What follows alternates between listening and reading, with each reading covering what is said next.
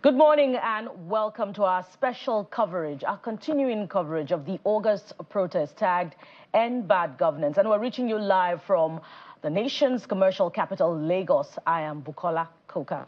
As always, our responsibility is to touch base with every part of the country where this protest is taking place and bring you up to speed as to the demands of the people and what the response of government at the state level as well as the national level is, as well as the conduct of security agencies like we saw yesterday. Welcome to the program. I'm Jeffrey Uzonga. So it's day two. Day one came with lots of events, but what will day two look like? You have to stay right here with us on Channels Television as we give you all of the angles. I'm Coyote Okikulu. Indeed, it's been an unfolding scenario that has revealed so many things as far as, the management of the protest is concerned. And we're going to cover all of that yet again on day two for you. But of course, it's not just the Lagos team. Our colleagues are standing by in Abuja. Good morning, Chamberlain and Maokwe. A very good morning to you all. Welcome to the August protest. Yes, indeed, the protest began yesterday. Chamberlain also. Well, I'd like to say it's the morning after. The morning after day one. I heard Coyote say day two. Well, it was supposed to be a 10-day protest, but at this rate, will it continue today is the big question, given the events of yesterday. Good morning and welcome, Amaope Ogun-Yusuf. So quite a number of scenarios played out yesterday. We do know that states like Kano, Kaduna, Bauchi, Borno all had incidents, and several other states. But Yobe, for instance, declared curfew in 3 local government areas. Borno declared a 24-hour curfew. Kano also declared a 24-hour curfew. In fact, it was immediately, as they highlighted. And so because of those unfortunate incidents that played out in those states. But the IGP then spoke up.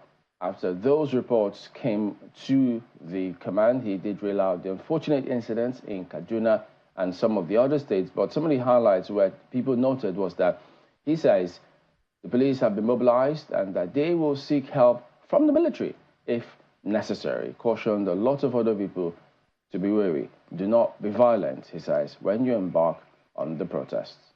Well, he also did say that wherever it is you see policemen wearing a red banner on their arms, it does mean that those zones have been declared red zones. So protesters, have to be careful. We also saw a number of appeals yesterday. So far, so good. We know that 4 people lost their lives in the protest in Borno yesterday. Also in the Federal Capital Territory, there were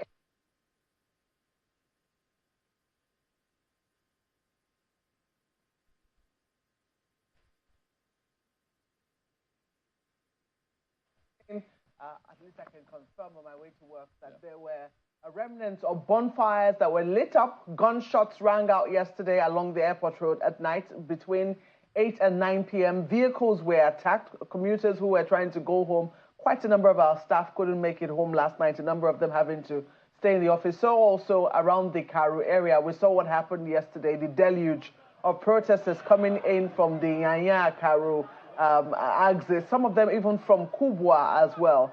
Well, today we'll certainly keep tabs. We heard the Minister of the FCT appealing to protesters that if they're going to continue to protest today, they should stick with the Moshood Abiola Stadium today for the protest. Will that plea be heeded?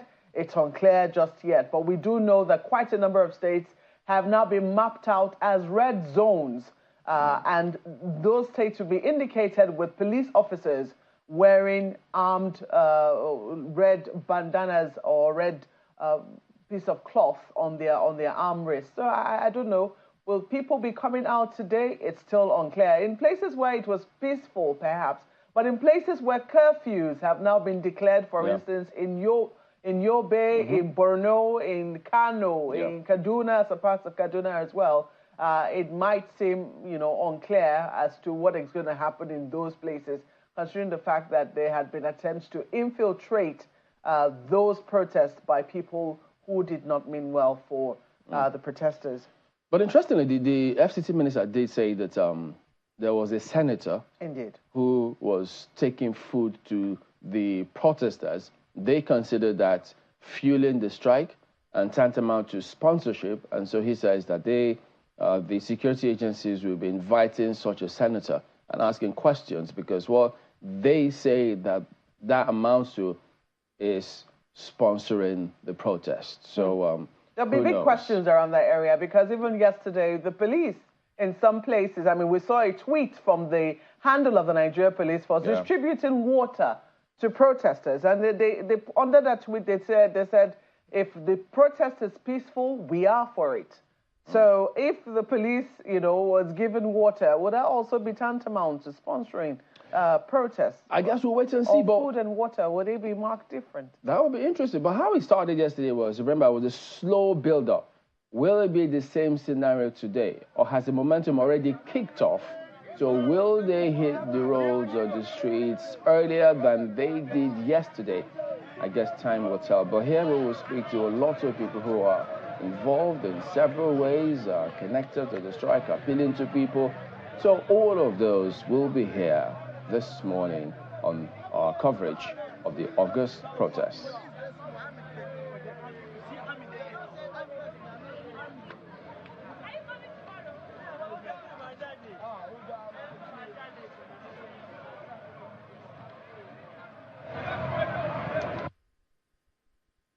While we affirm the constitutional rights of citizens to assemble and express their views on issues of national importance, we were wary about the dangers posed by agitation instigated by some individuals who have shown tendencies to be disloyal to the government of the day.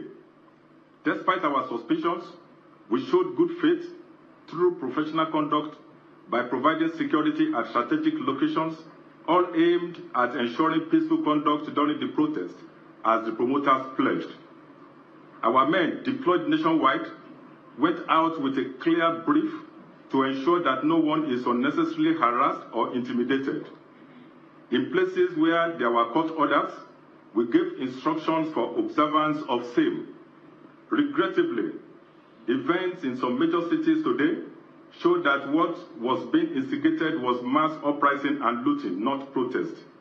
Those who were in the forefront of promoting the idea of the protest were not around to lead it. In the light of the current situation, the Nigerian Police Force has placed all units on red alert.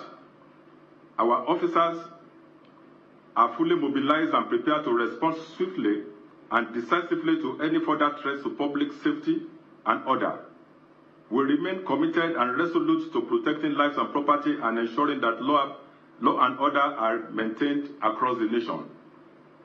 Groups who are hiding under the guise of exercise of a right provided in the Constitution to destabilize the country should also remember that the same Constitution imposed on them the duty to obey the laws of the land and respect the rights of other citizens.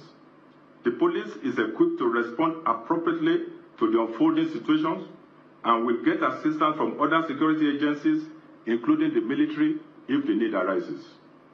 We appeal to all citizens to remain calm and cooperate with the police and other security agencies during this challenging period.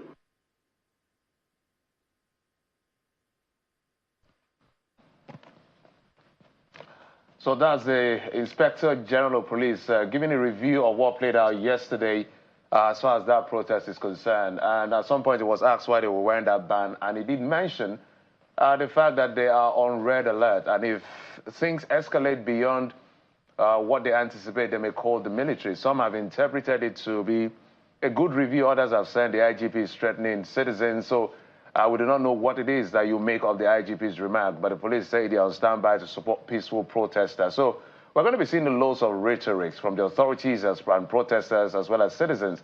But that's not all we got yesterday. We also got remarks from the senior advocate of Nigeria, Mr. Femi Falana. Let's take a listen to what he said. For me, we should now begin to draw the necessary lessons from what happened today. First of all, is the need for the government, and I'm not talking of the federal government alone, the federal government, the state government, the local government, and all authorities in our country to learn to move speedily to douse tension in the country, to learn to engage people, as I did suggest a couple of weeks ago. The government must engage, the young people who are aggrieved. Unlike some of us who said we didn't know who the organizers of the protest were or are, the State Security Service claim to know them. And so once they have been identified, what the government should have done was to engage them. And for me, it is more urgent than ever before to begin that constructive engagement in the interest of the country. And in the entire country today, I think it was only in Rivers State, where the governor came out, Governor Fubara, to address the crowd. And for the young people, you could see it on television, they felt substantially fulfilled, that at least somebody was listening to them and somebody was assuring them that their complaints will be attended to. And that should happen all over the place. And then we must also learn to stop mobilizing people to disrupt rallies. We must stop mobilizing traditional institutions or traditional rulers and some emergency organizations, youth bodies, to say, oh, we are pulling out of the protest. Did you plan the protest with anybody? So the government must now begin to identify those who are genuinely aggrieved and then begin to engage them. What are your complaints?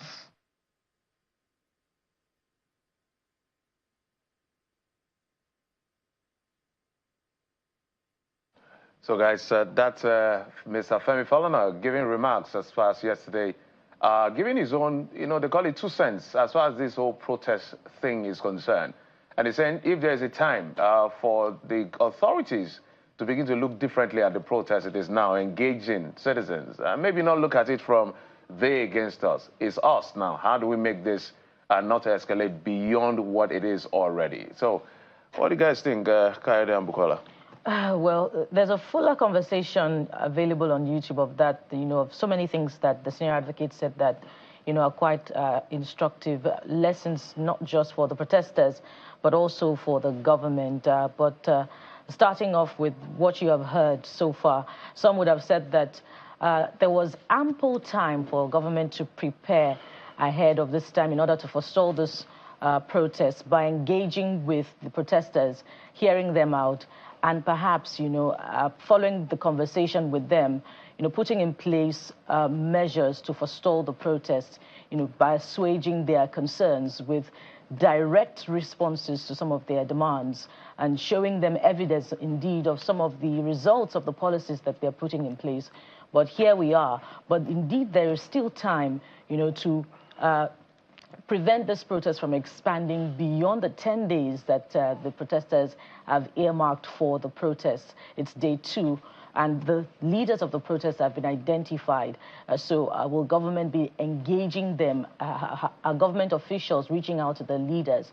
But more importantly, as we have entered day 2 already, some of the other important points of the conversation with Mr. Falana yesterday pointed to the court order, obtained 24 hours before the protest, and some served, supposedly from the order on unknown persons. So when nobody received the court order, the protesters can also challenge in court if they're arrested.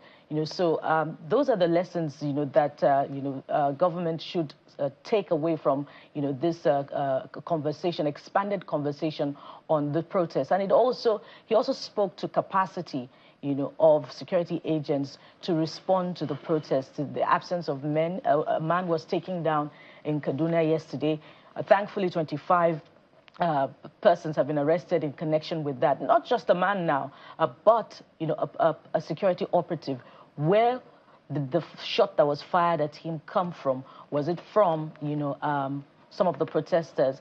It may also have confirmed some of the fears of government ahead of this protest, which informed they're calling on the protesters to shelve their planned protest to avoid anarchy. So were the people who fired the shots, were they armed? Were they part of those, that the opposition said maybe, the government rather said maybe fifth columnists that want to, take advantage of the situation, to cause mayhem? So some of the takeaways from the conversation. Absolutely. So when the senior advocate of Nigeria was speaking about constructive engagement, and he referenced the governor of Rivers State having been the only one he saw addressing the protesters, what are other governors saying? Well, let's listen to Governor Hope Uzodinma of Imo State. He's also the head of the Progressives Governors Forum of the APC. Let's take a listen to him, and we'll give you an outlook as to what we expect today.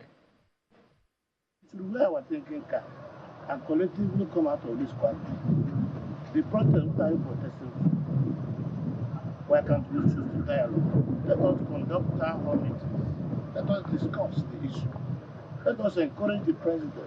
Let us encourage the reform policies of the president, so that by so doing, love of country will take preeminence. The peace of this country is important to all of us. The peace of and the government should be allowed to drive and implement their policies.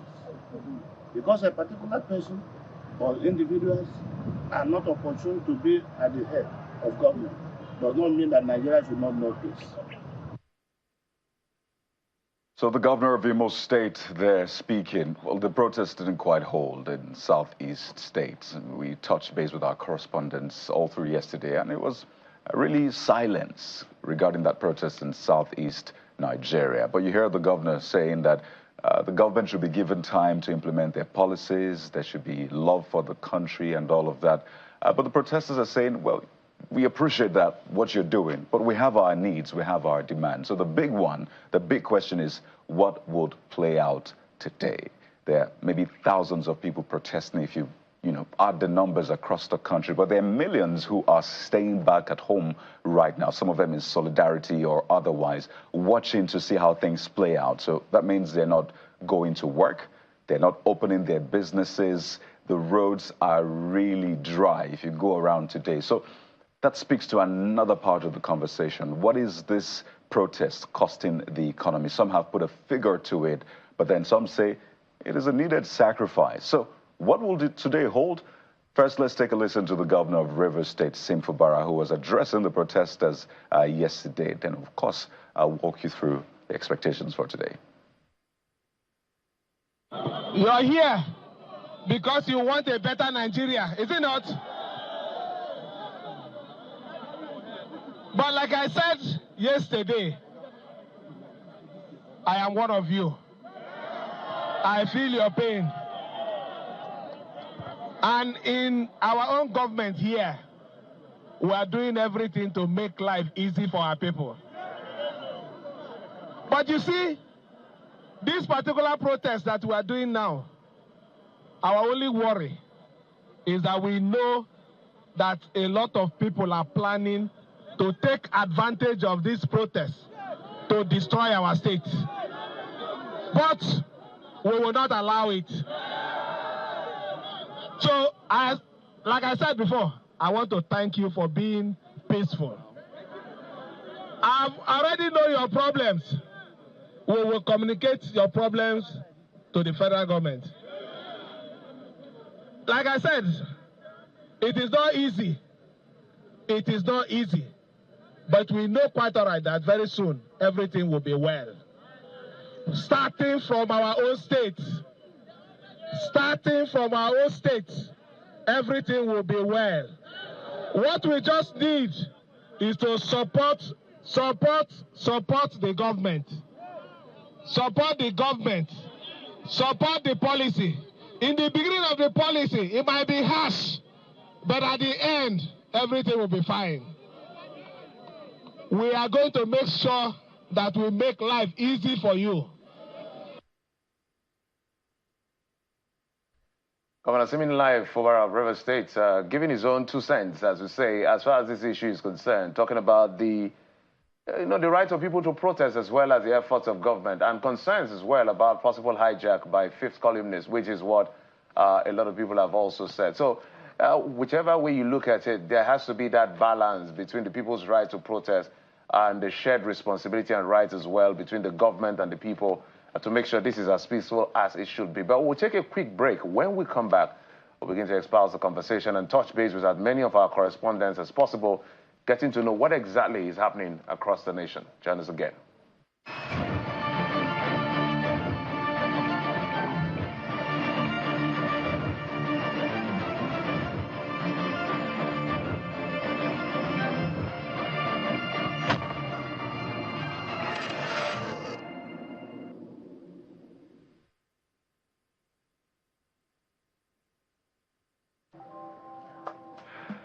Lunch.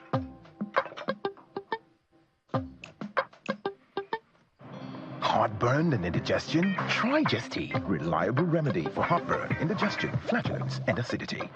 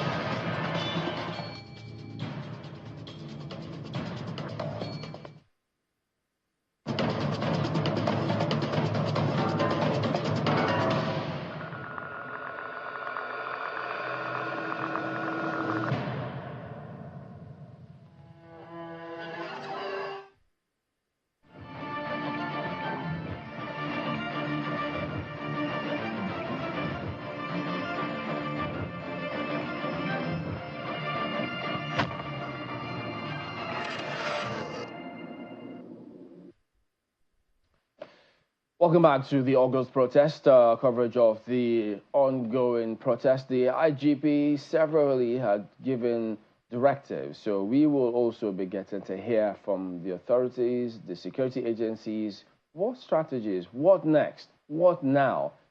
I mean, many are looking to see what do they do, where do they go from here? So let's just review the scenario as it is playing out. Conrad Utan joins us here this morning. He's a public affairs analyst. Good morning. Thank you for coming on today. Good morning, and thank you for having me. Okay, it's the day after.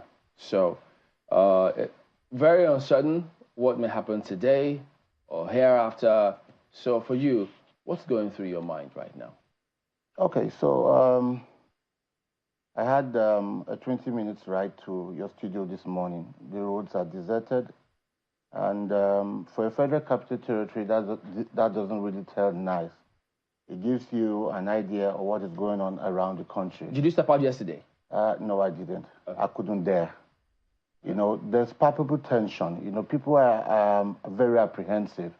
People are not sure about what's happening out there on the street. So nobody is even daring to come out. I can only, you know, fathom what the economy has lost, you know, in just 24 hours. And if this is sustained for 10 days, you could imagine how much Nigeria would have lost, you know, for an economy that is just grappling, you know, to its feet, to be, you know, hit by this kind of protest. I think the government needs to do more. You know, we need some de-escalation. Okay. We need some de-escalation of the tension in the land. Look, the adults in the room need to speak up. Nigerians need to listen to their president. Look, there's so much that the IGP can say. There's so much that the Secretary of the Government of Federation or the Minister for Information can say. Look, we used to have those days in this country where the president used to engage with the people through town hall meetings monthly. What has happened to all that? The president cannot afford to abdicate his responsibility at this point. He cannot outsource the leadership of this country at this time. Look, we all love Nigeria. We love this country. Sure. Nobody is going to benefit from this crisis. Which president was engaging monthly? But President Obasanjo. President Obasanjo used to have a town hall meeting, you know, I think every month. He was engaging with the people. Look, the president needs to do more. Are you referring to the media chat?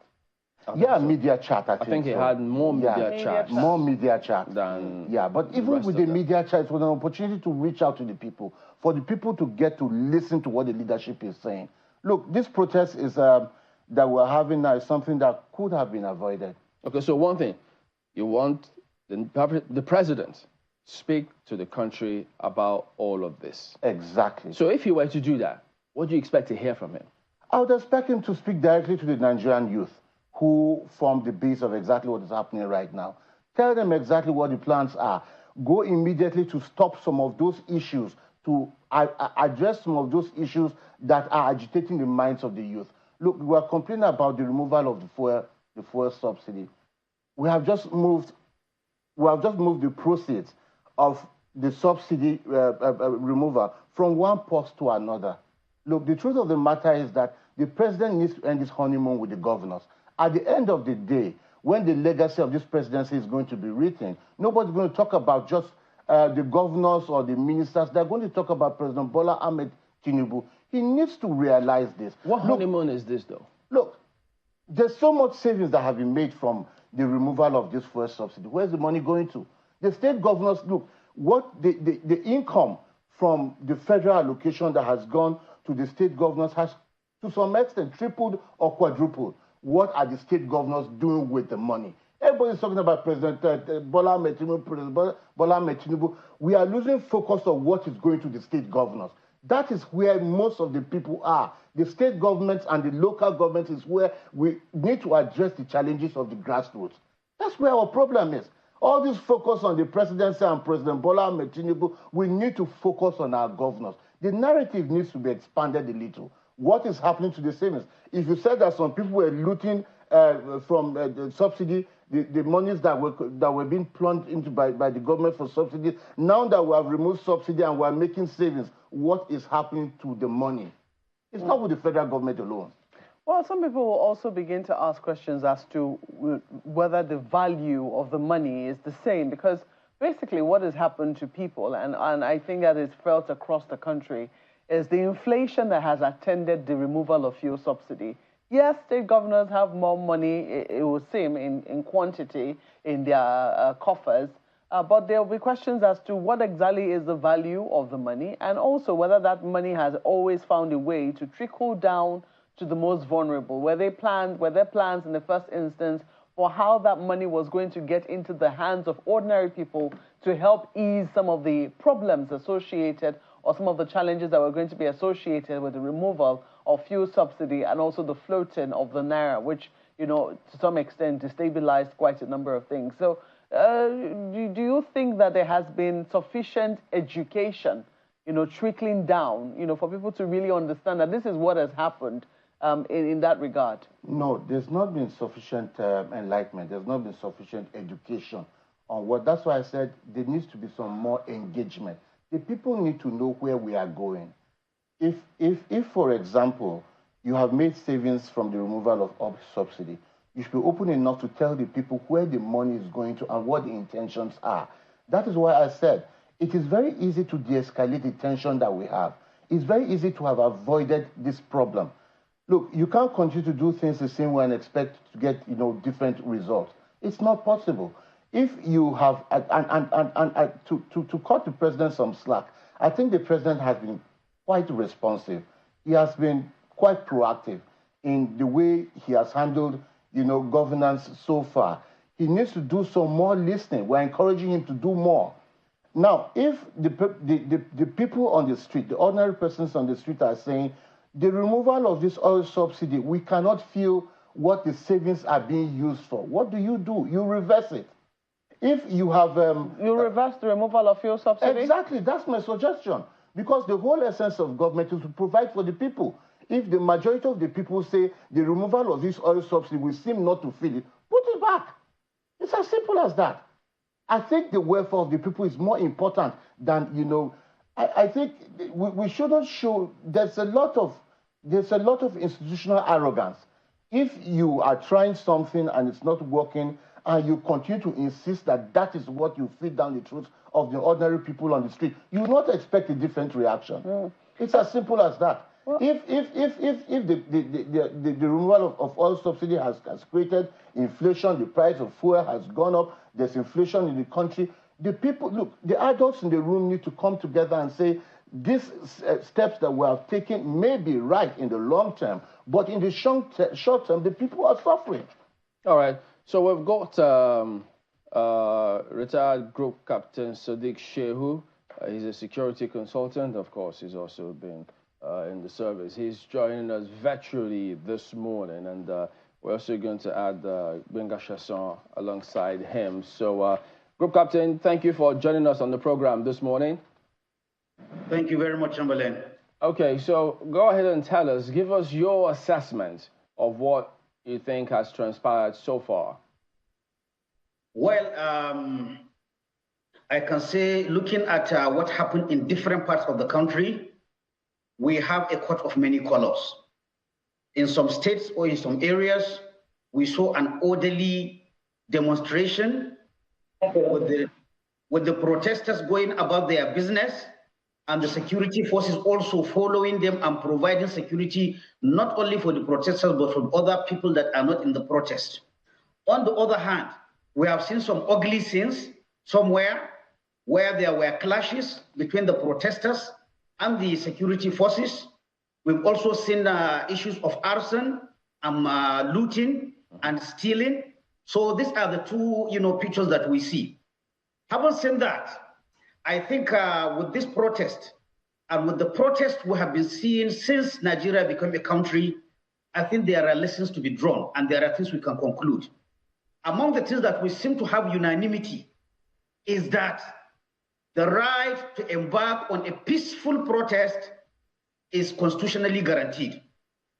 I must here commend the president himself, not necessarily some of his handlers.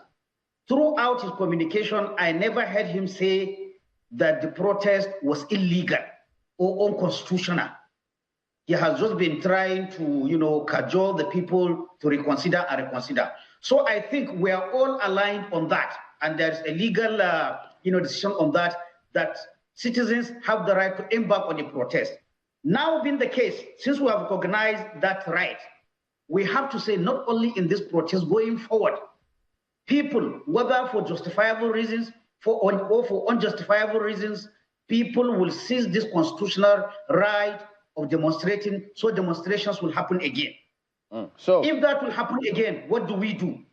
Okay. Is it a self-fulfilling prophecy? Speaking about what we need to do, that people must die, let me jump in and ask you. I mean, yes. Mr. Comrade here, Mr. Utan did say that he thinks that it will not be a bad idea for the president to speak to the nation on this matter. And having served as well, he was your commander-in-chief. And so isn't that going to be significant? Especially, remember what they said, not just about the stitching time, saving that, but the first 24 hours is usually crucial in probably matters like this. Would you also subscribe to his notion that, look, it will be very important for the president to address the country probably this morning? If you ask my opinion, I think the time the president ought to have talked last was on Wednesday. Maybe it was close of work, because there's tendency people organize. Maybe, I think, if you ask my opinion, I think the president should have talked. That he has missed that, I think he can also talk today. But Wednesday, it was Wednesday afternoon, evening, I think that was the appropriate time for the president. Not, of course, we are not saying with benefit of hindsight that if he had spoken, the protest wouldn't have talked.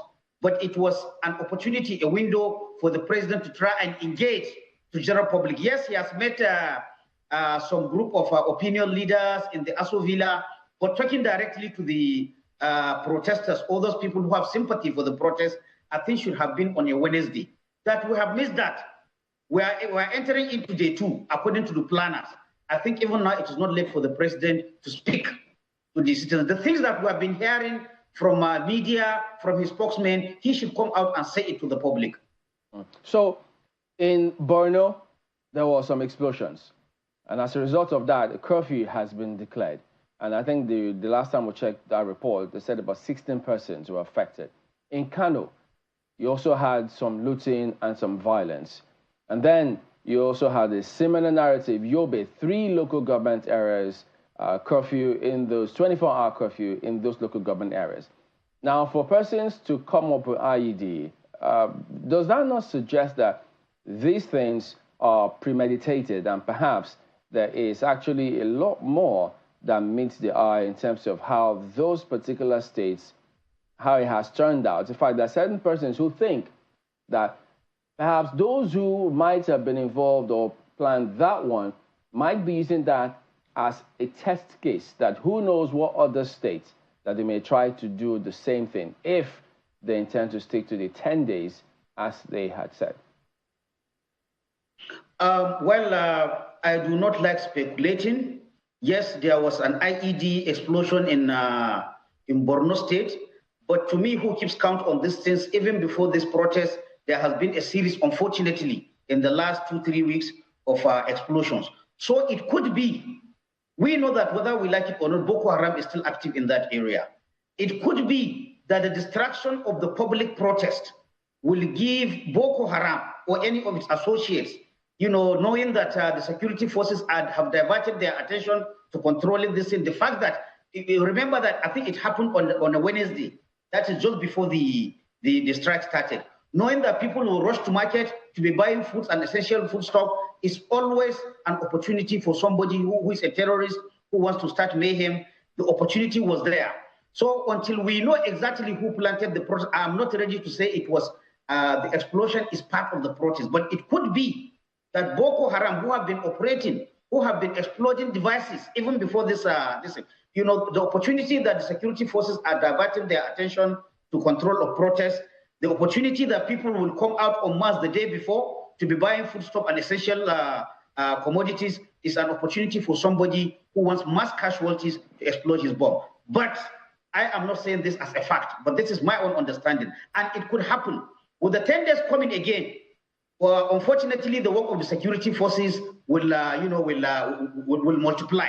While they are trying to stop protesters or to control protesters, elements like Boko Haram, elements like IPOP, elements like ESN, again, this is an opportunity for them while the security forces are diverted to cause some mayhem.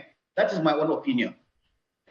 Well, let me quickly bring in Mr. Gbenga Sheson, who is the Executive Director of Paradigm Initiative. Mr. Sheson, I'd like to get your own assessment of the day 1 of the protest, whether you think that the objectives of the protest have been achieved. Thank you so much for having me. First of all, I want to say a very big thank you to the citizens who went out to protest yesterday.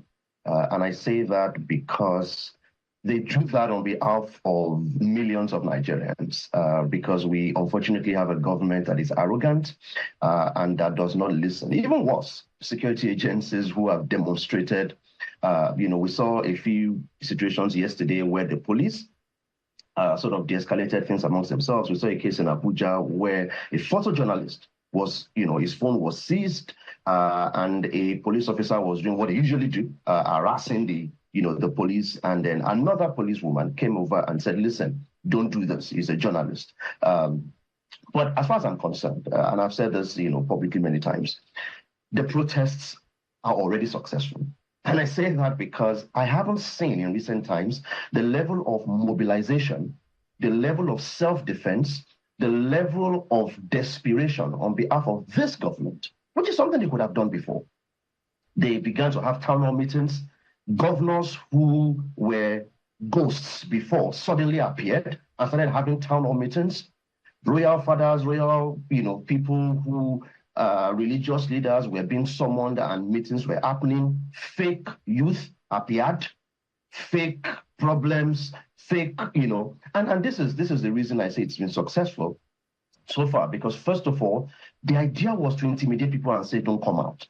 All that later idea of saying, oh, it is your right to protest and all that was secondary to what the government was saying before. The first thing was, oh, no, don't protest. There are security challenges. It is your job to make sure there are no security challenges. Oh, don't go to protest because we know some people want to sponsor this. If you know them, why not arrest them? Don't protest because this can go haywire. We know why protests go haywire. It is because you government representatives usually the same touts you use during elections, you use them during protests. So this is why I say a huge thank you to citizens who went out. And like I said, there's a level of arrogance that we get from government, from this government, that is where you suddenly started manufacturing numbers and saying that, oh, we've done the best things in sliced bread. And I'm not surprised, because this is a government that knows how to use three things. Number one, this government has mastered the art of indirect engagement. They say things like, okay, let's call their leaders. Let's talk to their leaders. If you talk to their leaders, which is the main reason they were saying who is behind the protest, so that they could either intimidate, or even bribe or convince the person or the persons not to be the protest. But I'm glad that this is a kind of scenario where there may be leaders, and I'm glad that there are leaders identified in certain cases, but there are others who are not protesting because somebody called them out to come and protest. There are many reasons people are protesting. Some people want certain things, and we definitely want different things. So that's the first thing this government knows to do. Indirect engagement. Talk to the leaders and tell them to go and tell their people not to protest, which is very insulting, to be honest, because you have a scenario where you could have spoken directly to certain people and you refuse to, and you're like, we'll go and deal with your young people, go and deal with your children. They're not children, they're citizens. Well, that's one. The second thing this government knows to do is propaganda, and it doesn't help. I say to people, it is easier to do the work than to manipulate the facts. If what you want to do is to begin propaganda and say this is the best, and I heard the minister say yesterday, and this is a shame, that this is the best government he has seen in his adult life. I said this is a shame because, unfortunately, you're saying this because you're in this government, and even if you believe so, this is the wrong time to be saying this is the best government. Is this the best government in terms of headline inflation? Is this the best government in terms of... So let's tone down on the sycophancy and do the right thing. And the third thing this government knows to do is infiltration. We saw in Abuja, and protesters said this. They said in advance that we know this government will infiltrate this protest. It's happened before. Let's face the fact. During NSAS, the same government is now trying to change the narrative of NSAS and say that, oh, people went violent. People were protesting peacefully. You brought your own cows to come and attack citizens. They overpowered them and defended themselves. And then apart from that, yesterday, loads of buses, about 5 buses, I understand, of counter-protesters, which, by the way, is the irony of this scenario. You are no protesters, which is why I wasn't surprised yesterday. There were 2 scenarios of people who were carrying placards to say no protest and were complaining at the price of Gary. has increased. Does that not tell them something? The people that are supposed to help you tell people not to protest are, first of all, themselves protesting. You are saying citizens should not protest because of security challenges, but you're encouraging people to do counter protests. Are you suggesting that it is only when you speak against government that can be security challenges? And then two of your people that you sent to come and say, don't protest, are now even complaining. In fact, it was funny because one of them said, oh, the price of Gary is expensive. And his colleagues had to be asking him, what are you saying? Listen, hunger does not know proximity to power. Hunger does not know tribe or religion or race. Hunger is general. Inflation is the same. I'm an employer of labor.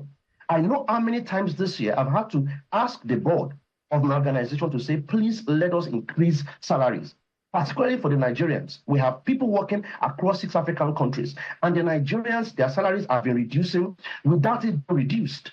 Let's call a spade, not an implementation tool. This government is arrogant. This government is responsible for the kind of escalations that have happened. And I saw the IGP threatening citizens yesterday. Come on, sir. This is a democracy. Why are you threatening citizens and saying, oh, if you continue protesting, problem may happen, or if you continue protesting, we may have to call other government agencies, including the military. You want to do what you did at Mr. Sheso, if I may come in here, yes, with the scenario which you painted in Abuja was, very, very big question. There's a big question mark around what transpired here in Abuja, especially with protesters, gathering at the Moshood Abiola Stadium, and then with us now saying buses of people who came in ostensibly to say no protest. Yet couldn't seem to be singing from the same hymn sheet. But in other parts of the country, in places that are not as cosmopolitan as Abuja, for instance, in Kaduna, where IMN protesters were said to have infiltrated the protest and gone on to, ransack some police stations or places where they could get arms.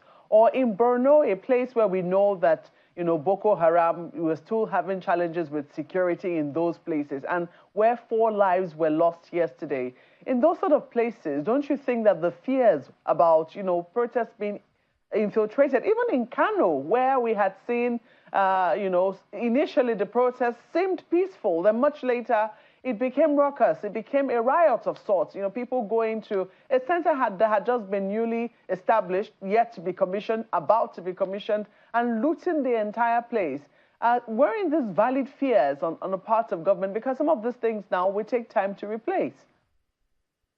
Oh, those are absolutely valid fears. Those are valid fears. And like I said, if you have, I think the government has spent a lot more energy and a lot more of its intelligence. And I speak directly to the DSS, to the police, and to other agencies when I say this. You seem to spend more energy focused on people with dissenting voices than the criminals. You say you know who these people are. I mean, the FCT minister said yesterday he knows the senator that is sponsoring because the person gave them food. So since you know that anybody who gives food is the one making the protest work, then talk to the police who give water also. Yes, there are valid concerns. But why is it that the government always uses these concerns as excuses to seemingly want to stop dissent? The job of government is to secure lives and property. If you were doing this work before, when citizens, there's no trust, unfortunately. There's a big trust deficit. The citizens do not trust that you are protecting them because you didn't protect them before they started agitating.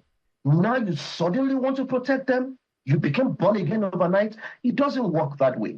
The security concerns are very valid, but it is your job as government to make sure in the first place, these security challenges are not there.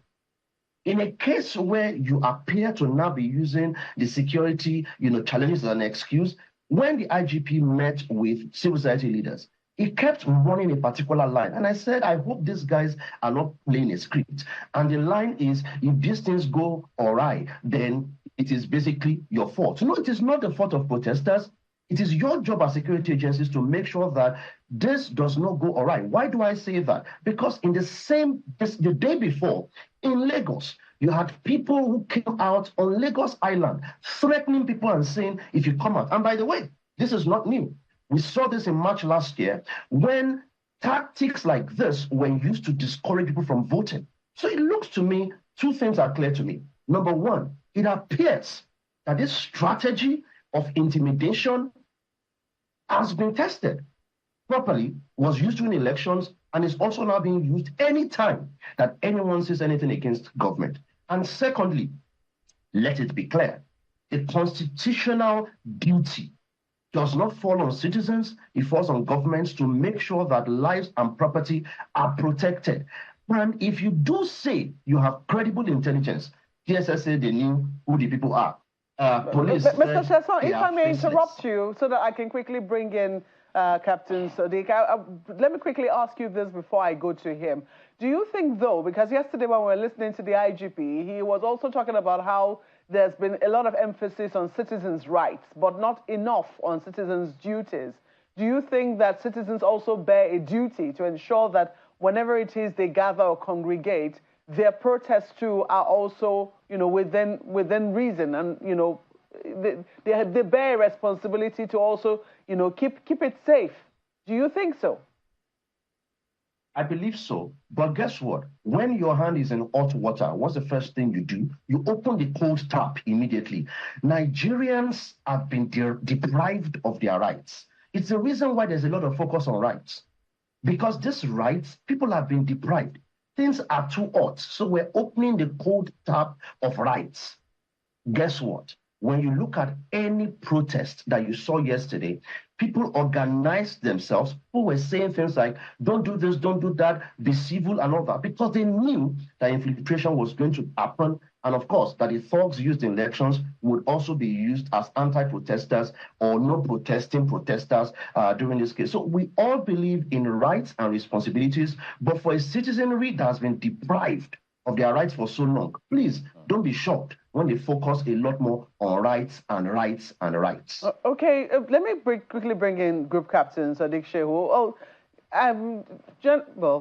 Colonel, if I may, retired Colonel now, if I may ask you this. Looking at what had happened, over the different parts of the country, or in the different parts of the country, it's not a one-size-fits-all. You cannot use one brush to say, what happened in Abuja is what will happen in Kano, or what will happen in Sokoto, for instance. It does appear that every state has its own, unique DNA when it comes to things like protests.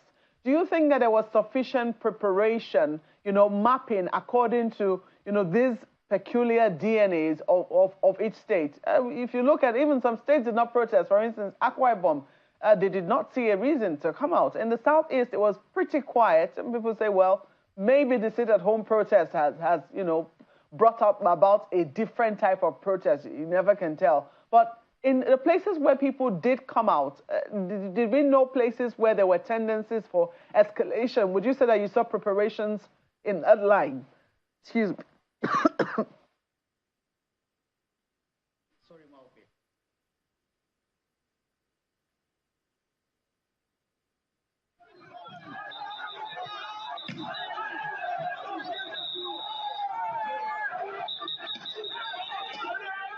Like Benga said, the tendency of any protest to go awry is always there. But again, like I said, since we know there is a constitutional, guarantee for people could go, we should prepare that people would eventually use that constitutional right. Having said that, preparation on the side of the protesters should always know that there is this tendency that things could go awry. And for that reason, they need to pass clear communication. They need to clearly, select their routes where they are going and inform people and all those things. And in as much as not giving into security forces, but collaborating with security forces is very essential. That is on the side of the protesters. You may call a protest that I am the organizer or I am the leader. But the truth is that, like the saying goes, different people have different motives for turning out. And from the time the protest starts, it is a Herculean task for you keeping control on everybody to behave like one person. So when you are organizing a protest, you should know that. This is why sometimes coordination, I'm not looking for permission. Coordination with the security agencies. This is where we are going. This is what we are going to do. And proper briefing of the people. Still things to go all right after that. Now back to the security forces. You asked whether, this tendency, on my own as a private citizen, I made an analysis, probably maybe I didn't get it 100%, of where likely things are going to be all right, where things are going to go okay. And we have seen pictures of the different sites. So I think the security forces should also have done that security risk assessment, looking at all the sociocultural indices, and even, indices like, is it a PDP state? Is it all these things are part of what a security man should look at, to template that. Where am I expecting hot points? Where am I expecting the thing to go all right? I did not see that. Another part of preparation, which we have seen in almost all public demonstrations, is also equipment. It's also equipment. Yesterday, I listened to Mr. Femi Falana, and I completely agree with him. He was saying my mind. When you say preparation in terms of methods you are going to use, in terms of tactics, in terms of equipment, if you send a policeman with only his AK-47 and bullets, the saying goes that a person with hammer, he sees everything like a nail and he will hit it. So, there are international standards which agree that there could be protests by citizens as opposed to a fight against enemies of the state from outside. So for that, there is this document called Basic Principle for the Use of Force and Firearms. It's a UN document. It says governments in sending security forces, and here security forces is used in the large sense. It could be police, it could be DSS, it could even be military. As long as it is a protest, it is a law enforcement work. They should go, the government should provide them with a choice, a range of equipment to use. If you go with only AK-47 with bullets, well, the security man himself also, he fears for his life. So let me draw a scenario now. If somebody throws a stone or a mango, or if a policeman standing alone, he sees 10 people coming towards him, and what he has is only his AK-47 with bullets, the tendency is that he will shoot. But the purpose of law enforcement during process is not to kill, is to stop disorderliness, if possible to arrest people. So for that, the instruments that will lead to this arrest, including, of course, the gun, which should be used as a last resort, because the security man also has the right to protect his life if he's in danger. But if you leave him with only the rifle, we see it on TV, we see it on this. So this is another lesson we should draw. Where is water cannon? Where is microphone? Where is rubber bullet? Where is tasers? All these are graduated approaches to using the force. So in terms of preparation, also equipping the security agencies to arrive with a range of weapons so that they have a graduated response depending on the the threat that they are meeting. If you don't have that, then to be honest with you, like I said, people will still insist on their right of protest as protected by the Constitution. The security forces will come with only lethal weapon and people will die. But I am saying it doesn't need to be so. It doesn't need to be so. If there is, lesson taken by organizers of protest, if there's lesson taken by the government to ensure that it gives proper equipment, if there is training and equipping of the security forces, we could have the elements of what is called a peaceful demonstration or a peaceful protest. Right. Well, Group Captain, the IGP, quite valid points really made, and I think this speaks to the different moving parts that government needs to pay attention to, while this protest is on. The IGP had spoken about, yes, people have rights, but they also have responsibilities and the rest. But we'll explore that further. But we'd like to switch gears now to the government side of this conversation. We have, of course, joining us on the program, the National President, ALGON, that's the Association of Local Governments of Nigeria, Mr. Aminu Mefata. Mr. Mefata, I know you've been speaking, but the hashtag or the tag, the theme for this protest is End Bad Governance.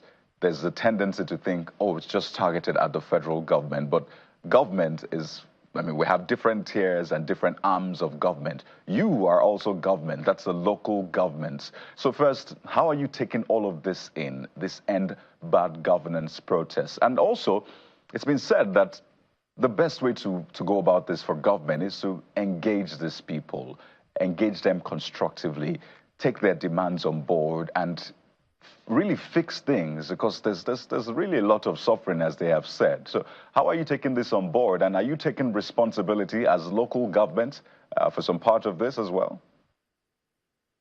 Good morning, and thank you very much, my friend. Everything starts and ends in one local government or the other. That was why on Monday, we detailed each and every local government council chairman across the country to hold a meeting, special meeting that includes the security, the stakeholders, various trade unions, youth, and even women. Hold meeting, which we held, and then we clearly stated that protest is a constitutional right of each and every citizen, but let it be peaceful.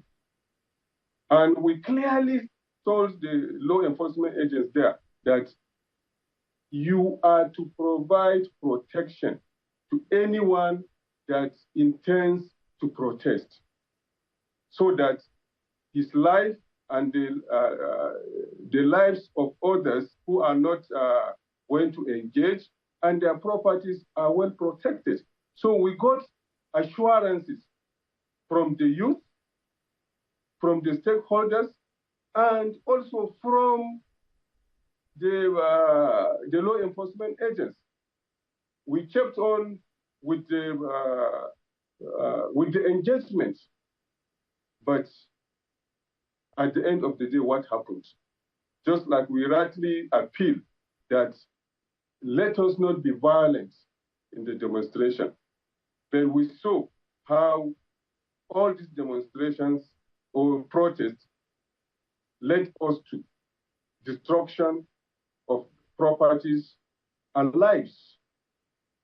Like here in the state capital of Nasarawa State, protection was given to them from the point of start, straight to the deputy governor's office, who received them. They gave him their list of demands, and he promised to take this list of demands to his principal and the higher authority. Immediately they were out from the deputy governor's office. What happened? Just few meters, then it turned out another way.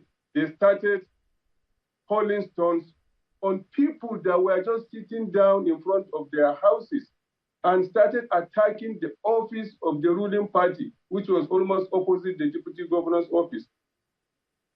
They started even destroying properties along the way. Still, police were looking at them, giving them protection, and pleading to them to be civil in their protest.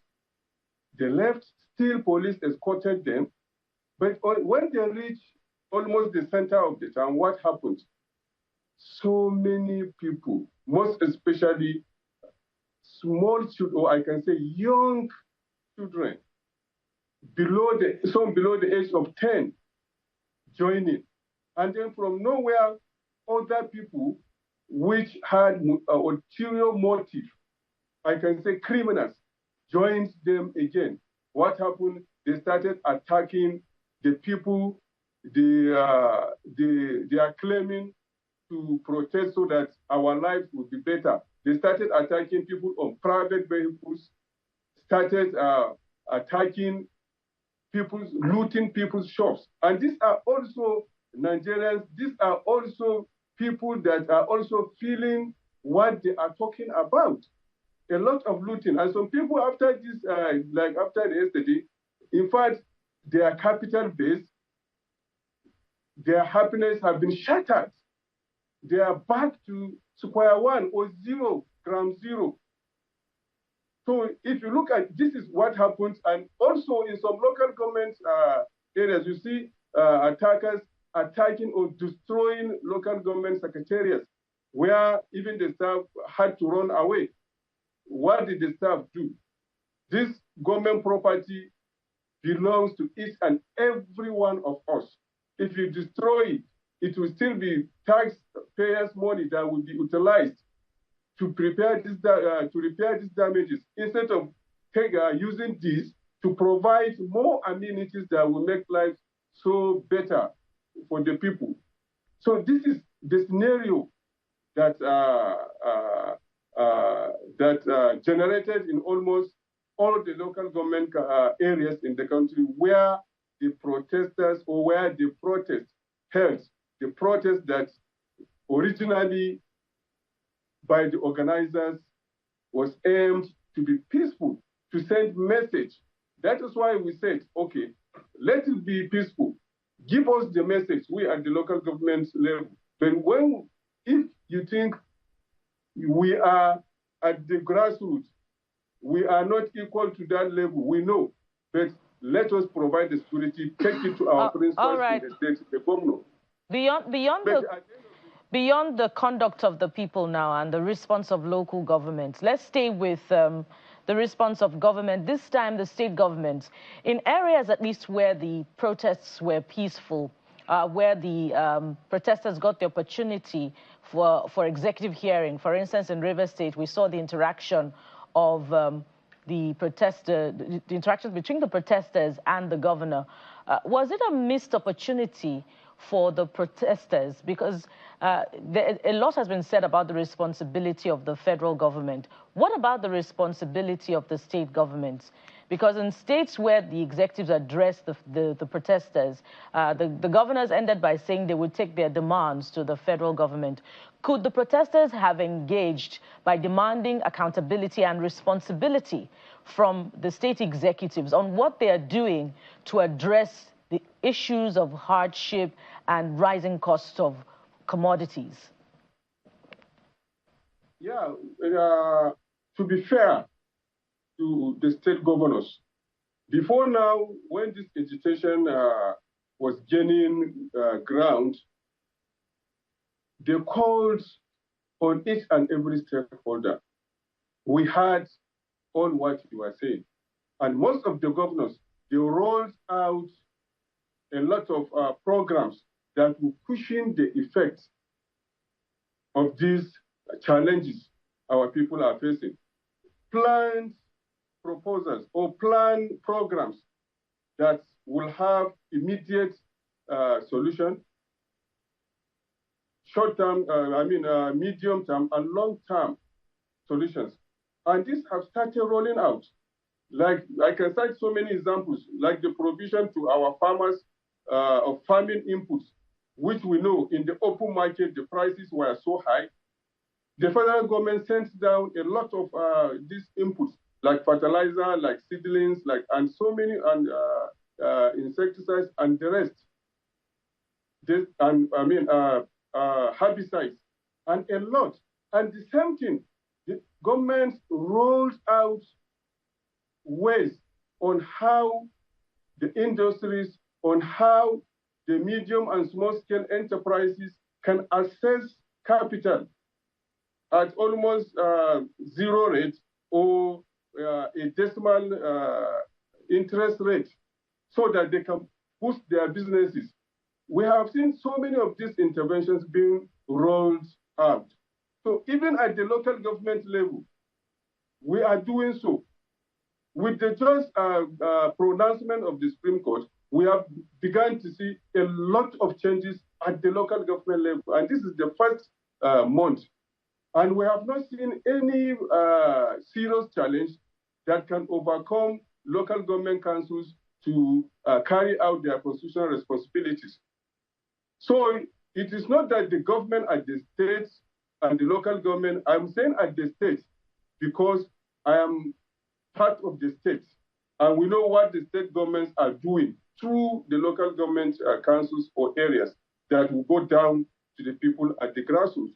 And at the federal government, all these incentives, all these palliatives, and all these laudable programs are being passed to the states and then to local government councils for implementation.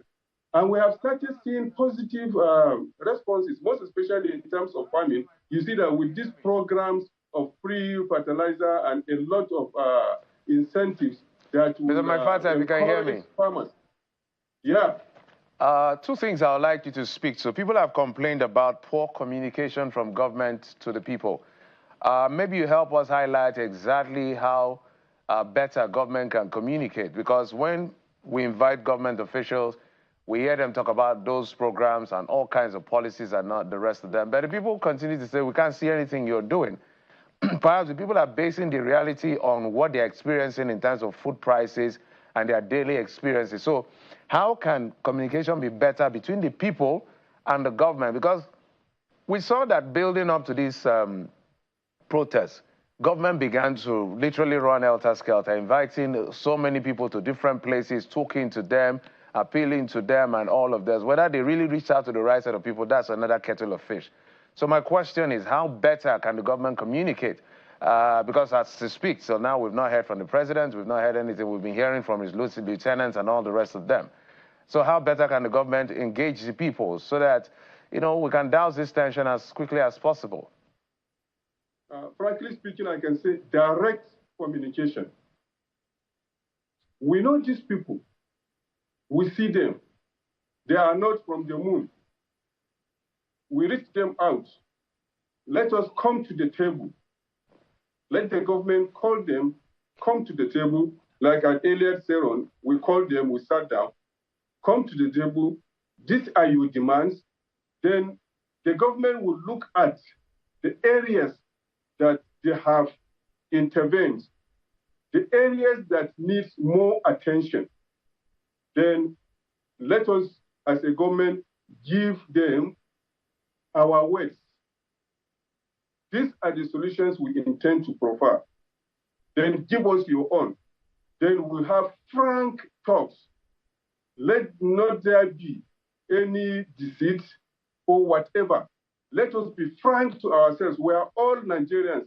We all feel what is the reality of things on ground. So let us talk frankly with the people that are facing these challenges the most. Let us be frank and be truthful. Things that are impossible, we prefer pure argument to these protesters if we sit down. If they say they have any alternative to what we think is the reality, then let them bring such alternatives out on how best to address these challenges and not be apportioning blames on governments and the people holding forth for the government. I think by this, by the special grace of God, we will come to a dialogue which will result into finding the best way and the best solutions to controlling or to solving these challenges. Because these challenges are not, they didn't start with this government of Bola Ahmed Tinubu. Most were inherited challenges. Then the ones that started within this regime, let us all bring them to the table with all these people, and we need to do this peacefully. We need to sit down on a table without any harassment or intimidation to either the government side or the protester side. We should not, like what we experienced, part of it, we see, if someone maybe had a problem with his neighbor before this time, or it has a problem with the local government council chairman or the state governor or anybody, then he will use this opportunity to go to that person's property, to destroy it, or to attack that person, to revenge on something that had nothing to do with the main subject.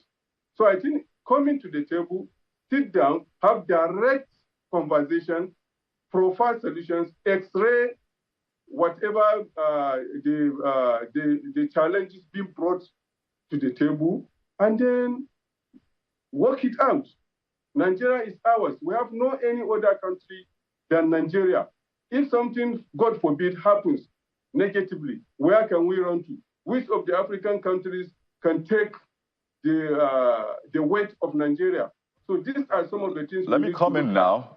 Quite a number of things you have said, really, and some will say The government had ample time to engage, to say, okay, what are your demands? Let us look at those demands. And they've always wondered, why do we have to wait till last minute or when things have already snowballed into something bigger before we start saying, okay, let's dialogue? We had a lot of time. Nigerians have been protesting for weeks and months now. Maybe not on the streets, but they've been voicing their frustration, their discontent with the state of the economy for months now. So why wait till this point? But let's head back to the streets, because a lot of action is happening on the streets, and we still wait to see what today would look like. But right now you're seeing images from the Moshood Abiola Stadium in the nation's capital, Abuja. Yesterday, this was quite a busy area where the protesters had first converged. And then we saw counter-protesters on the other side as well, before the protesters then proceeded to the Eagle Square, and then we saw the tear gas and all of that. But today, the Moshood Abiola Stadium, at least from the outside, is empty. Literally, there's no protester inside. We see few vehicles driving past, but that is the state of the MKO Abiola Stadium in the nation's capital, Abuja, this morning. This is expected to be day 2, Bukola, but so far we're not seeing the protesters, at least at this venue in the nation's capital, Abuja. We had day 2 of action at 8:17 a.m. In Abuja. From Abuja, we're moving to Kaduna now, and you're seeing live images from Kaduna. What we see now is security operatives, including men of the Nigeria Security and Civil Defense Corps, NSCDC, from their uniforms, and indeed officials of the Nigeria Federal Road Safety Corps, FRSC. And there are no protesters yet inside from these images that we see in Kaduna as well. But we also see a police van, or if you like, a van belonging to men of the military, who we're also seeing in this image. And we also have a statement, but we'll take that statement later. And just about this one, Bukola. Yeah. But this is the road leading to the seat of power in Kaduna State. So the security operatives have mounted a barricade, and they are, from what we hear, they are warning miscreants to stay clear of this area. So that just gives you context as to where this is. That is a road leading to the seat of power in Kaduna State. We saw what happened with, offices being vandalized in Kaduna, which is next door to the nation's capital, Abuja. So all of these things are linked. That's why we're keeping an eye on what is playing out. And just a reminder that there's a curfew in place in Kaduna as well. From the north of Nigeria, let's go to the south now, the southern part. River State, to be precise, where our correspondent Charles Oporum is standing by to bring us up to speed with action or inaction there in Port Harcourt as far as the protest is concerned. Hello, Charles. What can you report at this time? Hi, good morning, Buki. I'm standing here in front of Pleasure Park. This is where the protest commenced from yesterday. The protesters gathered here yesterday, but day 2 seems like there are not a lot of them. I got here, there are more policemen here. They were here yesterday to secure the area. Behind me, you can see some of them.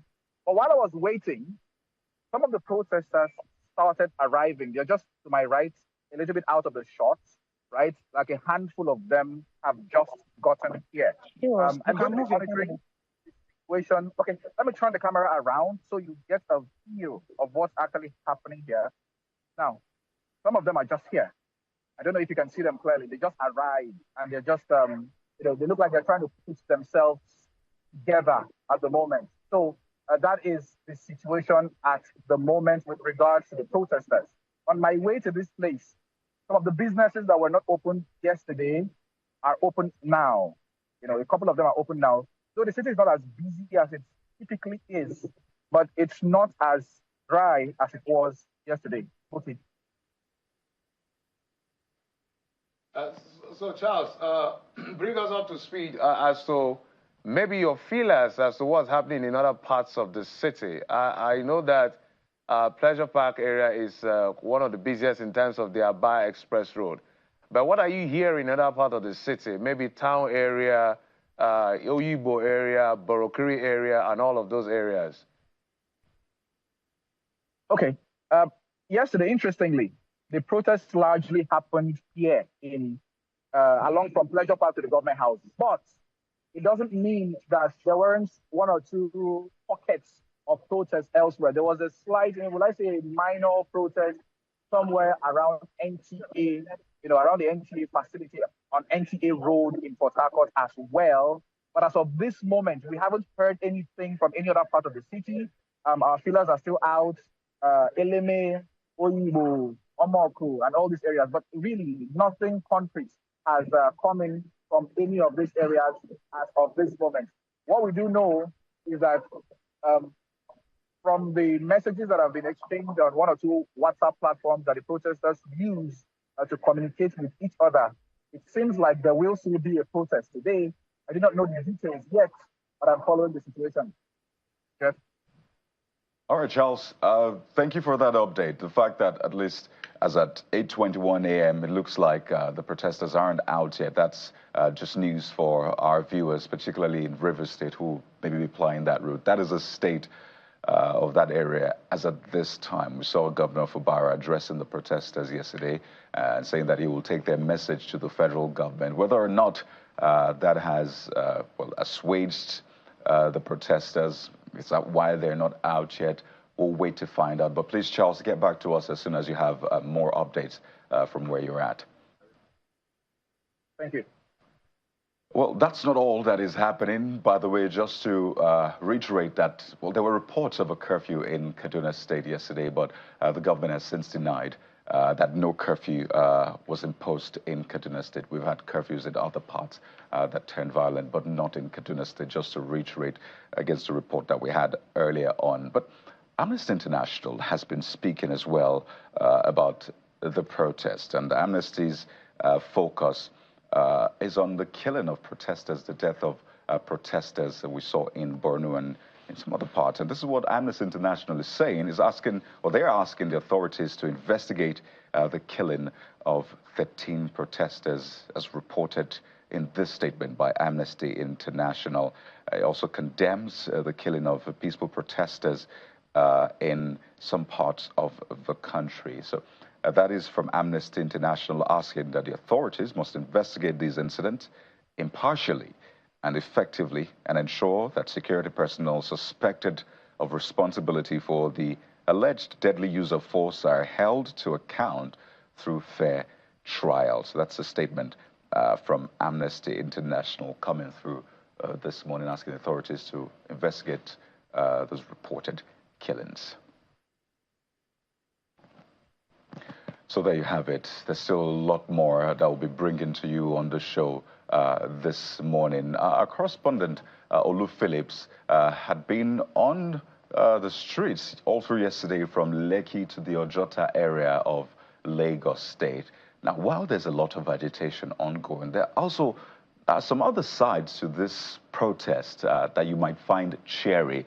So our correspondent caught up with a man yesterday who was on a bicycle, and he essentially ventilated his frustration about his son. We'd like you to take a listen to what this man said, and then we'll bring you the cheery news that came out of this frustration, just to show you that there is a lot of good in Nigerians, both on and off social media. So take a listen to this man. I'll tell you what played out afterwards.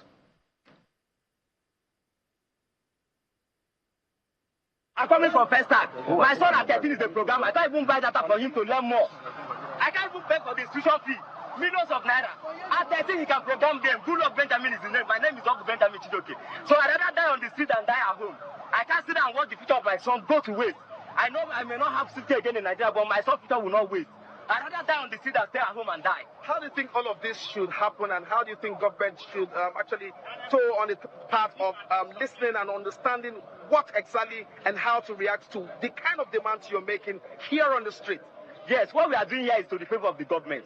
If they are listening government, if they have conscience, what we are doing is best thing that citizens can do for their government, just to air their views so that you now know where you are working on.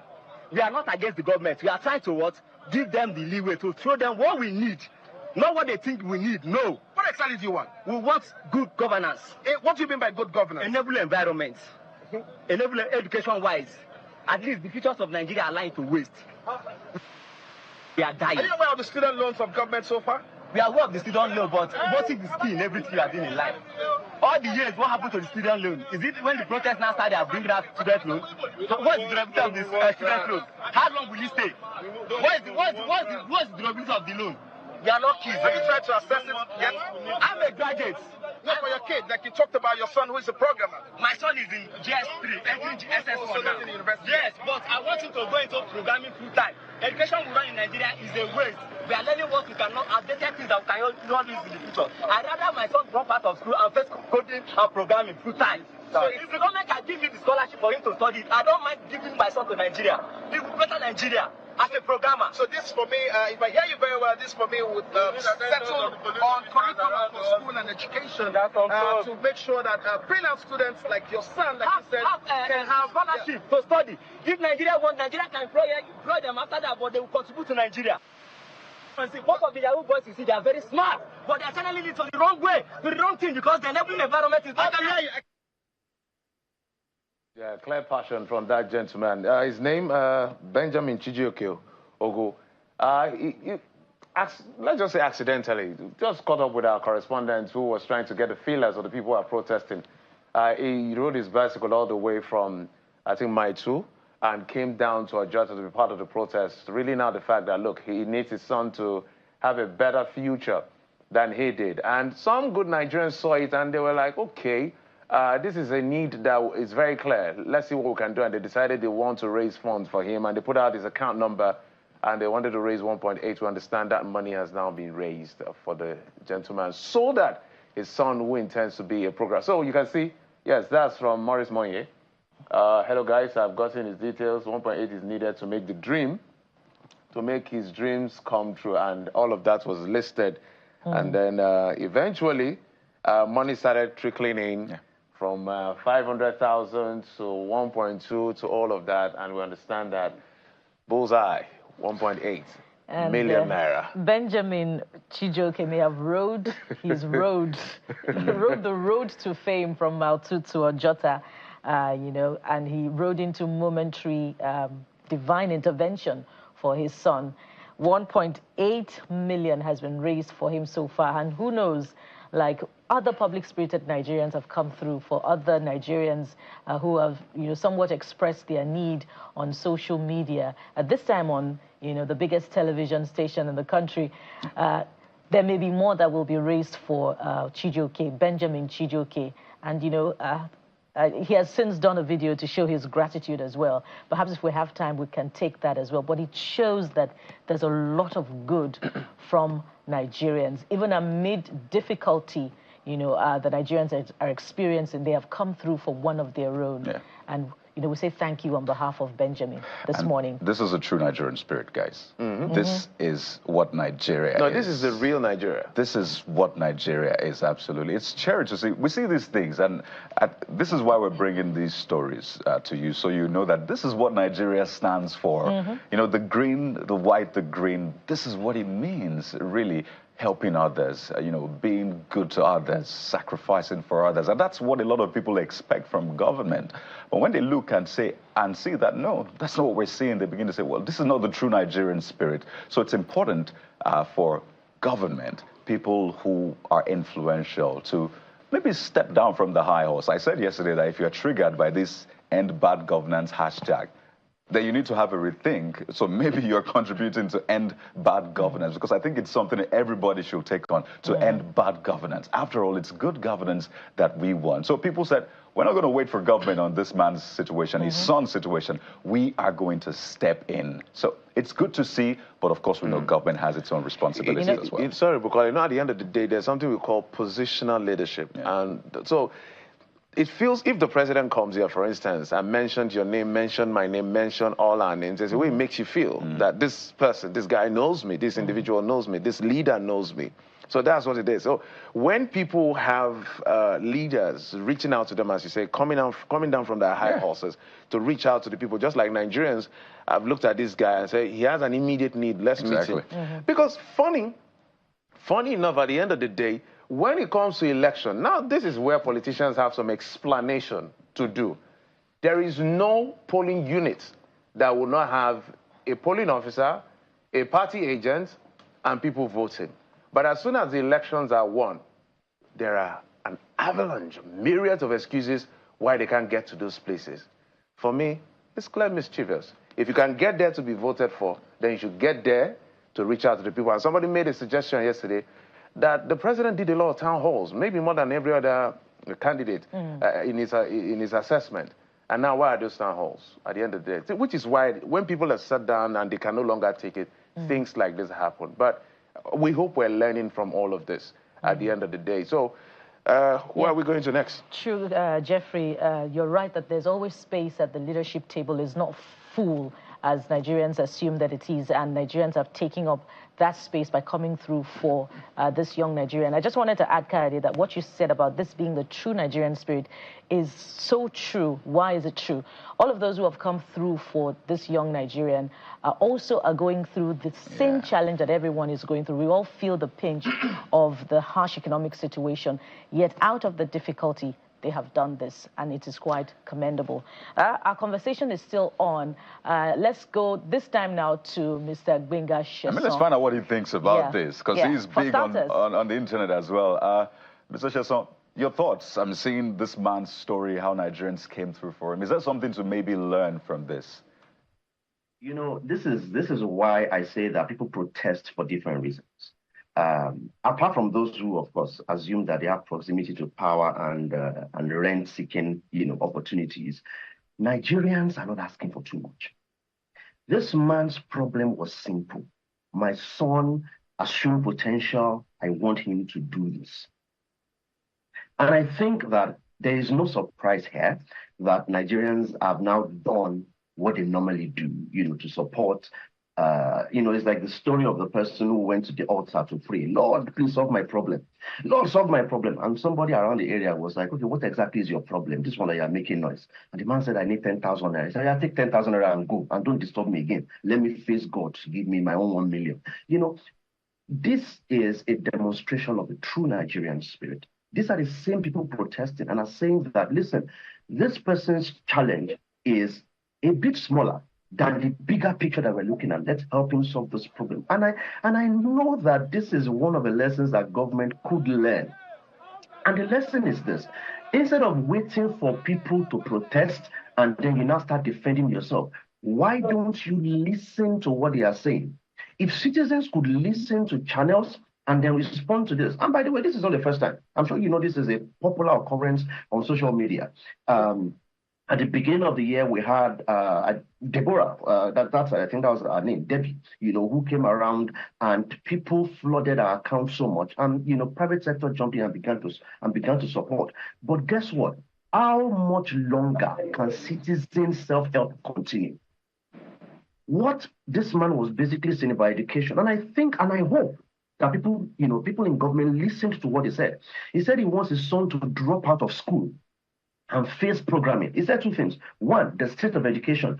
We used to think, if you study art, your shoe will sound good and you will get a good job. Right now, people know, young people in Nigeria know, that going into many institutions in Nigeria is literally just wasting your time, because when you are done, there are no jobs waiting for you. So education, he raised the issue of education.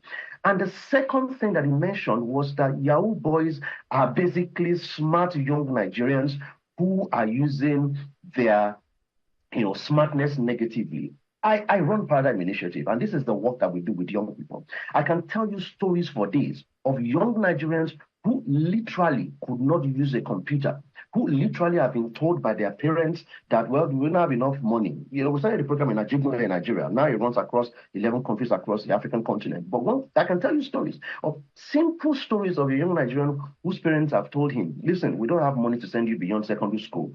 This guy came, did a training, 4-week training on how to learn how to use a computer, how to do, spreadsheets and all that. From there, got an internship. As I speak to you today, that young man is a senior manager, he's an assistant manager in KPMG, and has been, in fact, is already been snatched by another country from KPMG in Nigeria. And these are stories that are possible, number one, when you know what the problem is, not when you assume what the problem is, not when you throw solutions at problems that don't exist. And number two, when you are consistent, this sudden reaction, this reactiveness that comes from government is senseless. How many times did you hear that young man say when they'll tell him things like, "Oh, there's a scholarship," and he's asked a very simple question. Speaking of young Nigerians, Mr. Sheson, pardon me if I may come in there. A lot has been said about the seeming lack of strategy in yesterday's protest, and indeed our correspondent Olu Phillips observed that when he noted the disconnect between the young Nigerians protesting just some distance apart at Ojota yesterday. And we also saw that a number of other Nigerians came out in other parts of the north where the protests turned violent. And indeed, we recorded some casualties yesterday. Is this yet another missed opportunity, for some coordination and strategy for the protests in those parts of the country where where curfew has now been imposed? Could they have done better with coordination and strategy such that the message would have driven home stronger, not just in some parts of the country, but everywhere that the protest took place? Any process can be improved, including protests. In terms of strategy, in terms of coordination, in terms of proactiveness. So yes, to your question, is there an opportunity for improvement? Is there an opportunity for coordination? Absolutely. Is there an opportunity for various stakeholders to come together? One, people who are on the streets. Two, a brain trust, people who are looking at the scenario and are saying, this is what has happened, this is what we should do, these are the numbers, this is government propaganda, this is the right response to it. Three, people who are, to be honest, there are protesters inside the government. And I'll say this publicly because it's not public information. There are many times when people on the inside know that they need help and simply call, protesters or call civil organizations and say, your pressure is good, but can you please focus this, on this particular area? I'll give a very practical example here. When Twitter was shut down in Nigeria, it was someone from the vice president's office that called Paradigm Initiative to basically say, listen, this is the scenario. This is what happened. We know you guys are going to court, and we appreciate that.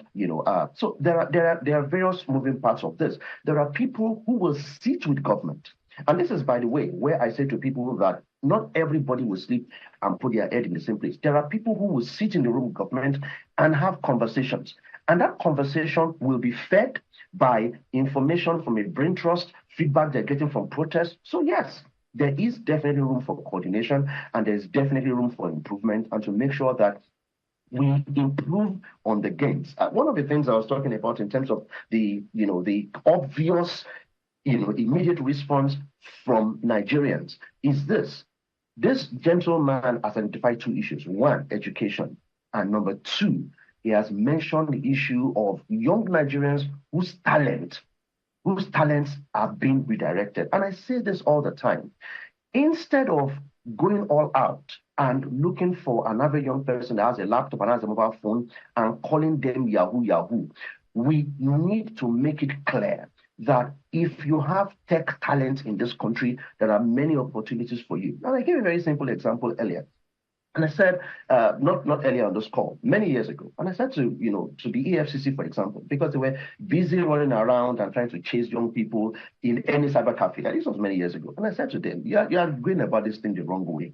What you need to do is to demonstrate that there are opportunities. If somebody knows how to hack government information or to do all that, then you need to make it clear to them that as a government institution and also across many private sector institutions, including banks, they have the skills to do penetration testing, they have the skills to do the right thing, and they can be rewarded for it. But unfortunately, the impression that we give many times is that we're more interested in suspecting that anyone that drives a Benz and maybe by any chance has dreads is a Yahoo boy, because we simply think that.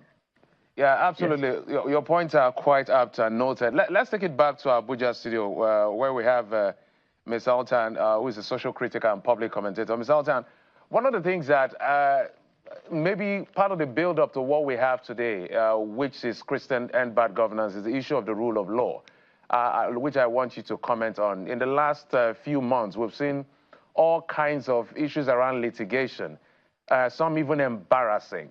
A lawyer will go to a court that doesn't have a jurisdiction. A judge, perhaps knowing that this court doesn't have jurisdiction, will not speak to the substantive issue, but will give an ex parte, and we start this adjudication. And before you know, politicians start cherry-picking which law to choose or which law to respect and honor. And it's just a gamut of embarrassing situation. We even had this CJN said, look, this has to stop. Let's pause it to what is going on, which is part of the reason why we're here in the first place. How do we move forward to make sure that Nigerians respect the rule of law? The political class, the citizens, especially the political class, respect the rule of law. In fact, somebody was making fun to the fact that all of a sudden the government now wants to respect the rule of law. They ran to the court to get ex parte to stop people from protesting anywhere they want to protest. But when it comes to other issues, they choose which to obey and all of that. So I want you to speak to the issue of the rule of law as perceived by Nigerians.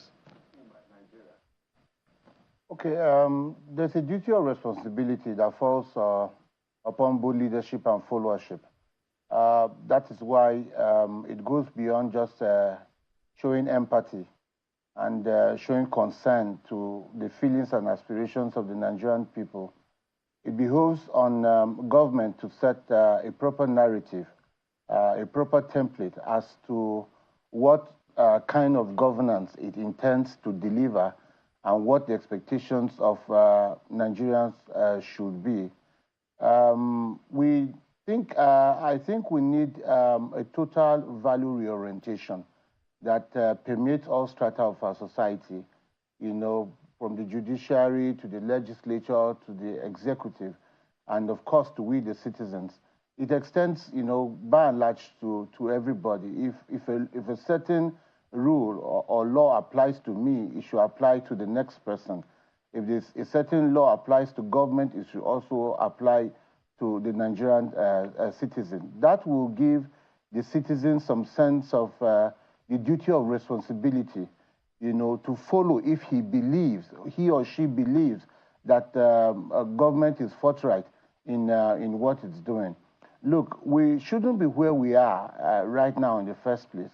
You know, drawing from the experiences of the NSAS protest a few years ago, you would have naturally expected that government would have learned lessons from what happened and then would have done all within its powers to foresaw, you know, a repeat. Instead of scaremongering, this is what happened, the people are going to take over the protest, there's going to be looting, look, the Nigerian people are hungry.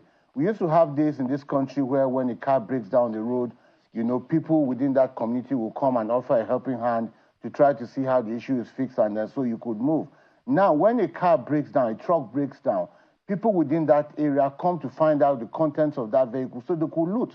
And then the reasons are not far-fetched. Everybody is hungry in this country. Everybody is hungry. You know, every single opportunity. Look, there are people who were preparing for this protest not to actually participate in the street protest, but to see if there was a leeway to survive. You know, if there was a means to an end somewhere where they could loot a store or loot a shop, you know, or something, you know, make something out of the protest, not necessarily having their voices, you know, heard. So it's a whole value orientation, you know, across the country, which is what I think we should do. If the government expects certain values, you know, from the citizens also place a demand, you know, on the leadership of this country or those in government as to what their expectations are. I think that is my opinion about this.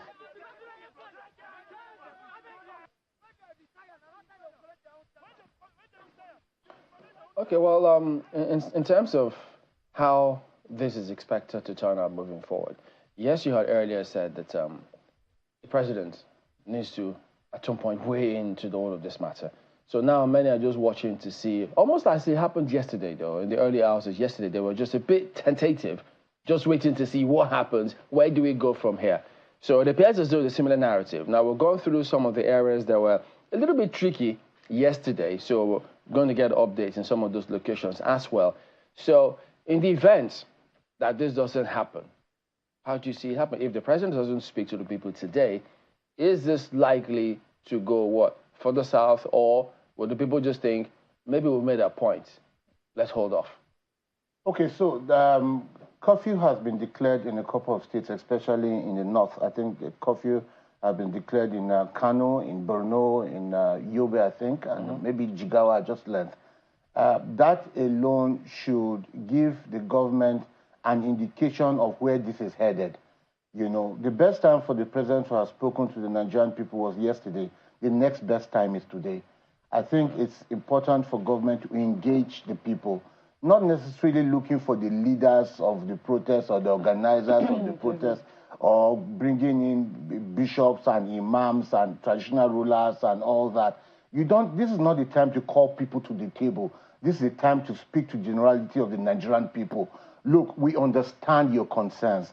We express our empathy for what you are going through. But this is what the government is doing. This is what we intend to do. These are the expectations that we think you should have on, you know, the achievements that will come from this. Engagement is the only thing that can, you know, pour some water on the already very tense the situation we have in the country. Engagement. So, Group Captain Sadiq, let me ask you.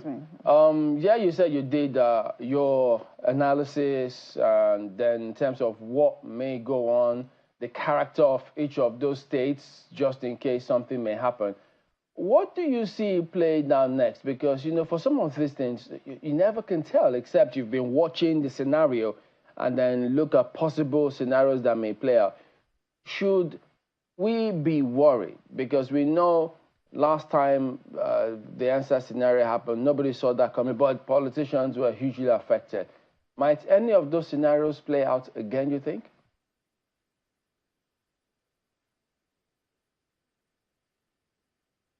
The situation is still ongoing. It is very difficult for someone to stick out his neck and make a prediction. I am the first to admit that I have been asked by several media before whether this demonstration is going to be very effective or nationwide. I accept that my prognosis then was that it is going to be very scanty in some isolated places, but I have been proved wrong. Having said that, as experts, we still try to make guesses that may inform, you know, policymakers. What I think will happen going forward, I do not see the protesters sustaining the 10-day they gave themselves. And I think, you know, even them, the protesters and the organizers, I think by now they must have the satisfaction that they have made the government to listen to them or is ready to listen to them. I have seen people stepping back from what they said. I have seen, for example, this morning, the statement made by FCT Minister Wike, who initially was very bellicose. I have seen the statement made even on behalf of the government that the government is ready to listen. So I think the organizers, if their intention, the intention of any protest in any way is to bring change in policies, is to make government to listen. So I think at the stage we are, we could say to certain aspects that has been achieved. So that being the point, I do not see the, you know, the protest lasting this 2 days. Maybe today we'll see some show up somewhere, a few and there, but I think the point has been made. And this is my only personal appeal. I want to appeal to the organizers to look at, to be honest with you, I have never seen a government so rattled about a public protest. And I think it is an admission that going forward, whether for this government or for any future government, I think Nigerians, now there is this unanimity that protest is guaranteed by the Constitution. And since it is guaranteed by the Constitution, for the right or the wrong reasons, we'll see a group of citizens carrying out this protest. The next action is for the government to see if people are going to demonstrate, what plans do we do in terms of training our security agencies, in terms of equipping them, in terms of negotiation skill, in terms of having one government message going out. Because again, I must emphasize that the president himself has always been reconciliatory when this thing started. In all his statements, I've been following them. I never heard him saying that the demonstration is illegal or constitutional. But it's not the same message from some of his handlers, from some of his appointees. Some were busy issuing threats. And I want to say, with benefit of hindsight, that issuing of threats, we are going to crush them. FCT is not free for this. All those kind of statements might have even emboldened the people that, according to what Benga Sheson said there, that this government is not ready to listen to us. And if they are not ready to listen to us, let's go forward. And I don't think it's a good response to say that every time we have this kind of demonstration, people will die. And here, what other people, both the demonstrators and even security agents have lost their lives, or that people's places must be boggled, or that there must be arson. I think there is a neat way that we can find if we pick the lessons that we learn now, where people will exercise their right, but also in exercising their right, whoever are the planners, they will also make sure that they carry out the demonstration, in such a way that it answers the name of peaceful demonstration. Good organization, past communication, organize your routes, cooperate with the security agencies where it is necessary, seek for, inform them, inform as opposed to seeking permission, because the court has told us that you don't seek permission.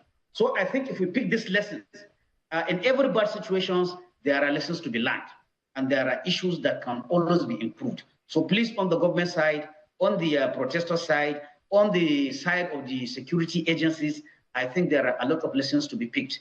Mostly for the government, there should be one communication. We can't have the president talking in a reconciliatory tone, and then some of his appointees, issuing threats. It will not work. Well, in law enforcement, there is one tactic, they say good cop and bad cop. One shouting threats and the other cajoling, but I don't think it worked this time around. Those that were issuing threats almost drowned the reconciliatory voice of Mr. President. That is what I have to say. Well, let me come to you, Mr. Gbenga Sheson.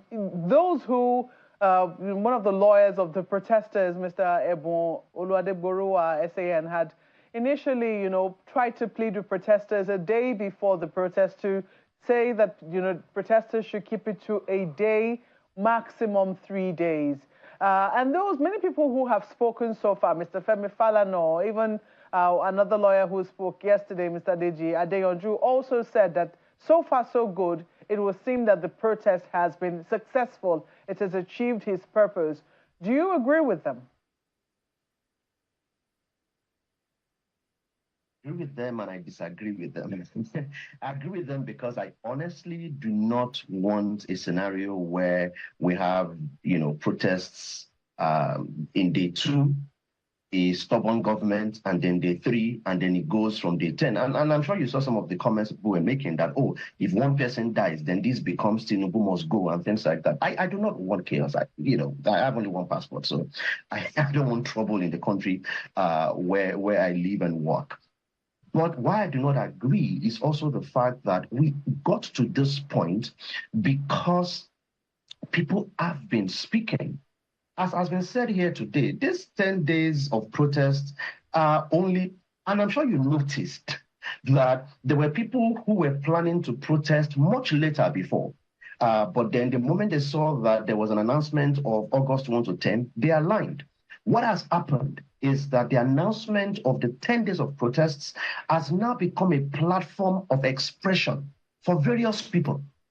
For the person who wants a scholarship for his son, for the person who wants the price of Gari to come down, for the person who wants an increase in his or her salary and things like that. So yes, there will be agitation, there will be protests for as long as government continues to paint a picture. I mean, Group Captain Gaba Yeshua said this, that when you have a scenario where the government cannot speak directly to the people and you are doing indirect rule, as was done by the colonialists. You are talking to the, chief imam and to the pastor and to the, the king to go and talk to their subjects. It doesn't work.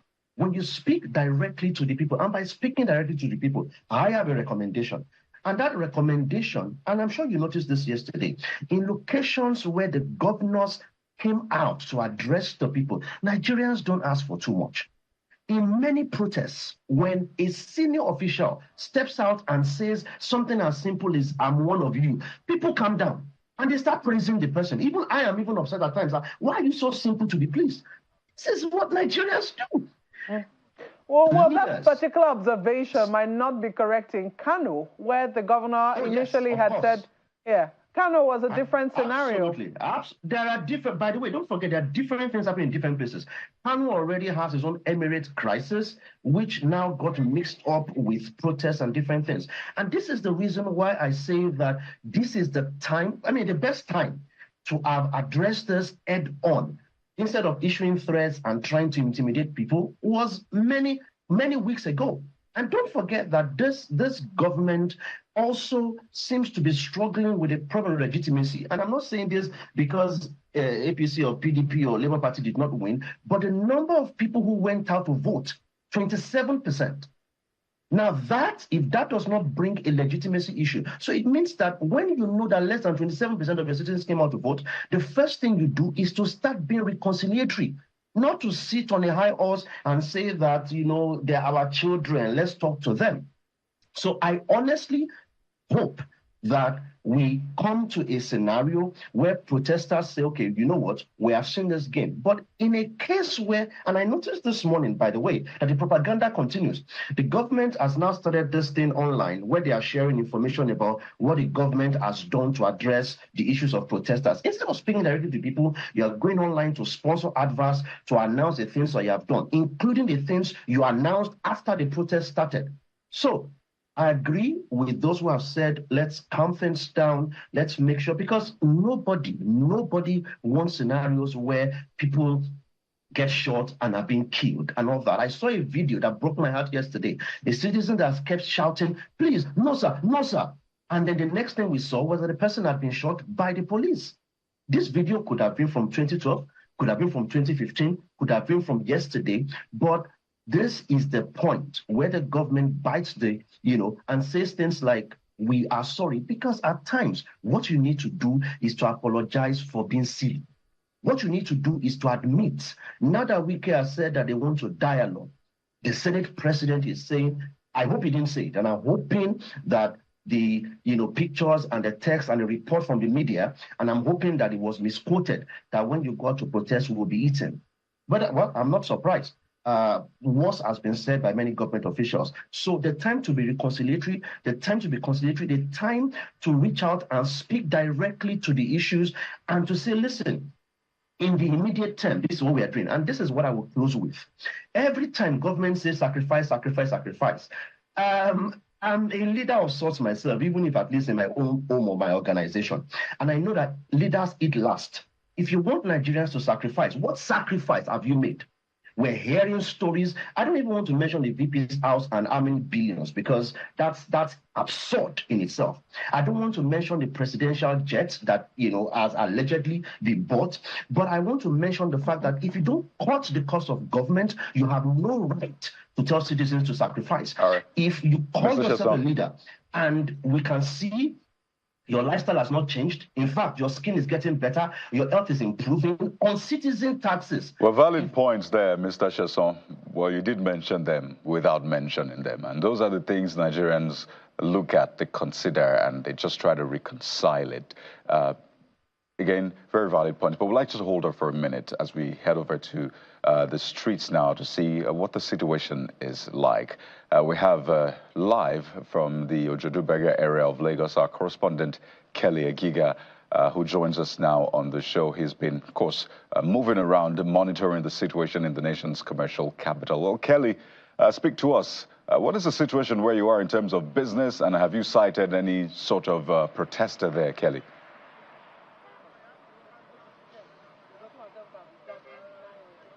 Okay, you could just see that there's been some movement, or at least there is some movement of vehicles in this case. It's just at that, pedestrian bridge. But while we wait for Kelly Agiga to join us, let's head over to the nation's capital, Abuja, where our correspondent Benny Ark is also standing by live right in front of the Moshood Abiola Stadium, which was a busy area yesterday. But Benny, speak to us. What's going on there now? Morning, Calde. Like you rightly said, this was the convergence point for yesterday's protest with a sea of people. But as you can see this morning, it's really like a shadow of itself compared to what it was yesterday with a group of protesters here who were protesting against hunger and bad governance. Now, it's not clear if the reason why the protesters aren't here this morning is as a result of the update after the first day yesterday by the Inspector General of Police, where he said, and I did quote, that there were unprovoked attacks on policemen yesterday and security agents. And he called and gave an advice to the protesters not to bother and that they're not going to have it.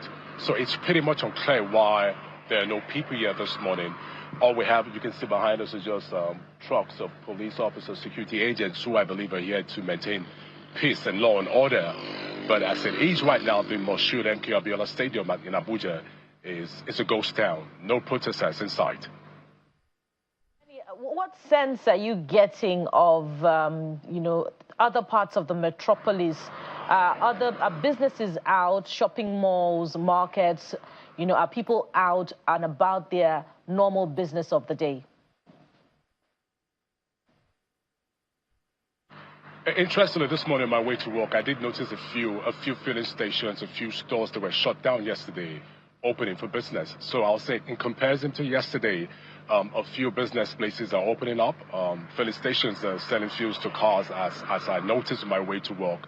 So it's a difference from what yesterday was, which was almost a complete shutdown of businesses and offices. But as the Federal Secretariat this morning, it was still a ghost town. No activities going on there. All right, Benny, thank you for your reporting. We'll touch base with you in case anything develops from there. Let's come back here to Lagos and head to our correspondent, Kelly Egiga, who is at the Berger area of Lagos. Kelly, if you can hear me, bring us up to speed as to what is going on where you are. Well, absolutely, Jeff. Unlike Abuja, this is Berger. And of course, it's a boundary area between Ogun State and Lagos.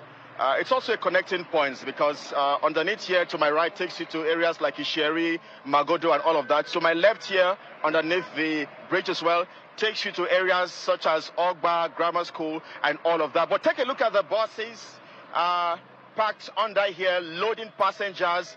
We can see some have luggages on their heads. It tells of the business activities beginning to resume here, because 24 hours ago, when the protest began yesterday, it was absolutely not what we are seeing now. People had free movement yesterday. We didn't have this kind of numbers here as were reported yesterday, but now business activities are beginning to gradually resume, as you can see here. Passengers, some persons are moving, going about their normal activities. I must mention that this is not 100% yet, because it's always a busy area, the Berger area. If you're familiar with Lagos, you know that Berger is always busy, very crowded, especially rush hours at this time like this, when people are headed for their places of work and businesses and all of that. But gradually, 24 hours after the protest began, businesses are beginning to resume. As we can see here, movement is ongoing.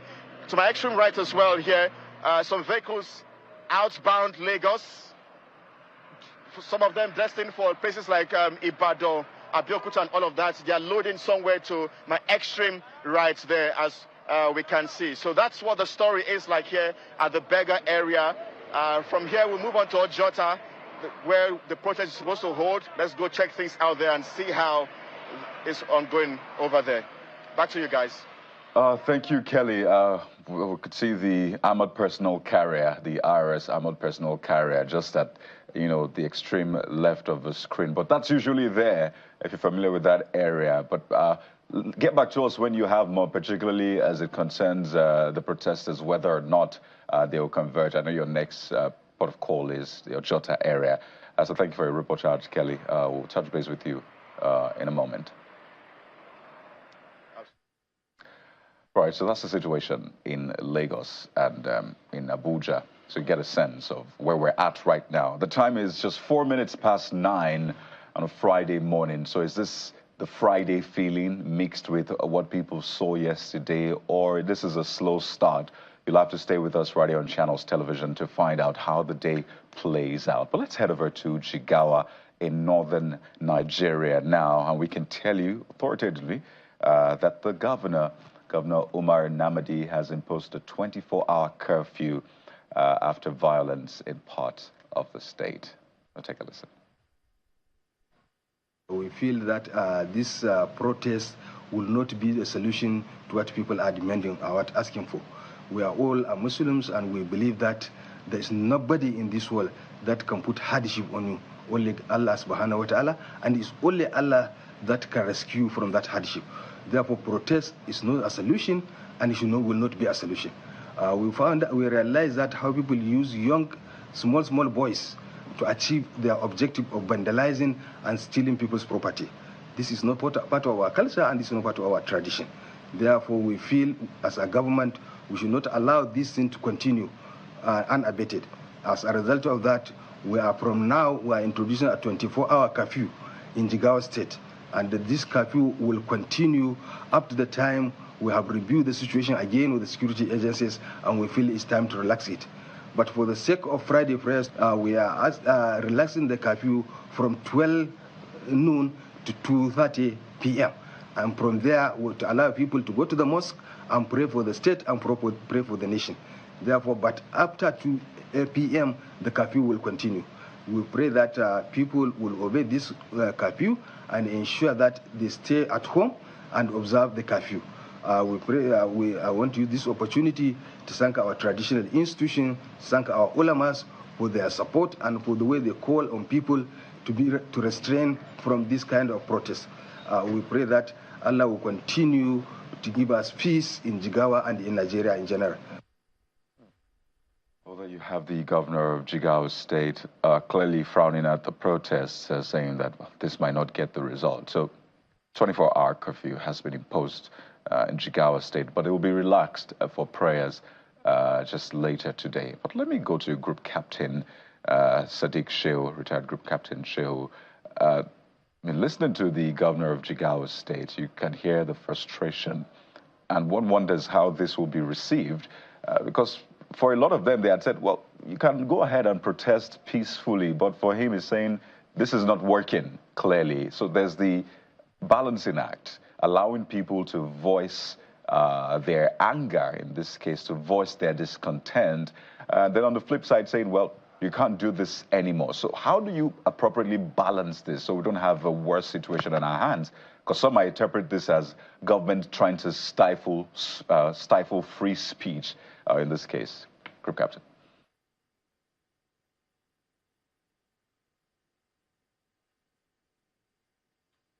If you could just unmute your, so we can get your comments through retired Group Captain Shehu. Kindly unmute so we can hear you.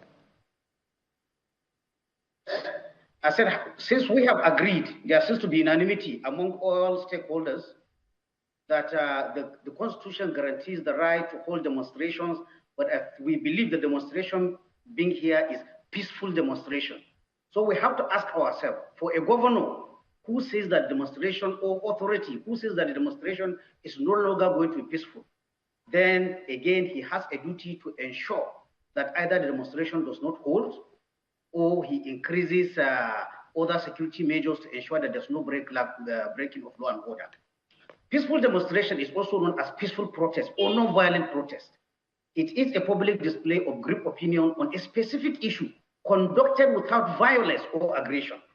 There are certain elements that constitute what a peaceful demonstration is. And where they are missing, I think the authorities, again, have a right to protect other citizens. There must be non-violence. There must be absence of physical aggression. There should be no threatening behavior. There must be lawful assembly.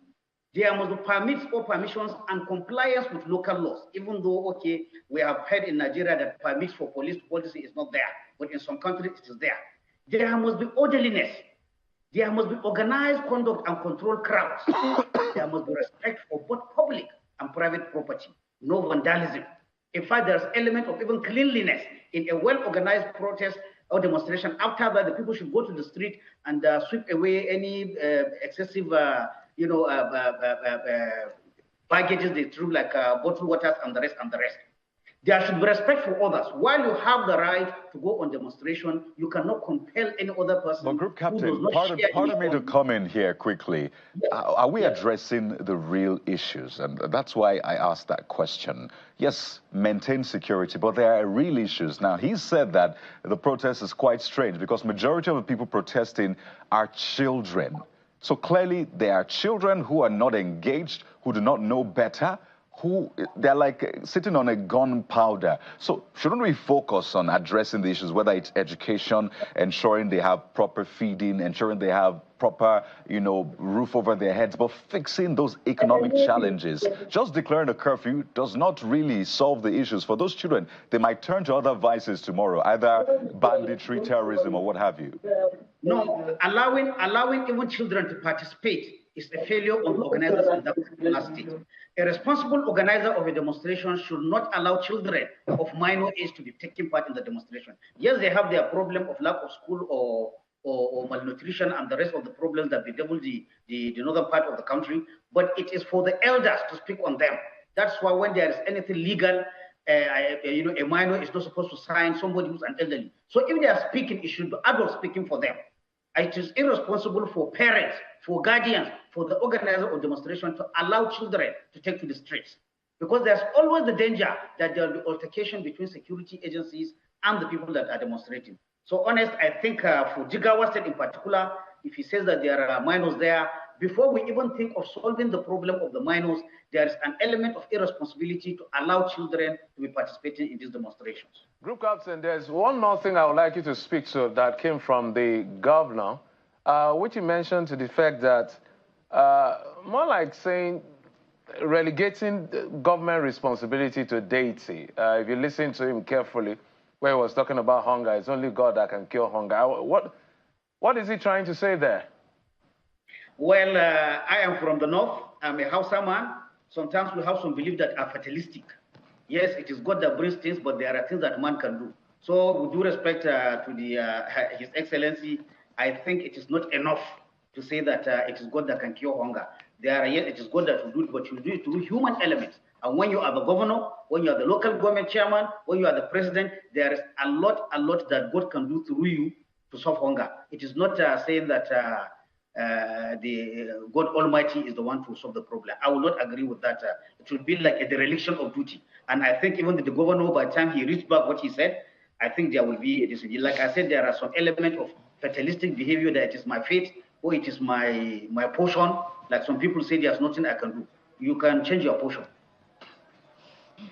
All right, still on the protest yesterday and how it played out. This time I'm coming to you, Mr. Meifata, and you were directly affected yesterday to the effect that some properties in a particular local government in Niger State was reported to have been vandalized by some of the protesters.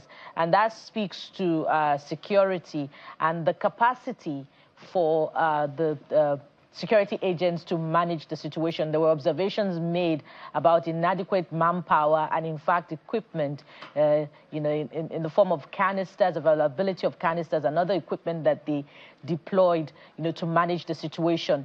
So in terms of the capacity for security agents, what are your observations, and what does this mean, for local government in Nigeria, across the country, to respond to the situation in the absence of this continuing conversation about state police?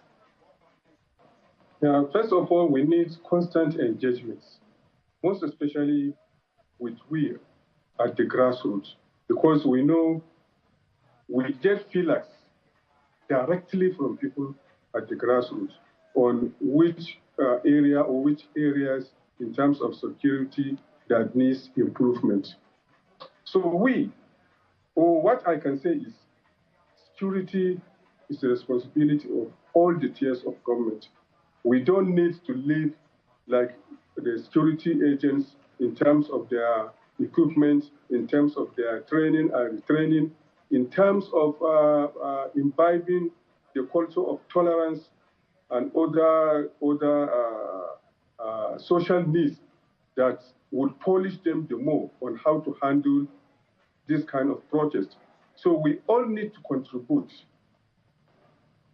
in sourcing and improving their equipment, like the canisters and what have you that are lighter weapon that we can control, that they can control any kind of protest without actually using destructive ammunition and persuasion. So we need training, retraining, and also we need to engage people to enlighten us that we don't need to be harsh to security agents whenever they are being deployed to maintain peace when we are protesting.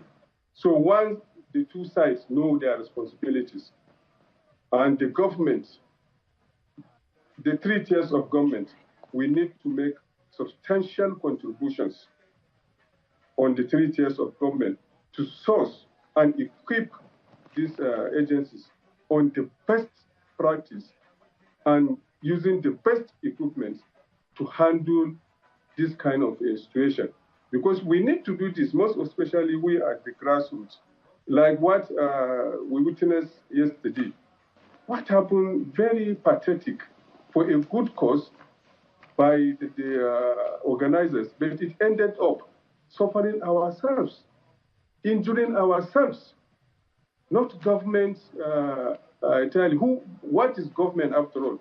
You, myself, and any other person constitute what we mean by government. So any destruction on one property affects us. Any destruction on the property of our fellow citizens affects us. So we need proper sensitization. We need to come together to put our heads together so that we don't give room to the bad elements to capitalize on a good cause and cause havoc on the entire people of Nigeria. Look at the destruction. That will require a lot of funds before we can go back to that. Before the protest, where can we get all these resources to mobilize and then apply in solving these problems? So that's why it is better to get the right equipment, the right training, and the right sensitization to our people. Everybody should know his rights, where your right starts and ends, and where the other person's right starts and ends, so that we don't end up injuring ourselves. We don't end up bringing our economy down. Because if you look at the economy, most especially the people at the grassroots, it is when they go out, majority, over 90%, it is when they go out that they source for funds to feed themselves and their family on that day. So if they don't go out because of the outcome of this violent protest, then how can you feed, or how can they feed their family and then attend to their other basic needs? So you see that it is a way to bring down the economy, not for the government, but to we, the citizens. So we need proper inculcation. We need proper reorientation. We need orientation and reorientation on how to even behave, on how to avert the occurrence of this kind of protest, be it peaceful or be it whatever name.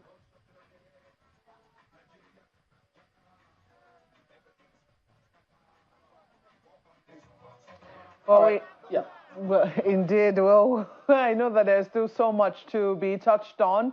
And of course, we still intend to bring you updates as to what is happening in different parts of the country. Yes, we've heard what is happening here in Abuja. The Moshood Abiola Stadium right now is looking pretty empty. Our correspondents have been there. But we're still trying to keep you up to speed with what transpired in the Lugbe area of Abuja last night. And we're still trying to see if we can get in touch with the Commissioner of Police here in the Federal Capital Territory because, yeah, the visuals that you see there, what was reported in the media yesterday night, people who passed that road in the middle of the night reported that it was difficult to get through. They had a situation where hoodlums were said to have been throwing stones at commuters who were along the road. Quite a number of commuters reported this, with gunshots ringing out. You can see people running for life. So it's unclear if it was gunshots or if it was tear gas. And if it was tear gas, clearly that certainly will be from the police. So we did talk to the police behind the scenes. So what they are saying is that there was no quote-unquote gunshot, as it were. But what we're hearing now is what we're hearing. Now, what are we hearing? So for them to put a definition to it is where the challenge is.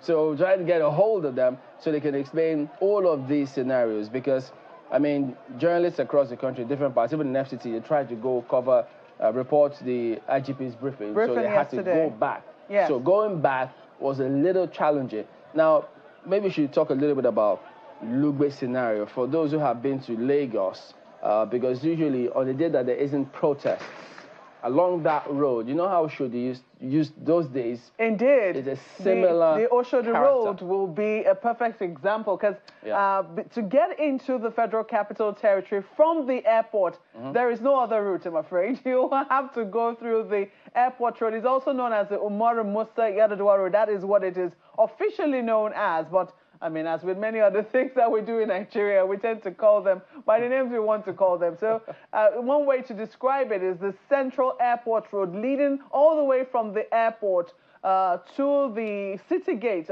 leading up to the Moshood Abiola Stadium at the city gate. That's Umaru Musa Yar'Adua Road. And in the middle, Lugbe is right smack somewhere in the middle. So this incident was said to have happened around the car wash area along that particular expressway where you normally will have quite a number of people who usually hang around. There are a number of settlements around that area as well, cordoned off the expressway. So it's unclear what really transpired last night, and it will be very, very important to get clarity on what really went down last night. A lot of commuters reported that they couldn't get through that road. So we will be working behind the scenes. We're still expecting a brief from the Commissioner of Police. We've also sent our correspondents down that road to, at least bring you an aftermath. Because, as I said this morning, I can report very clearly. I know what I saw. Remnants of bonfires lit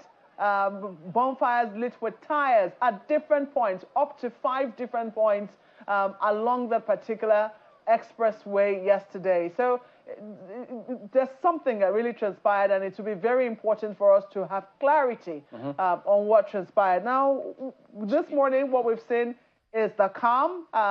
People have, come up with different, pleas that perhaps, a day is enough for this to have happened. Whether it has achieved the results, we'll now wait to see, because the protesters had a list of demands. While it is that government is saying that, they have heard, we still have our guests here with us, even as we're beginning to wind down on this particular session. We really have to thank you for your patience with us, our guests who have been here, online and also in the studio. But let me quickly come to you, because you said something. Part of what we've seen has caused this, this uproar now, this protest all over the town, is the removal of fuel subsidy, which has caused a cost of living crisis. And you have said if that's what the people want, if people are complaining that it be returned, then it should be returned. But the key, that's what he said at the beginning. The key question then will be, do we really understand? Do the people understand why it had to be taken away in the first instance? And if you're saying it should be returned, how will government fund it? You see, the man on the street does not understand the economic indices of what fuel subsidy removal is, all about. The man is only interested in what the implications of the floating of the currency has done to inflation. If you begin to reel out the figures, this will bring this will bring that, the man who's on the street doesn't really understand that. Look, let's speak to the issues exactly. The government owes the citizen the duty of care, and care only comes with listening. If the removal of fuel subsidy the accusation was that a very few set of people were feeding fat on the proceeds of fuel subsidy, and then you are removing it because you want to make savings. and those savings are directed to state governors who are not applying the funds in the way that will bring direct, derivatives, to the ordinary man on the street, then the whole aim is defeated. Quite a number of governors have, said that's not true, that's not the real situation with them. I mean, we saw a number of states where, it's not to say that in the states where there were protests, the governors are not living up to the expectations, but there are some states where there were no protests at all. So can we really say that people really understand? Was it really about the state government, or was it really about the need to make savings, or the fact that the state, that's Nigeria as an entity, could no longer afford subsidy the way it was being applied on petrol? When you go down the ladder, to the states and maybe even to the local government, political implications begin to, trickle in. So whether there's protest in Benue, or there's no protest in Akwa Ibom, or there's protest in Nasarawa, and there's none in Kaduna, there's several, cultural and circumstantial, indices that will apply at that level. It doesn't necessarily mean that where people did not protest, it means they are comfortable. The hunger in the country spreads across all strata of society, across all shades of political divides. Everybody is affected. Look, if I would speak to the government, I would say, President Bola Ahmed Tinubu, if the removal of fuel subsidy is not working, please reverse it. It will not take anything. You can rethink it. Look, we have a lot of people in government who are economically endowed to the extent that they can rethink another way out of it. Look, if you crash the price of diesel and you crash the price of fuel, right now, and then you stop the floating of our currency, there are certain things that we are thinking in the room that the man on the street doesn't really understand. The man wants to understand that the price of garri is going down, the price of rice is going down, the price of beans is going down. That's what's important to the man on the street. And I think that is what the government needs to listen to. That's all. All right, so let's talk about Borno State as well. Yeah, we have told you about what's going on in Lugbe area, the images that came through from yesterday. We'll get back there this morning. We understand it's Lokama. But in Maiduguri, this is what you see today after yesterday, where there almost concerns about curfew, what's going to proceed moving forward. Yeah, it will need a second look to find out what are those things on the floor, what's going on. So, how are people going about their duties there this morning? So, those are the those rocks images on the road? What are those? And what exactly would they be? Is it so people cannot drive on the road, or people cannot move? Because we know that a curfew, a 24-hour curfew, was declared in Maiduguri. So it's unclear if this is, who has put the stones on the road? Is it government? Is it the people? What precisely is this meant to achieve? So that's the challenge of what you're going to face in wherever you are. You need to make calls, get inquiries before you hit the road. So because if you see a congregation of people there and you have all of these things, you know that you can't speed past all of this. You will definitely slow down, and so be cautious wherever you are when you intend to go out there. So from Maiduguri, Taraba, also another scenario where lots of people also did go out there. So we're going to go there now and take you through the latest developments concerning what is going on in Taraba State. We have no basis for protests.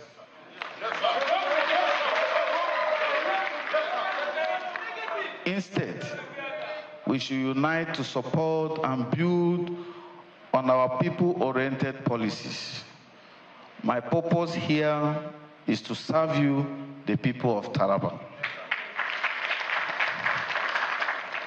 I repeat, my purpose, being the governor, is to serve you, the people of Taraba. Therefore, I need all your support and your cooperation to move the state forward. At this point, I invite you to join us with constructive criticism. If there is any area you feel we are not doing well, constructively bring them out. We can address them as resources is available. we are establishing Taraba State Education Trust Fund to provide loans for students in federal universities and colleges. No basis for protest, he says. I wish I could have somebody I could call it, from Taraba, to confirm. To confirm. But before you call, what do you think? This is what exactly I said in my opening remarks. There seems to be a lot of institutional arrogance, from some of our leaders. How can somebody who is a sitting governor at a time like this, understanding the sensitivities of what is going on around the country, will say there's no basis for protest? Is Taraba State isolated from what we are experiencing in the country? It's more or less living in a fool's paradise. Gather some few people in the room who naturally may be sympathetic to the government in power at that level, of government, and then tell them the things you want, and then get cheered up, and then go back to sleep, and that the problem still persists. I don't think that. So the thing is this: he spoke longer than that. So could it be that he's speaking in context or in consideration of the policies and the programs that he's putting up in the states, and things that, look, with what I am working on, with the plans that I have, with what I intend to implement further, he is confident that it will serve the people? What if it was that context? Does it still mean that, well, that notwithstanding, still doesn't suffice? The mood of the nation right now requires some level of empathy, not that kind of narrative. You would expect that the governor, even if Taraba, state is isolated from what is happening in the country, he happens to belong to a larger society of Nigeria, where the majority of the people. I hear you.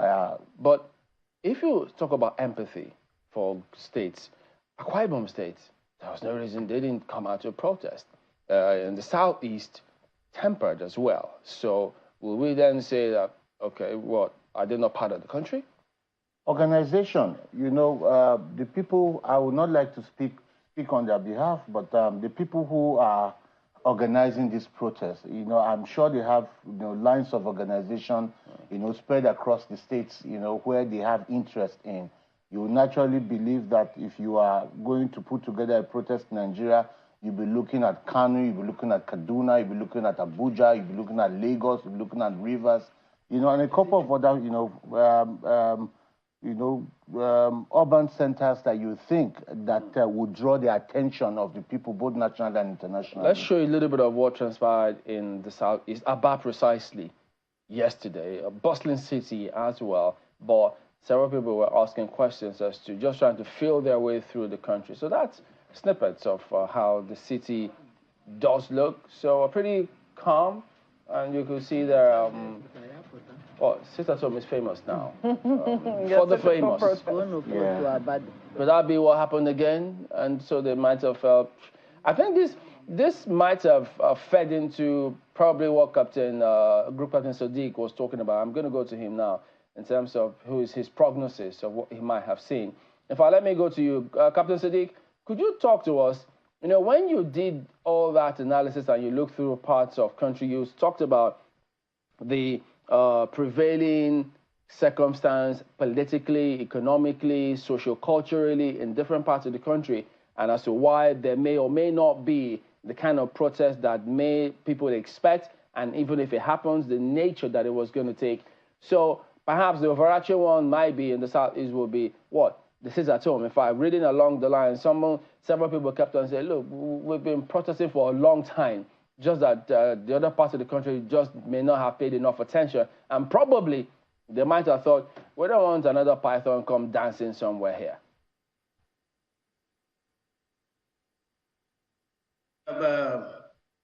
Chamberlain, I didn't get the question directly. Well, in the southeast, as we did see there now, was it part of your prognosis that you may not even see the protest? And perhaps, too, the deputy speaker, before this time, his video circulated where he did tell them, look, you just need to keep the calm. So could all of that have played a role, and how so, in what we saw in the Southeast? Well, yes, in some areas, some powerful political leaders were able to talk to the people to pipe down, probably, convincing them that it is not in original or their section's interest to participate in a demonstration, which is seen, I said it's seen because it may not be so, as an anti-government demonstration. I think some of these dynamics played out in some of the areas. However, again, we see that in some areas, despite the intervention or the talk by some well-known political leaders, like in Kano, it still didn't work. So again, like I said, it's a very difficult, picture to form, different pictures in different places. However, common sense will dictate in areas where socio-economic indices are lowest, there is tendency to be the demonstration taking place and also getting violent. Because again, like you cannot, while some will come out on altruistic or reasons of certain issues that they see, right? Some people, it's only hunger that is driving them. So in areas where the economic indices are very low, there's tendency for people to foray into looting, into carrying of things. Speaking about that, yes. What is it that we may have missed, either as a country or so to speak, in the North? Because when the NSAS scenario happened, you had several perspectives. So I'm thinking, well, they didn't get as much participation as people expected, and they're usually very conservative. But this time, it appeared as though it was all let loose. Yes, very true. You see, this is our recent history. The NSAS, with respect to people who organize the NSAS, it had, the government was able to spin a theory that it was done because a certain person is in government and he wants it to be toppled. But the organizers of this time around, they were able to get buy-in from across the country, probably because of the, again, current economic hardship. So to some extent, they succeeded in not giving the thing a kind of regional or ethnic or even religious bias. So I think this is the difference between the NSAS and this one. And also the NSAS, again, there was a lot of imputation that there was an external, because I followed the media coverage by CNN, by others about the NSAS protest. So there was that tendency to see there was even a foreign agenda.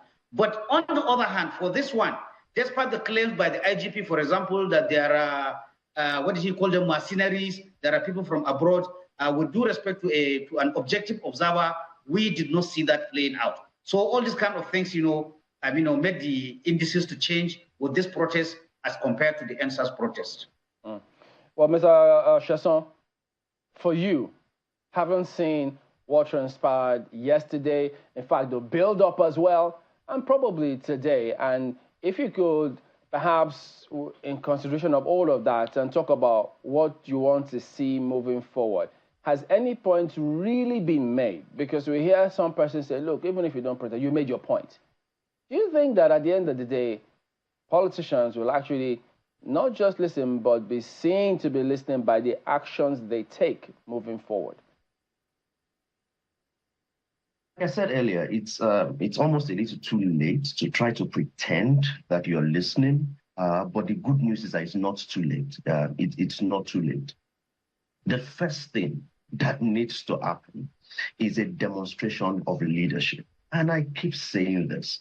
As long as the cost of governance is high, as long as we still keep seeing SUVs bought for parliamentarians and millions of naira, some of those pay slips may not be real, but they are not far from the truth, because we saw a legislator saying yesterday that, oh, I only get 1.3 million naira. And I suspect he did not realize what it sounded like when he said just 1.3 million, especially in Nigeria today. So the first thing that needs to happen to demonstrate that you are listening is to show, excuse me, to show that you are also sacrificing. The president keeps saying, Things like, I'm one of you, I know where the shoe pinches. No, sir, you don't. You don't. Because as long as citizens keep seeing, and by the way, my bigger worry is that we still have these protests that are announced in advance, 10 days of protest and things like that. I hope that we will not come to a scenario where people will just meet themselves at protest grounds because they are angry. And at that time, everyone will be in trouble, because if you are seen as the elite, you'll be seen as part of the problem. And I always remember people of Occupy Nigeria in 2012. This was 12 years ago, where one of the people who were, coordinating and making actions was driving his or her car, let me not mention agenda, from Lekki to join us in Ojota. And then the person got to a certain junction, saw people protesting, came down from the car, went to meet them and said, "Oh, I'm one of the organizers. Thank you for coming out." And they slapped her. They slapped her because they were looking at her coming out from an SUV and saying she was one of them, and she got the message eventually. I do not encourage violence, and that is the reason I'm saying the best time to have demonstrated that government was listening and is willing to talk to people was many weeks ago before we get here. But now it's not too late. Number one, 3 quick things from me. Number one, demonstrate leadership by showing that you're truly, this time, cutting the cost of governance. The other experts have spoken earlier and have said, oh, if the president needs to reverse some decisions, he should do that. But first of all, demonstrate the cost of governance. And secondly, show that you are listening. All this arrogance of, the IGP coming out to say, if you're not careful, we'll bring the military, and threatening people to say, please stop that, calm down. Listen to people and let them know that you've come down from your high horse. So, number one, demonstrate cost of governance is coming down. Number two, listen to the people. And number three, repent. Stop being reactive all the time. Make sure that when one person, all this one that people are speaking and you are saying that they are sponsored by Peter Obi, they are sponsored by this person. Next time, before you say they are sponsored, ask yourself, what are they saying? Is there any valid point in it? What do we need to do? The best time to plant a tree was 20 years ago. The next best time is now. Cut the cost of government. Stop living large and expecting citizens to sacrifice. This is the Federal Republic of Nigeria, not the palace of the people who have access to power. All right, that call for repentance will anchor at that point. Mr. Gbenga Sheson, Executive Director, Paradigm Initiative. We've also had the National President, Association of Local Government of Nigeria, Algondat Aminu Maifata, as well as retired Group Captain Sadiq Shehu, Security Consultant, CEO, Conflict, Security and Development Consult. And then Mr. Uta here thinks that Taraba State Governor cannot say that there's no reason not to protest. So maybe he needs to speak a little further and clarify what he means by you have no reason to protest. Comrade, thank you for coming on, Mr. Uta, as well. He's a public affairs analyst. Thank you very much for having me. So we will be back in just a moment. Stay on with us.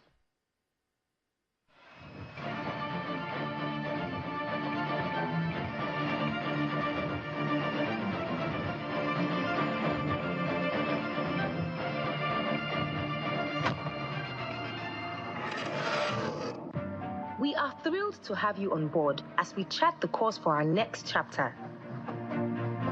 We're inviting you to take up your rights in full for 19 Naira 75 kobo per share. From the 8th of July to 14th of August, take advantage of the chance to acquire one more ordinary share for every 2 shares in your portfolio. Visit www.theaccesscorporation.com to subscribe. Access Holdings, where financial solutions connect the world.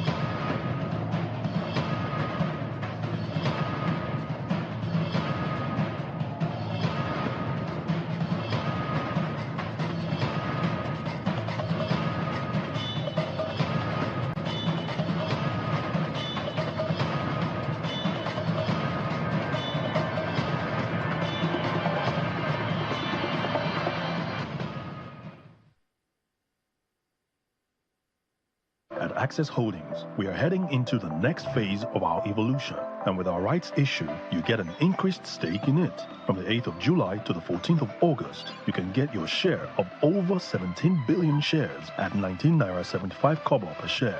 That's one new ordinary share to every 2 shares held. Visit theaccesscorporation.com to subscribe. Access Holdings, where financial solutions connect the world.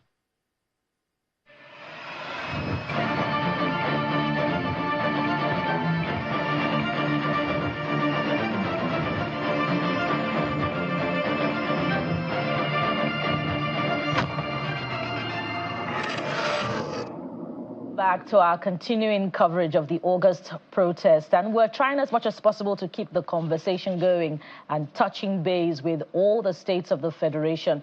And so far, we've seen some deployment of protesters in Port Harcourt, the River State capital, but in Abuja, there's no action yet. And we've also visited some parts of Lagos, Ojodu Baga to be precise, where our reporter has reported no action yet, and of course businesses coming out as usual. Let's touch base yet again, this time with our correspondent Olu Phillips, who is standing by as we speak at Lekki Tollgate to bring us up to speed with what's happening there.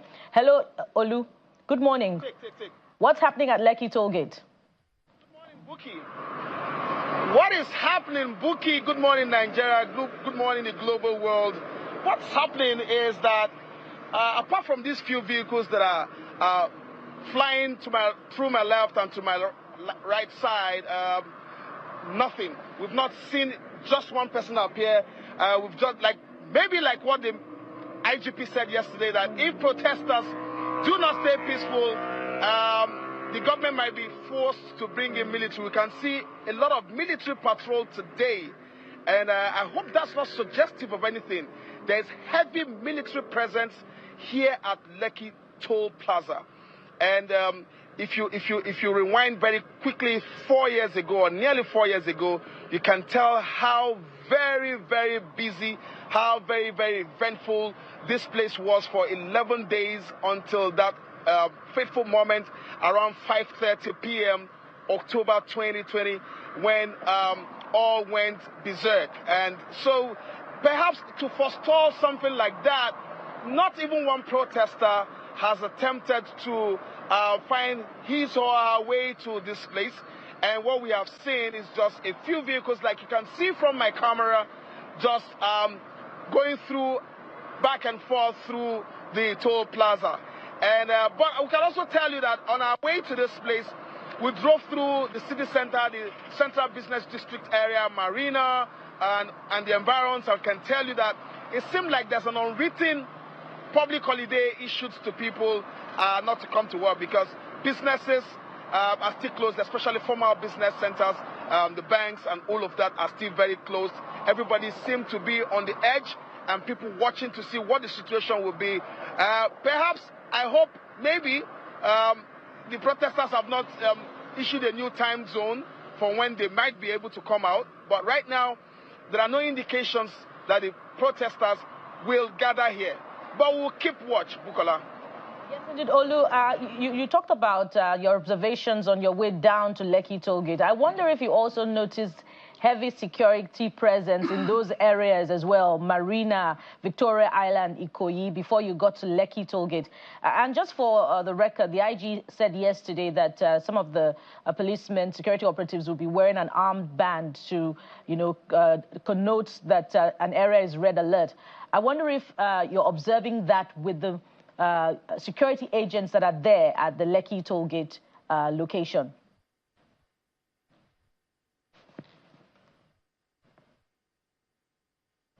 Eyes could see, even from late yesterday, is a different set of security personnel that are obviously members of the Nigerian police, but they were not on uniforms. They were just on mufti, but they had memorabilia of red clothes tied on their shoulders, tied on their lower arm, tied on their rifles, tied around their legs. But we noticed that those set of guys, I think they call them the tactical unit, all had a red emblem on them. Well, you're telling me now that the IGP says that could be indicative of a red zone. So if that is what it represents, that is what it is. But we can also tell you that as we approached this place, like you asked earlier, we saw trucks, pickup vehicles, Hilux vehicles of military men stationed at the edge of most exit roads. Like at the Tekumba Demola, they are there. Somewhere around the Eco roundabout, they are Eco Hotel roundabout, they are there. Somewhere at the extreme of Ozumbam Badiwe, they are there. You can just see that these guys are strategically positioned. I don't want to believe they want to prevent people from protesting or Nigerians from owning their views, but they supposedly, in my estimate, are there to make sure there is no breakdown of law and order. Yeah, it's not a scenario you want to see in any part of the world where the military is called into civilian territory, but this is what the situation is at this moment here at the Lekki Toll and its environs. Buki? All right. Olu, thank you so much for reporting, and keep safe as well. We'll touch base with you as soon as possible, whatever develops there. So let's move from Lekki to Ojota, where we have Kelly Egiga also bringing us up to speed. Kelly, Ojota is a place designated by the government for people to converge on. Are you seeing anyone? What is going on? What can you tell us?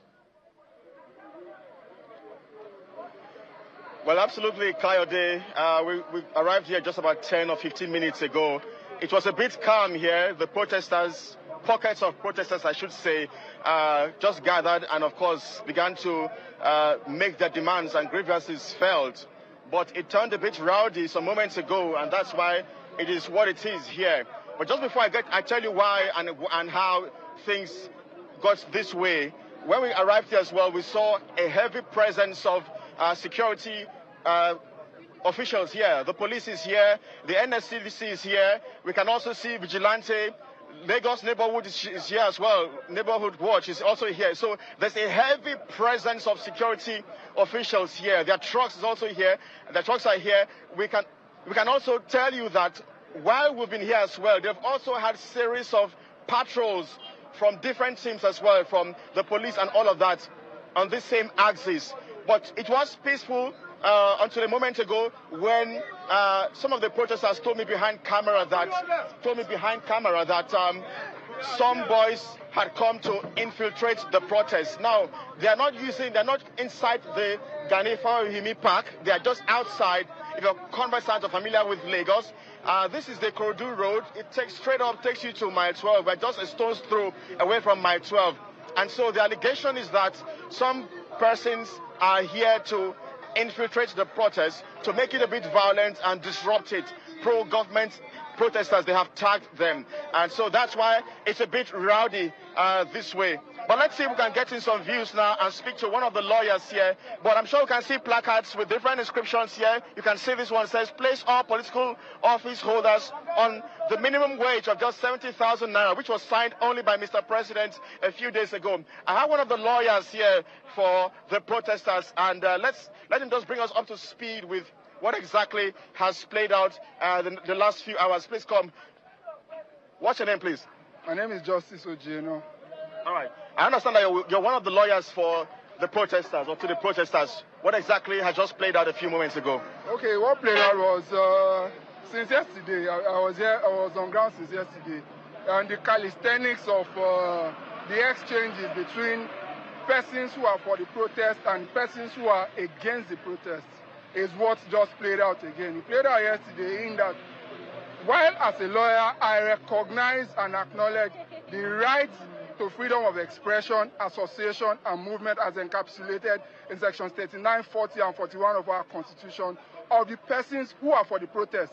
I also acknowledge that the persons who are against the protest too have such rights. But where the red line has been crossed both yesterday and almost about to be crossed today is when the people who are against the protest are actually now trying to physically assault and threaten. We saw that happen yesterday, threaten persons who are for the protest. And that's where we come in and we say no. And we are very, very happy and impressed so far with what the police, members of the Nigerian police force and other law enforcement have been able to do so far. They've been able to maintain the peace. But for them, we know that the person against the protest would have practically just made the life of the persons who are for the protest a living hell, and the protest will almost likely not have been sustainable. I wonder what's the plan now. This number of protesters we can see here, are we expecting more protesters? What's the plan for the movement? Okay, hopefully, it's my hope and prayer that more persons come to join. I'm not and ensure that rights of anybody who is here and for the protest, and of course the persons who are also against the protest, are fully protected and ventilated in a local. You can see the way I'm dressed. In the event that any of them are arrested, we are willing and we will speedily rush to our courts to ask for their fundamental human rights to bail. And we are very sure that we will be able to get it.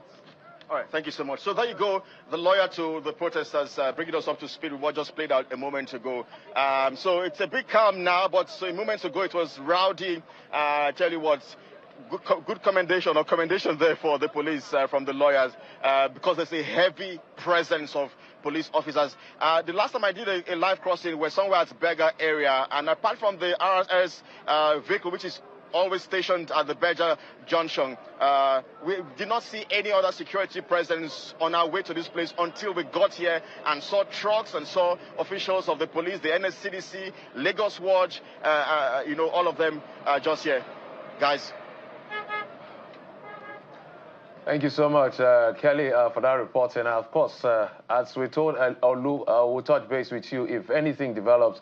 And it's quite commendable to see that everyone has right, both for those for and against what is going on. The police is doing their job to the best of their ability. Kayode? Oh, yes, indeed. So we're moving around the country now. We've given you a snapshot of the nation's capital, several places in Lagos. But there have also been questions about what's playing out in southeast Nigeria. So let's join our correspondent, Joy Odinye from Anambra State, as she brings us an update on the situation there. Dr. Alex Ekweme Square, Oka, the Anambra State capital. This place is significant because it always serves as a convergent center for rallies, roadworks, protest march, and every activity that will involve a large number of persons. It also serves as a wonderful place for lovers of healthy living to converge and have their physical fitness and their workouts. As you can see behind me, they're already on it this morning. And this is day 2 of the nationwide protest. And we are here to see activities. What's going on in Anambra State? Are they still shunning the protest? And to tell you, it is still the same, because yesterday when I walked around, I noticed that there were no places where people gathered to protest. In fact, I made calls across various areas in Anambra State, like Onitsha, Hiala, Nnewi, and I got the same response. There was no protest anywhere. This is attributable to the joint message sent out by the various youth associations in Anambra State, including the Ohaneze Ndibu, the National Youth Council of Nigeria, the National Association of Nigerian Students, and also the Anambra State Association of Town Unions, the youth wing. They sent out a message appealing and asking youths in Anambra State not to be part of the exercise because they fear hijack. They fear that unscrupulous elements might hijack the process and then cause mayhem in the state. For them, yes, one can start a protest, but you will never know how to stop the process. And so they said nobody, no member of theirs should be part of the process, and everybody or anybody that did that would be held responsible. And so today we are out again and we are witnessing the same thing we witnessed yesterday. People are going about their businesses. You see those of them in physical fitness. They are here, trying to keep fit.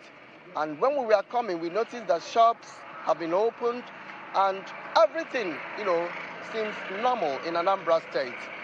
No protest. We keep monitoring, we keep roving around to see if there will be any development further. From Awka, the Anambra State capital, Joy Odinye. Well, thank you, Joy, for that update. There are still questions about what exactly played out in Lugbe area of Abuja. And we have eyewitness video just to give you a sense of what played out and an account of the situation. So there were protests, and the aftermath of that protest is what you're about to see right now. So eyewitness account says that there was a clash between police and some protesters who were burning tires on the road, and this is said to have led to the death of some people. The eyewitness say they saw blood on the floor, and some drivers on the road were driving with fresh green leaves on their cars just to say what they're in solidarity with the protesters. So they see eyewitness video showing people carrying the young man, and then this is at the hospital getting care. It's a very sad situation, seeing this play out for protests, that all of the organizers had said, well, our goal is to ensure this protest is peaceful, that we air our anger and our discontent with the economic situation in the country. But things went south, and there you see eyewitness video from the situation that played out in Lugbe area of the nation's capital, Abuja. I'm telling you.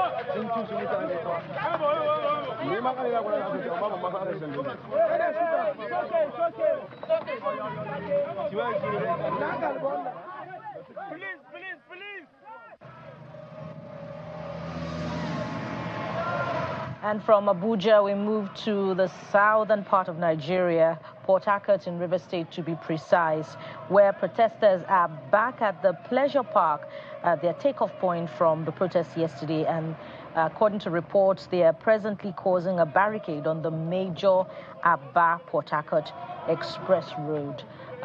Updates there from our correspondent at the pleasure park. And you know also that yesterday, Port Harcourt in River State had blazed a trail for this protest, starting off as early as about 7:34 to 35 a.m. ahead of other locations in the country.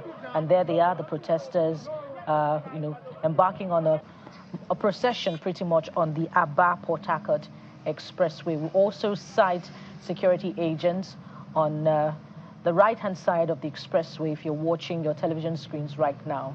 And of course, also on the left-hand side of the expressway, trying to keep the peace.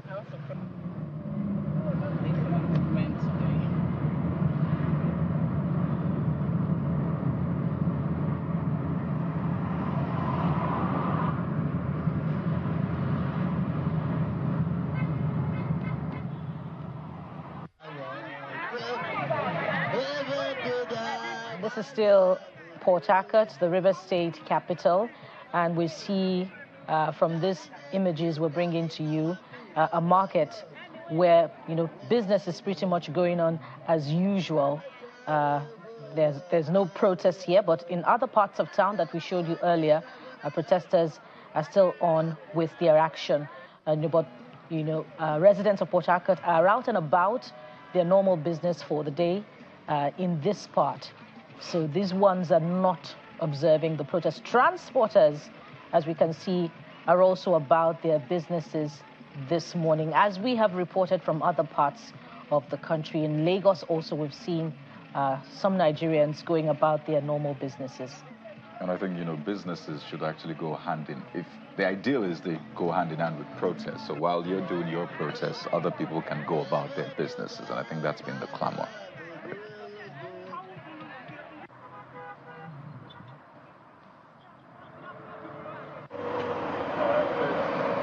This is the latest development as far as the Lugbe incident is concerned. You can see With the visuals you're seeing, clearly there was an incident, maybe tires being burnt, an incident of some sort, but it was quite chaotic last night. But this just what was left of that particular incident yesterday. Perhaps could this be the reason why the Abuja protesters are not settling down? Because it looks a bit close to volatile in some parts of the nation's capital. So everybody's keeping the watch, security agencies, even protesters. Nothing is happening to the best of our knowledge so far. But as soon as anything develops, we'll let you know. But those are visuals from Lugbe in Abuja.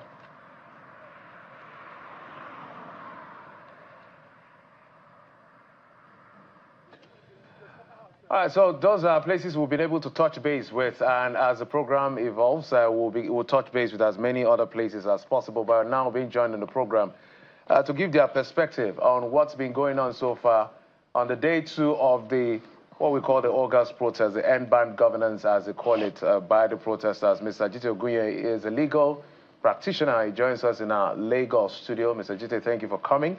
We also have Mr. Onyekachi Adekoya, security and defense consultant, joining us as well right here in our Lagos studio. Good morning, and thank you for having me. So let's start with you, gentlemen. It will be your initial assessment of what played out yesterday as against this morning. I would like to specifically start with you, Mr. Adekoya, based on what the IGP said yesterday. He gave a review, perhaps, of the report his men gave to him as to what happened on the field, and saying that policemen were attacked unprovoked and they are now on red alert. Maybe you help us understand what is red alert as well. And then you also talked about that if things escalate, they are going to invite the military. Some are saying his tone was too combative. Others are saying, the state has to take responsibility to protect itself. But before I get your view, let's get other persons who are joining us via Zoom. Dr. Aleye Tari Theophilus is the president, Ijaw Youth Council Worldwide. Joins us via Zoom, as well as Ronke Shoyombo, National Director, APC Professional Women Council. Thank you for coming on the program as well. All right, let me start with you, gentlemen. As we get other guests to join you, we'll let you in. So, Ms. Adekoya. Okay, first things first. I think the CTREP, what you call a situation report, by the IG yesterday is commendable. You must understand that when you have a crisis situation, communication can be the difference between further escalation or total chaos, or you begin to move towards a nuanced closure of the issues. We didn't see this in the last NSAS protest, where, for example, a top government official in charge of security will come up and give a daily report of what has occurred. So first things first, the press briefing by the IG should be sustained and continued and should be supported. In terms of tone of language and what it means by red alert, you would see a consistency in the language of the IG from the moment the protest was declared. He'd raised a number of issues. One, that he would like to see, if you remember recall the Twitter space discussion, that he would very much like to see this protest occur in areas that can be easily contained, managed, and properly protected. But the protesters were pressing their rights to freedom of movement, which is guaranteed to them by the Constitution, the freedom of association, and the right of assembly. The IG repeated, why not abridging those rights? That, what he also did not say is what we see play out yesterday. The fact that the security forces we have cannot fully dominate the space called Nigeria. It's over 774 local governments. We have barely 300-something thousand policemen, 220 million people. So it's not possible for the police to be everywhere, protecting everyone, all at the same time. So the IG was alluding to that risk, and also, pressing the would-be protesters to plan their protests in a way that will aid the security forces to provide them the support that they are also supposed to provide by the Constitution. Then to the last point on what does it mean to be on red alert, security operating levels are graded. You can grade sometimes level 1 to level 5, depending on who is grading and the system of grading. If you say level 5 being the case of extreme risk, level 1 being the case of low risk, or no risk. Typically, there can be no risk in security. There's always a risk of something occurring. So on a high risk, I think that the IG has mentioned that in some of the states, government security forces will now be on level 4, which is a high level of risk, marked by the color red. So they've coded red to show that they're at a high state of alert. The problem with that coding is what may come next. Maybe that's where people were talking about tonality. But remember that the state is the sole custodian of force, as it were. And the primary responsibility of government is protection of life and property, and also prosperity of the people. So in that graduation of force, I just wanted to make the point to say that the IG has warned, he's issued advisory, he has engaged. We now see that the protests in some areas are turning into riots. 21 people have been reported killed, over 175 reported injured, 1,135 thereabouts arrested. So the police is simply saying, by the moving to level 4, that the nation is now within a grading of high risk, and they may need to take steps that they feel is necessary. All right, before I take the view of Mr. Moka, let's also bring in Mr. Felix Moka as the National Publicity Secretary of the APC, also a human rights and pro-democracy lawyer. Mr. Moka, thank you so much as well for coming on the program. All right, so, but before I get to Mr. Moka and our guests on Zoom, Mr. Jitogoye, your take on this one. What was the question? The question I asked him about the review of the IGP from the legal point of view. He talked about the assessment and some of the things that they have observed and why they are on red alert. Well, what the IGP did yesterday, talking to his men and talking to Nigerians through the media presence, is commendable. Because rather than journalists and the media chasing the IG for anything we want to say, he readily came forward and then he had that press conference. I watched that press conference in part, and I was fascinated by the fact that he took questions from journalists and he provided the answers he could provide. Now, on day one of the protest, some of the things that the IGP was speaking to were evident from the media coverage of the protest.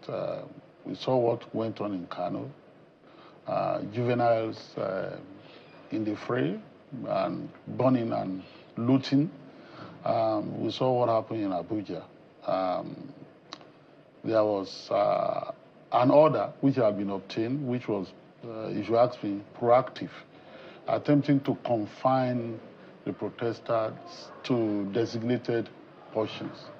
In the case of Abuja, the Moshood Abiola Stadium, we saw that the protesters, once they gathered numerical strength, defied that confinement and insisted on marching to Abuja, main center, the Eagle Square. We saw that the police in Abuja, supinely, if you ask me, didn't have any choice in the circumstances. They then started escorting the protesters and providing security cover. But is that express disobedience to the court order? Pardon me. I will come. It was. Look, there are many things. There are many things related to that. You could talk about that court order that I have not seen, for example, and you could talk about whether that kind of court order could be targeted at protest. I'm a lawyer, and I know that when you go to court, you sue certain persons or persons unknown that you may bring to court. So I don't know the details of how that order was obtained. I have not seen a copy of the order, so I would not be able to render an opinion on whether that was a blatant defiance of subtle disobedience. So I would not be able to say that. But what was evident yesterday was that the Commissioner of Police was there on the ground, persuading them to go inside the stadium and protest there, and some of them cynically remarking whether they were footballers that they should go into the stadium. And so they insisted on marching, and march they did, and police escorted them back to Abuja. And when they then got to Abuja, and a riotous assembly developed. They started firing tear gas to disperse the crowd. It's also true, because I have people, you're talking about eyewitness account, I have people coming from Abuja, that in the Nyanya and Kuba area, very early, people were being robbed, and, their property were being seized, phone and all that. And they were wondering whether, all day, that it was only in the evening that everything started subsiding. So, day one, we saw that very early, unlike the NSAS protest, where violence started on day 8, day 9, and so on, at least in Lagos. We saw that very early yesterday, violence had ensued. And so from the government side, I reckon that government officials will now say, but we told you that you couldn't have a protest without violence. Now, let me say this. People may wish to say that the upsurge of violence while we have protests is a measure of our crudity as a people. No. In United Kingdom, everywhere, there are mass looting of property when there are protests. So don't just assume that we are the only one doing this. However, if you organizing a protest that you say will be peaceful, you have a duty, even though you don't have protest marshals that can help you, you're talking about the police not being able to dominate everywhere. Even the protesters are even fewer. You could have organizers, but how many are there? So how would they be able to dominate the environment, the Nigerian environment, and then ensure that they keep protesters in line? So usually what then happens is that once a protest is proclaimed and people are coming out, everybody is left to his own designs, and then we have this kind of thing. So the challenge, therefore, is that insofar as protest is a vindication of the right of freedom of expression, Section 39, and assembly, Section 40 of the Constitution, there's a corresponding duty to ensure that when you have protest, you don't have upsurge of violence. Finally, in Lagos yesterday, a lot of people stayed back. As far back as 2 days before the protest, people in Surulere area and some other parts of Lagos were carting away their goods and wares home in their vehicles because they didn't want to be looted. Like the other. So we saw a lot of voluntary sit at home yesterday, and people not coming out just because they didn't want to be caught in the middle of all that. So that's significant for me. Let's bring in Mr. Moka. Quite interesting points you have made, gentlemen. But let's bring in Mr. Moka, the APC spokesperson. Mr. Moka joins us virtually on the program this morning. Well, Mr. Moka, the protesters came out yesterday across the country and they made their voices heard. And some have said it's not too much to ask for. End bad governance, fix the economic situation, ensure that at least what they're earning can take them home. They're able to afford the basic things of life. So for your party, which is in government, have you heard the protesters loud and clear? And is there some sort of, introspection to now come out to say, well, we are sorry, we appreciate that the policies of our government have brought this untold hardship on you people. Is that something that has happened within the APC, and is that something you want to voice to Nigerians and the protesters this morning, Mr. Moka?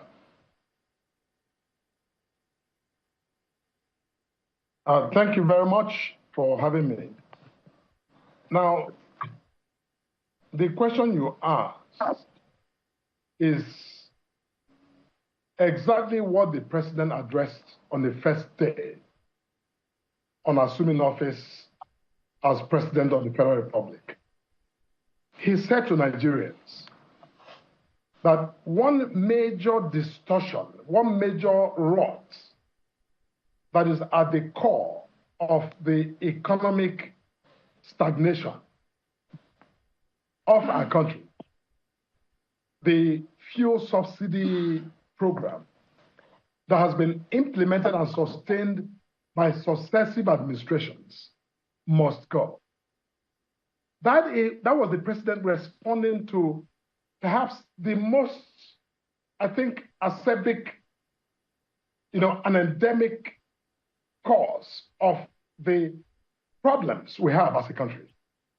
That nearly all of our earnings as a country has gone into the management of fuel subsidy. He decided that he was going to tackle that headlong. That was a statement in recognition of the fact that for a very long time in the history of our country, we have become totally captured in poverty by the management and mismanagement of this regime. The other one was the dual exchange rate program, which he also very courageously decided he needed to harmonize. You see, look, let me just say this, because I must provide the foundation for some of the comments I will like to make in this program. That Bola Ahmed Tinubu campaigned to Nigerians that he was going to remove the fuel subsidy and try to harmonize the dual exchange rates in our country. Atiku Abubakar, who was the candidate of the PDP, presidential candidate of the PDP, also campaigned on that promise. Just like Peter Obi, the candidate in 2023 of the Labour Party. All three major candidates campaigned to do that same exact thing. But what we're seeing today is that both Atiku Abubakar and Peter Obi, who also promised Nigerians to disrupt this horrific hegemonic economic system in the subsidy, are today misappropriating that same program to rail against the president and the ruling party. Look, this is a problem that has beset Nigeria since 1999 and was actually extended to 1960 at our independence. We have become enslaved to revenue from oil. And the politics and the manipulations in that system is the reason we're here today. It didn't start a year ago. It started a long time ago. So look, all I'm saying is that this is a president that has come out courageously to do something that other presidents before him didn't do, couldn't do, didn't want to do because of what we're witnessing today, because of the negative and sometimes very difficult repercussions of policies that are inevitable, that are intended to correct some of the horrific decay. Look, my analogy is this. It's simple. When you have a problem in your tooth and you go to a dentist and he decides that a root canal is the appropriate treatment, what they do is that they open up your tooth and go to the root to clean up the nerves and the rot at the base of your tooth, and then find a way to cap it, either with a crown or with some other filling, so your tooth can become functional again. This is what this president is seeking to do. All right. So do a root canal and restore Nigeria to a path where we can begin to, prosper and, prosper sustainably. That is the whole program. But, look, this president has accepted. Yes, your explanation about the problem indeed is well taken, but it's instructive to reiterate that my colleague's question was whether or not you'd be willing to apologize on behalf of the party for the untold hardship that those policies have brought upon Nigeria. But please hold your thought there. We must quickly take an update from our correspondent in Ojota area of Lagos. Kelly has an update for us. Hello again, Kelly. What's the update you have for us now? All right. So, Bukola, again, we are just somewhere around the Ojota area, but this time around we have had to stray a bit from where the protest is happening. If you can see behind me, the cameraless can capture that behind me. I mentioned earlier the presence of security officials. You can see the Lagos Neighborhood Watch. They're right here on ground at this point, or this part of the bridge underneath. The protest is just far ahead. But, all right, so, the protest is ongoing. It's beginning to build gradually as the minutes go on. But guess what? We have spotted the presence of the Commissioner of Information and Strategy, Honorable Benga Omotosho, who we understand has somehow made some tour around the city to just ensure and see how the protest is ongoing. Honorable, thank you so much for your patience and standing by to speak with us. We'd like to just please bring us up to speed as to what exactly have you seen so far, the past 24 hours? So thank you so much. First is to thank Lagosians and all of us of Lagos that this is not going out of hand at all. And to say that I've gone around, I've seen everything. It's all peaceful. And that for our people who are protesting, they've had their right, they've had their say. Mr. Sanwo-Olu, the governor, has said that he has had them loud and clear. Now it's time to go home. Now it's time to rest the protest. Now it's time to call it off and move on to action. See what the government will do about all of the things that they have said. And for our Muslim brothers and sisters, today is Friday. They should spend the Jumat to pray for the country, to pray for Lagos, to pray that the unity that we have, and all of the things that have made us true Lagosians, that we continue to cherish them. And one of those things is that Lagos is peaceful, Lagos is secure, and also to use this opportunity, like the governor did last night, to thank all our security people, all security personnel, the police command, the military, DSS, and everybody, civil society organizations, traditional rulers, religious leaders, all of the people who have contributed to the peace that we are experiencing now. And to let the protesters know that they have been heard loud and clear, and that the government is going to do all the good things that they have said the government will do. They should go home.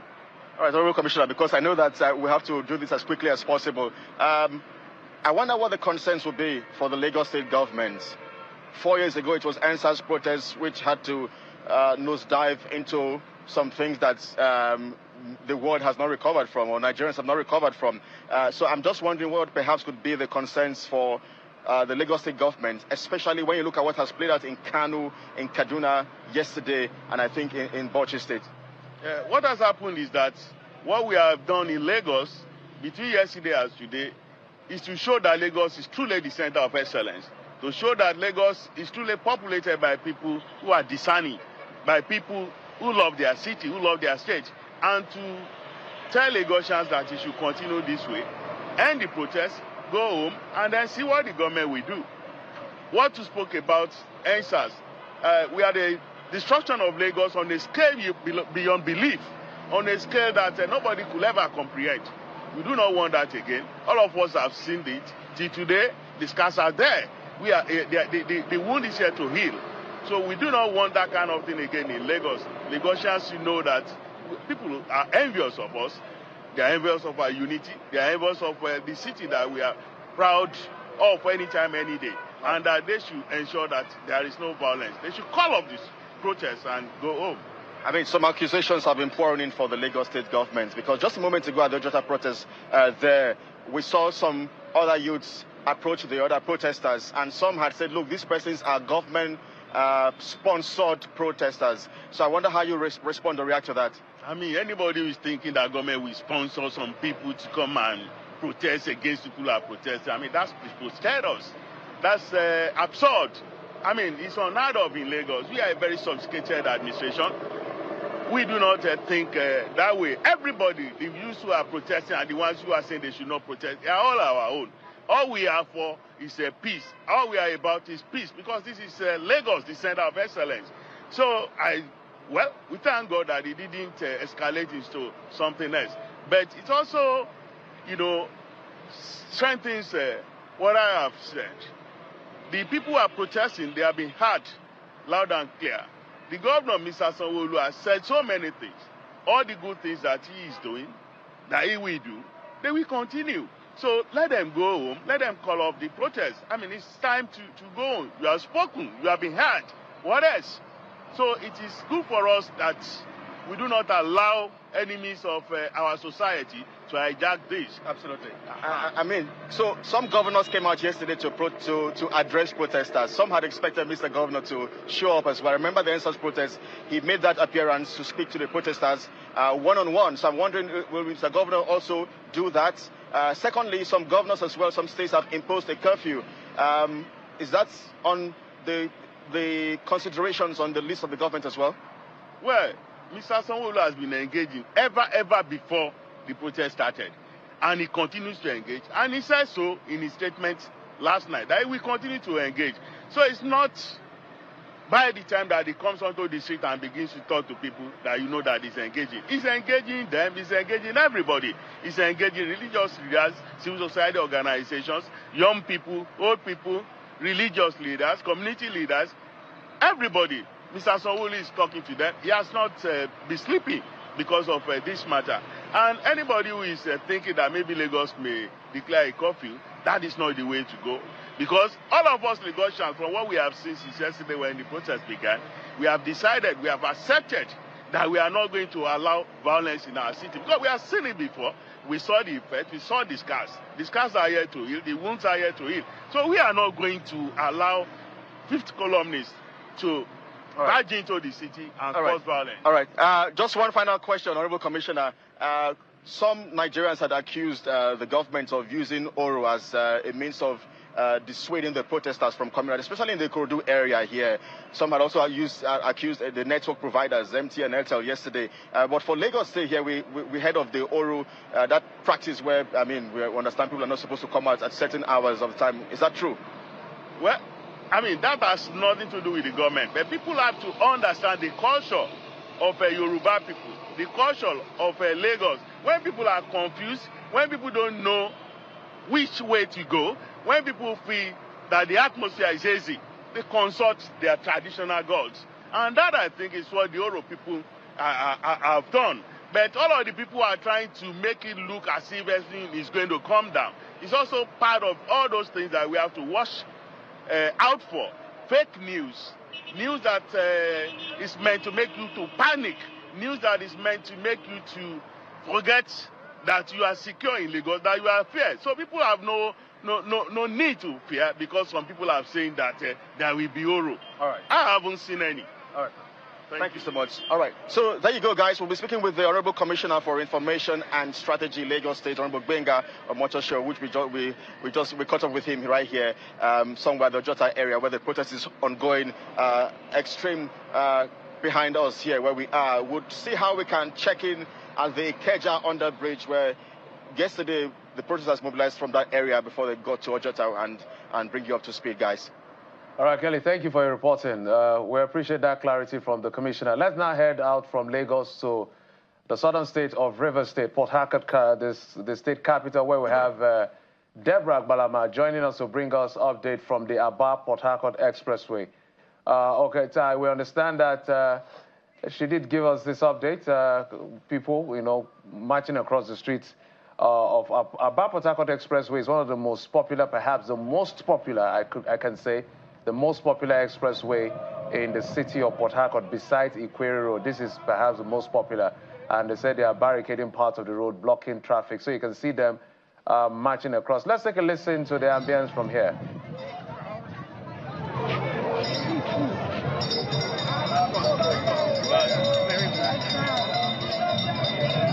Crowd has increased. They've blocked the 2 lanes now, so you can see vehicular movements are impossible at this juncture. I don't know, I think network is very bad. I'm trying to connect live.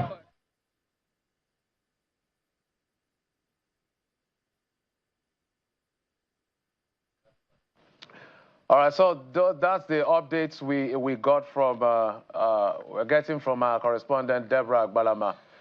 We also have Mr. Theophilus, the president of the Joy Youth Council Worldwide, joining us. But I will first like Mr. Felix Moka, the APC National Publicity Secretary, to land on his thought, because we had to interject to get to Ojota area of Lagos. Mr. Moka, maybe land on your thought, and that question about whether the government, will I say remorseful or sober, or just want to, you know, seek for more understanding, given what has happened? Apology. Apology, actually. No worries. Look, the point I was making is that this president from the get-go has recognized that the levels of hardship and poverty in the country requires fundamental solutions.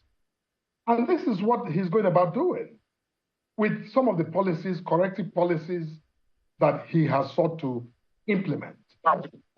Yes, those policies have, in the short term, I think somewhat worsened some of the, indicators of hardship in the economy.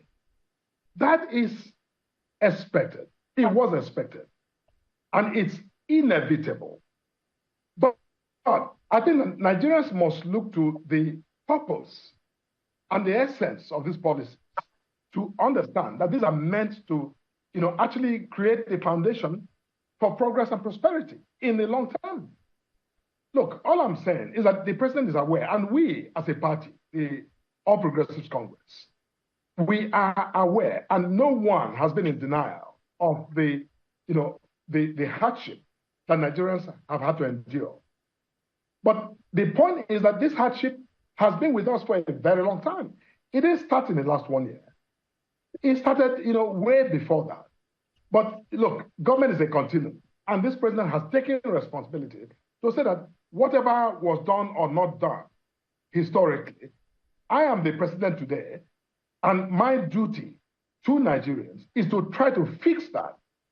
But fixing it is not a walk in the park. It clearly will bring on some, transient, complications and difficulties, which Nigerians are going through. Okay. And everyone in our party regrets that. The president regrets it. But when something is inevitable, it's inevitable. Well, Mr. Moka. But all I'm saying is that must stand firm and be patient. All right, Mr. Moka. Enable the government to the point taken. So, in other words, this part, your government, the party government, is not apologizing to Nigeria for the hardship caused by the policies of this government. Look, it's not about apology. Right. Apology is not a point. Okay, action, no problem. Deliberate, intentional action to solve the problems that were created generationally. That is the point. That's what this president is tackling. Indeed. It's not about apology. Okay. Point taken yet again. Let me go to Dr. Theophilus, the president of the Joy Youth Council Worldwide, and just get a sense of how you're taking on board the messaging from government at all levels. Well, Mr. Moka just spoke for the government in power, at least the party in power, the APC. Do you sense empathy? Do you sense that this government really understands what the protesters are trying to pass across? Do you have that sense? Dr. Theophilus. Thank you very much. Nigeria is one society that we have come to understand that those that found themselves within the corridor of power are so comfortable. They don't take the feelings of the masses into consideration in whatever way to find how the masses are. They're acting to issues. First of all, in fact, the APC publicity secretary has made it very clear to us that the party does not owe Nigeria any apology. And that alone has sent the signal to us that they don't have empathy for the masses. First of all, hardship does not have what we call boundary, neither does it know who is from APC, non-PDP. Hardship is hardship. Economic hardship is economic hardship. And that is why today you see that the people of the Niger Delta, despite being the group of people that are laying the golden egg, are still coming out to tell Nigeria that enough is enough. This is not about people coming to say that the president should leave office. But somebody that does not have a good template to manage the affairs that will bring progress, dividends of democracy to Nigeria, ought not to even fit for the office of the president. Believe me, I was even surprised when the APC publicity secretary was making statements that the president took a bold step under his administration to remove subsidies. This is the same subsidies that Mr. Goodluck Ebele Jonathan, our past president, in 2012, make pronouncement that, look, Nigeria's problem is as a result of this subsidy. And for that singular reason, that subsidy needs to be removed.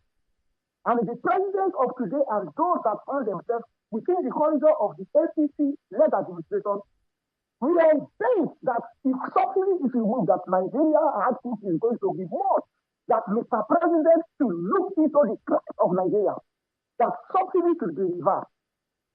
And as a listening president, Jonathan reversed the subsidy and just stop what we call pump price. When Goodluck removed subsidy in 2012, the petrol pump price was increased from 65 naira to 120 naira. But based on the expectations of Nigerians that is going to cost a lot of hardship, President sat down with his cabinet and they reversed from 65 naira to 96 naira. Today, somebody from the APC is now telling us that this is the person that have gotten Nigeria at heart. Believe me, if in 2012 subsidy has been successfully removed under the Goodluck administration, we will be here discussing about subsidy. Maybe we would have been discussing about how we can bring more refineries to be producing petrol products to reduce pump price for us. Nigeria APC government has failed us with the masses. And that is why you see that in every quarter, every part of the country, people are coming out to say that enough is enough. Man does not know brother, neither does he know sister. No tribe.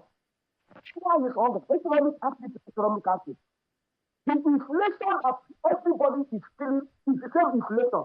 One of our people that are in the rural area are even experiencing over 200% inflation just because the transportation in our terrain is quite different. What am I saying? The APC government does not even understand what Nigerians are passing through as a result of their wrong policy. This is not the time where we are going to be allowing people that will be bringing trial and error programs, trial and error formula to come and manage affairs of Nigeria. We have 3 national one refineries. Except you have made your proclamation that you want to see. What are the plans that you have put in place to make sure that when you remove subsidy, the petrol price can be managed? You never put that into consideration.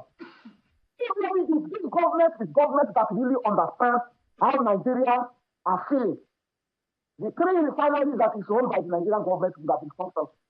The Dangote refinery as we speak would have been producing. Would have been problem to the Dangote refinery. But just for the fact that they are so comfortable and they find themselves within the corridor of power and they don't understand how the masses are feeling, they believe that they can play politics with everything. Today, you go to the north, people are protesting. You go to the south, people are you go to the Niger Delta, people are protesting. You go to the southeast, people are protesting. Yeah. Nigeria problem, that is where the Niger Delta people came. We see the Nigeria system that the best way to solve the Nigeria crisis is Dr. Theophilus. We should people of the federation. We're talking about how we can really reduce hardship for Nigeria. Yeah, Dr. Theophilus, Mr. Moka has heard you as a representative of government here. He has heard you, and perhaps he will be responding to that later on. But we have more updates on the action in the Federal Capital Territory this time around. We hear that police have dispersed protesters with tear gas at the Berger roundabout in Abuja. And you have the images coming through now on your screens. We can see the protesters, but we gather that moments before they were dispersed with tear gas. Let's take a listen to this.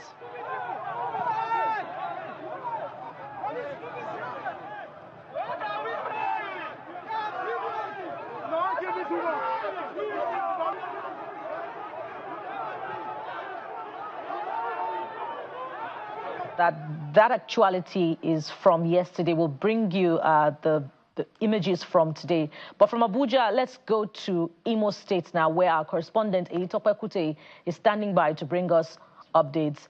Hello, Tope. Good to see you again. Yesterday, You told us there were no protests. What's happening today? Okay, you can see behind me, I'm standing right on the popular Wedra Road here in Owerri, the capital.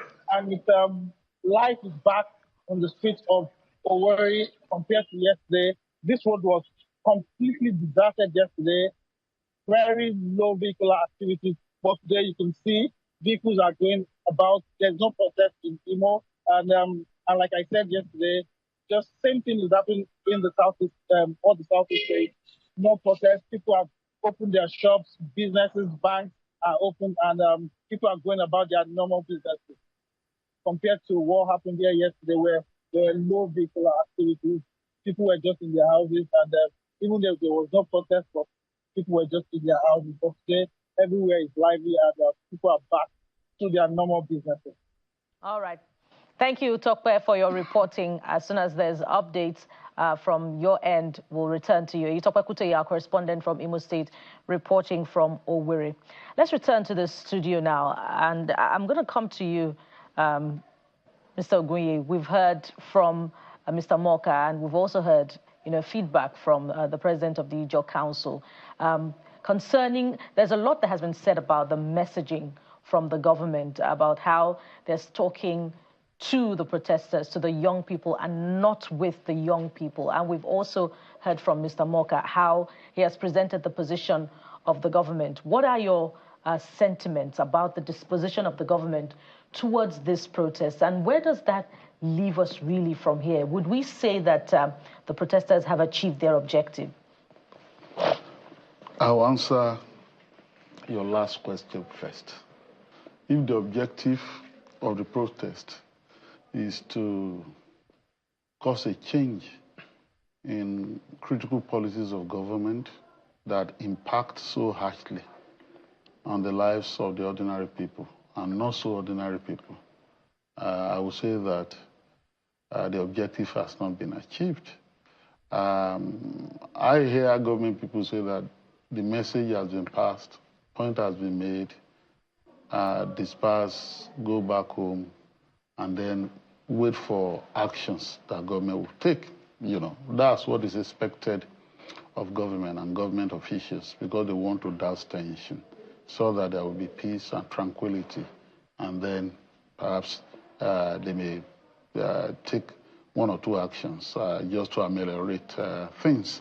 Now, let me say that my fundamental understanding of where we are today, which not many people are talking about, is that the Nigerian ruling class, the Nigerian ruling elites, and yes, I acknowledge that these days we don't talk about ideology anymore in public debate. We just want what is good and what is best.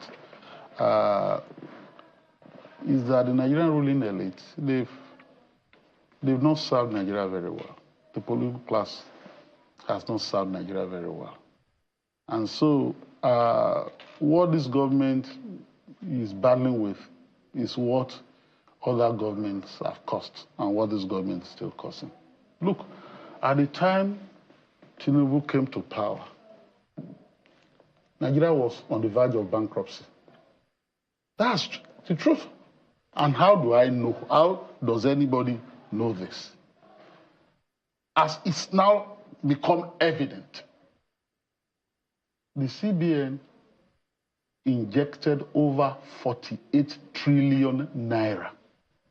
Not 24, not 25, into the economy, meaning printing money that they call ways and means.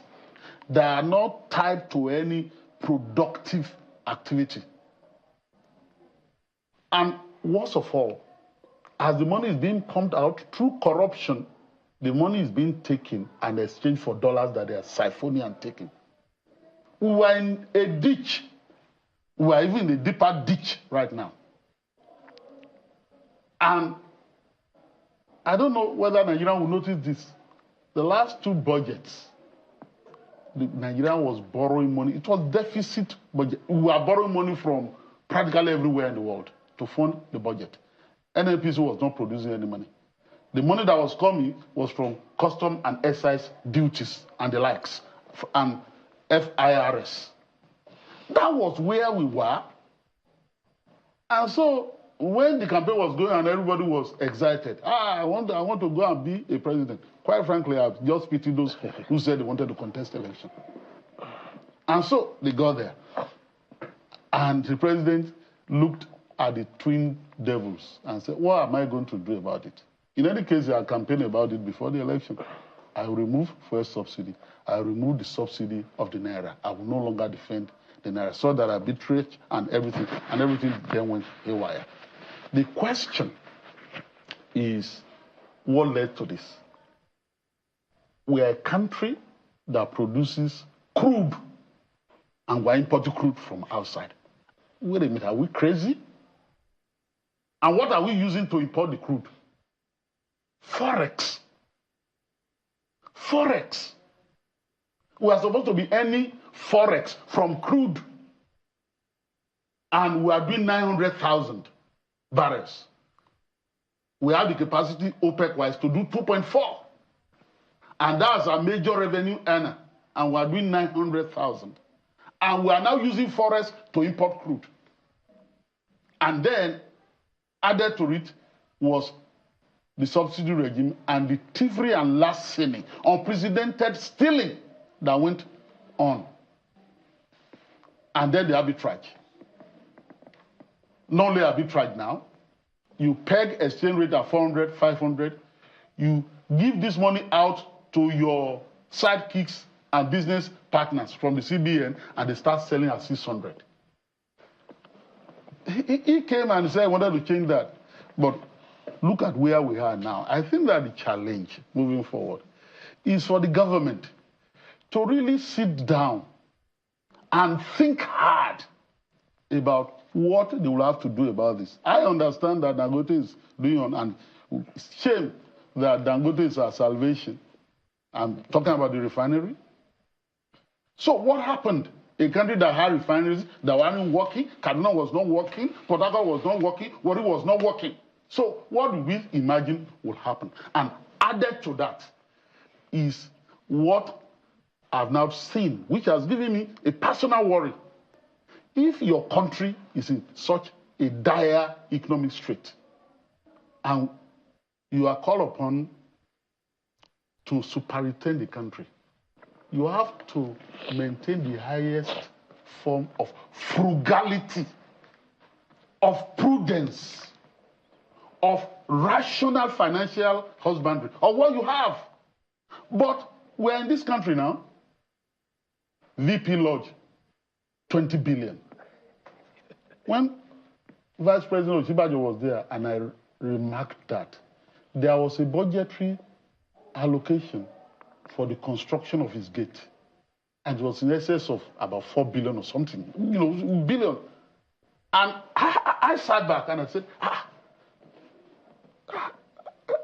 so is it that these are money has become so useless that you need that kind of money? That may not make any meaning to those who are in government. It makes a lot of meaning to ordinary Nigerians who cannot eat, who cannot feed, who cannot send their kids to school, who die because of preventable diseases. Okay, so the government really needs to sit down. I understand that. I listened to Felix Moka, his lawyer. He was on this side, and it's good that it's on that side. You were able to understand. It goes beyond just saying that the president has no choice. He campaigned for it. He had to do what he had to do. But look at the impact now. And it's good that he said that the president has said, yes, either what he did or what those who are there previously did. He's sorry, but he has to tackle the situation. So that's my understanding. Right. And unless and until that is dealt with, protesters may go home. They may disperse. The problem will persist. And so if we do not have organized form of ventilation that won't go violent, then what kind of form of ventilation are we going to have? That's the food for thought. Exactly where, as though you read my notes, I was coming to that particular point, which I want you to speak to as a security expert, because at the end of the day, no matter what Mr. Felix and the government and everyone is saying, all of us are primary witnesses of our own experiences. Our reality stares in our face every day. Is the government doing something? Absolutely. But are we feeling it? Not exactly. That is what the people are saying and are hitting the streets. So it feels like out of the hunger that people are feeling and the government worried about what can be escalated, it appears like scaremongering and poisoning what was going ahead. In fact, some people are saying government did more publicity for this protest than even the protesters themselves. The challenge is where it landed, which I want you to speak to as a security expert. If people go home because of, oh, we can escalate and all of that, and they still go back to their own experience, this one, they gave us days to be ready for. Are you worried about what will happen next? Very, very, very difficult question to ask and to attempt to answer. It's almost like kicking the can down the road. And I do not agree with government official who says that the people should go home. You cannot tell the people not to exercise the right that they have. Firstly, is there a bigger problem down the line? Absolutely, yes, I agree. There's a bigger problem. In managing the problem, you must first define the problem. It's not my business, but permit me to correct Mr. Moka a bit. President Tinubu did not remove subsidy. Subsidy was removed by President Buhari. Subsidy was not even in the 2023 budget. You know, that is clear. It's not even the business of this administration. I'm an economist by training, though I don't like to speak too much of that side. But I'll give you a case in point. The U.S. is in debt today, owing $35 trillion as at today. Nigeria's total debt to GDP maybe hovers around 90-something billion dollars. The U.S. is owing $35 trillion. By any sense of classification, the US dollar should be junk. Every currency across the world is managed. So the free flotation of the naira is a fallacy.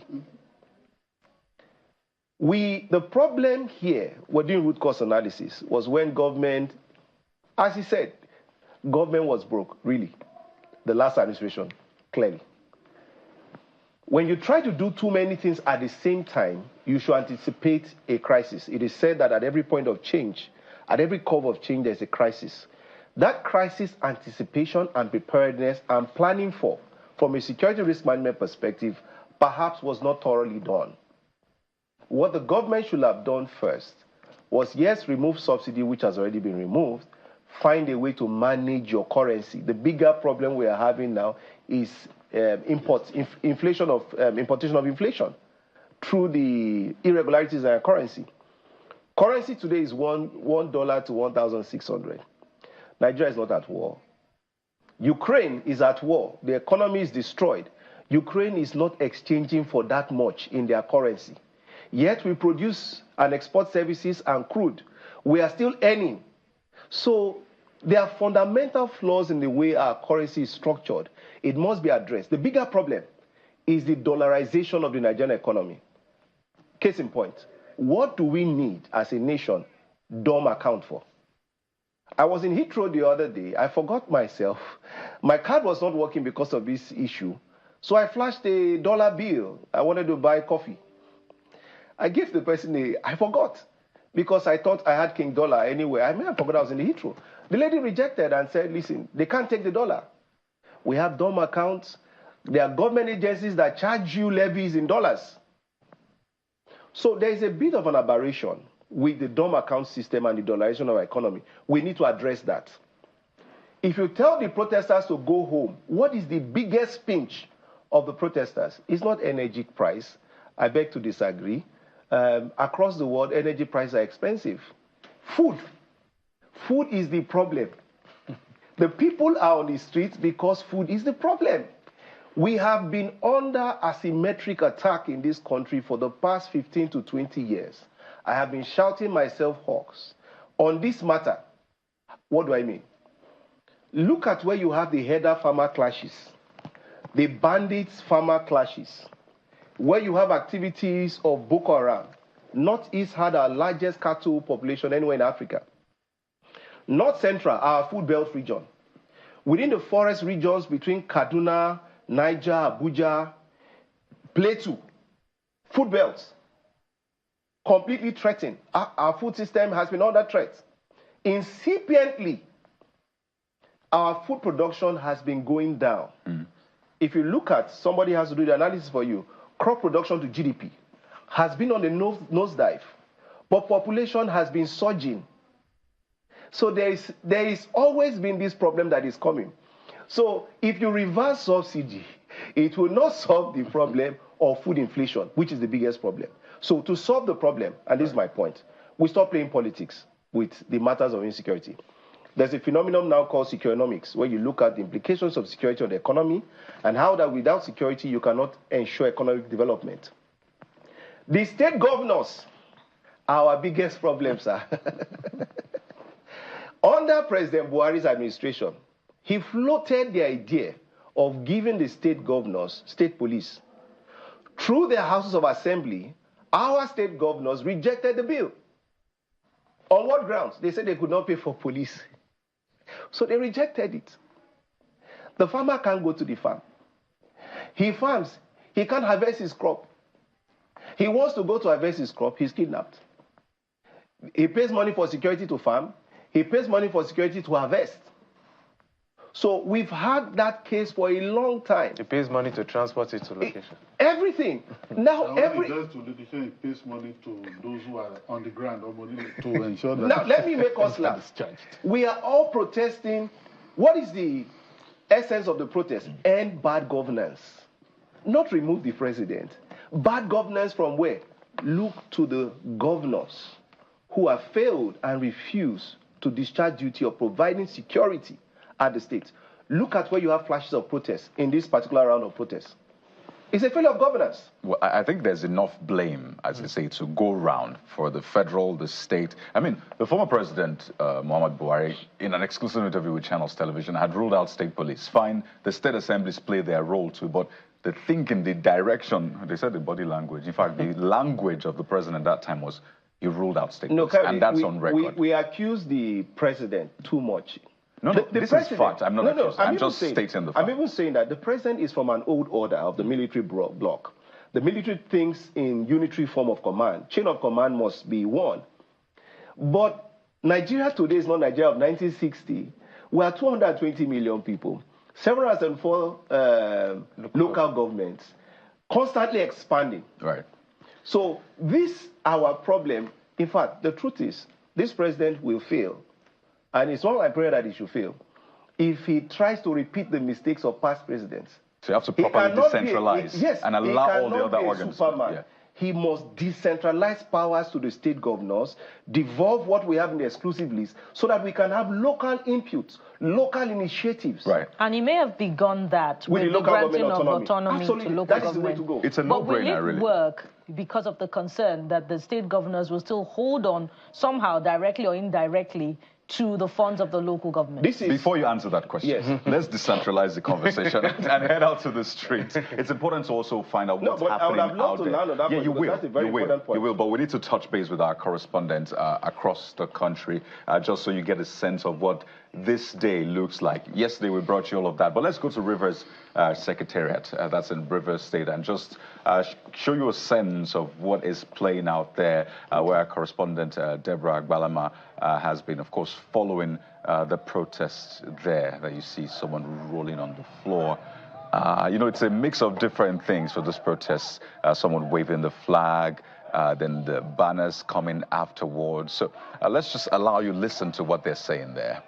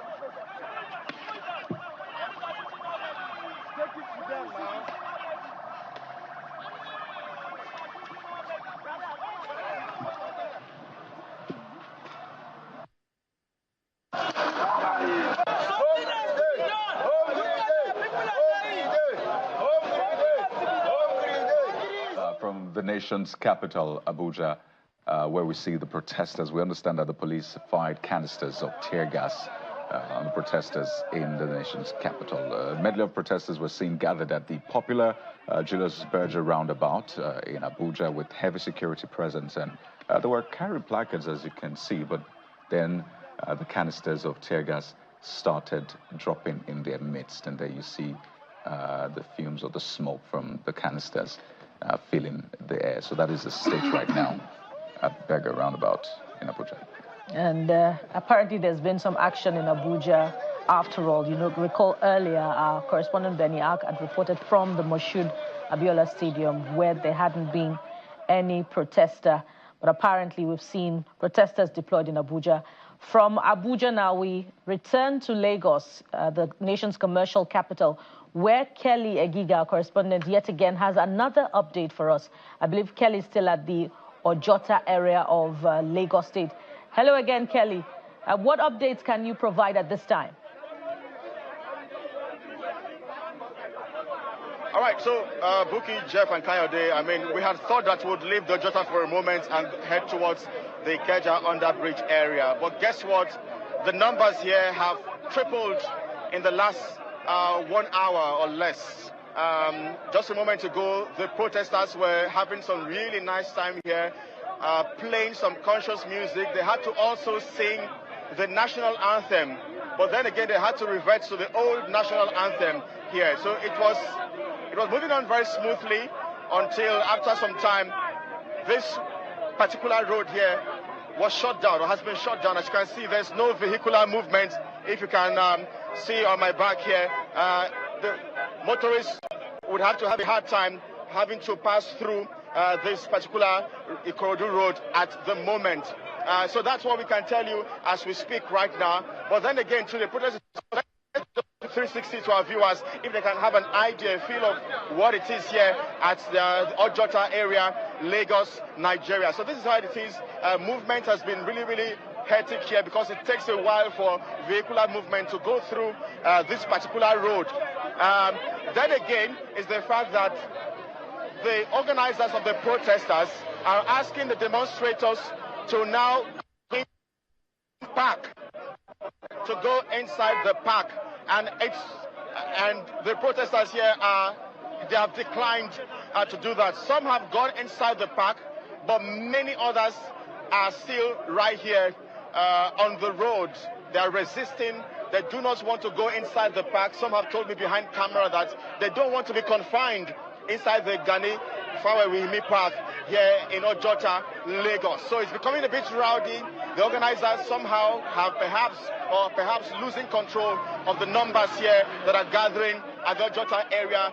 Let's see if we can bring you one or two of the protesters to share with us what exactly they are saying, what exactly the issues are. Just a moment, please. Just a moment. Just a moment. All right. Let me begin with you.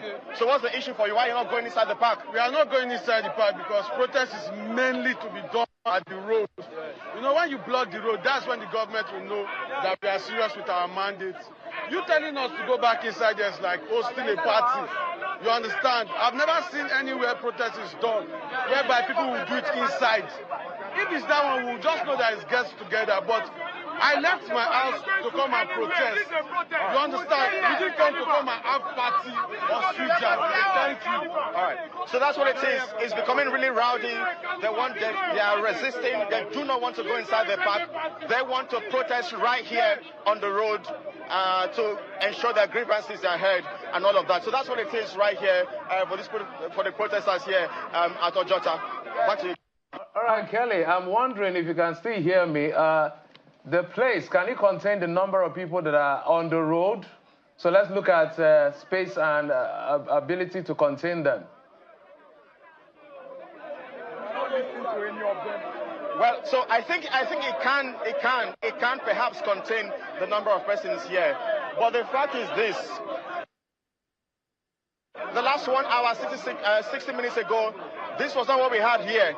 So the numbers are increasing by the day. Somehow I think the security presence here has perhaps reduced a bit. So the numbers of protesters, they are beginning to come out a bit more. And so it can't take them perhaps, but it's the fact that they feel they feel confined. And look at what is going on now right here with those who have to try to pass here.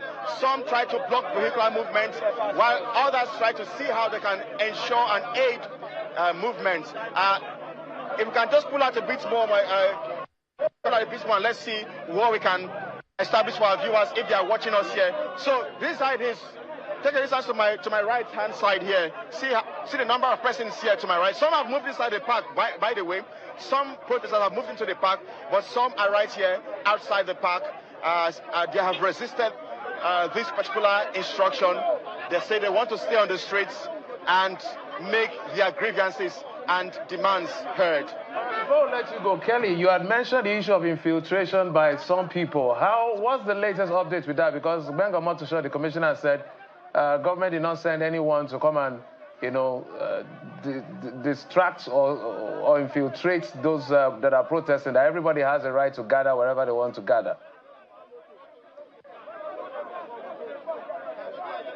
Yes, so we had actually spotted some guys walked in an hour ago or thereabouts, but somehow those guys left. But one of the reasons the organizers are giving for the need for the protesters or demonstrators to move inside the park is the fact that they have their own insecurity intel, and so what they have heard, what they are seeing, or what they are hearing is not too good, and so that's why they had thought it is better for them to go inside the park so that they can avoid any sort of disruptions or. But the others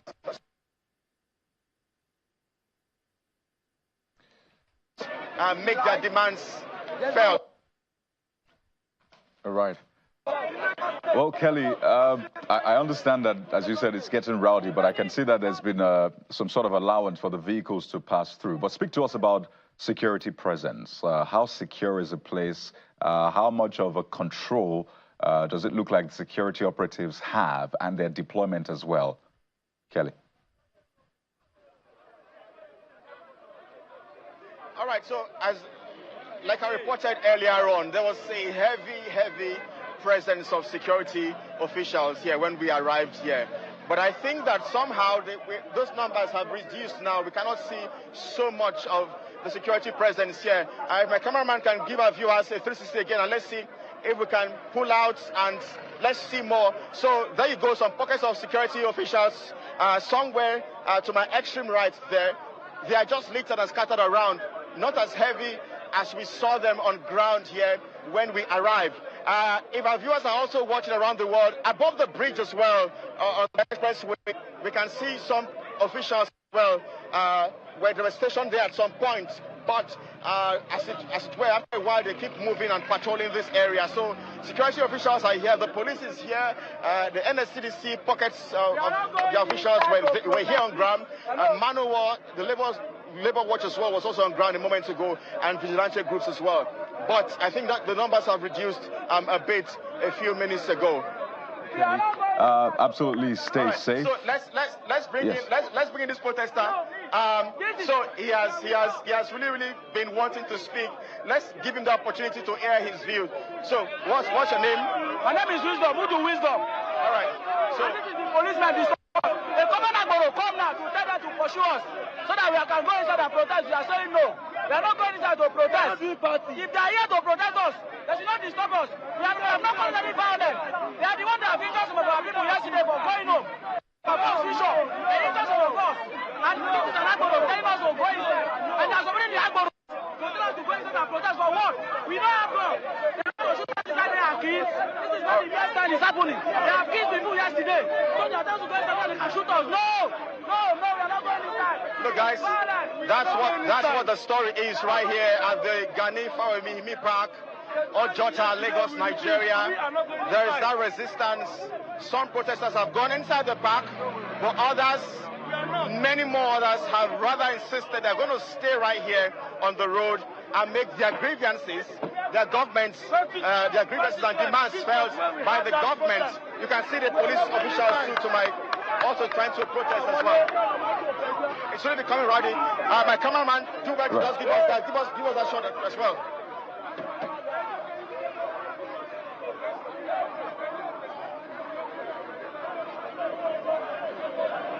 it's really becoming rowdy. Guys, it's becoming really rowdy. There's the resistance.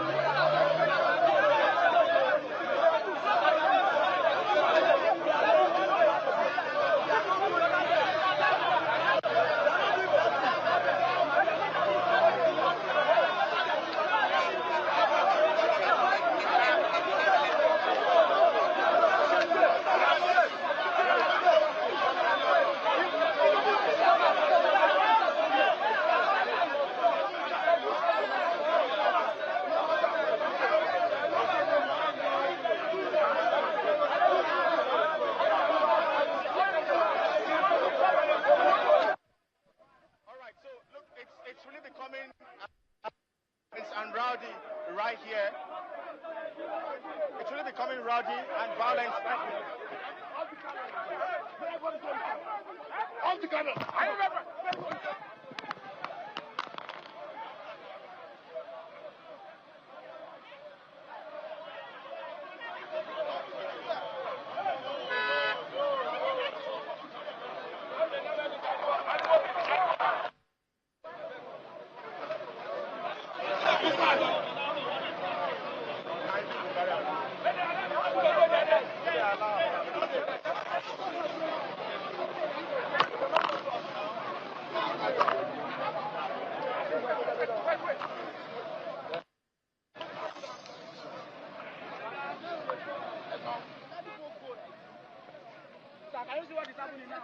Well, Kelly, if you can hear us, you might need to find a safe spot where you can film from. You're watching live images from the Ojota area of Lagos. Our correspondent Kelly Giga has just been hit. His microphone fell off and the battery as well. So he's trying to... All right, Kelly. Yeah, Alpha. Can you guys hear me now?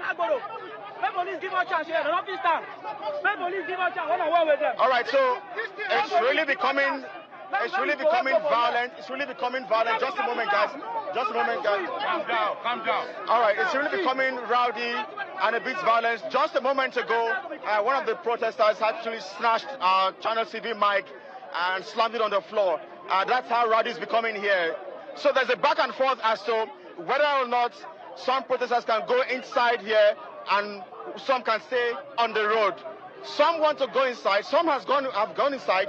but others have decided to stay right here on the road. The arguments for those against those who are on the road is that they want some sort of vehicular movement, but the protesters and demonstrators, they feel confined. They feel if they go inside there to protest, they feel restricted. And so that's the fear for these ones. They want to stay on the road right here and make their grievances and demands felt. Guys. You say is that you keep safe, keep some safe distance so that we don't have any incident on our hands as much as possible. Just keep safe. I wanted to find out from you exactly what the police is actually saying, because I know you've been talking about the argument amongst the protesters. So we're going to touch base with Kelly.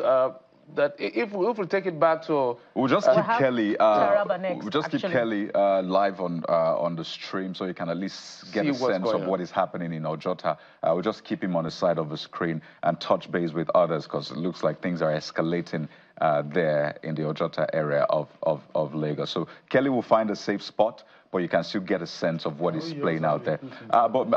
Yes, Mr. Ogunye. Mr. Dekoya, 2 minutes, 1 minute each. What are your thoughts about what's going on there? My thoughts on that is that this is actually the challenge of organizing mass protests and all that. Now, if you look back to the NSAS protest, the moment on Lekki Ajasis that road was successfully blocked, which is an arterial road, and then the people on the other side were locked in.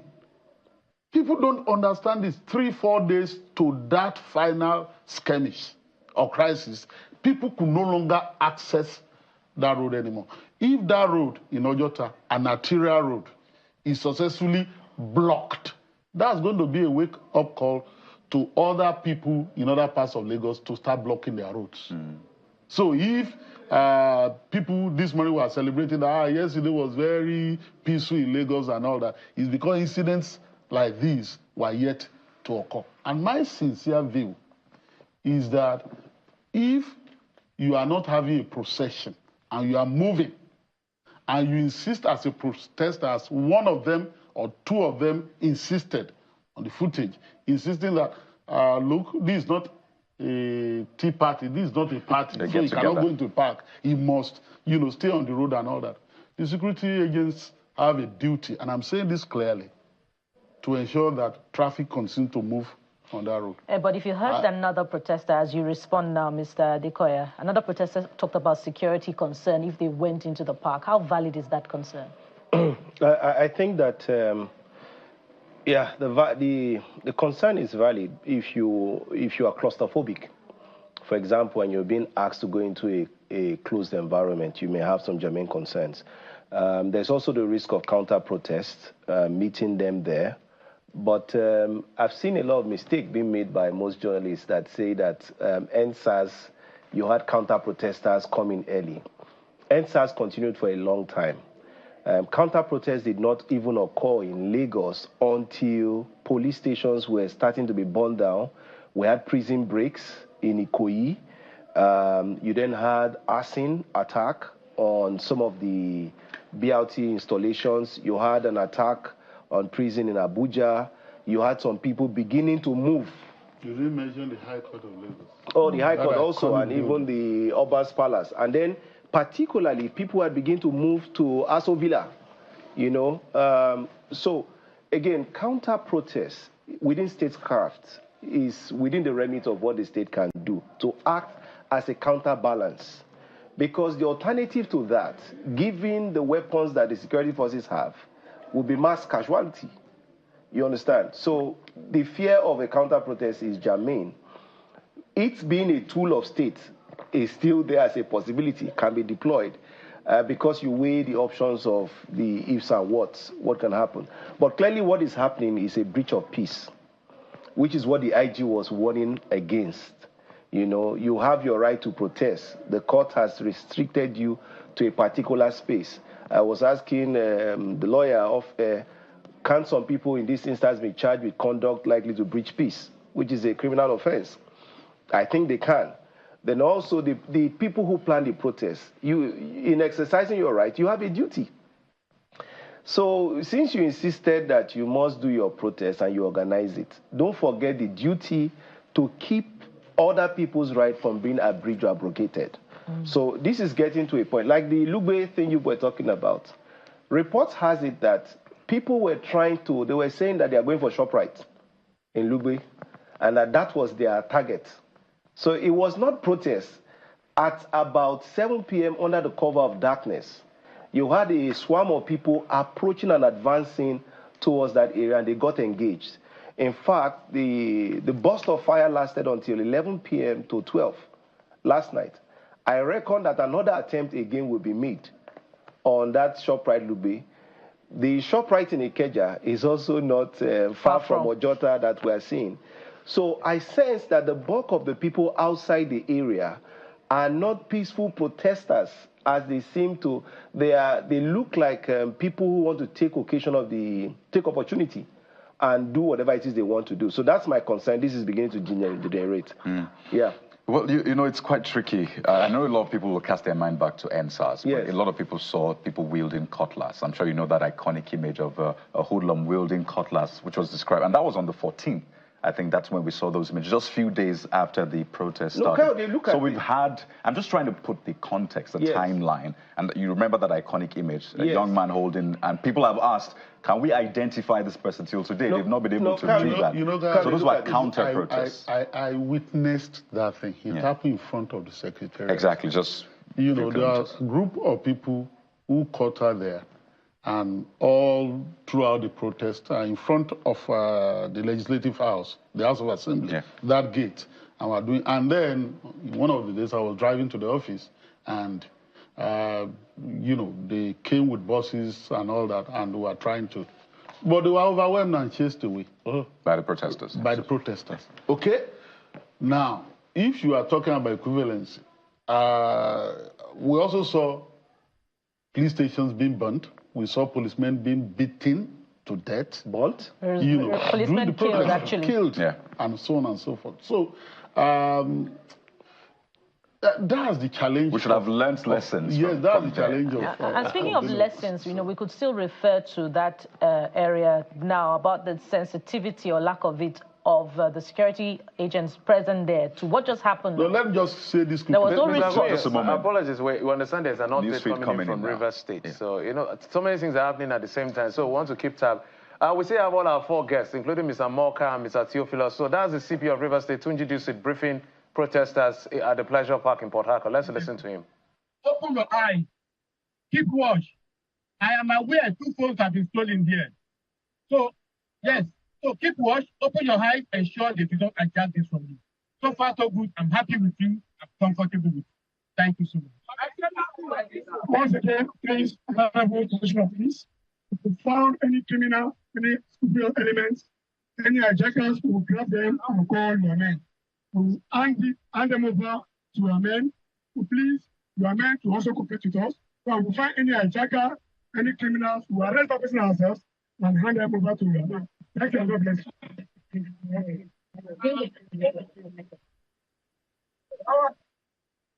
I have a request. Okay, sir. I have a request. I do not want you to block the road. Allow people to wait. I want people to pass and go to their area. If the roads are blocked, it is no longer open. You are infringing on the rights of other members of the public. If you infringe on the rights of other protesters, the request we have also is, sir, yesterday, you can see how peaceful it was. We moved from here to the government house, and the governor came out and addressed us without no issues. We are also promising you that while we are working on the street, we are not going to attack anybody, neither invade any vehicle or any shops. So also count on us, sir. Because we will stay here, the crowd will close that more and cause chaos. So those will see and protest and move to make ease for the crowd control. Thank you, sir. I want to assure you, I'm leaving the two here, and Assistant Commissioner of Police. You can relate with him. Everywhere you want to go, they will go and they will protect you. And I want you to protect with is friendly. Our officers are friendly. Okay, sir, we thank you for your cooperation. Where do you want to go? We are not going anywhere. Where do you want to go? Thank you, sir. We are not going anywhere. We are staying here. We assure you that because when you are starting, it's easy to control the crowd to avoid looking. Anything happening anywhere, you know that it is not hot. And that's why this place, there is no supermarket here or anything. Taxi man, no cab has been harassed and none will be harassed, sir. We respect your professionality and we applaud that. We're also telling you that even if we are not happy with the government, that's why this protest is being held. We assure you that the people here are very, very decent. So, trust us, nobody will loot, steal, or vandalize anything. Thank you, sir.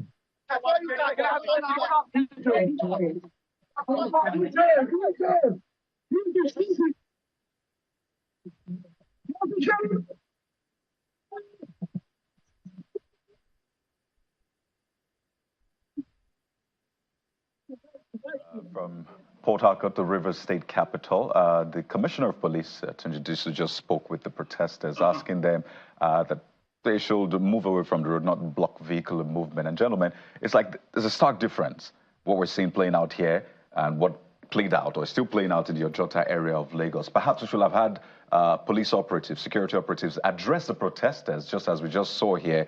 Is that something you think will have helped in the Ojota area of Lagos? No. You know, that could have helped. But you see, there are so many interests involved in protests like this. You know, many people come there with a mindset to cause chaos. Right. Many want to protest really, and they're very patriotic about it, and they're very passionate about protests. So people have different agendas. So if you have people who have a mindset of being defiant, of staying on the road, of blocking, you don't even know whether some of them are fifth columnists who provoke the dispersal by force. Or by tear gas. Or by tear gas. So a lot of things are in the mix when you have a kind of protest like this. But I think that the police are trying to engage in Lagos. The police in Lagos, you know, coming from that orgy of violence. You know, in the wake of that, you saw the governor, who's still the governor now, you know, going to the police headquarters to encourage them, because the police in Lagos really suffered a lot during that crisis. Their esteem was lower. Their, you know, a lot happened to them, to their psychology. We still have Dr. Theophilus, of Ijaw Youth Council joining us virtually, and this is an area you're familiar with. I'd just like to get your thoughts, Dr. Theophilus, because these are your people as well, and seeing how the protest is building up, how there's the engagement, seeing what's happening in Lagos State. By the way, we'll still touch base with Taraba State just a moment, and with our correspondent in Ojota.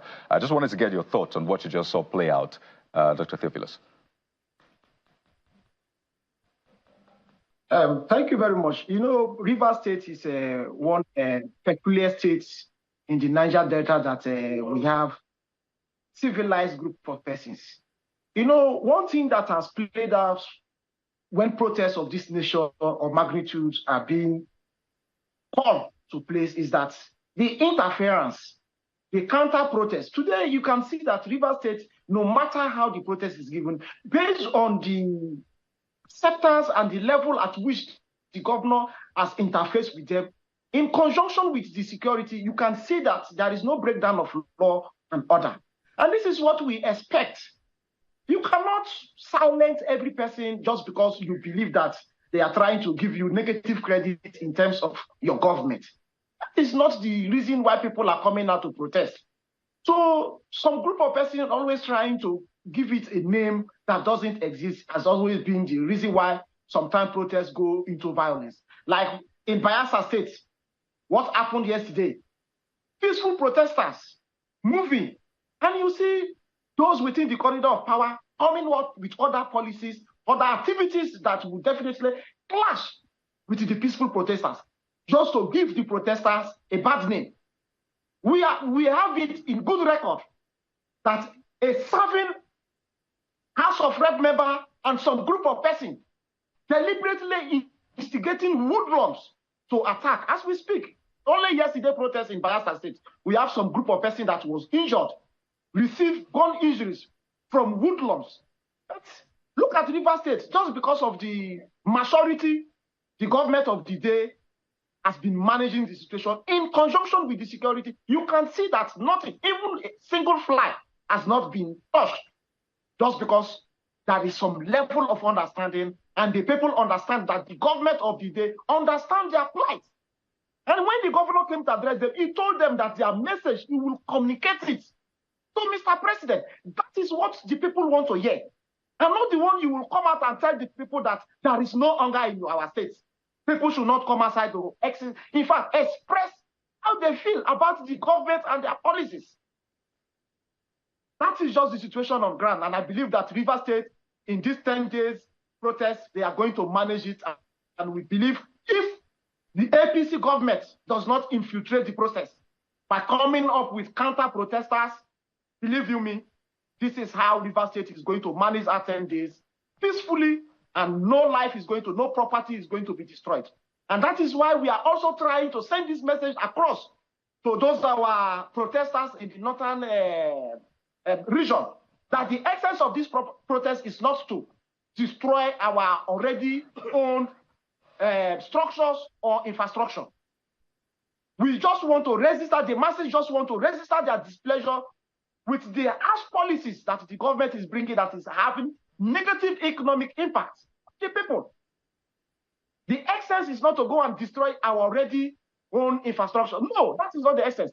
It's those within the corridor of power that believe that these people that are coming to take power away from them and mobilizing counter-protests. Okay, when these protesters were trying to say that they are going to protest, the security and all the rest said that these people should write to them, informing them. Are they not telling us that these counter-protesters also wrote to them to take permission or inform them that they are also going to protest on this same day? If the police and the security structures are not going to be taking sides of the government on issues of this nature, believe you me, protests are going to be completely peaceful. Protests are going to be completely... See, some of Nigerians are an educated group of persons. We are politically literate.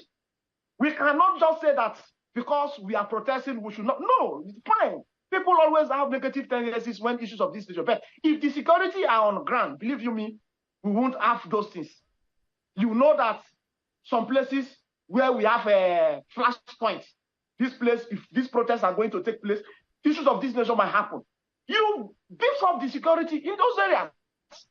But leaving it so that you just want to target a name that, yes, when protests of this nature come, this is the situation, you already design it so that you give it a bad name. It's not the best interest. It's not of the best for Nigerian government and those that are managing us within the states.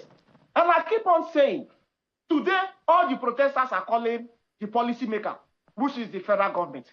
Having been power has been decentralized, most of these protesters will be calling the name of their governors because those are the people that they gave the mandate to manage that. All right, Mr. Theophilus, if I may butt in. My apologies if I may butt in, so we can touch base with other locations across the country, but your points are duly noted. Let's now head to Taraba State and give you an update on what is going on there in Taraba.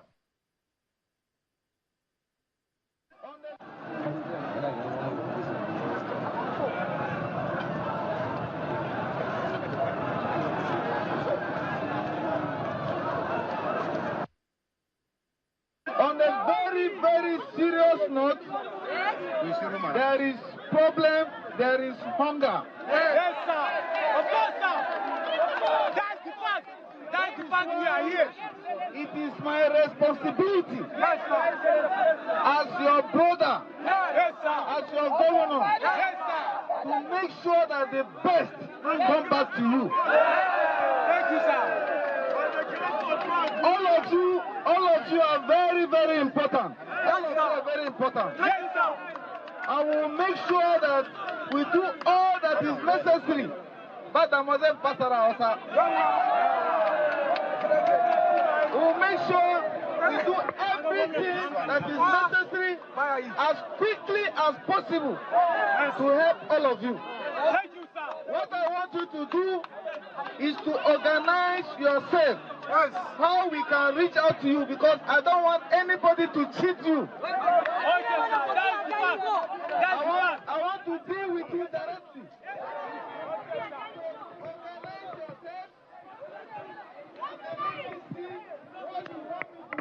Yes, sir. Yes, sir. Thank you, sir. I love you, sir.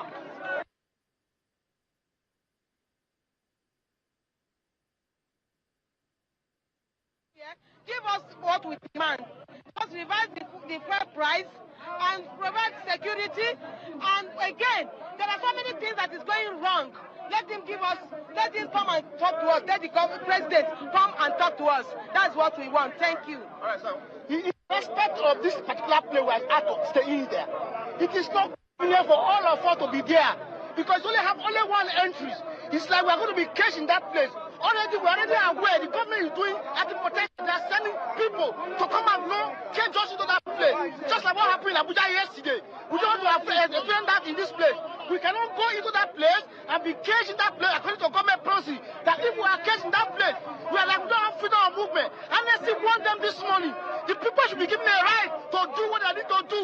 We are not going to destroy anything in this place. We are not supporting any who knows to make sure that here, between the environment here, is destroyed. We are protesting for our right. The president himself to come out.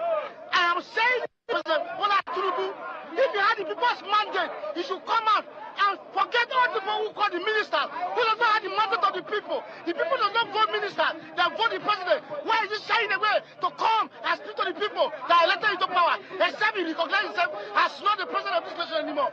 If you know there is the president of this nation, it is the right time for him to come out and speak to the Nigerian people who are in the street crying for hunger every day on daily basis. Nobody can move anywhere.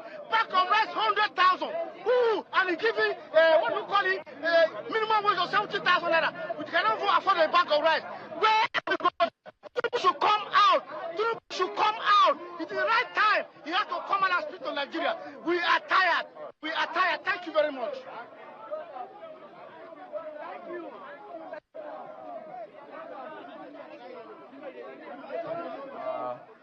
Ojota in Lagos, Nigeria. So we move from across state, from Rivers to Taraba and now to Lagos. Those are live visuals you're seeing from Ojota here in Lagos, Nigeria. Correspondent Kelly Agiga making sure that all sides, as many as possible, are ahead. The policemen, we can see them, we see protesters. We can see now that vehicles are being allowed to pass through, which was a major concern, that your right to express yourself should not infringe on someone else's right to move around. Let's take a listen.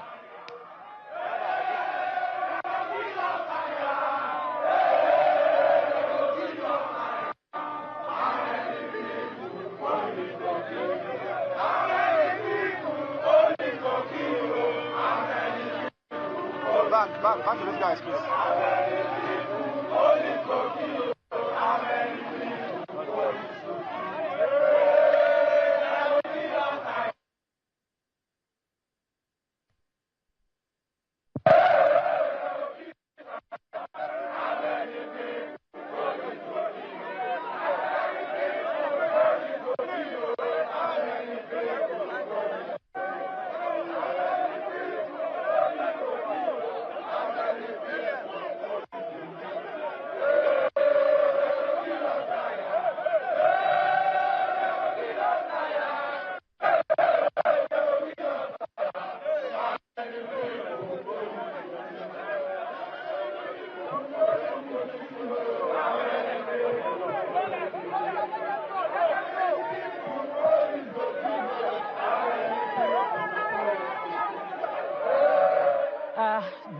Live images from Ojota there, where it appears tempers are high from one of the speakers there, and the numbers from correspondence reportage are increasing by the minute, or if you like, the hour. And of course, security operatives are present there. We'll keep tabs with the situation in Ojota, and we hope that it doesn't degenerate. We'll keep tabs with Ojota. In the meantime, we'll return to the studio Ojota right now, as it is very concerning. And I go back to the point I made earlier, during that momentary incident where we saw one of the protesters hit a correspondent's microphone. It dropped and was looking for it. We didn't see a quick response from the security operatives who were, at some distance. What if it turned, a little more violent than that? I wonder if you agree with Mr. Ogunye that, the psyche of security operatives is a bit different from what we experience in other parts of the country because of the NSAS experience of 2020. Mr. Adikoye? Yeah, absolutely. Their psyche was impacted negatively, but it's been built up. It's 4 years now. It's back. Funnily, they are now a bit more on the edge. Not that they are down-spirited, but their latitude to withstand taunts has been reduced greatly, which is why you hear the IGP, because we lost a lot of policemen in that last cycle of violence. So the IG has been very clear. I mean, there was a video circulating that we saw a senior officer charging his men to apply force continuum. Force continuum is a doctrine of escalation, where you escalate as escalation becomes necessary. So it's good to see that they have not done as they are feeling on the inside, that they're exercising restraint. In the instance you shared, it's not safe for you to carry an AK-47 into the midst of a crowd of people, because that's a very dangerous rifle. If it bounces off on the ground and it's a rapid-fire mode, you can have a bigger crisis. So it's sensible that the police, who have not been told, they don't have rubber bullets, they don't have certain things, they cannot rush in. They're staying and creating a cordon around the protesters. What I think I want to see is also to educate Nigerians that when you're planning a protest like this, the protest planners must also have protest stewards, people who can be marked like protest marshals, who can act as a support to law enforcement, guiding the people into different behaviors they want to see. I think that's what we need to see as a lesson going forward, that when you're planning a protest, plan security also that will complement the security of the state. And that may also help in a case like Ojota. Right. So it's By the way, go ahead. Speaking to these live images, so it looks like they're now on a procession, unlike what we saw earlier on, that they were at a spot. And I think this is fairly what you were expecting, at least, to happen, so that there can be vehicular movement. Now, NSAS, and we have to keep referring to it because that's like the reference point, right? The violence we saw was not by the protesters who came out to do their own thing peacefully. Obviously, the counter-protest was not by the protesters. The carnage and eventual destruction we saw was not by the identified protesters. And the point here now is they have demands. And for them, that is what they want to be met. Meet our demands. And you can see some of them. Place public officials on minimum wage, return subsidy. I know, Mr. Ogunye, you talked about the twin devils that this government had to look at and chase away. But these are the pain points. You've talked about food inflation. At the heart of it is food. You saw the young man with the banner, and he chronicled the price of different paint buckets of food items. So that is the pain point, food item. And they've said civil disobedience is the way they want to go about this to make their points known. So, Mr. Ogunye, there's a lot of moving parts here, but the onus is still on government to make that move. I agree. Not just because our constitution says so, and we cite this often. The security and welfare of the people is the primary purpose of government, Section 14, 2B of the Constitution. Not just because Constitution says so, because it is the reality.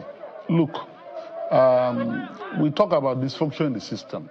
A tuber of yam now is selling average 4,000, 5,000. Issue in Lagos. That's the reality. And so food prices have skyrocketed, and people have their backs to the wall. But you see, the duty of government is not only to open the store, open the food reserves, open where they store foods and say they are going to force prices of food stuff down. I guess that part of the duty of government is to also mobilize the people to do what the people ought to do. We have about 20 million people in Lagos, and all of us have no farmlands where we do subsistence farming.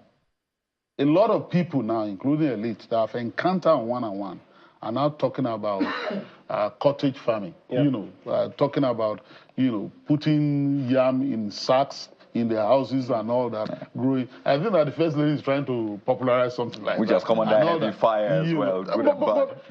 But that's something. Right. That we should look at. So if you have 20 million people and all we do, including elites, including middle class, everybody, farming, including those who are protesting, what we do every day, because we must eat, is to then say we want to buy food. When the purchasing power of that money crashes, we're in trouble.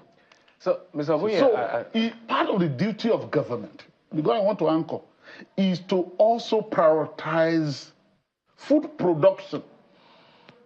It's not just about, I come from a place that sometimes now I ask, do you even have June 20 every year is a New Yam Festival Day? And I ask, do you have yams that you eat? Some of them, for New Yam Festival, they wait for the yams from the Middle Belt. All right. We'll head to Abuja. Just pardon me. It's a lot of things happening. There's a lot. We're going to come to the... I would like both of you to speak to it before we head for the break, which is the issue of the president coming to speak to the people. What will that do to change the psyche of the protesters? But let's head to Abuja first up. We understand there's an update from our correspondent, Benny Ark. Benny, tell us what's going on in Abuja.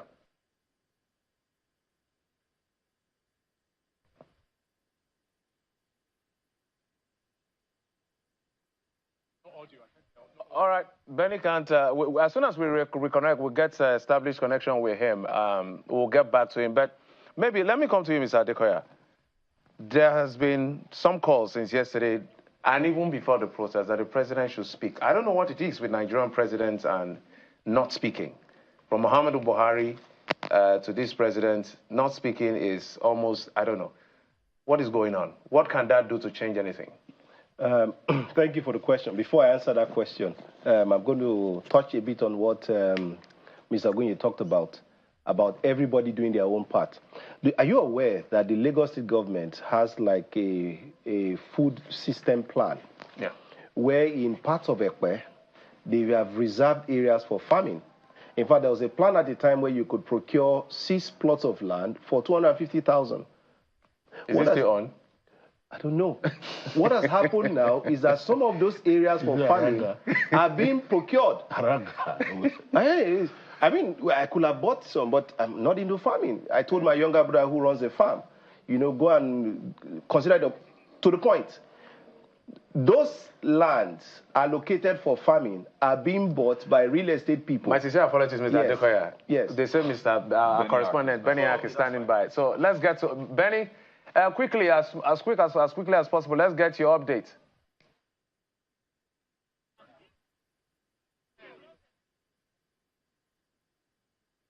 Hello, Jeff, can you hear me? Yeah, go ahead with the update you have for us, Benny.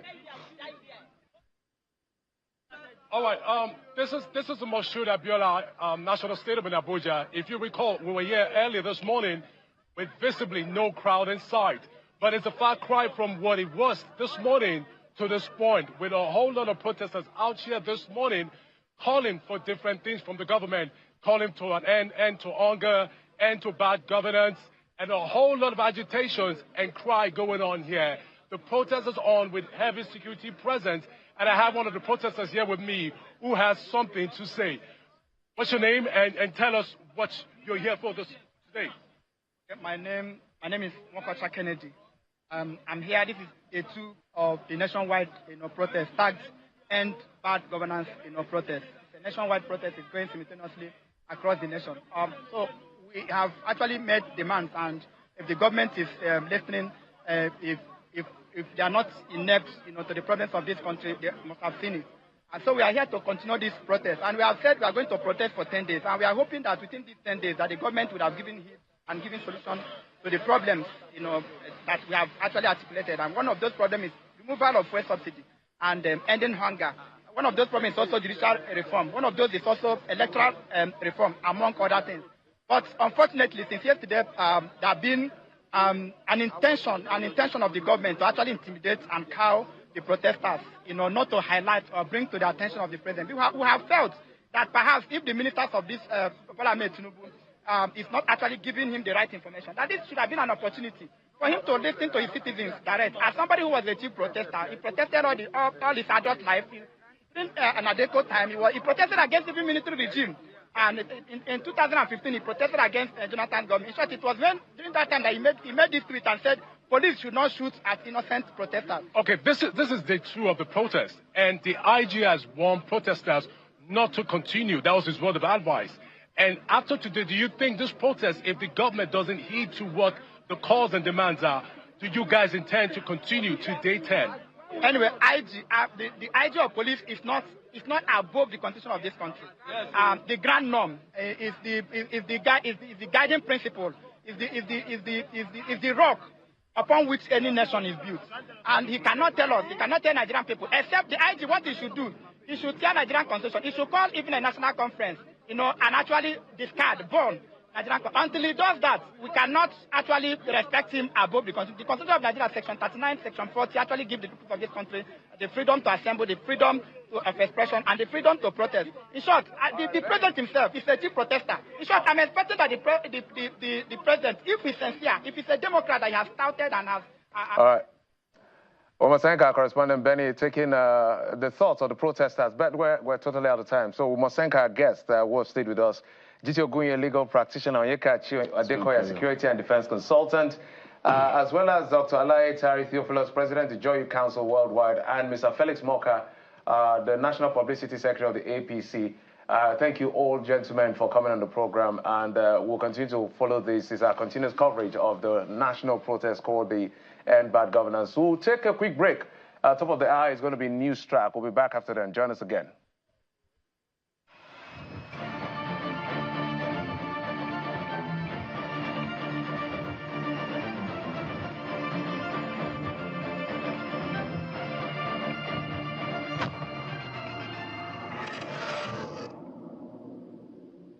The following is a paid presentation by ShopX TV. Do you find it's difficult to make it to the gym? You want to improve your overall health, but don't know where and how to start? SportX Digital Compact Treadmill. The compact foldable treadmill that makes being active and losing weight fast and easy.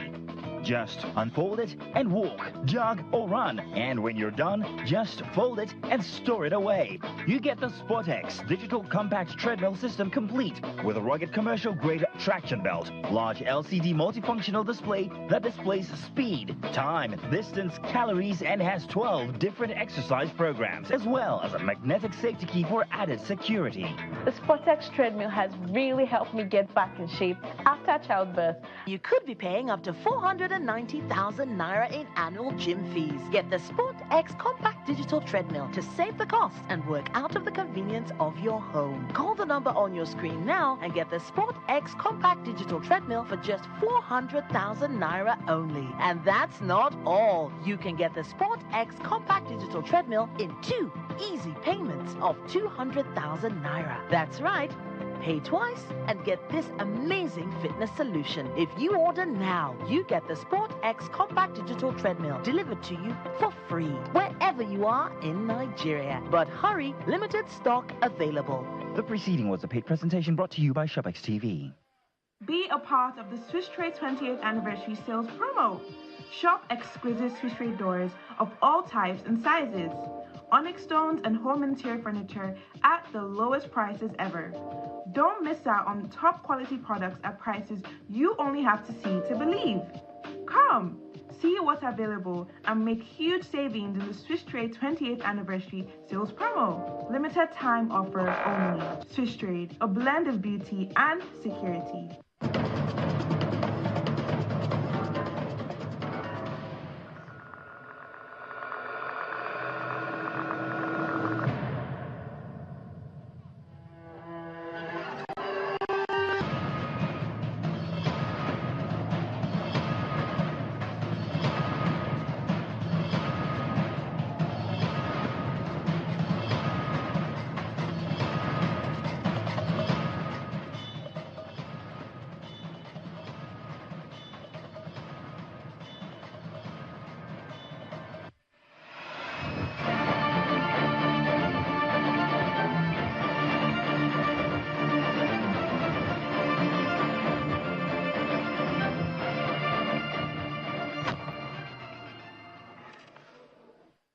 Hello and welcome to News Track as we bring you our ongoing coverage of the August protests taking place across the nation. I'm Olumide Macaulay.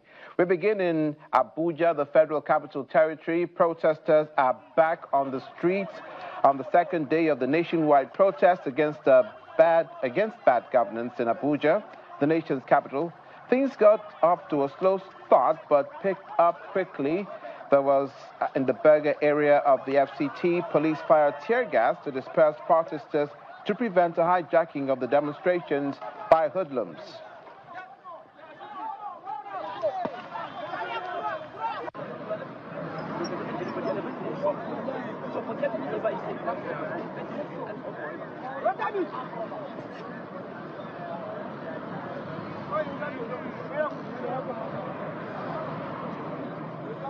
Protesters later regrouped at the Moshood Abiola Stadium in Abuja, where they continued their demonstrations.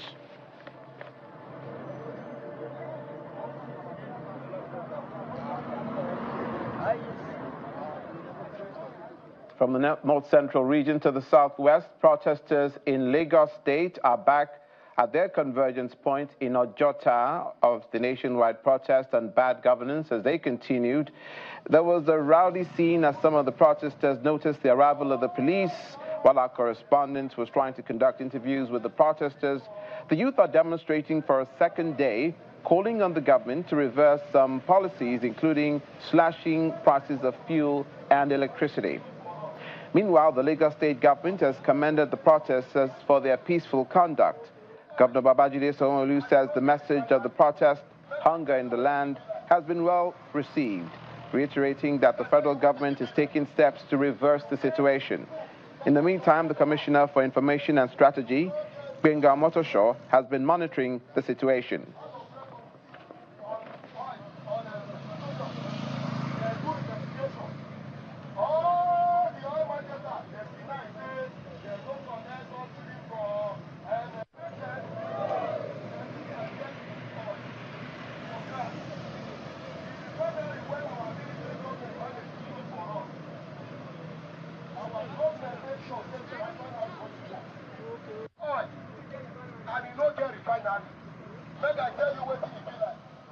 From the southwest in Lagos State to the south-south in River State, protesters gathered once again at the Port Harcourt Pleasure Park.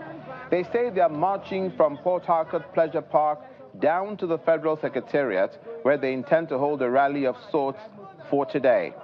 They confirmed that they intend to block that section of the road and that commuters should look for alternative routes to ply. The protesters are camped in front of the Federal Secretariat. From a handful of people that gathered earlier in the day, they've grown to a larger number. The protesters in Port Harcourt have also arrived at the Federal Secretariat, where they're blocking the road. Security agencies are also monitoring the situation.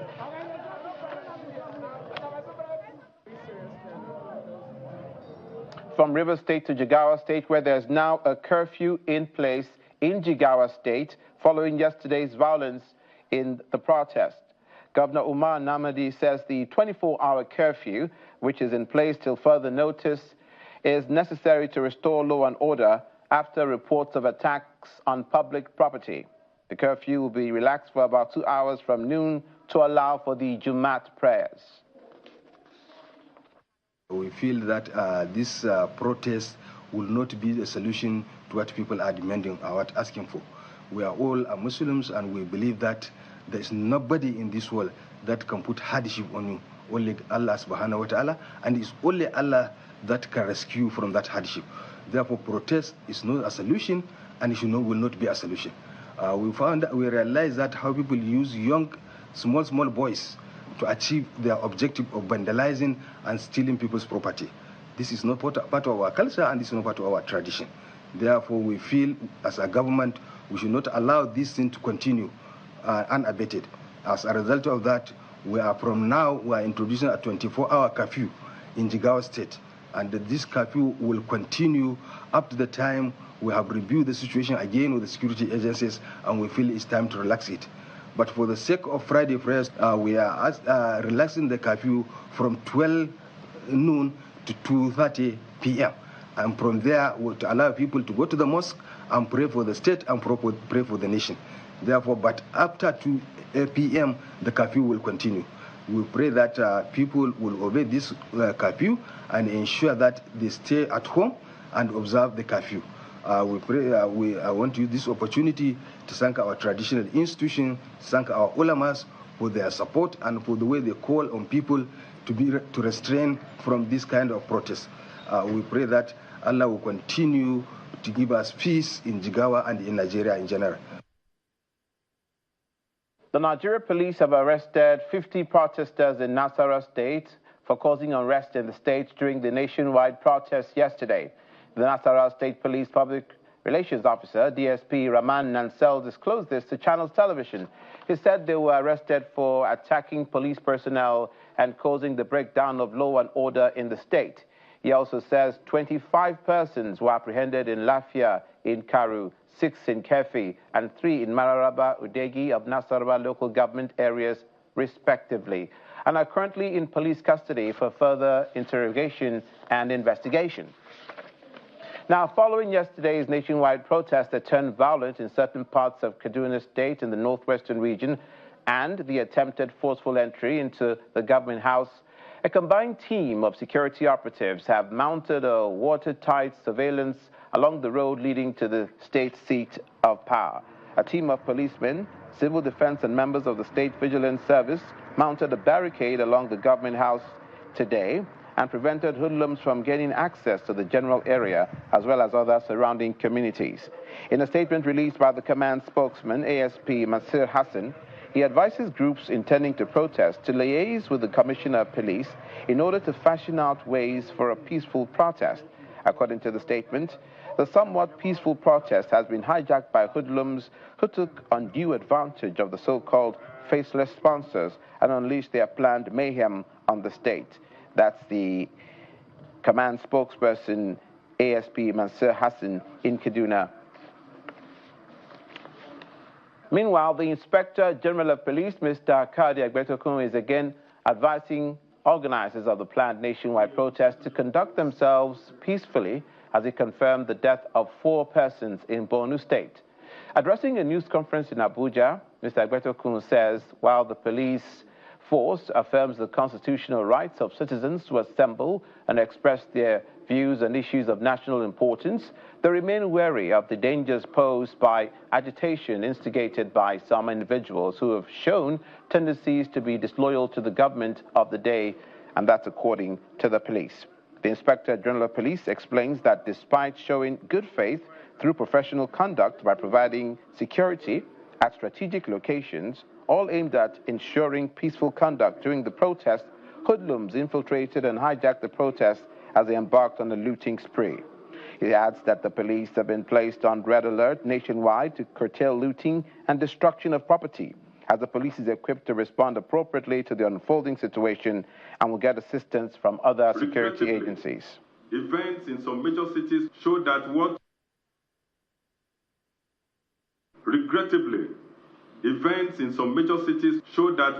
was being instigated was mass uprising and looting, not protest. Those who were in the forefront of promoting the idea of the protest were not around to lead it. Hoodlums have been let loose on innocent Nigerians and their hard-earned businesses and property looted and destroyed. The motive of the rioters was basically 2: loot and destroy both private and government property. The destruction so far has been mind-boggling. There has been destruction in Kano, Borno, Yobe, Kaduna, Gombe, Bauchi, FCT, Abuja, Niger, and Jigawa. Police stations have been destroyed. There have been attempts to take over government houses, looting of government infrastructures. Several warehouses and shops so far have been looted and in several instances completely destroyed. In places like FCT, Kaduna, Kano, and Gombe, among others, we recorded incidents of unprovoked attacks on our security personnel, where one policeman has been reported murdered and others seriously injured. In the light of the current situation, the Nigerian Police Force has placed all units on red alert.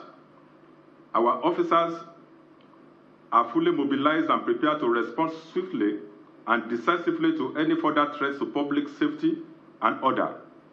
We remain committed and resolute to protecting lives and property and ensuring that law and order are maintained across the nation.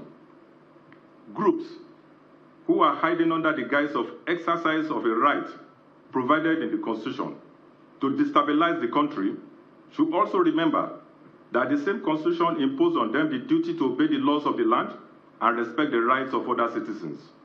The police is equipped to respond appropriately to the unfolding situations and will get assistance from other security agencies, including the military, if the need arises. Amnesty International has condemned the killing of protesters allegedly by security personnel in parts of the country. According to the human rights organization, people were killed in Suleja, Niger State, and many others were wounded. It also reports that 4 persons killed in Maiduguri, Borno State capital, and about 3 people killed in Kaduna State. The organization is appealing to the federal government to investigate these incidents impartially and effectively and ensure that security personnel suspected of responsibility for the alleged deadly use of force are held to account through fair trial. Amnesty International is also asking the government to pay more attention to taking concrete steps to address the impact of economic, social and cultural rights, including people's rights to health and education. The governor of Taraba State, Agu Kefas, is urging protesters in the state to reconsider the timing and the potential consequences of such actions. According to him, he's aware of the hardship faced by Nigerians and is assuring that his administration will bring relief and improvement to the state. He was speaking during an interactive session with stakeholders of the state to shun the ongoing protest.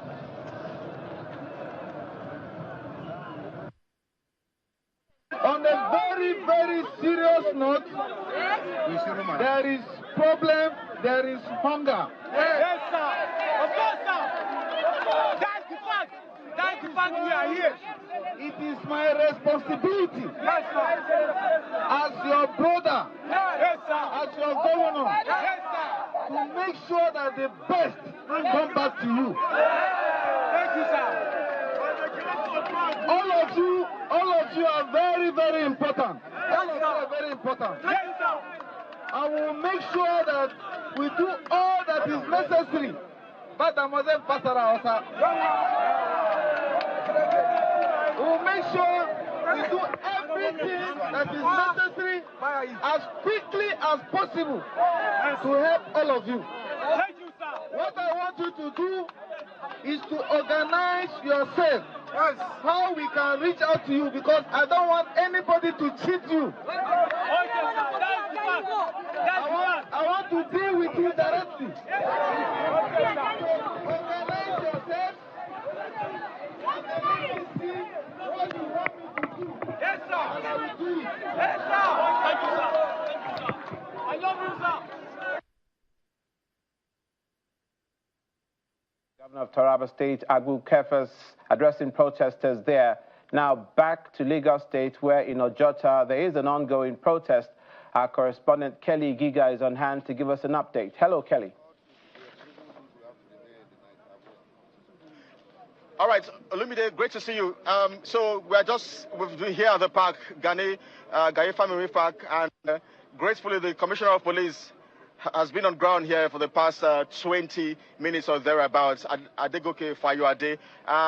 He's really been friendly. He's been trying to engage with some of the protesters. Remember, when I reported earlier, I had told the story of the fact that many of the protesters had declined going inside the park itself to protest and demonstrate. They have decided that they have shut down this particular road here, the Kodu Road in Lagos, and they want to make their demands and grievances clear right here on the road. They feel confined. Some of them have said, look, that place has just one entry, and so they feel threatened, sort of, and so that's why they have stayed here. But the Commissioner of Police is right here, and let's him bring us up to speed as a few things that perhaps he has that we do not have. Commissioner, thank you indeed for speaking with us here on Channel TV. So I wonder what your assessment is right now at this time. Well, my assessment right now is that it has been... We have resolved the issue of not going to the park. We are still around the park. We are still within the limits of the order of the court. they can occupy the service lane at the same time as the park. We'll be there to make sure that no hoodlums infiltrate the camp and make sure that the protest does not turn to violence. I know that you engaged with some of the protesters when you got here on ground. I wonder what their concerns are. Yes, their concerns are that they are not true, that some hoodlums are disturbing them. And I've told them that I will be here. Any hoodlums that comes in here, I will not stay to arrest. And I'll make sure that nobody from anywhere disturbs them. They will have a hitch-free protest and they will go back safely. I wonder if you've toured some other areas of the states. Where have you covered so far today and the last 24 hours? What else can you tell us? I've been to other parts of the state. I've been to the airport. I've been to Mushi, Ilukweju. I've been as far as Ojo, and it has been largely peaceful. My intention is to go to Lekki, but with the situation of things there, I think I would love to remain here and make sure that everything is okay. All right. If you have the chance to speak to the protesters, what would you be saying to them? If I have the chance, I will just tell them to remain peaceful and with 100% assurance that nothing negative will happen to them. They will be under quality protection from myself and my men. All right. Commissioner of Police, Lagos State, Adegoke Fayode, has been speaking to us live here on Channels TV, and he has made a commitment that he's going to be on ground here himself and his men to ensure that the protesters and demonstrators are safe. We will be on ground as well to watch and see what plays out here as the nationwide protest continues right here in Lagos. Back to you guys. Thank you, Kelly. And now to the southeastern region of the country. In Abia State, Dr. Alex Oti has advised Abian youth to continue to exercise restraint and engage with leaders through charter of demands, vowing that his administration will do everything possible to protect the people from harm and destruction. Speaking during a statewide broadcast to Abia residents, the Abia State Governor, who expressed concern that the hunger protest may escalate into violence, potentially harming vulnerable and weak individuals in the country, charged traditional rulers and leaders of religious organizations to advise their people against resorting to violence. Appealing to my compatriots, especially millions of dissatisfied young people, to explore the extensive resources at their disposal to drive the change that we seek, instead of setting our nation on an uncertain path. As someone who has fought injustice using non-destructive channels, especially modern technology, and the traditional and new media, I can assure you, my dear young Nigerians, that we can achieve a lot more by measured restraint and order than we can ever do through chaos and unrest.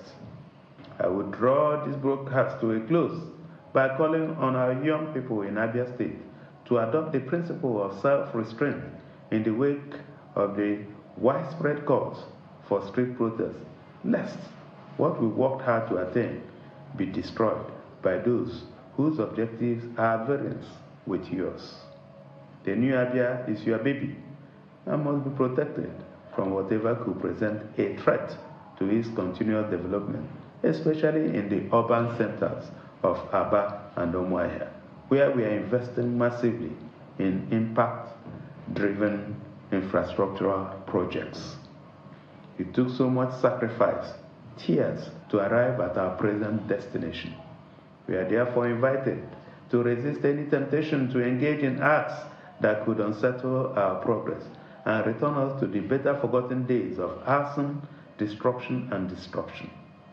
What every part of Abia needs presently is a high sense of order and peace, so that citizens can go about their lawful businesses while we continue to push for the stabilization of the economy using less destructive means, including regular engagement with our leaders and representatives at the various levels of government.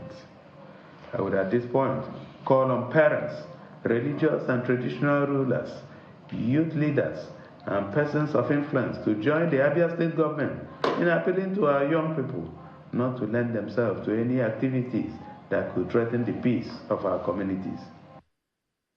That's it for this special edition of News Track as we cover the August protest in the country. Stay with Channels Television for continued coverage of the nationwide protests against bad governance. I'm Olumide Macaulay.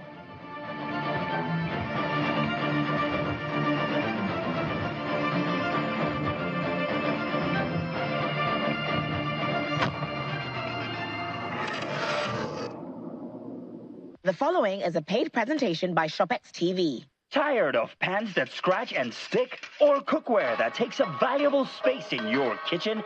Introducing ShopEx Gotham Hammered Copper Collection, the perfect cookware to upgrade your cooking experience. The Gotham Hammered Copper Collection features a super durable ultra non-stick surface. Eggs stick to other pans, but with the Hammered Copper Collection, they slide right out. Incredible! It's oven safe, up to 500 degrees. Any recipe can be made in these pans, and then it wipes clean with ease. Make mouth-watering jollof rice or even fluffy pounder with ease, because nothing sticks. I needed a cookware to keep up with me. The Gotham Hammered collection has been a game changer. No more burnt meals or hours spent scrubbing pots. You could be paying over $490,000 for a collection of pans that are not even non-stick.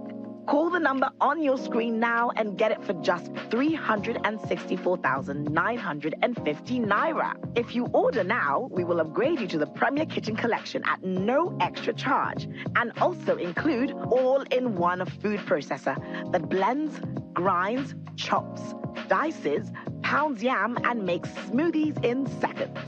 Place your order now and we will deliver the entire collection for free. The following was a paid presentation from ShopEx TV. Be a part of the Swiss Trade 28th Anniversary Sales promo. Shop exquisite Swiss Trade doors of all types and sizes, onyx stones and home interior furniture at the lowest prices ever. Don't miss out on top quality products at prices you only have to see to believe. Come, see what's available and make huge savings in the Swiss Trade 28th Anniversary Sales promo. Limited time offer only. Swiss Trade, a blend of beauty and security.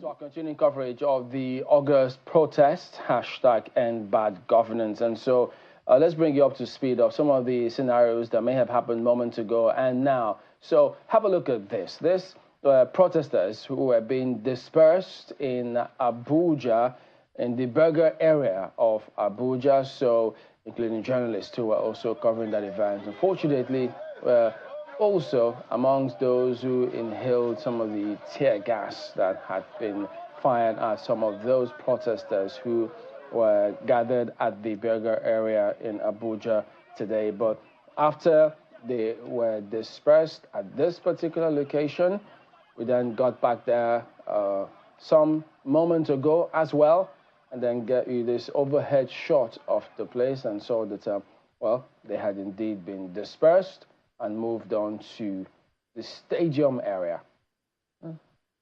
Well, quite a scenario we witnessed in Abuja today, because, you know, the Berger area, the Berger roundabout is a pretty popular area that you can see, a pretty popular junction leading to Jabi, Otako, Wuse, you know, very, very, usually quite busy. It's not showing its true color today. I mean, when you look at the overhead pictures there. Oh, it's not a bad color anyways. Certainly not bad scenery.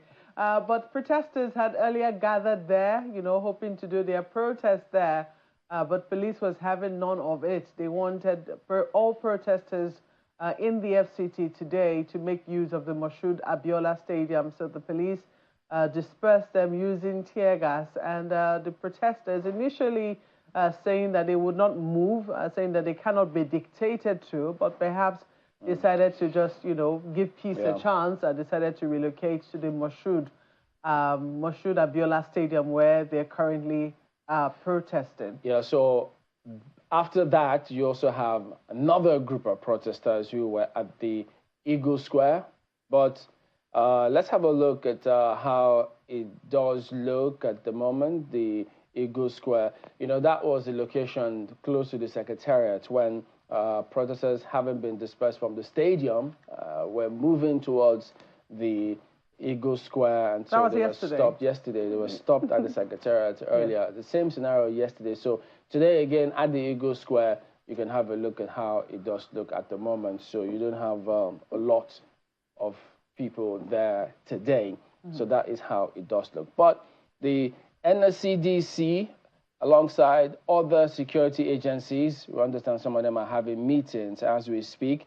But the NSCDC did issue a statement concerning what had transpired, because we had raised concerns about some scenarios playing out in some part, particularly the Lugbe area in Abuja. So there's a statement that was put up by the National Public Relations Officer of the NSCDC, Mr. Afolabi, who did say, well, part of it reads, following the ongoing peaceful nationwide protests, which have turned bloody and violent, as reported in some states of the country, the Commandant General of the National Security and Civil Defense Corps, Dr. Ahmed Abubakar Aldi, has placed all zonal commanders, head of formations, and state commandants across the states and the FCT on alert to several scenarios, talking about what they had done, how they are working together to ensure that things go on properly. So this was last night at the Lugbe area, so where some concerns had been raised about some persons who, it turned out, they were trying to loot, I think, one of the shopping malls along that particular route, which leads you to the airport. It's quite a wide area. So an expansive shopping mall. So people could escape through different areas if they were to loot any place whatsoever there. Indeed, Chamberlain, what we have since found is that this is a dynamic scenario, constantly evolving situation. And perhaps, because we have been saying that we've been waiting for the police to give us updates on what transpired along this route last night. We understand that they're currently in a meeting and are unable to speak as we speak, but perhaps maybe it is the NSCDC we should have been speaking with. What we do know is that there was a situation along this route last night. Our correspondent, Ms. Friday Okerigbe, has since gone back to that route to bring us up to speed on what he's found out. I mean, some of the pictures that have been brought back show that indeed there were bonfires lit on the road. You're seeing a bonfire right there in one of the drainages along the airport road.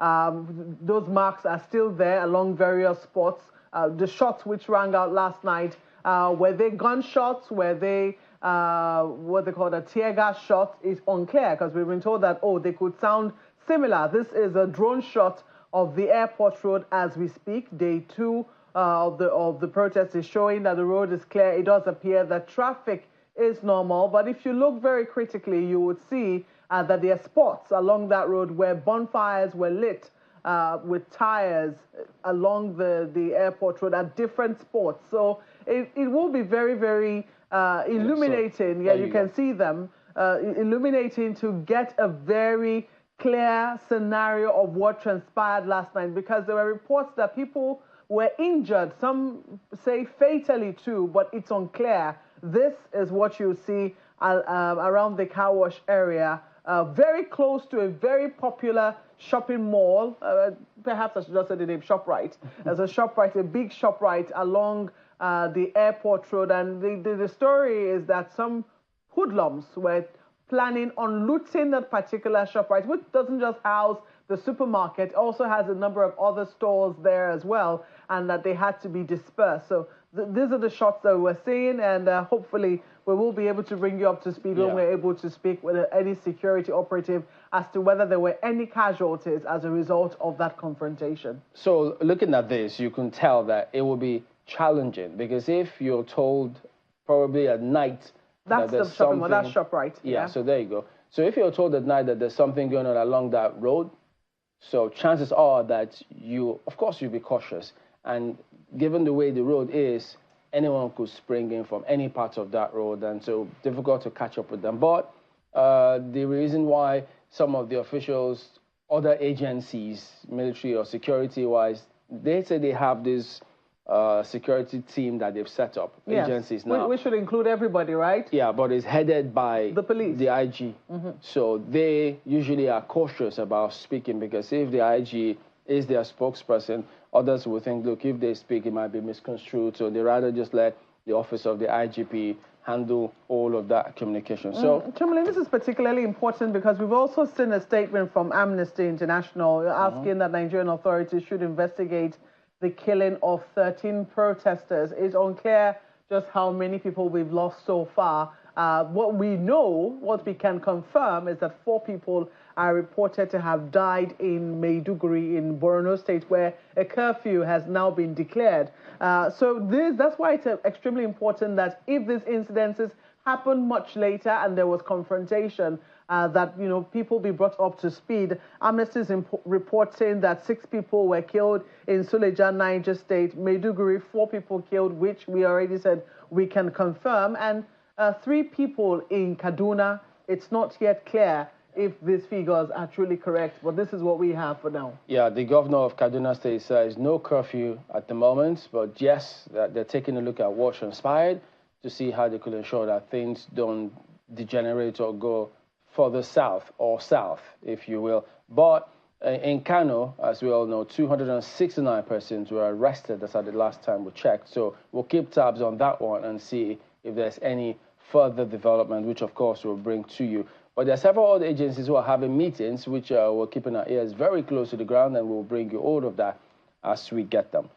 So here in the studios, we've got 2 gentlemen joining us here this morning. Victor Opatola is for Lawyers for Civil Liberty, and sitting beside him, Emmanuel Bello is a special advisor to Taraba State Governor on Media and Digital Communication. Gentlemen, thank you for coming on today. Thank you very much. Yeah, we also have a number of guests online. Yeah, oh, pardon me. We do have Abdullahi Mohammed, is the chairman, Coalition of Arewa Civil Society Group. He's joining us from our studios in Kano, so we'll get you more. Thank you, Mr. Mohammed, for joining us as well today. Kano, unfortunate scenario that played out yesterday, but we'll come to you in just a moment. Let me start with you, Mr. Opatola, in terms of what has been going on now, and clearly there are different perspectives. Court judgments, has it been obeyed? What are the rights of people? So almost like a thin line separating all of these scenarios, as there are several moving parts. What's your take on what you've seen so far?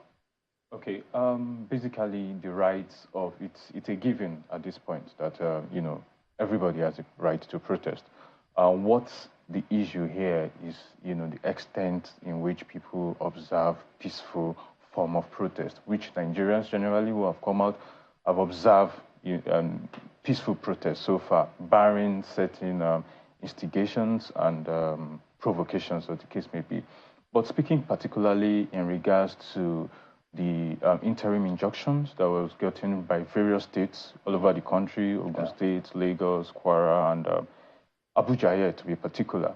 When you look at the way the injunction is, you see the names of our 4 parties, then the 5th person is unknown person. The concept of unknown person is actually restricted in law. The practice of use of unknown person as defendant is restricted in law.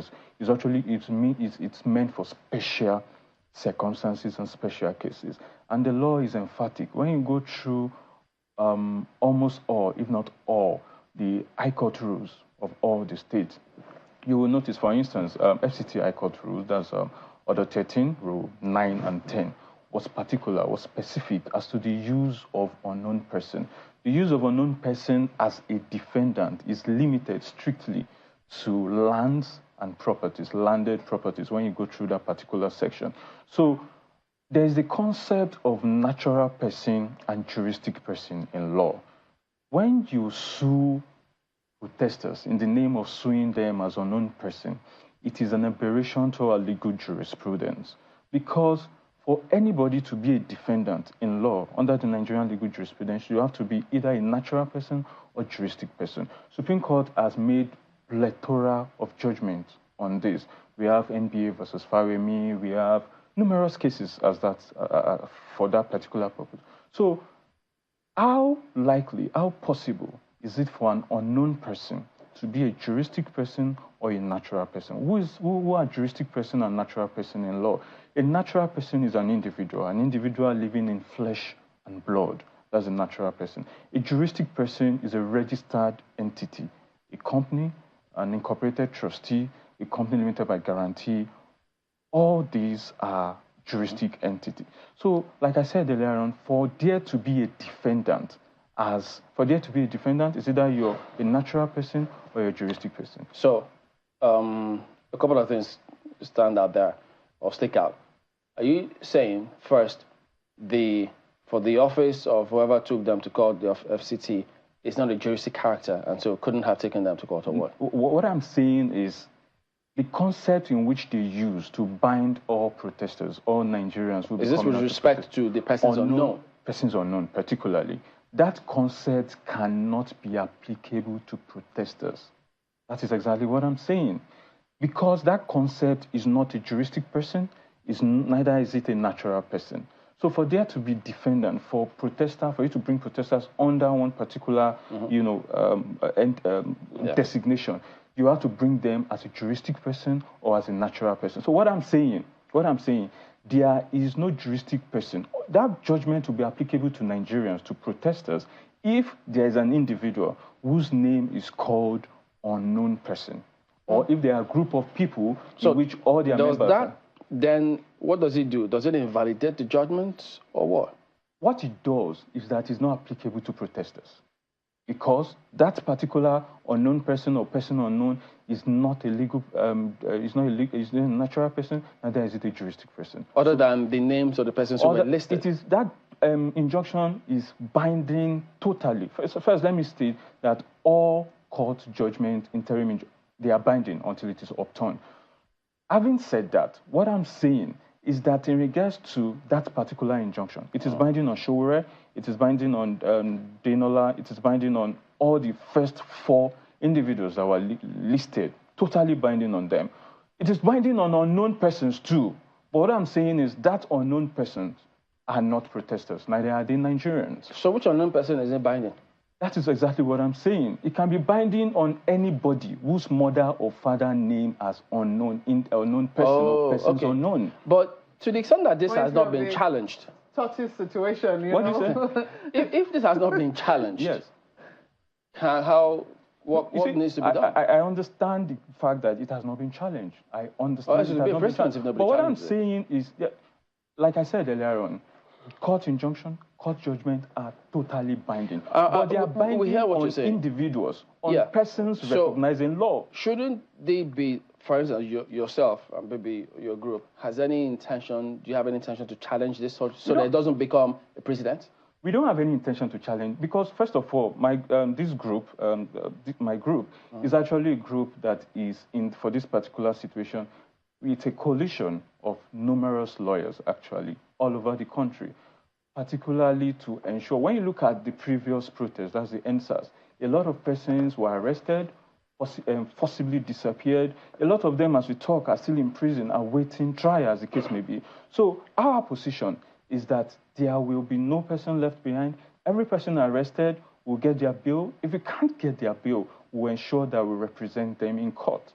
That's our position. If this is not challenged, yes, isn't it going to, become a precedent where people will cite it that before you know what's going on, it's a rounding up all kinds of people? No. The way president speaks to particular issues. Like I said earlier on, that this particular one, if it stands as precedent, it will only speak to specific instance. And that specific instance cannot even be referred to, like I said earlier on, it cannot be inferred as binding on protesters because protesters are juristic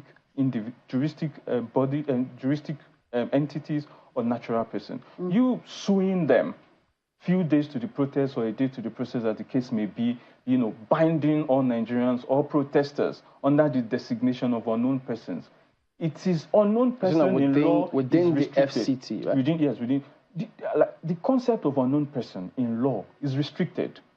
In FCT High Court rules, is restricted to only landed properties or lands. There's squatters in the property or something it's restricted. I just mentioned the FCT High Court rules. That's Order 13, Rule 9 and 10. Yeah. It is specific. It's meant for specific instances and purposes. So when you come and bring protesters as unknown person, they are not unknown person is not a juristic entity. Okay, so not a natural person. The challenge, I think, the challenge here, and I think that's where. We saw the initial, the initial apprehension on the part of government. The fact that there was no central organizing body, there was no known organization in charge. This is very unlike what you get with labor protests. I mean, labor, they know who they're dealing with, they know the leaders, they know what it is about. But this is like a day was just declared and Nigerians under whatever guise, even non-Nigerians too were free to join the protest as long as the hardship seem to have been affecting them. So it seems that this is the new norm now in protests. We saw this with NSAS, where there was also no central organizing body, which is interesting, but also a challenge of some sort. So in this instance, if government was trying to find a central gathering point to say, look, this is where we believe that, we want protesters to be gathered for whatever reason, under what name should they have? Would they have listed everybody in the FCT plus those who had intention to protest and those who do not? How would they have captured that under law? That's the burden of the government and their lawyers. That's their responsibility. Their responsibility is to be ingenious with the use of with law, to ensure that it encapsulates this situation. So it's their responsibility to look for a way to do that. But as far as that injunction is concerned, it is binding totally on the individuals listed. As using unknown person or persons unknown to designate or box up protesters, it's not flying. Are you saying also that government, if government, we've seen quite a number of places where when protests are going to happen, especially the type where people are going to be out on the streets, carrying placards, places are usually designated. So how does government go about this? Is it that they make an announcement? Is it that they go through court orders? Is it that this is something that is enshrined in their laws to say we have a designated place? If you want to protest, this is where you go to. For years I had assumed the Unity Fountain was such a place, but it seems that we have now been proven wrong. No, the protest naturally is dynamic. It is not restrictive.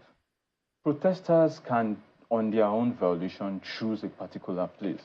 But so far, there's no law, that requests that protesters should be restricted to a particular place.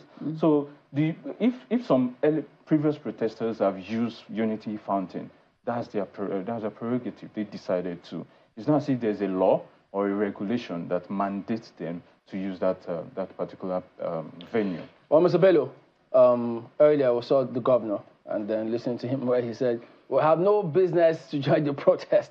And the person who was here thought, is he not in this same country of ours? He can't be in isolation. Even though he is doing whatever he's doing in the States, of course, everybody cannot be on the same page with him. So what really did he mean by that? Well, Chamberlain, I think we should have it in its total context, because just a few minutes ago, you showed the same the Governor Kefas, saying that, look, he acknowledges that there's hunger in the land, and that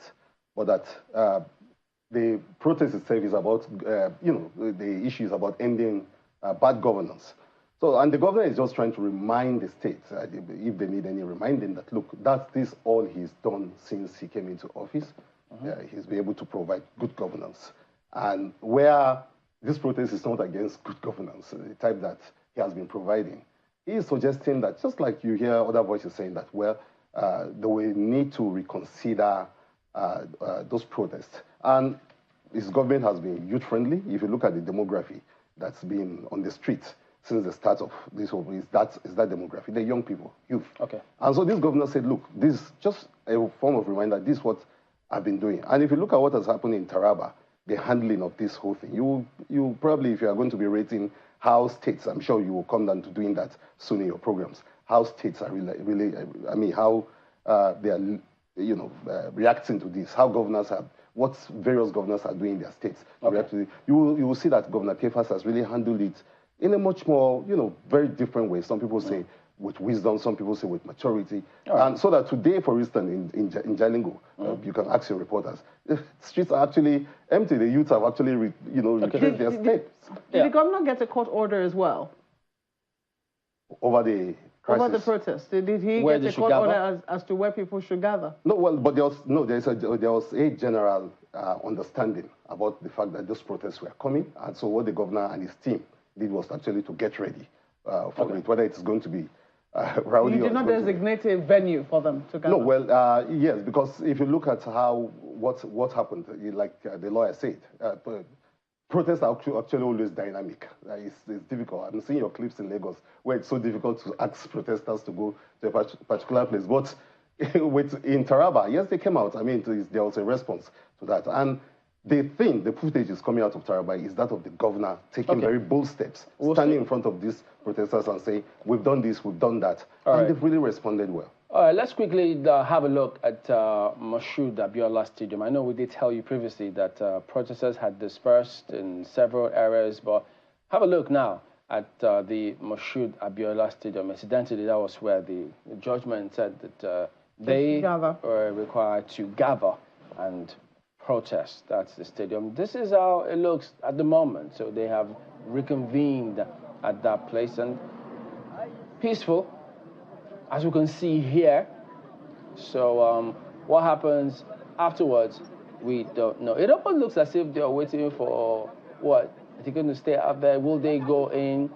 There's usually what we've seen, apprehension about protesters entering into particular locations where at least they have said they should go into. But we've seen a lot of protesters in and around those areas, but not going in to those areas. Yesterday, there was a truckload of, not a truckload, I beg your pardon, some buses that had conveyed some persons. Bus loads. Loads with a big S, bus loads, as a matter of fact. So you can also see journalists, security, all waiting to see what transpired. So that's what you see at the moment. All right, let's go on now to Mr. Abdullahi Muhammad. He is the chairman, coalition of Arewa Society Group. He's in our Kano studio. Hello, thank you for joining us again this afternoon. Well, Kano, lots of concerns coming through. In fact, we had a huge crowd of those who were in support and those who were against. But also, the governor had said, look, I'm not going to go against any protest. Go ahead, make it peaceful. But we saw it wasn't as peaceful as many expected. So what can you tell us about what you've seen? Well, good afternoon, and thank you for having me. Like you're all aware, there's a overwhelming call, especially in Kano, like every other part of the country, for people to come out and protest against bad governance, against hunger, and in the country. So, like in Kano too, and other places across northern Nigeria, people heed the call, and as civil society organization, we tried as much as possible to sensitize people on how to go about peacefully during the course of the protest. And to a very large extent, people complied. And for Kano, for instance, people mobilized at the popular Gedamutala roundabout. Thereafter, there was a procession peacefully down to the government house, where the governor came down. Everybody saw it. He met with protesters. We issued out letters to him, and there were no incidents at all. He collected the letters. He showed a lot of solidarity for us, and we asked everybody to go about peacefully with the demonstration. So, quite unfortunately, on our way back to the Gedamurtala, that's the point at which the converging point where people will converge. Then something happened. Suddenly, different kinds of violence erupted from nowhere. So now you could actually pinpoint this, because in the procession, people that protested, you could see women, the elderly, There are, in our midst, I could count a number of lawyers, professors even, they join in. Everybody shows solidarity. They are, in fact, prior to the protest, rather, there was a media sensitization we carried about where we urge people. We even call on the security agencies that whoever they see with arms, any form of arms, be it cutlasses, machetes, and all of that, he should be apprehended. In fact, there's a task force. I had a lot of people around setting up a task force for that particular purpose, and it has been very peaceful. But don't forget, this is politics. There are people that were not really happy seeing a peaceful protest. You know, it's just like what happened in Abuja.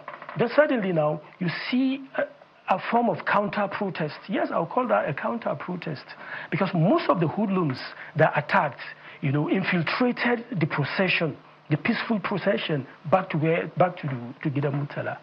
You know, they entered into the crowd and made themselves like normal, every other normal protesters. So Mr. Mohammed, could you tell us, is there any way that one will not dissociate some sort of politicking from protesting in Kano because of what we've seen?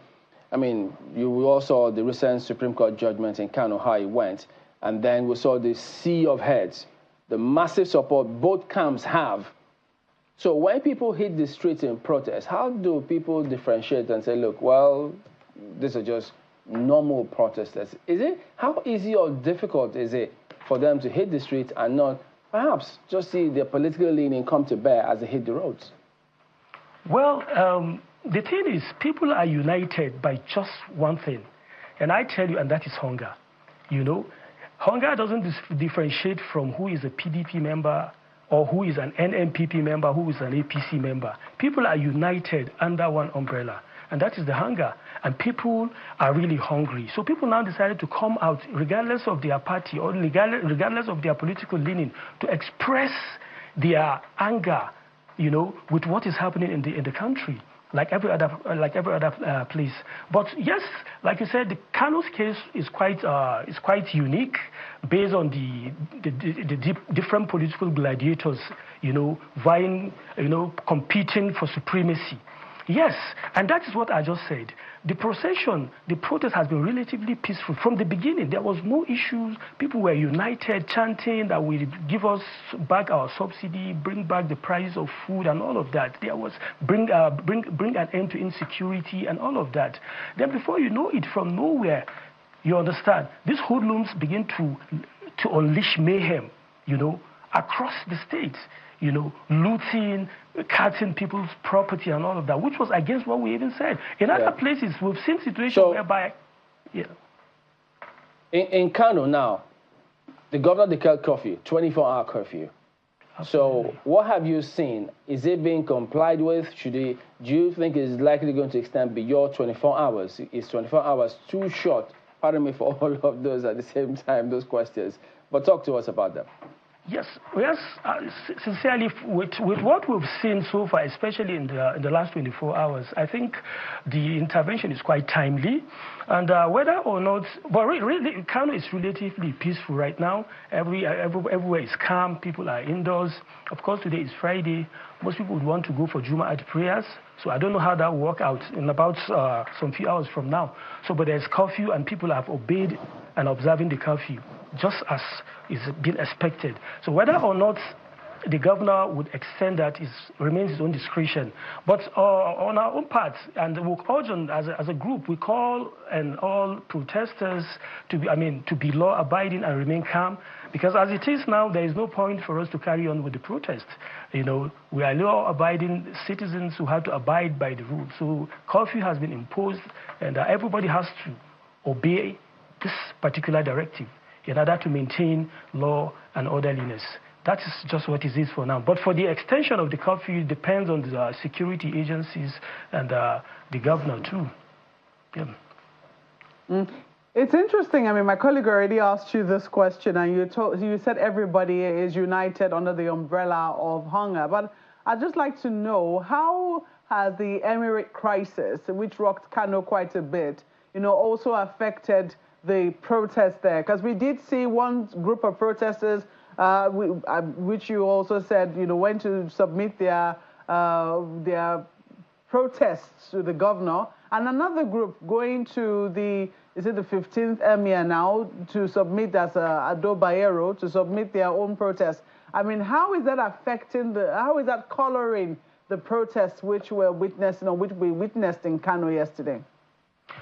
Well, the Kano Emirate tussle has been an interesting piece, especially in Kano and northern Nigerian history.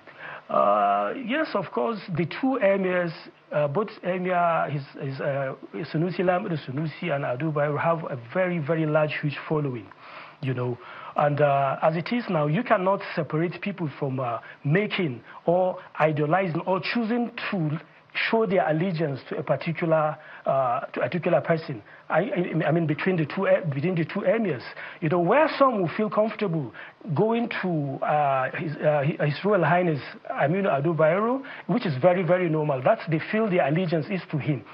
Others will equally show allegiance to His Royal Highness Muhammad Sunusi II. So it's very dynamic and huge too. Just like Chamberlain had earlier said, that it is quite difficult, because of the dynamism of Kano politics, for you to be able to, to isolate the fact that some factors will play out.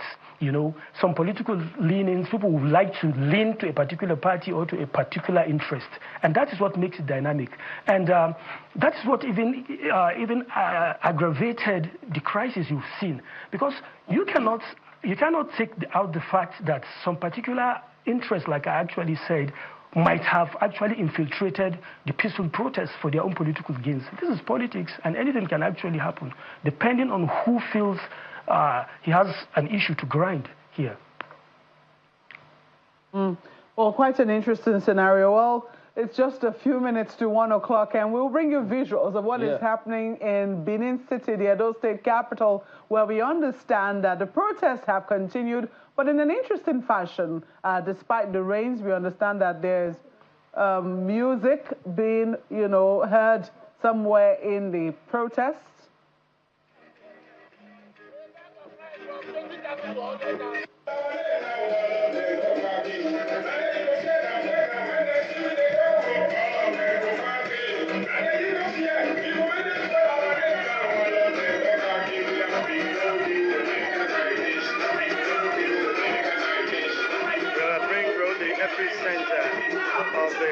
nation. I mean, we try to get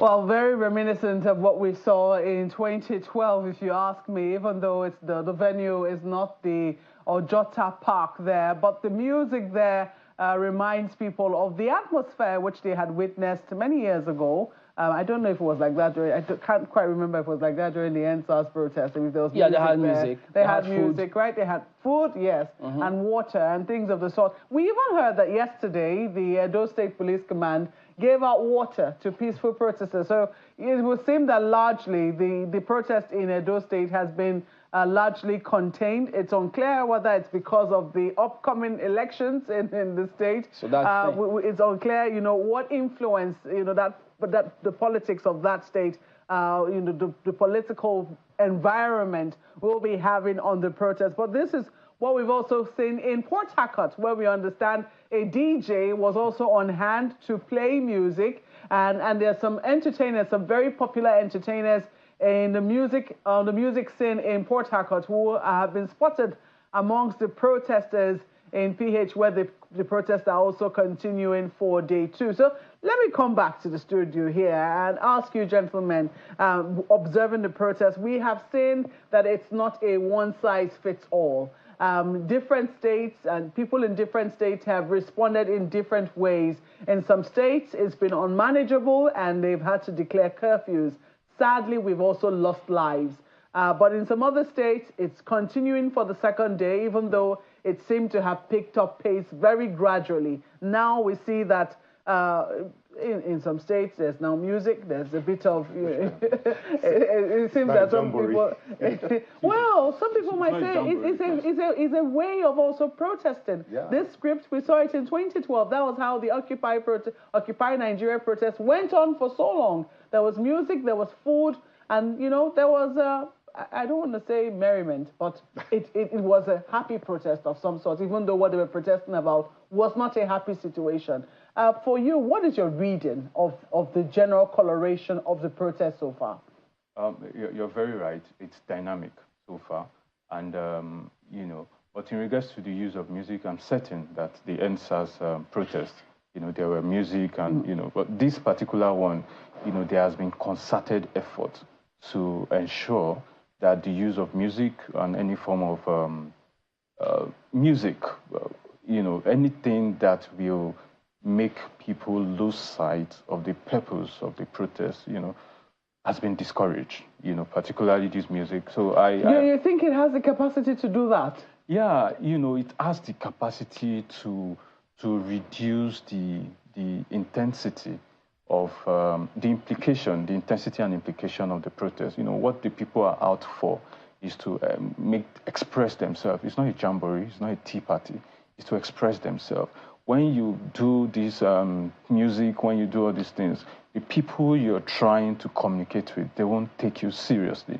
They will see it as another form of youth jamboree, or as the case may be. So even before now, there has been concerted effort to ensure that, there's focus.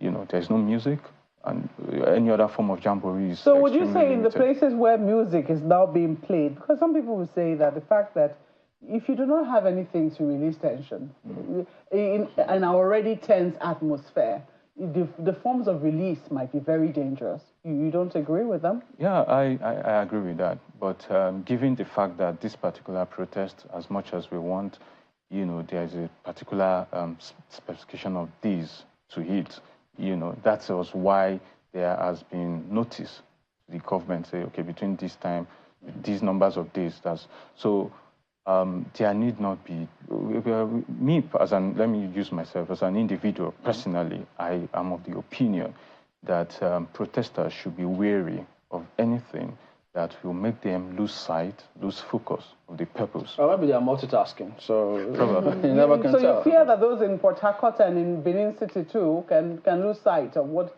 because some people say maybe this is the field they need to go on for 10 days. One of those things, one of the reasons why I advise for caution when it comes to music and all this, these things tend to lead to hijack, popularity. Now, for instance, some musicians are coming there now. Before you know it, they'll take up the mic. Before you know it, another musician will come. It will be, all those things probably will, make. Okay, now let me give you an instance. Now, that particular Port Harcourt protest, as the case may be, a musician comes, takes the mic, dazzles the audience.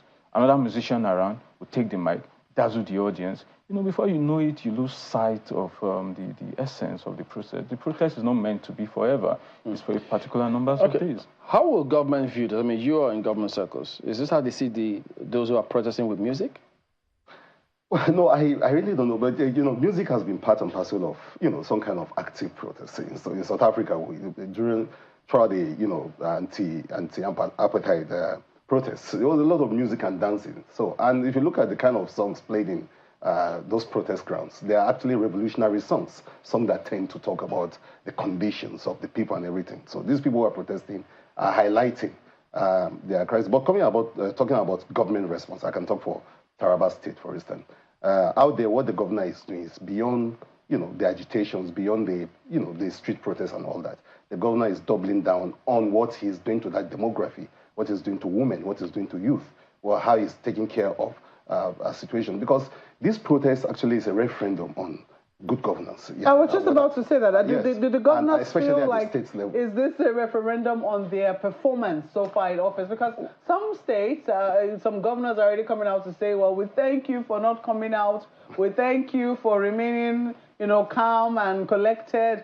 and they're promising their people goodies. We've seen quite a number of states do that. But some other states are saying, well, at least I joined the protest. Like in your state, the governor was saying, joining the protesters, they're receiving them, then, saying, look, we've done so much in this state. We don't think that we have any reason to join the protests at all, even though there was already a protest. So do governors feel like the people expressing themselves are actually coming out with a referendum on their performance in office so far? Well, the name of the protest itself, speaks speak for itself, and it talks to that, the fact that the protesters are talking about governance, leadership, and the absence or presence of it. So it's up to the state government to be able to, convince. I don't know. I don't want to say that where you have crisis and all of that, it's also a referendum on how these people have been treated.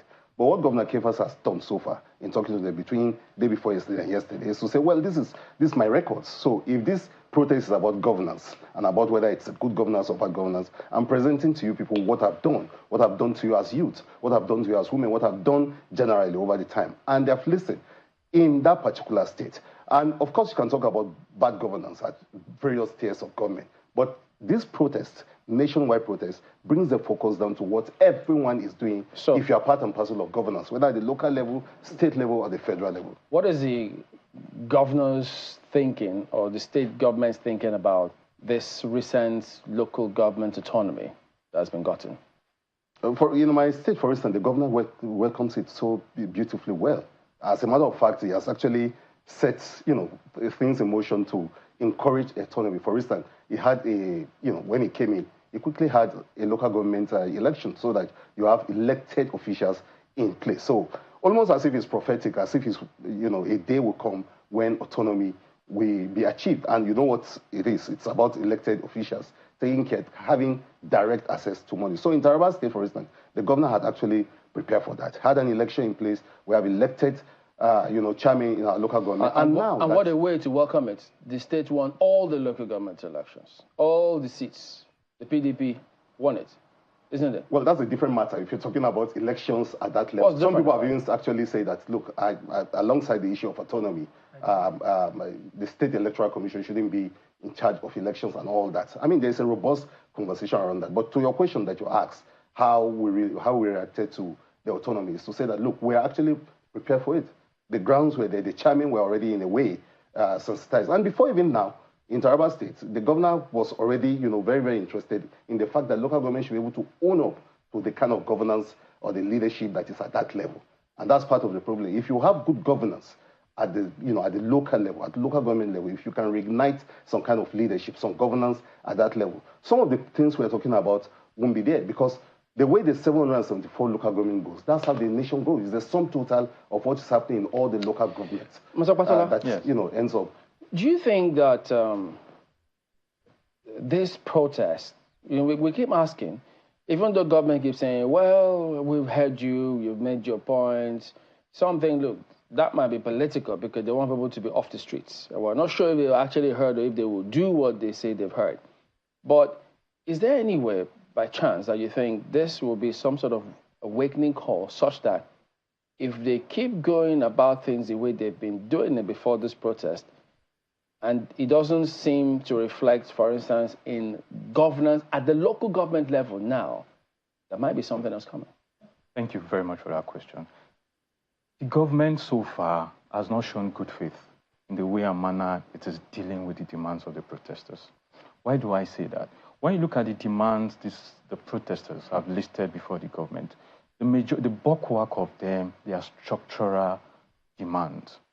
Now, when you look at the way the government has been going about before the protest to quell it and discourage it, it went about, bringing all its ministers to reel out, we've given 50 million naira to these, 200. Those do not go to the roots of the demands. Now, for instance, part of the demands were the implementation of an RSI report. In the response of the government has not in good faith come out and say, okay, this is the timeline we will implement on RSI report. These and these are what we will do to implement on RSI report. That the National Assembly should be unicameral, not bicameral. Scrap out Senate. It's too much of a burden on the country. The government has not come out to say, these and these are the plans we have. These are the timeline we have. what the federal, and I don't want to, okay, what the federal government has done so far is to bring the ministers to say, okay, for education, we've put this 500 million into this so billion into this. This so billion in there you're put into this. First, it does not go to the root of this issue. It does not solve the structural problem of this country. Secondly, what is to say that the level of endemic, wicked corruption going on in this country, a large percentage of that money will not end up in the wrong hands? There's nothing to... So you come in to say you've allocated this and this to this project, this and this to this. It does not mean it will touch the people. Now, I want us to understand that, like you said earlier on, it's a referendum not only on the president, not only on the executive, federal government. It's also a referendum on the state governors, because the way the state governors are going about it, they are a little bit aloof about it, as if this protest is an indictment only on the federal government. No, the state governors should be aware there's an indictment on them, because currently now the allocations that goes to the state is almost triple of what it once was before. So that means the state has more resources, to make the life of people better. But what have we seen so far? The state governors, they've not been up to par, given the level of resources that the federal government has been given to them. So this is not only about the presidency or the federal government. This is also a heavy indictment on the state governors, and they should not take it lightly. They should not come out to say, I've done this, I've done this. No. The structural demands that the protesters are asking for, what have you done for it? Now, a lot of governors are coming out to say they allowed local government elections. What about the finances? When you allow local government elections, where's the DP9 in local government finances? So it is not enough to say you allow local government election. It is not enough. What about how the election was conducted? What about the finances of the local government? Do you see this going beyond today, the protests? I see it going beyond today. How far? I don't know how far, because it's, like you said, it's dynamic. And most importantly, this is the right time for the federal government to come out, to engage the protesters in good faith. The president? Yes, the president. To come out and engage the protesters in good faith. What I'm saying, some people are saying, okay, the president should come out and address. No, I'm not for the president coming out to address. I'm for the president to come out and say, these are your demands. These, okay, now, for instance, this Oronsaya report, to be specific, that's why I'm giving this example. Okay, these and these are our plans. Oronsaya report, okay, we are interested in implementing it. This, starting from today, we are putting in this and so definite, concrete plans about implementing. This is the only thing that can take protesters from the streets without any form of violence. Can we now say that we have leaders now, known leaders of this protest? No, we can't say we have known leaders of this protest. So who's the government going to speak to? No, who are those people the government sued to court, naming them in persons? Those people can be a channel to reach the protesters. No, so the known persons are not. Come out. No, if he knows them, then he should name them. You heard the IG yesterday. I'm trying to see if the statement of the IG is here. He said that the persons whom they thought were the leaders of the protest did not show up. To what particularly, please? They did not show up to the protest. No, that's. I don't want to say the IG is managing the truth. I don't want to say that. But everybody that they've engaged, particularly, before the protest, everybody the IG has engaged, everybody that was in that online meeting with the IG, except for, one or two, has actively shown up in the protest. And the evidence are all over the internet. Mr. Mohammed, in terms of what to expect, yes, you did say today is Friday. Of course, they will go to the mosque, but there's also this perception that who knows? If they get to the mosque, we don't know what messages they'll get to hear there. So, yes, there's curfew, but should people hold their breath? Well, absolutely. As it is now, like I said earlier, the atmosphere is calm, curfew is in place. Well, it depends on the discretion of the governor and the security agencies as regards the Friday prayers. But as it is now, everybody has to, without even being told that at this point, I think it's about time we all change our approach to this issue of protest. And I think it's about, because of the level of destruction we've seen across northern Nigeria, not only Kano alone. Even in neighboring Jigawa State, we had instances in about 4 local governments, in Maiduguri, in Niger, Suleja, and other places. So with what has happened, and Kano being what it is, I think people should just, like you said, hold their breath for now and then see how it pans out. But as it is now, I don't think there's any need, yes, with all sincerity, for us to go to toe the same line of saying we want to engage with peaceful protest. And I think it's about time to change gear. You know, this non-confrontational approach should be adopted, which I think it's the option available should be dialogue. You know, let's see how dialogue could take us very far, especially we in this part of the country. But Mr. Mohammed, yeah. I know that, I mean, a lot of things will start and still come back to dialogue, but what about those who always say that, look, they've seen how, in this case, for instance, for want of example, organized labor, they try to dialogue with government. At the end of the day, marginal, almost negligible impact whatsoever. So if you, in fact, I heard one senator say some years ago that in this country, if you're not like forceful or very loud and you're gentle, they might not even listen to you. So if you want to adopt that dialogue stance, are you optimistic that it will achieve anything or the desired results? Well, to some extent, I'm very optimistic it will get to that, because for the first time, if you ask me, this protest so far I think we've achieved about 85% of what we had wanted. Because for the very first time, I've seen a situation whereby government has entered what we call a panic mode. You know, I haven't heard where the IG was saying they are on red alert. You know, all sort of things, you know.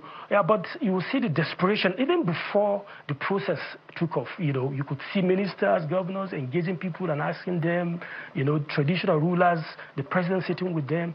So I think it has actually put some kind of fear that government from now henceforth must not underestimate the power of Nigerians. And from now henceforth, government should not, yes. So I think to some yes. Yeah, conclude your thoughts. Yes. So to a very large extent, with what we've seen so far, just say for the mayhem we had in some part of northern Nigeria, I think if we had been allowed to move on, definitely would have gotten somewhere. But at this point, in all sincerity, with the level of destruction we've seen and all of that, it will be too counterproductive for us, you know, for people to still carry on with this whole thing. Yes, it might be difficult for us maybe to get, it might be slow anyway, but it's still achievable at the end of the day. Because now for instance, in Kano right now, there's curfew. So how do you agitate? How can you protest? But Mr. Mohammed, you know, some will tell you, look, if it were really the 85%, part of what you said, government has panicked. Did government panic during NSAS? How many states published the NSAS report? What did they achieve with the NSAS? And so it's not the first time politicians will panic. So they always tell you when they panic is perhaps, yeah, even if it's true, assuming it is, and after a while, you don't get to see all of those things consistently being done. In fact, using the word institutionalizing all of those things, which is key of what the protesters are asking. Well, Mr. Chamberlain, like you said, politicians will always be politicians. They always have their arm-twisting tactics. They always have their dubious ways of reaching out to, you know, saying one thing and doing another. But in this particular case, and looking at what the president is, we've known, and no right-thinking president would want this kind of protest against his own government. To me, it's a referendum on his own government, you know. You understand? So for the fact that people had actually come out massively, of course, yes, massively to show their discontent, with the situation of things in the country. Okay. I think the president, being a Democrat, would definitely toe the line of dialogue and might do things differently from the scenario of NSAS, like you mentioned. So I'm hopeful that we're going to see a little changes into even the approach. Even before this time, I think government were like, come out, let us come and protest. Before the protest, they were calling for dialogue, for the simple fact that people resisted the temptation to dialogue with government before the process is even a win-win for everyone. You understand? Because if we had allowed, if the protest hadn't gone ahead, you understand, and people dialogue, then I would agree with you that government had actually taken advantage of the situation. But for the simple fact that people had actually gone out to protest, and as we speak right now, protest is still ongoing in other states. So I think it's about time. We're hopeful between the next few days, government will accede to this demand, come out, then dialogue, then find a lasting solution to all of these problems. All right, let's just take you around some states and let's see what we've got. Take a look at this one in Kaduna. Well, yes, we all know that there were some incidents there in that state, but at the moment, we understand calm has since returned to Kaduna on the second day of this protest. Well, a correspondent did visit some of the hotspots that occurred yesterday, and he reports that he's found that peace has since returned to some of those areas. The visits, there was the city center in Banawa, Sabantasha, Gonigora in the southern part of the state capital. So you also get to see the Kaduna Central Market. It's still closed and shops under lock and key as a precautionary measure so that they don't go ahead or go about looting other people's property. Security operatives are seen all over town in flashpoints, in markets, shopping malls, including worship centers. Indeed, and while peace has returned to Kaduna, the Lagos State Secretary to the government is also asking for peace in Lagos. She's asking for peaceful protests in every part of the state. The SSG, her name is Barrister Bimbola Salu Hundeyin, was speaking during a town hall with residents of Lagos West. She warned against the repeat of the experience of the NSAS protest. And I think our correspondent, Titi Aberio, also has some more on some incidences in Lagos. The people unanimously, through students, elders, women, men, and some organizations stood up and said they do not want violence, that they do not want bloodshed. Some of them even carried placards to say no to bloodshed. I'm sure you would have captured that. Before we got here, they had placards outside saying no, we want peace. And the KBSs reinforced it that what they want in Lagos West is peace.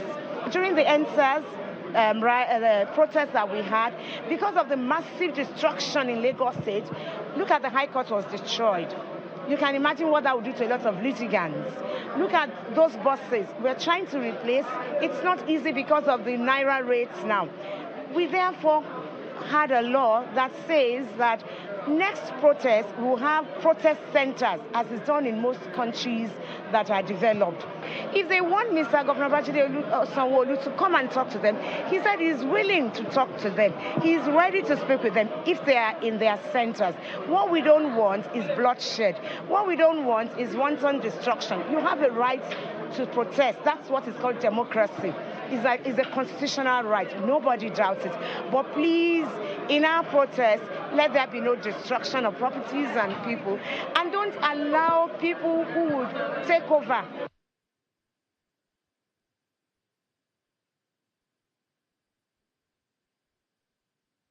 All right, so I thought we were going to see Titi as well. Yes, well, we should be seeing her. About our correspondent, Titi Aberio, saying some more about what is transpiring in Lagos State. It's day 2 of Endbadgovernance protests here at CMS Marina, Lagos Island. Everywhere seems to be calm. Economic activities is gradually picking up. We see that a lot of people have come out today to go about their daily living. More shops are open. A lot of people are out. We see more vehicles on the road. Even the commercial buses, a lot of them are out to make a living. We've gone around some of the streets. There is no form of convergence. Everywhere is calm. We also spoke to some citizens who are asking the government to listen to their demands and make the country better for them. It's a country that is blessed with a lot of minerals, a lot of resources. Then why are we, punishing ourselves with what we have, with God has blessed us with? So I think the project is on the right path, and I hope the federal government will as well look into the yearnings of the people and yield to the cry of the common man and do something reasonable. Let the government come out and tell us, what they have in mind for us. We've been hearing, yes, be patient, be patient, be patient, be patient for how long? This is when everybody had died. President Buhari was there for 8 years. He locked up the civil service, and it's been brewing, the anger has been brewing in citizens, and this is the chance for them to express themselves. So I love what is happening. At least it is sending a signal, sending a message to the political class. They are now aware, they are becoming aware that the citizens are agitated. So, but my advice for the president is just that open up the civil space, create employment. But people are saying, you read the news, you listen to the news, you hear ghost workers collecting money. These are people that are not working. Why we have numerous citizens roaming the streets. So this is why you have too many people that want to protest, because all day they sit down, they don't do anything. Now they have a chance of where they can converge and agitate and express themselves. So that is what is happening. That's it from me at CMS Marina, Lagos Island. Back to the studio. All right, thank you, Titi. Well, here in Abuja, well, all these protesters tried to get into Moshood Abiola Stadium, as we did tell you earlier. And so, yes, we notified you previously, but it appeared as though they then tried to also access the CBD, but were pushed back by the security operatives who tear-gassed them.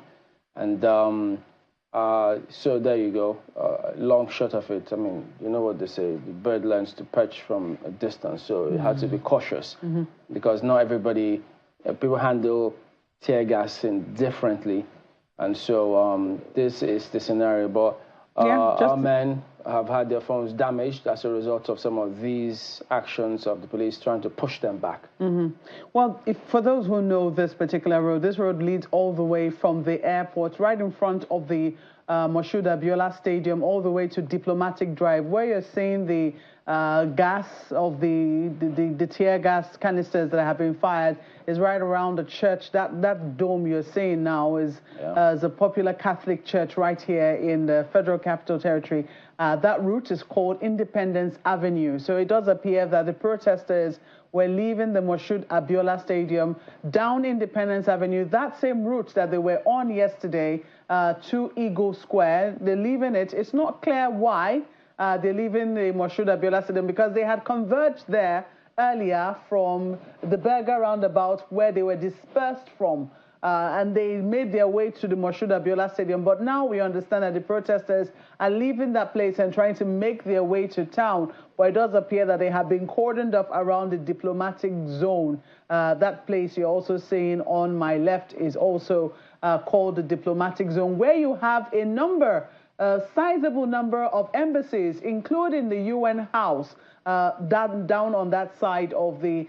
In fact, a little further down along that road, you'll find the U.S. Embassy as well along that road. So those are the pictures you're seeing right now, and that's the situation in Abuja. Protesters trying to leave the Moshood Abiola Stadium. The reason for that is not yet clear. Police officers trying to push them back, firing tear gas at them, and saying, perhaps they should stay around that particular area. But that is the scenario which we're currently seeing right here in Abuja. Just looking at those images, the police had earlier told us that, look, in fact, they also did say, as a result of the bombing that happened in Borno, they think that terrorists have infiltrated the protest, and so they're treating protesters as rioters. He says they said they crossed the red line, and as such, they will not treat anyone who comes out as a protester, but as a rioter. That's the narrative coming through from the police, which raises questions concerning, but there'll be more on that in just a moment. But let's also now cross to our correspondent, Hajara Aliyu in Bauchi. She joins us to give us some update on what is going on there at the moment. Well, hello, Hajara. We know that there were some incidents there, disturbing images as well, which raised a lot of concern too. So what is the weather? Oh, yeah. So there you go. That's why it says dynamic. So what is the situation now?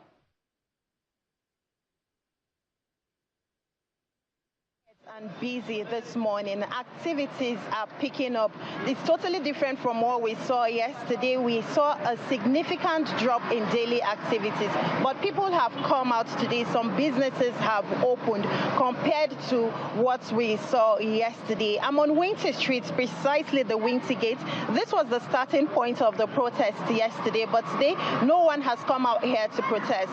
One of the protesting groups, known as the Northern Agenda for Good Governance, held a press conference yesterday to say that they had withdrawn from the protest following the escalation.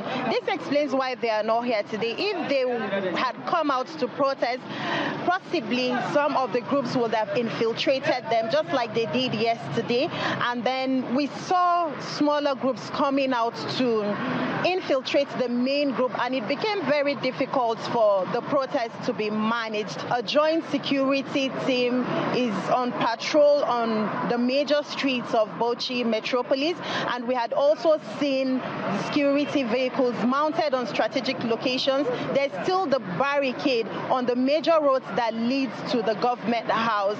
So the security team is on red alert, just like the IGP ordered, and we have also seen 1 or 2 vehicles carrying leaves on them. That's a way to show their own grievances. But for now, it's peaceful and very calm in Bauchi. Well, thank you, Hajara. I don't know what to make of this leaf carrying in cars, I tell you.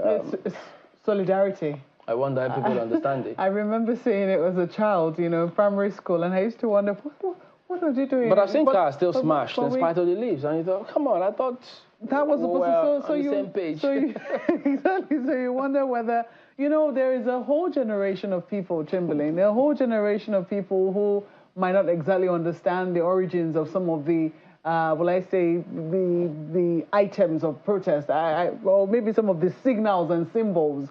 You know, yes, we all sing solidarity, but that's a very popular song. A hungry man is an angry man, so it's understandable they don't think straight sometimes. So, but I mean, yeah, it does help a great deal. It does help a great deal. Some will say, oh, carry a cloth, a white cloth, you know, that I think that's supposed to show surrender. But in some instances, you come in peace. Exactly. So I'm not hostile to you. Exactly. So, but in many instances, on my way home yesterday, I did see quite a number of protesters. And if you were carrying a leaf and doing like this with them, then they opened the way to you and they let you go. So I hope that situation remains the same for many commuters.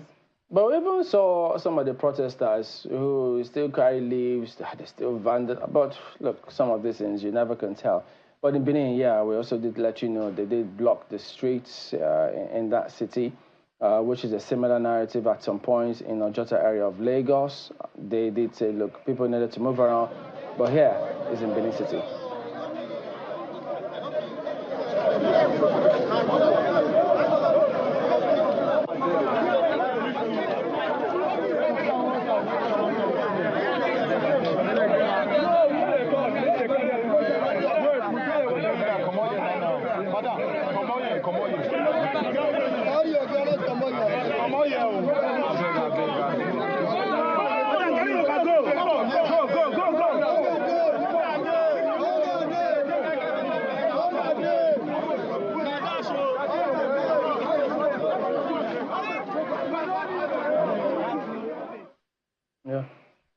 Well, some images here coming through, and it is really an issue, Chamberlain, because we saw our correspondent, Titi Aberio, telling us about the situation around CMS and Marina, where it does appear that, you know, life has come back, you know, people are going about their businesses. Don't forget that some people have to, you know, feed from day to day, and if they don't go out, they don't get to eat.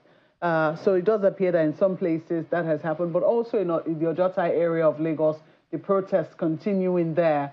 And people still getting their voices heard. So let me come to you, Barrister Patola. How do you think that this can be managed in such a way that, while some people, yes, will say, we identify with this protest, we can understand and we you know, the End Bad Governance protest is in is something that we support. However, there are other things that need to be done at this time, and we need to be able to get to do them. There are people who have scheduled things way before now. How do we reconcile? And then some people who also have to eke out a living on a day-to-day basis. If their shops don't open, they don't get to eat. How do you think, we can balance that need to get voices heard and the same need for people to be able to go about their businesses if they so wish to do so? Okay. Before I answer that, I would like to address the police saying they will classify protesters as rioters. And I would like to make the police understand that it is not for them to determine what a riot is. The laws of our land has been specific as what a riot is. When we go to the Penal Code, that's section 103, 104 of the Penal Code, it is specific as to what a riot is, what leads to a riot. The Penal Code section 103 used a particular language. It says unlawful assembly. Those who are protesting cannot be classified under any guise as unlawful assembly. So it is wrong for the police to say they will approach the protesters as rioters. Do you know them, the protesters? The protesters. Those are majority of Nigerians who are expressing themselves as to the economic circumstance of Nigeria. Yeah, so how do you know that? There are a number of people, actually. How do you know that? How do you know that for sure?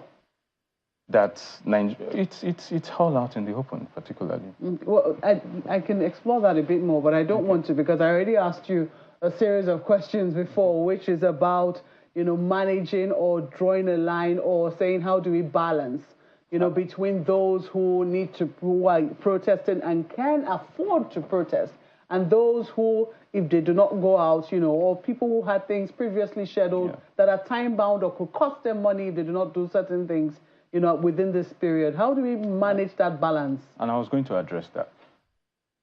When you look at the trajectory of this protest, and I'll use Abuja protest as an example to be specific. The Abuja protest, the protesters started from the National Stadium, that's MKO Abiola Stadium. No, it started at Burger Roundabout. No, that's yesterday. Oh, yesterday. That's yesterday. So yesterday started at in the National Stadium. The protest started there and gradually moved towards the Eagle Square. Before they left the National Stadium, there were sponsored individuals who designated themselves as anti-protesters. Yes, they have a right to protest also. But what I'm driving out is that when you look at the trajectory of escalation, it is always the fact that the police approaches these the protesters through the use of what's the name? Through the use of tear gas. Tear gas. Thank you very much. Through the use of tear gas, as the case may be. If the protesters can peacefully, the distance between National Stadium to Eagle Square is not a very short distance, and they were peaceful throughout till they got to Eagle Square. They have been able to manage their affairs peacefully. The violence started when the police resisted them, and they did not say, there was no report that said that particularly in regards to the protesters that moved from, because there are hamlets of protesters all over Abuja, that moved from National Stadium to the Eagle Square. There was no report that said they attacked the police. They did not attack the police. It was the police that attacked them by way of resisting them and firing cannons. Cannons. I'm sure anybody going through that that Eagle Square area and everything, you still see used cannons of tear gas littered all around. So the violence has not been from the protesters. The violence has been from those who have been sponsored to hijack this protest, as the case may be. But the protesters have shown good faith in their protest. Now, this is an example, to be specific. Like I said earlier on, the distance between National Stadium to Eagle Square is not light distance, as the case may be. But they were peaceful all throughout the Eagle Square. But we mustn't also forget the fact that they had the report was that the Eagle Square was not approved for use. Do you think that it is important that wherever it is, protesters are going to use, or even Nigerians in general? Do you think that the authorities can actually say, no, you can use this place, no, you can't use this place? Now, I am also certain that some individuals, some persons, some known persons wrote a letter to the FCT minister. I know of this. And the office of the FCT minister refused to accept the letter, requesting to use the Eagle Square, as the case may be. So that's dealing in bad faith with these people. Right. Let's attempt to get a response to what you talked about from the police. We've got the Commissioner of Police in Niger State. He joins us virtually. Good afternoon, and thank you for joining us on the program today. So we see you wearing a red armband. Could you start with that? What does that signify, though? Hello? We can hear you. Can you hear us? Yes, I can hear you now. Okay, thank you for joining us. So talk to us about the implications of the red armband that you've got on. Well, the red armband signifies our commitment and determination to midwife and police these protests nationwide, and particularly in Niger, to make for safety, public order, and security.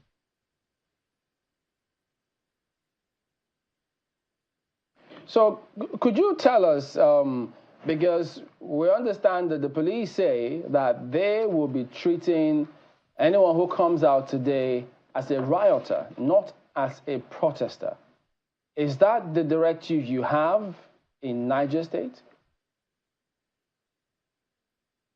Well, that cannot be a directive from the police, and that cannot be the approach of police in midwifing these protests. We have a mandate to protect lives and property, and we cannot be seen to be shooting at protesters, exercising their fundamental rights to peaceful protests. So wherever there is peaceful protest, it is our mandate to provide security, to protect them against infiltrators and disturbance of public peace. So it's not a mandate, and it's not in our character that we shoot protesters. Okay, so what is the scenario in the state? Because there's this, we don't know if you've come across it, the statement that came through from Amnesty International. They are asking the federal government to investigate the killing of 6 people and dozens who are severely wounded. What can you tell us about that? Well, it didn't qualify. 6 persons killed where? In Niger? In Suleja, Niger State. No, I was in Suleja personally yesterday. I visited the vandalized the Tafa local government secretariat.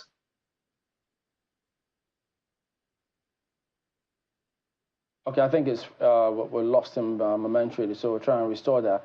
I was going to ask him if he's seen that statement from the public statement from Amnesty International. Yes, it says it was in Niger State and Suleja, personally, but then we'd like to also hear from him. His first statement was no, that's not true. So it does appear we'll have to get a clearer picture of what transpired yesterday. So since it wasn't concluded, I think they also said dozens severely wounded. So he will be hopefully back and talk to us then. What is the current scenario? Are there people injured? What is the situation? So he is saying that they will not be approaching protesters as rioters.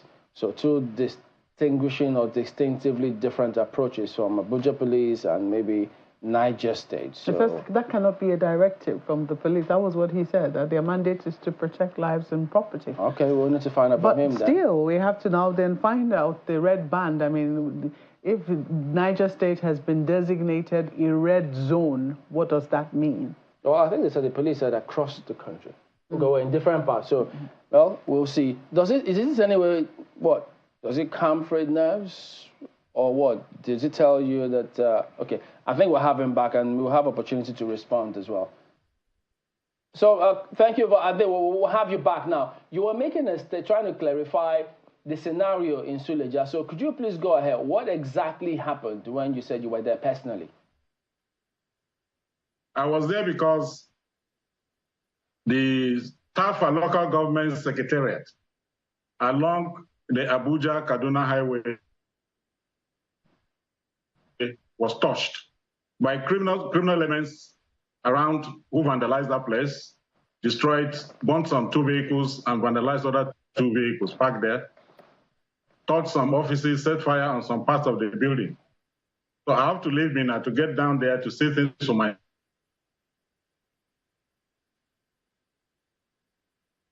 I think several people trying to reach the CP, so I think that's part of what is interrupting this communication there. But of course, you have to hear the full text of his full perspective before we can make any meaningful communication out of it. But who knows? I think I might as well just ask Mr. Patola if this in any way just changes your perspective about the communication we had earlier received from Abuja Police, how they were going to treat anyone who comes out. This particular position, I think, is a better position. You know, I think this is way better by considering just making blanket designation. So even if they are peaceful, you designate them as rioters. Even if they have shown no reason, no concern, to make you be on alert, I think that's the wrong position. Well, we just got a statement coming in right now from the head coordinating secretariat of the United Action Front of Civil Society, Mr. Olawale Ukuni.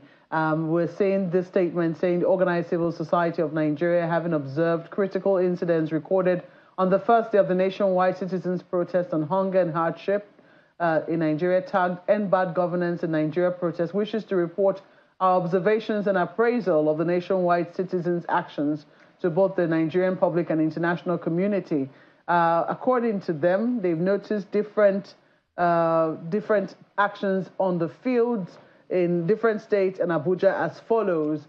They have here death toll, according to them, 21, injuries, 175, number of arrests, 1,154, curfews declared, 1, Yobe is 2, Maiduguri, or how am I reading that? I hope I'm reading it correctly, because we do know that, yes, in these areas, Yobe, Maiduguri, and Kano have seen curfews declared, so they've been declared in 3 different states. But Yobe was with 3 local government areas, not the entire state. Okay.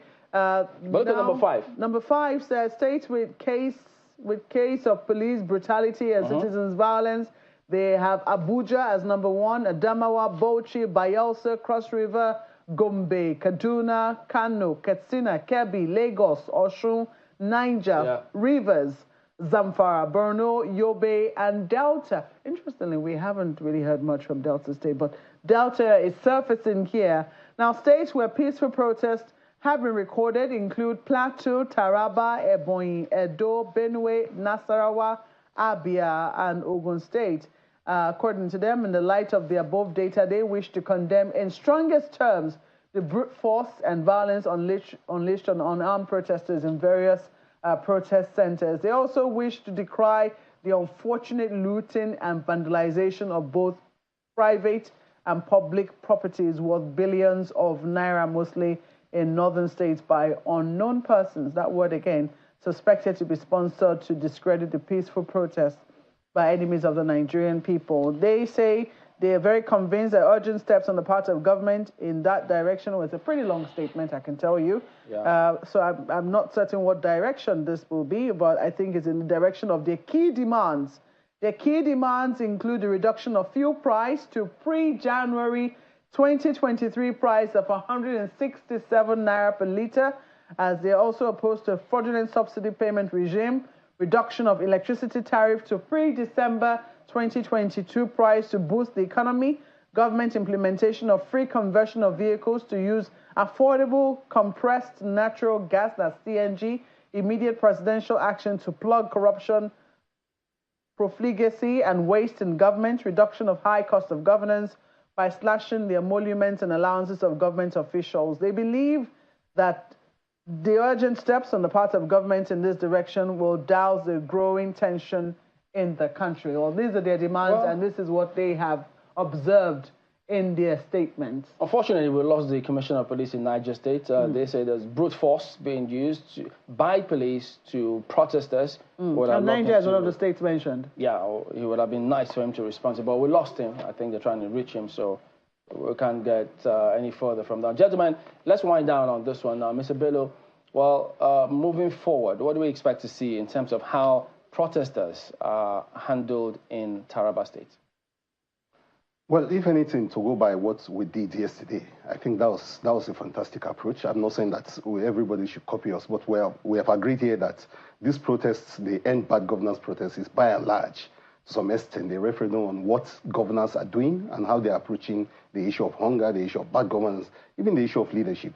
In the case of Taraba yesterday, we saw a good example. We have the governor who was on the street practically all the time, but before then, talking to people. Because if you look at this protest, it's actually the result of a long thing that has been there. It's a result of, like the governor said yesterday, the issue of hunger in the land. What have been people doing about it? That's very important. All right. So going forward, we need to start nipping, the situations that will lead to this, the issue of hunger, the issue of protection of our youths. What do you expect to see moving forward?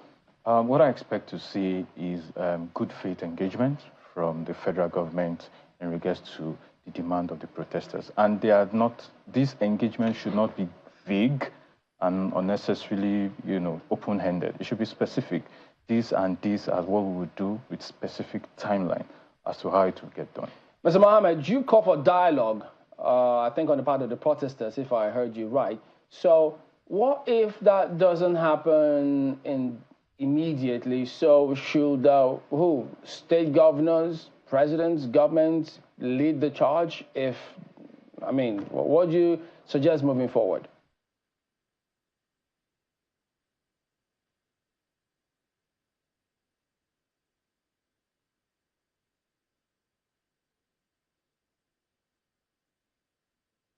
And very importantly, we've been concentrating on the president always neglecting the role of state governors, who to me are the biggest beneficiary of the subsidy.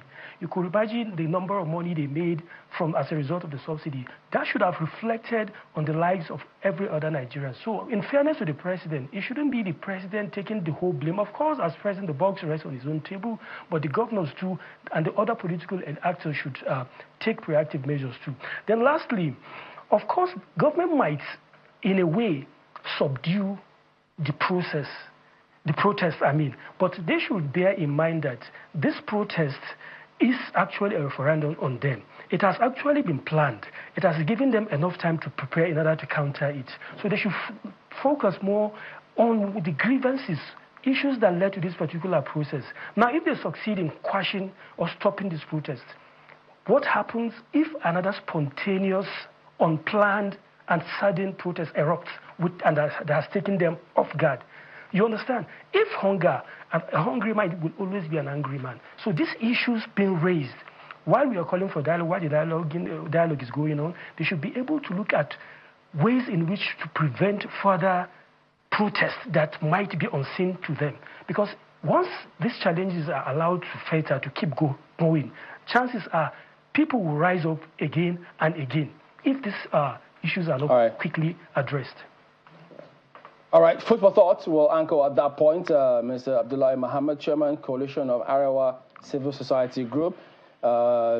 Victor Okpatola, Lawyers for Civil Liberty. And Emmanuel Bello, Special Advisor to the Taraba State Governor on Media and Digital Communication. Gentlemen, thank you all for your time here today. Pleasure.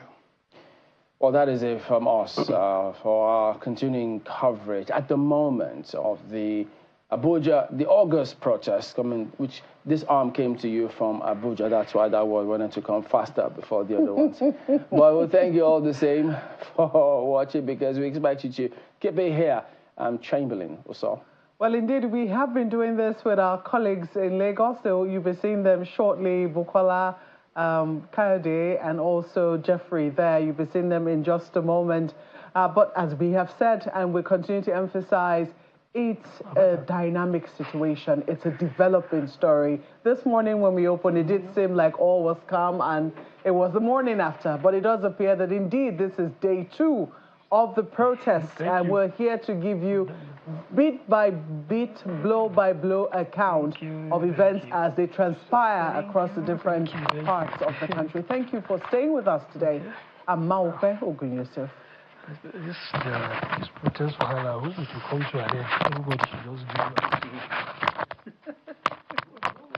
Government, the truth is they should just come out and dialogue and just...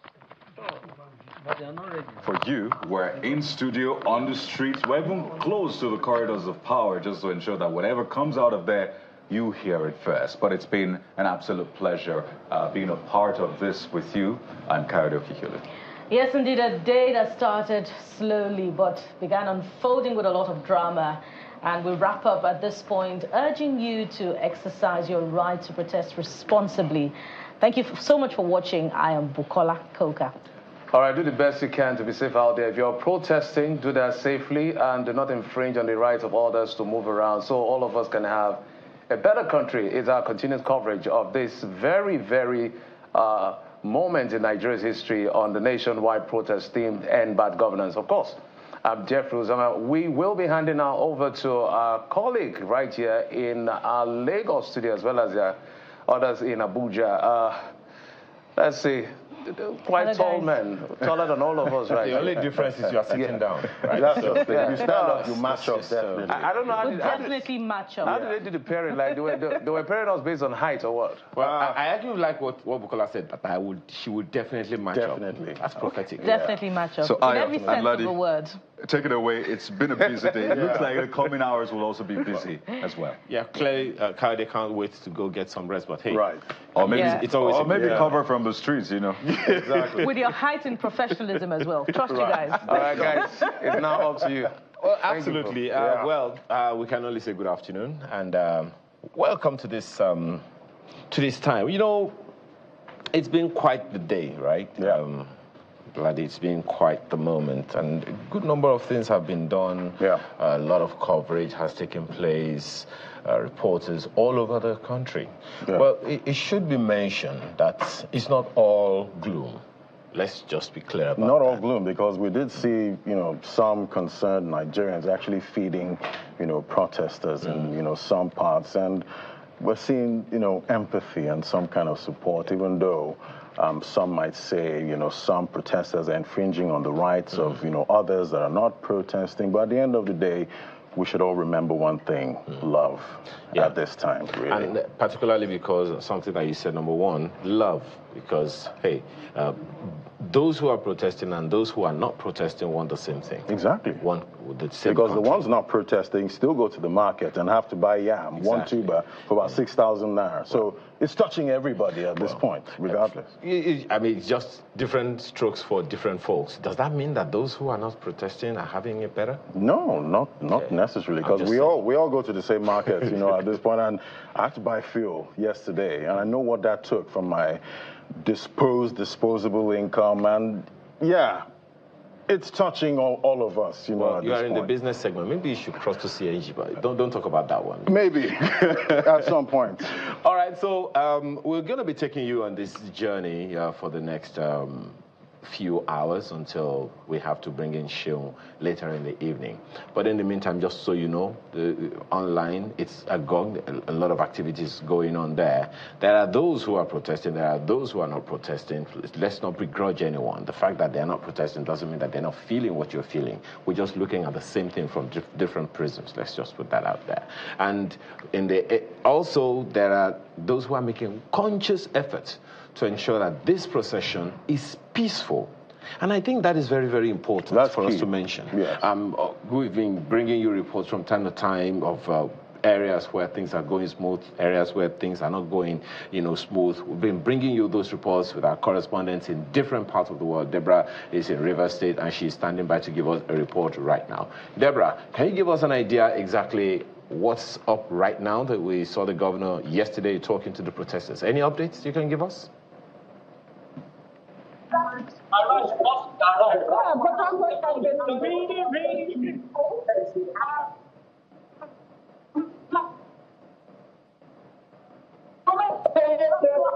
Make some more noise in the city. So we have just a few of them left here. We are waiting for the others to come out. It's a mammoth crowd, and CP was there earlier on. Well, can't really hear how that.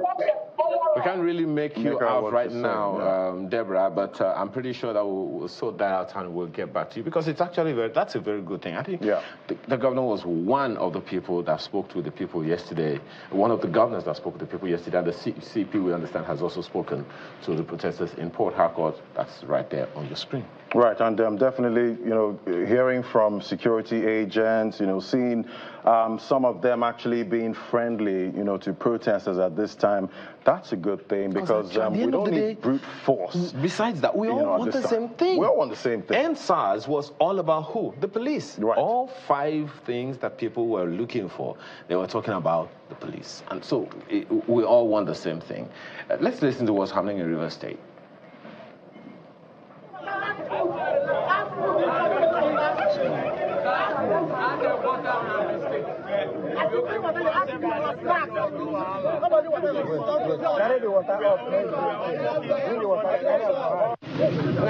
This was just brought by the CP, the River State Commissioner of Police, 9 bags of water, as his way of saying that they should stay or something. I don't know what it means.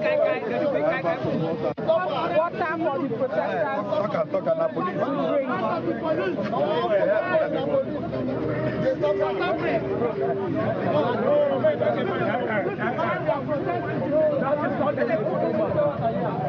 God bless you, sir. This is understandable. We had a peaceful yesterday, and we are going to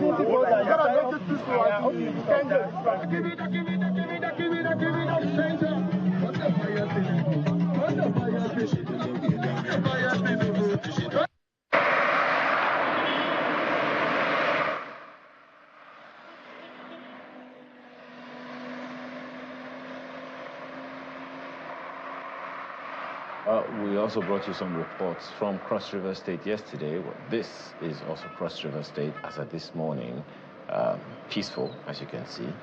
There are other parts of, even in the cities and communities where there are protests. We have some pockets of areas where it's all, peaceful and everything. And this is what we're still having in Cross River State on day 2 of the protests. Yeah, day 2, and it's quite interesting if we compare day 1. It almost seems like day 1 started with a bang at this point. But we're starting to see some kind of calm, in day 2, and hopefully, that continues if we still have the protests going on. But let's listen to what people on the streets had to say. Cross River State, for us, we are not part of this ongoing protest, because we do not see the need to be part of this protest. His Excellency Senator Prisba said to the Governor of River State, he's doing so much for us. He has improved the welfare of his citizenry, including the civil and public servants. As I talk, he has, even before the federal government decided to agree on the minimum wage of 70,000 with labor, His Excellency has approved 40,000, and it has been implemented without delay. As I talk, he has directed that all promotions must be implemented, and they are ongoing. Promotions must be done up to 2023. And staff are encouraged to go to work because he's doing so much for us. We are aware that life is very difficult because of the withdrawal of subsidy, oil fuel subsidy and all that. Things have gone up, prices of things have gone up and all that. Things are difficult. That is why in Cross River State, His Excellency, the people's first governor, is doing so much to ensure that the welfare of citizens is paramount in his administration. Therefore, we have, yesterday I addressed the civil servants and I've told them to come to work. They should shun negative vices and they should not be part of the ongoing protest, because His Excellency, the President of the Federal Republic of Nigeria, is also putting in place measures aimed at revamping the economy. I know that these measures may be long-term, but we have to be patient with the government. It's just 1 year plus. So that is what we are doing. There are civil servants in their offices? Yes, civil servants now have started going to work. Yesterday, when I went around on inspection, I observed that civil servants were not on their duty post. So I made the request, I made an appeal that they should come to work. We should reciprocate His Excellency's good gesture. And today I'm very impressed. We still find pockets of those who have not come to work because of transportation difficulty. But today the attendance have been very impressive. Well, those who have not reported to work today, because absence from work for one day without permission contravenes the public service rules. So those who are absent will be disciplined clearly, because I have warned. So I'm going round. I've gone round now. I've taken down names of those who are absent, and they will be dealt with because they are supposed to come to work. My message to Cross-Riverans is that we should not be part of this current protest, because our government is a people's-oriented government, and the government has done so much for us. Senator Prince Basedodo is a great man. He's a people's first governor. His mantra is people's first, and he's doing so much. Like I've said, Cross State is witnessing rapid development in all sectors. So we need to support him. We citizens have to come to work. And we have asked the youth not to be part of, because when you go on protest, this process that is not properly organized, it is faceless. We don't know who are organizing the protest. The police have said, come out, let us identify you, let us know you, and they are running away. And if you witness, if you have seen other states, there's so much vandalism, destruction. And Cross State, we were not going to experience that kind of a thing we experienced in NSAS. So we have advised the youth not to be part of it. And I'm happy, if you look at Cross State, it's peaceful. One of the things that I was hoping that the point that we'll get to is to recognize that at the end of the day, as it's also been noised on social media space, right. When we say that the people who are organizing these things, they are faceless, I mean, it sends certain signals. Exactly, because hunger is faceless. Hunger is faceless. Hunger doesn't, care about your name. Exactly. It's going to come upon you, when you don't, when you cannot feed. And looking for that face, that's another, issue. I think that's moving us away from the real issues at this point, trying to find out who the sponsors are and all of that. At the end of the day, every Nigerian is the face, at this point. All right, I guess we can try and get Deborah again at this point. We have Deborah, our correspondent, right there in Rivers, and she's going to be bringing us some updates right there. Hello, Deborah. I don't know if you can hear me, but can you tell us what's going on where you are? Okay, well, Port Harcourt, where I am, the federal secretariat, and just along the Port Harcourt Express Road, actually there are monster points on this protest. They started at about 4 hours ago. They've been going around different areas of Port Harcourt, where they started. And some of them are here while others have gone to other areas to make some more noise and send home their message, which is they want job, they want to change the what is described as bad governance. So we are presently on the Port Harcourt Express Road. Earlier on, they had blocked the 4 lanes of this road, but the CP arrived, CP arrived, and appealed with them, spoke with them, and even gave them water, at some point, and then begged them to just shift one corner of the road. And if you look at my background, you can see them still there. Some of them are here, but other ones are on the field. They go around, they're going to come back here. They're numbering over 3,000, quite a lot of crowd, I tell you. And I have some of them here who would like to, speak to us.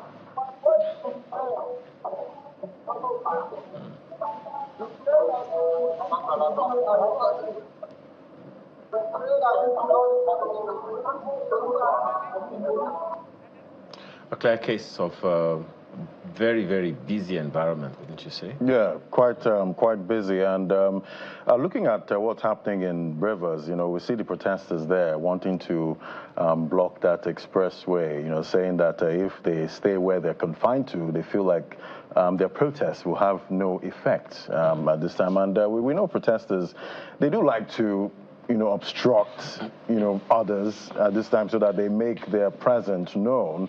But it's quite interesting what's, playing out in Rivers State. I think one of the things, a critical thing to put out there, Vladi, is that people want to express themselves because they feel like they weren't being heard. And that is a message that I think everyone in any level of leadership, at any level of leadership, should recognize. And they won't want to be placed in a place where they feel they will not be heard. Exactly. So, let's drill it down to the home I mean, you tell your child, the child is trying to get your attention, you're not giving the attention, come on, the child is going to take the attention. Well, maybe tell the kids, stay in your room. Oh, is that all you see? Let him just go cause trouble somewhere. You will find the time that you don't have. Exactly. So we don't want that kind of thing. Listen to them, from the brass tacks. And the same thing that we're talking about here, which is why we're talking about the governors. I mean, earlier on, before Malpoya and Chamberlain signed up, one of the guests was saying, look, how come we're only talking about the presidency or the president? Why are we not talking about the governors as well? I like something that I heard from the official in Cross River State said, saying that, look, the governor is doing something. Can we attribute that to the level or measure of engagement that the governor has done with the people? Are we having the same thing in the other parts of the country? I saw that what the governor of River State did. He came out and spoke with the people. I think it was also Governor Kefas also came out, Governor Kefas, and also spoke to the people. And I feel like it's good, when we see one or two governors actually coming out to speak at this time. I feel like other governors might actually, feel that have not come out to speak, but actually feel, you know what, I might be missing out on something here. So, absolutely, we'll definitely see. I'm not going to mention a governor that may not like to come out because of a previous experience, but hey, that's just that about that. Right. It's something that is happening all over the nation, and a good number of states have said they're not going to be a part of it. Some states have said they don't want to be a part of it. Some have said they want to be a part of it. And we also saw various categories of people, groups of people in Lagos saying, look, we don't want to be a part of this because we have history, of a huge loss, and we don't want that to be repeated. That's also understandable. Everyone has their rights to it. Right. Okay. So and I keep thinking, a bit early today, I was thinking to myself, what could the government actually do at this time, in the short term, that could actually make the protesters say, you know what? All right, it's time for us to step back. I think we're being heard. What could that action be? Sincerely, I keep thinking. You're going to need a magic wand of sorts. Right. Here's why. In 2020, the protesters came out and said, this is what we want, listed 5 things. The government came out and gave all 5. I said, okay, we agree, we'll do this, we'll do that. And within a matter of months or weeks, some of those things were done. Right. But how effectively have those things changed the dynamics? Your guess is as good And as I'm wondering, what are the indicators for measuring end of bad governance? Maybe, how long does it take to end bad governance? Maybe Terry and Kayla in Abuja they might have something to say the about answers. That. Hi, guys. You have answers?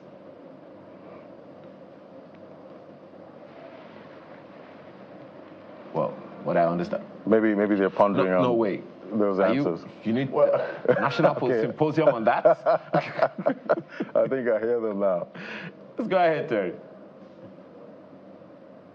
Hello, guys. Can you hear us? Yeah, we can hear you. Loud and clear. Loud and clear. I don't know if they can hear us, but we've actually been listening to you guys for quite a bit. Hi, Ayo. Hello, Ladi. Day 2 right here in the nation's capital. It's a very shocking situation that we're experiencing here, even if we've experienced this before with the EndSARS protest, but one that raises more questions than we have answers for. Welcome to the August protest right here live from the Abuja studios. I'm Kayla Megwa. And I am Terry Ikumi, and we've been following up on what's been happening. Kayla, I saw something today that brought back memories. I don't know if you're familiar with those days when protests occurred, and if you were innocent, in quotes, you had to drive around with leaves. I saw that today. I got a little scared, not knowing what that was, because at the time we had heard about protesters being dispersed with tear gas at the beggar roundabout. Now, yesterday, on my way to the office, I went through the beggar roundabout because you know how synonymous it is with protest. Today, I couldn't do that. I couldn't do that. I couldn't take the risk to do that because, with everything, and of course, Malkwe had very graciously, very graciously helped a lot of the staff here in the office about what was going on at Lugbe. So some of our staff members who live in Lugbe actually had to spend the night at the office, because of the unrest there. And it's been very worrisome, really, watching these things get worse and worse. And the question I keep asking is, since the EndSARS protest, what have security agencies done to upgrade their methods Because it does feel like we're hearing this was what happened at NSARS. So there has to be some sort of solution to this, some way to handle hoodlums. Yesterday I said we have to have the hoodlum conversation. It's time to have it. So these people we're calling hoodlums are Nigerians as well. How did we get to this number of hoodlums in our city, in our country, where when peaceful protests are trying to happen, people are trying to express themselves, and we're pushing that it is their right to do that, there's always the fear that hoodlums could come in and do this sort of carnage. So what has security done since NSARS to ensure that this doesn't happen? Or is it a situation that our security agencies are telling us basically that they cannot handle? Is this something that they just cannot do anything about? The looting, people being in danger. I couldn't take that risk yesterday going through Bega. I had to go through Apo to head home because I didn't want, to get into that situation. But for many people, they don't have that choice. I got calls yesterday from outside Abuja saying, be careful. And I kept saying, within the city center, there's nothing happening. So what happened was that the outskirts experienced some form of violence. There's a huge difference, whether we like it or not, between peaceful protests provided for in the Constitution and riots. It's condemned in the criminal code, and you're liable to 3 years in prison. So I think it's a responsibility of the police, the security forces, to distinguish between those who are protesting peacefully and those who have chosen to go into rioting, because that, as I said, is condemned. Look at what's happening in Rivers State. Everybody is surprised. Professor Okechukwu was here yesterday, and he said he's surprised that Rivers State is as peaceful as it is. It's a crowd out there in Rivers State, but it is still peaceful. It's almost turned into a carnival now, which is what the people of Lagos State were avoiding. They said they would appear unserious if they're compelled to go into a confined space, and then they have to start singing and dancing. Then they will be taken unserious. But look at Rivers State. The governor addressed them yesterday. Surprisingly, they still came out today, perhaps to continue the length of the protest as initially canvassed. So they're out today, peacefully protesting. There's an engagement between the police and the protesters. They had good conversation. I promised to be fair. I promised to be fair. And it's going on very well. There's no report of violence. But, Kayla, why is the North different? That is the question. Why is it different in this part of the country? What's wrong? And it's something that we've been ignoring for a very, very long time. And one issue that if we do not handle, it could get worse. It could get so much worse. I want to pick up on something I heard Ladi and Ayo talk about, where they were talking about what magic wand are you going to wave that is going to, make people feel like the protest we're being listened to, make them feel like someone is listening to us or some of our demands have been met. I mean, back to the looting issue that we're talking about. Look at Kano. Look at what's going on in Kano. Look at what's happening in many. I saw a lady in Kaduna, really, really upset. She said her home. They came into her home. So this is raising quite a number of questions that need to be answered. And it's the governors in northern Nigeria and in places where these sorts of carnage are going on. It's time. It's time to have that conversation. I mean, they've imposed about curfew. What you've done. You've imposed the curfew. But these are not actual solutions, are they? They may seem like stopgap measures for what's going on, but actual solutions. How do you grow your population? How do you convert this hoodlum population into people who do really well? Okay. And I think we're going to have to go to Nasarawa State, so we can actually even get some thoughts from Halima on what's going on there. Halima, how are you? Yeah, the Nasarawa State capital, the situation is calm. This is Shandam Road, the route where the protesters gathered when they marched forward to the government house before it turned violent yesterday and were dispersed by the police. Today, the situation is calm. There is unhindered vehicular movement. Residents are out for their normal activities. Activities have picked up, unlike yesterday when it was skeletal. There is also security present.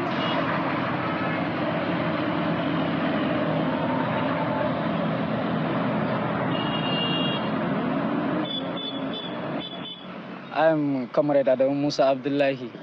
Yes, it's not about withdrawing from the protest. We only withdrawn from the streets. But our voices, our reasons, and our demands are before the government. They know it very well, and we will keep pushing and pursuing to ensure that we have reached to them, and then they have implement all what we are calling for, because we cannot continue to endanger ourselves by causing more danger, calling people to protest, and then the government will not continue to be given chances. We at the middle will not give chances to that. We do our best to ensure that the demands we've put forward are looked into. What led to our withdrawal from the street, as you observe, Nasarawa State had one of the successful and peaceful protests in Nigeria, among which many states found it very difficult to even control the crowd. There were many ill challenges, theft, burning of government and public property, which is very unfortunate.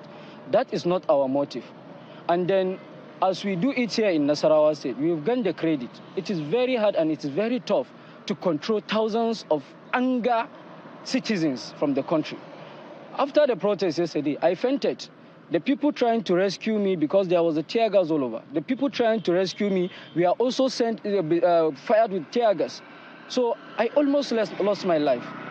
And for that, we will not allow anything to endanger anybody. And that is why we call for a withdrawal from the streets at the moment, so that to give security agency a chance to ensure safety in public to people and properties, to give government the chance to look forward to our demands, and also for the safety of those with genuine concern, so that nobody should be endangered, either directly or through his property. Advice to our core supporters is that they should observe. We've taken it as a challenge within ourselves, and we know many people will like to work for government, because government will pay them. But as we take these challenges, we know that it's posterity that will judge us, and then we are doing it for our own betterment. It's for patriotism. So let them come and never allow anybody to trigger them. If someone must trigger you, then you should be triggered to do what is right. Because there was a popular quote that said that a good dancer should know when to leave the stage. Because when you stay for too long, then you render your dancing useless. My call for them is to remain calm, to return to their day-to-day activities, to see what's next, the step that the government will take. We are monitoring the situation and will keep you posted as the updates unfold. It's back to you in the studio.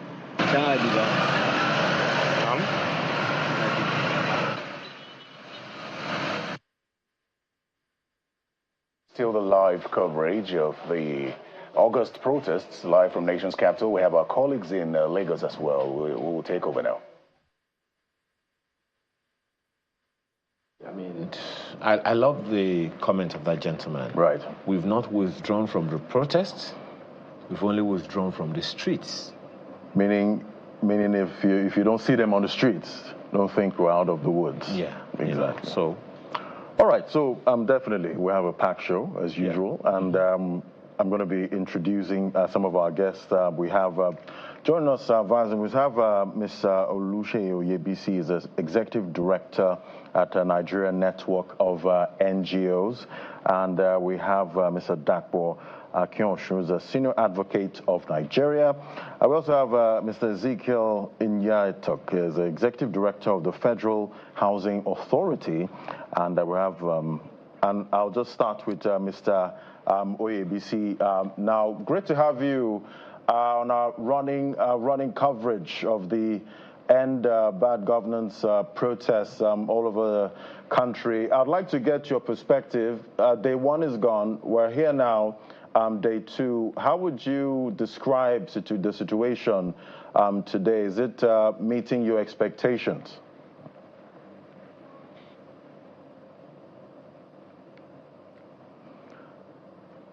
All right. Mr. Oyebisi, I don't know if you can hear me. Okay. All right. Mr. Oyebisi, can you hear me?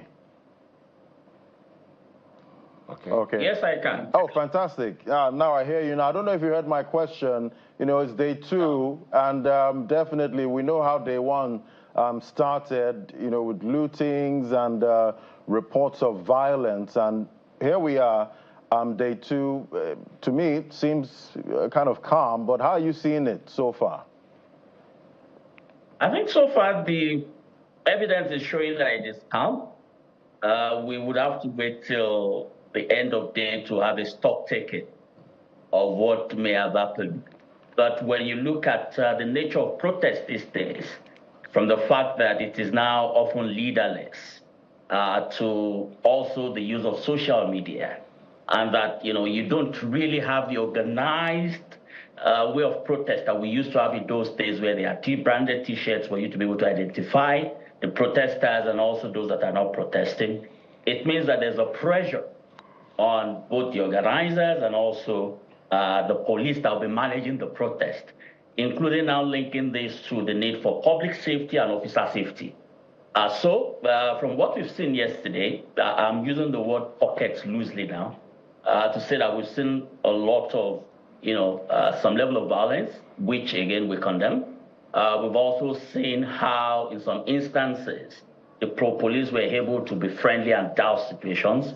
We've seen reports of where brutality and harassment has happened on the part of the police, and it seems that we're not learning any lesson, that fast. We do hope that within the rights that is available to all of us as citizens to protest, we would also, as citizens, take some level of responsibility as to ensure that those protests becomes peaceful. Yes, there's some level of minimal disturbance that is allowed. So when I heard your colleague talking about not being able to go to a house or other colleagues sleeping in the office, that's the minimal level of disturbance that we all have to face, because the common denominator is that, one, there's hardship in the country, and that people are poor. So what the protest has shown us is that it's the scale and the nature of hardship that we see or find across the country, and we're all in this together. Right. So for those who may not be able to get to their offices or get to their homes, this is minimal at this time. All right, Mr. Ibisi, definitely, in times like these, where you have protests, you always have the group that is not really participatory when it comes to, protests. And I want you to talk to me about, we've had reports of, some states that are peaceful, people are not really going out there to protest. What do you think is the thinking of people that are not really protesting, at this time? For me, there are a lot of motivations for protesting, and whether you are for or against, it is within your right. I'm not a lawyer, but I do know that it is within your right to either join a protest or not join a protest.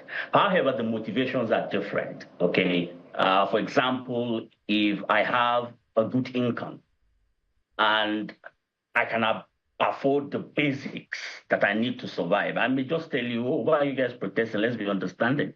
But if I don't have those basics, then my motivation for getting on the street is 110%. So while we would not criticize those that have joined and those who may not have joined, the point is we're all in this together, meaning that if you had gone to the market some 6, 7, 8 months ago, you would have bought a Congo of rice for maybe 1,000 or 800 naira. Now today it's going to maybe 4,000 naira or thereabout, if my market analysis is right. I do know that egg used to be 20 naira, all right? It is now going to 150 naira, all right? A crate is 6,000, 7,000 naira. A crate you used to buy at 800 naira, all right? So for those of us that, still cook, sometimes when you're hungry, you quickly buy noodles at, say, 40, 50 naira, get 20 naira egg. Under 100 naira, 150, you have eaten. You dare not do that now. So we're all feeling the heat.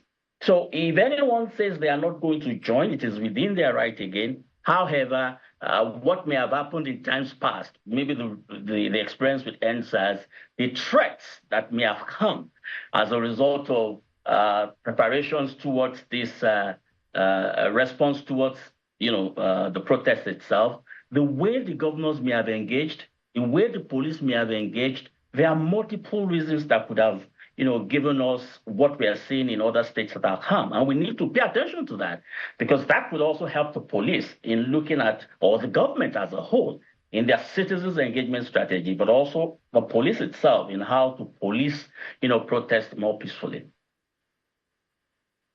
The issue here is not whether or not there is tenable basis for, the agitation. Perhaps the challenge is that of whether or not we saw it coming. I like something that you said the other time when you talked about the fact that people could buy some things a little while ago, but now it's a little different. The costs, are different. There are those who would remember that even as far back as the 70s, they started talking about things being difficult, and it's really dramatic. What will they say if they were alive now? But let me ask Mr. Dapo Akinyosun, who is a senior advocate of Nigeria, also joining us here in this conversation. Well, Mr. Akinyosun, I'm pretty sure that you've been observing things from before yesterday up until this moment. What's your general assessment of what's gone on so far? Well, I'll take off from something Mr. Abushe said earlier. And he said, what are the lessons we have learned? I think one of the lessons we can learn clearly from this is that when we have a rapid protest, organizers of protests should also be a bit more organized in the way we do things. Because we start it, but we're not able to control how it goes out of hand. And whilst our objectives may be noble in going out, while we want to make ourselves heard, we need to get government to listen to us. A situation where it gets out of hand, is overrun by miscreants, is a serious cause for concern and worry. Because it leads to massive destruction and looting, and you saw what happened in Kano yesterday. We can see what is going on in some parts of the country. I think that as organizers of protests, we also need to begin to take some of these things a bit more serious. When we started, we should be able to think it through and have means of putting it into control and curbing. I do recall that somebody mentioned, I think it was Ebun Adegboro ICN, who said that I think one day of protest is good. If we do one day, it's a warning shot. We cannot get everything we want in 10 days. If we keep at it, it's going to lead to massive destruction, and it just gets out of control. But if you do it one day at a time, with one government, we can do this, we'll come back. I think it gives a balance to everybody. They know that, yes, you have the capacity, yes, you have pulled back, even though you're not getting all that you want. It also serves as a pull to the government. Hey, you need to listen to these guys and stop. So I think progressively, as we see it going, it started well on day one, you made the point. Day two, in some places, is being chaotic, and we want to avoid a situation where lives are lost and properties destroyed just because we want to get our voices heard. Spot on, Mr. Akinyosun, because that's the advocacy everyone has been on for a while. But I'm also sure that Terry and Kayla have a guest there with them. Oh, yeah, absolutely. We have architect Ezekiel Talk here, who is the executive director of the Federal Housing Authority. He's also spoken on several public issues. Welcome to the program. Thanks, and what a privilege for having me. You're always welcome. Nice to be here. Thank you. I think I'll just kick off from the last thing that Senior Advocate of Nigeria, Dapo Akinyosun, said, where he said that he fears that the escalation could be because the organizers of the protests were not organized enough. Is that something you agree to? One, two, three things. I think it's important I lay certain disclosures. First is that I'm a public servant, and it's important for that to be known. Second is that I come here not to speak for government, so to speak. I come here as a responsible citizen. To that end, I fear that I could stand certain risks, but life is about the 3 C's, the chances that come your way, the choices that you make, and the consequences of your choices. And for me, I'm willing for whatever consequence, but the time has come when people that mean well for this country must stand up and speak. And let that be more important to you than your office and protecting your office. So I took the risk of doing what I'm doing. The first thing is that I believe that it is right for people to protest. I believe it. I think it's a fundamental right of people. The second thing is that for whatever you do, you must think of the essence. Why am I doing this? What do I want to achieve? When you answer those two questions, it makes you to now have a game plan as to what you want to do. A protest could either be a sponsored stuff to hit the government in power, or it could be a natural cry of the citizens that things are bad. So whether you're in government, you're out of government, you all go to the same market, things are not okay. I personally feel that things are not okay. And incidentally, I've never one day heard Mr. President saying it's all rosy and dandy.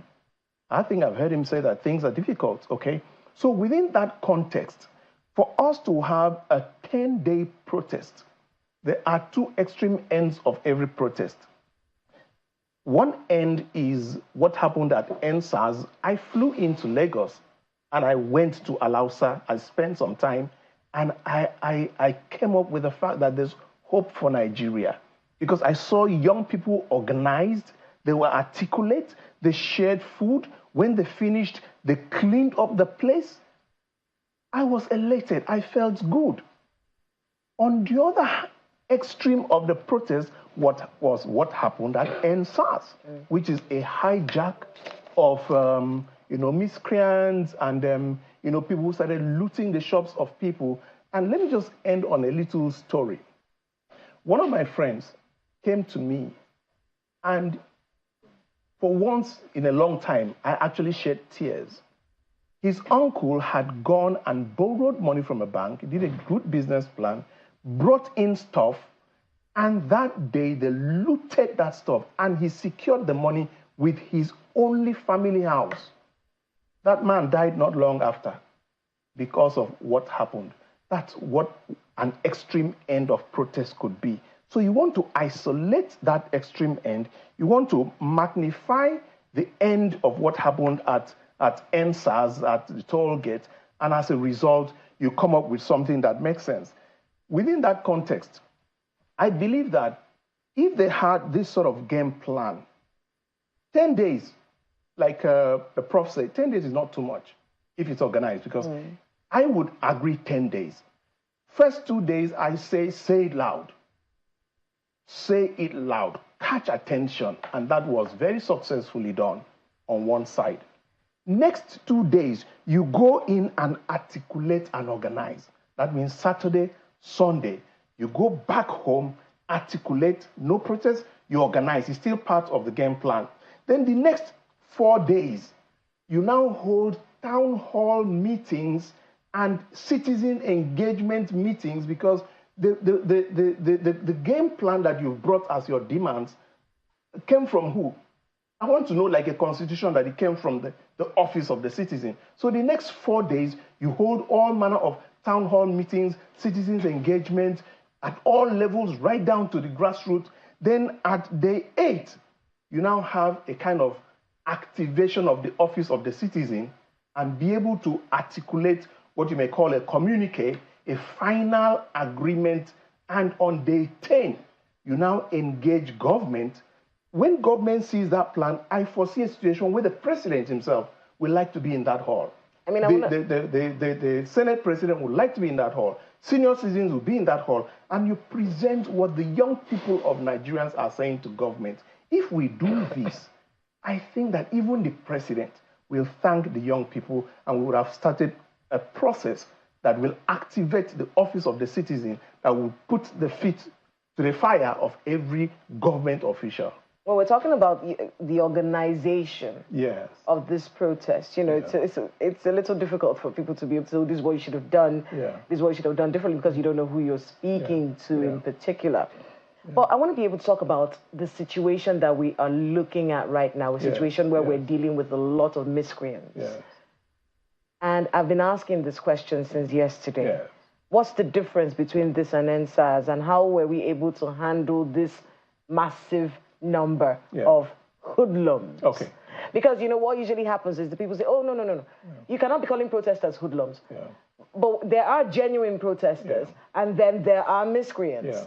The handling of miscreants overrunning a legitimate, peaceful protest is one that I haven't been able to get an answer to when it comes to security agencies between NSAS and today. What do you make of that? I'll tell you this.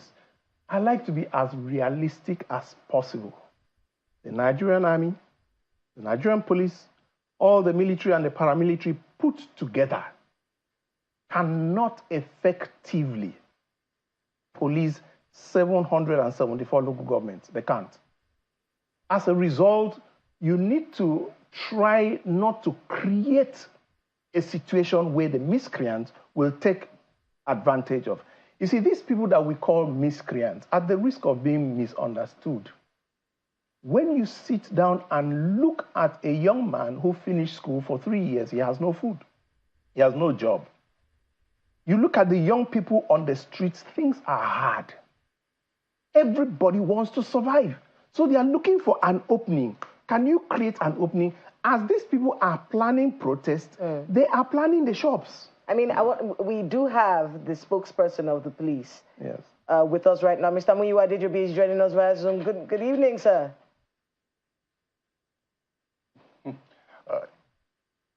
I think he's a little distracted. He's a little distracted. Mr. Muyiwa Adejobi, can you hear us? Can you hear us? I don't think he can hear us, so let's just continue. Because, you know, that is... Oh, I think he's here now. Can you hear us, Mr. Adejobi?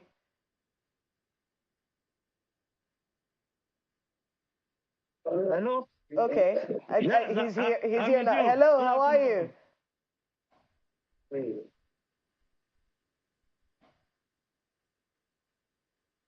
I think we're having a bit of an issue with his connection. Mr. Adejobi, can you hear us? Yes, I'm here with you. I can hear you. Okay, but your volume is a little low. We need to be able to hear you.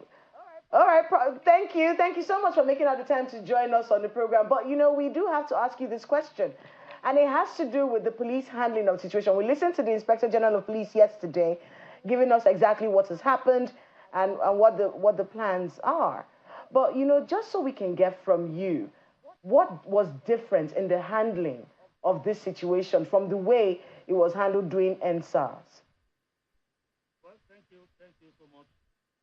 Thank you so much. This is a different scenario entirely compared to what we had during NSAS.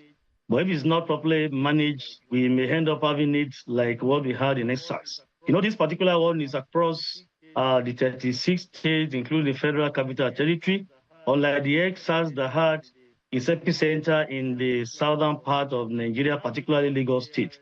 Now, with what we have experienced so far, in line with our earlier intelligence gathered from all angles, from the police and from intelligence community in Nigeria, we had earlier warned that something like this will happen. And this is what we are experiencing now. Situation where we have declared a protest and the organizers actually tagged the process 10 days of reach. I asked that question yesterday.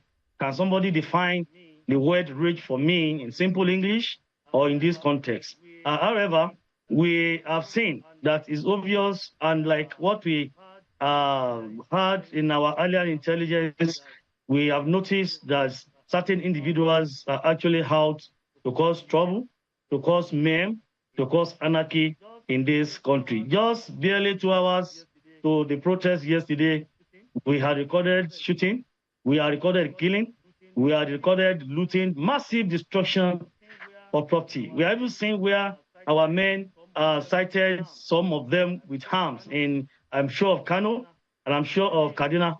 Maybe you have not been told that armored personnel carrier in Kaduna was damaged yesterday. For you to know how heavy such attacks would be on security forces, particularly the Nigeria Police Force. I want to say, with what we have seen, some of us who are experts in security and conflict management, we agree with me that this is a riotous situation, not a protest anymore. And the IGP addressed the nation yesterday, and I think it was covered live around 8:30 or 8:40 p.m. yesterday, where the IGP alerted the whole nation that all of us have been put on red alert. The IGP rolled out certain incidences yesterday, some of the attacks and some of the looting and massive destruction we recorded. In Borno, you agree with me that we lost some people who actually came out to do this protest. And the funniest thing, or something that's very sad, is that you see the video, the clips you see young infants being pushed out to come and partake in this protest. Those who do not even know what is demonstration, what is protest, or what is my right in the Constitution. So the IGP has made it clear yesterday that we will not in any way tolerate any act of anarchy. And I think, as a security expert, that by now the original and genuine organizers of this protest ought to have pulled out. Because if they still continue in this manner, we'll see that there are certain individuals who are trying to leverage on this protest to cause anarchy. Because yesterday in Lugbe, in the Federal Capital Territory, around 9:30 p.m., armed hoodlums took over the Lugbe end of the Shehu Yaradua Expressway. That is the major airport expressway. And they were attacking people, looting their properties, engaging, they even engaged the police in gun battle to an extent. I think the command FCT has made a statement today to alert particularly medical practitioners to help us look for those patients who have bullet wounds. In line with the law, we want them to accept them. But while accepting them and giving them treatment, they should inform the police accordingly. And let me quickly say again that before we allow another dimension to come into this protest, I think all of us as a nation, all of us as Nigerians, we should be able to be on the same page and call these organizers to order. You agree with me again that all these groups that have come out, none of them has complied with the regulation, with the rules, and our mutual agreement of one, confining in a very designated place for their protests, not to have street processions. And you can see that in all the cities now where please, so we have these protests. Mr. Adejobi, can you hear me? We are having all of them. Hello, yes? Can you hear me? Let's, just so that we don't run through and then compound information, let's get an update on the situation in what happened in Lugbe.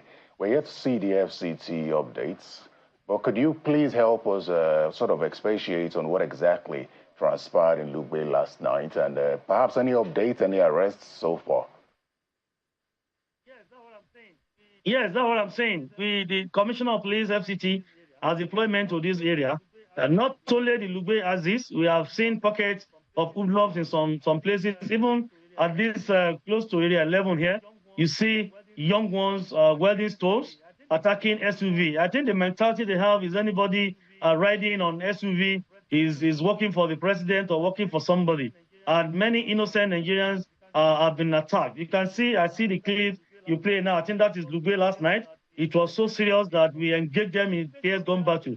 Situation where we have protesters armed with arms, ammunition, dangerous weapons, offensive weapons, is no more a protest. Where we have recorded a case or cases of arson. Arson means setting ablaze property. I'm sure in Suleja, a local government was touched. I'm sure in Kano, many private places are looted, and even last time recovered from them. In same Kano, a policeman was attacked, his rifle taken away, but we are very smart enough to have recovered our rifle from him. So we know where we have massive destruction and this kind of unguided and unplanned disorganized protest, it may lead to anarchy, and we don't need that this time around. So the IGP has been talking to our very senior officers, CP of commands, that they should give him adequate, prompt, and transparent situation reports across the country.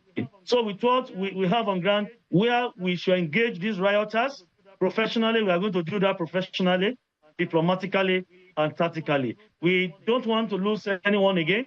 A policeman was murdered yesterday in such during that protest in Kaduna, where 2 were severely injured and many security operatives were attacked. I'm sure in Borno, such a thing happened. In Kebbi, we recorded that. In Katsina, we recorded that. In Yobe, we recorded that. So you can see the number of vehicles that were set ablaze yesterday in Kebbi. This is no more if you can hear me, it's a riot. Yeah. And where we have a riot, just one moment, Mr. Adejobi, if you can hear me. What they should. It's the job of the police to take charge. Just a second, Mr. Adejobi, if you can hear me. Perhaps it's a good time to quickly ask you if you can hear me, Mr. Adejobi. Just 1 second, Mr. Adejobi, if you can hear me. Perhaps it'll be a good time for us to find out from you what the numbers are. We listened with my colleagues in Abuja earlier. Chamberlain and Malkwe were reading out a statement from some civil society organization saying, oh, these are the number of people that have been produced. Mr. Adejobi, if you can hear me. So earlier on, before my colleagues Malkwe and Chamberlain were done in the first part of our broadcast this morning, they read a statement that details certain information. The number of people that have died, the number of people that have been arrested, the number of, just some data here and there. So I don't know, is this something you can give us off the top of your fingers, or if it's something you have right there with you? Number of people that have died in different parts of the country, number of people that have been arrested, the number of local governments in the country out of the 774 that are involved in this particular protest at this time. Do you have the figures? Right. Got the number of casualties, the number of arrests, recoveries made. This is what I'm doing now is just to update Nigerians and the whole world of happenings in Nigeria presently.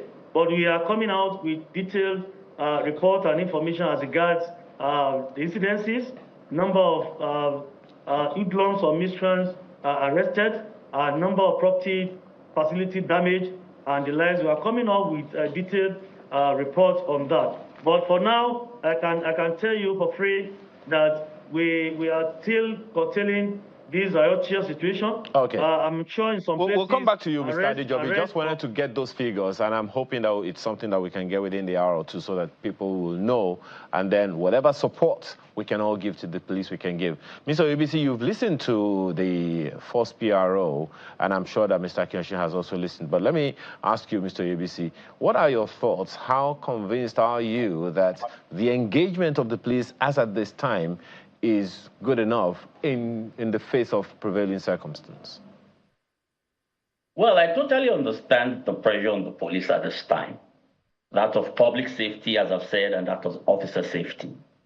And one sympathizes again with the Nigerian police force on the death of one of their colleagues, and also on the death of citizens that we have. However, we need to frame this narrative very well. One is to ascertain the fact that no sane protester would go to a protest place with tools that can harm. All right. In separating that, wherever you find someone with guns, with machete, and other things that can harm, then it is the role of the police to arrest such a person and prosecute. We have witnessed, and I'm using the word pocket loosely, all right, to say that the destructions and the attacks that we have seen, they are condemnable. However, we should not use that in now framing how the whole of the protest is looking like, all right? And you all agree with me that, we have a social and economic failure here, which is affecting all over. We've seen how the Commissioner of Police in Lagos State has spoken to those in Ojota, and they've listened, they have cooperated. We saw how citizens spoke to police that were harmed, and the guys turned back and led the protest. So we should highlight those. But in highlighting those as well, we should also pay attention to areas where we have the violence and where we need the police to now identify those, for lack of better word, hoodlums, and prosecute. Of course, one is impressed when you see how, the police updated us on, at the arrests that have been made in Kano, which is progress, but it doesn't affect. We shouldn't use that as a framing or a national framing for how the protest is going. We've seen a lot of best practices that we need to highlight as well. And while we encourage that protesters should ensure that this is not violent, and that they keep to the conversation and put the issues on the table, and that government is listening, we do also want to say that the police has a role to facilitate that protection, all right? And in doing that, I understand the pressure that will be on the police, especially when police brutality would also be part of the conversations, all right?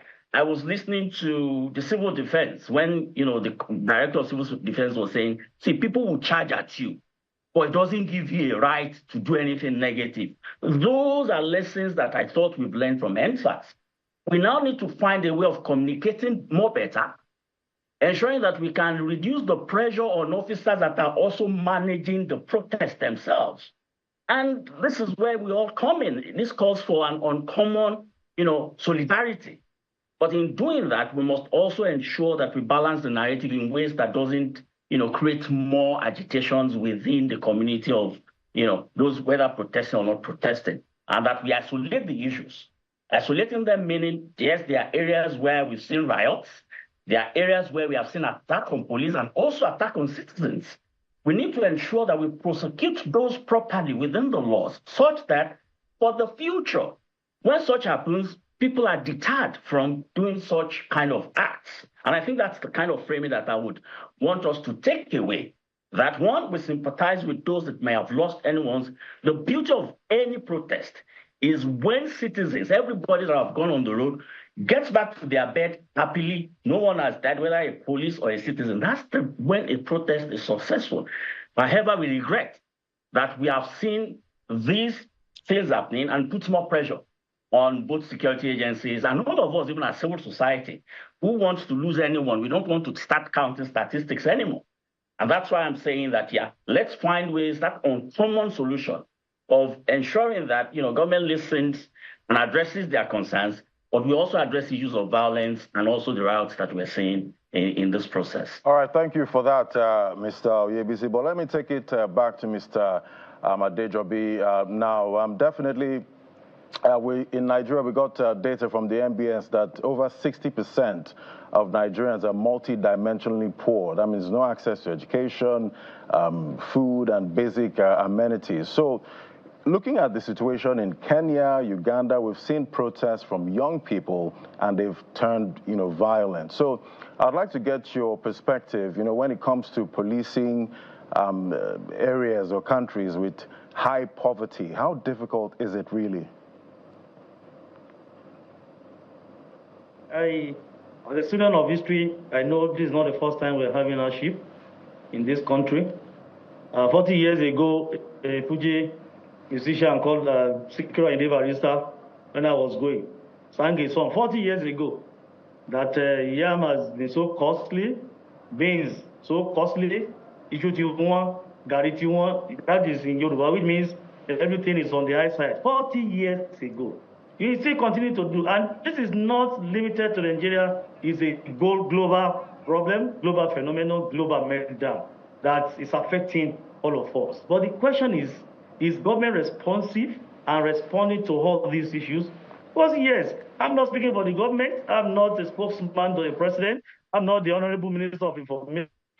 But I know, as a Nigerian too, that they have been doing certain things that I'm sure the ministry will roll out to Nigerians to know, which they have been doing. But we need to just oppose this and marry the two together. We cannot say because I have a headache, I want to cut off the head. The thing is that in any protest, for me, I know as a student in University of Ibadan, when I was going too, as a student union leader, they taught me that we should have three phases into any struggle we want to do. The three C's. The first one is consultation. We need to have our demands, present our demands to them. And then after consultation, we need to have consolidation, where we'll be able to say, okay, have they attended to this? Let me check my list. Have they done this? Yes. Have they done this? Yes. If they have not done anything, then you can resort to confrontation. That's when you continue to have protests, you continue to have strikes and the like. But now, so far so good, I have not seen anybody to have taken charge of this process I've highlighted. All we saw was to say we are going to come out August 1, 2024. So it is. We need to understand that everywhere across the globe is affected, not only Nigeria. And we need to engage our leaders. It's not our voices cannot only be heard in the street. That is what we are saying. And so far so good to this point now. There is no leader in Nigeria. There is no leader in ECOWAS, West African sub-region, or an African continent that have not heard that there is a protest in Nigeria, which means our voices have been heard. And I'm sure the government will do what they should. By now, today, I think they should have consolidated on what they had yesterday, present a letter of request to them. The way the first set of organizers of ESAT did in 2020. October 8th, the first thing they did was to come with a letter or letters of demand. I was the PRO in Lagos State. They gave it to my commissioner of police. He gave it to me. And we endorsed it to the then Inspector General of Police, Adamu, to work on it. And they marched down to Alahusa to go and give to the governor. The governor was not in the office. The speaker came. They said, no, they will give to the deputy governor. The deputy governor came, Prince Hamza. He came and he collected the letter from them. So far, so good. I've not seen any organized process or situation where the organizers will have prepared their demands and present this to the government, or to have presented to the IG, or to any minister, or to the governor somewhere, that please help us relay this to the president. All people wanted was to come out, to come have process, street procession, and turn everything to anarchy. So I want to say that we need to understand that we have issues in Nigeria, whether social dislocation, decadence in moral values, and so many things could have attributed to this. We have seen where protesters are smoking in their home openly. You have seen where somebody carried a young toddler, a young girl of 2 months old, to where they're having protests. Nobody is discussing this. I expected NGOs, civil society organizations to have raised this issue and even talk to the woman that how will you carry a lady, a young baby of 2 months old, to any protest ground? These are the problems we have.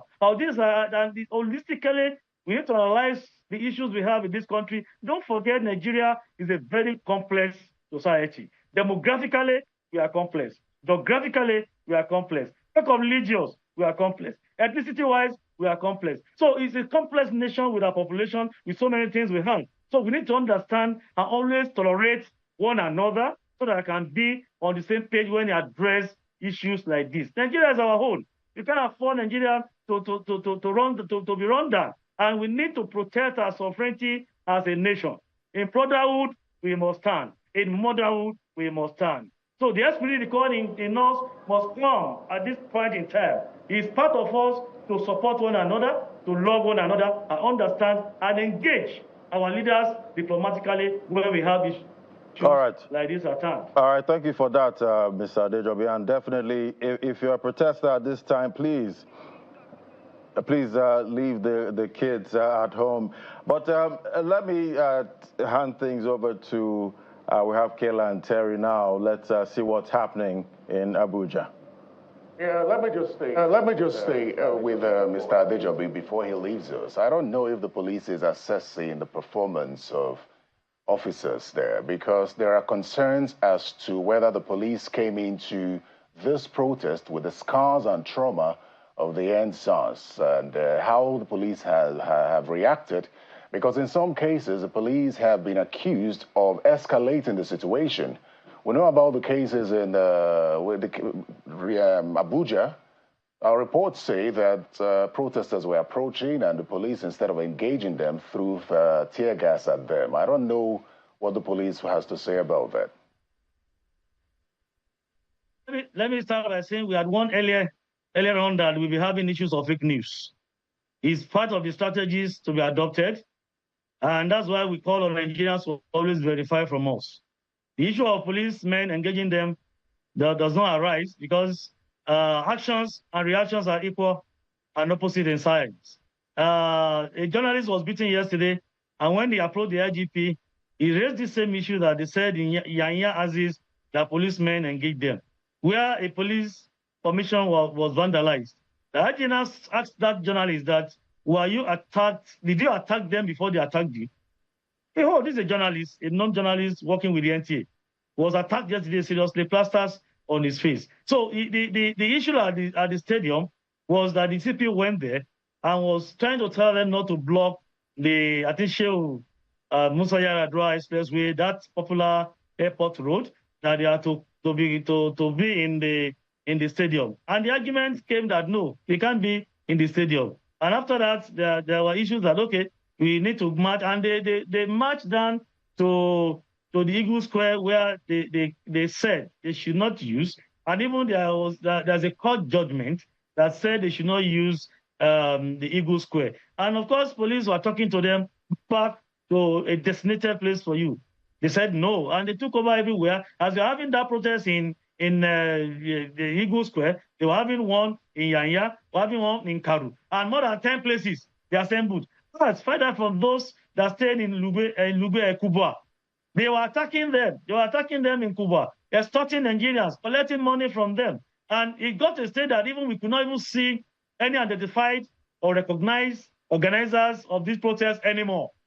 So how do you manage this kind of a crowd when you started something and nowhere to be found? So we have been civil so far. None of our officers has come out with the idea or mentality of the PTSD of NSAS. No, we have been civil, and IGP made it clear we are to be civil. We are going to engage this situation, and in every situation we find ourselves professionally, diplomatically, in line with the provisions of the law. So far, so good. We have not been violent. We have been so civil. You can see many pictures I can share with you where our men are even giving water, some junks, snacks, and what have you. Where they need help, we have been giving them help. But where we have noticed that the situation is becoming riotous, the law has permitted us to apply minimum force to subdue unnecessary riots in Nigeria. For goodness sake, the same constitution we use. The constitution has given people the right to protest. He has given them exceptions to those rights. Go and read section 40 of the constitution, section 45 of the constitution, and then go and read the powers of the police in this regard. So we just need to when you talk about minimal force, we're very much concerned because it's expected that the police would be able to distinguish between peaceful protesters and hoodlums, as you put it. But when you find journalists in the mix of this being tear gassed, our colleague lost his phone or damaged his phone in the process of this.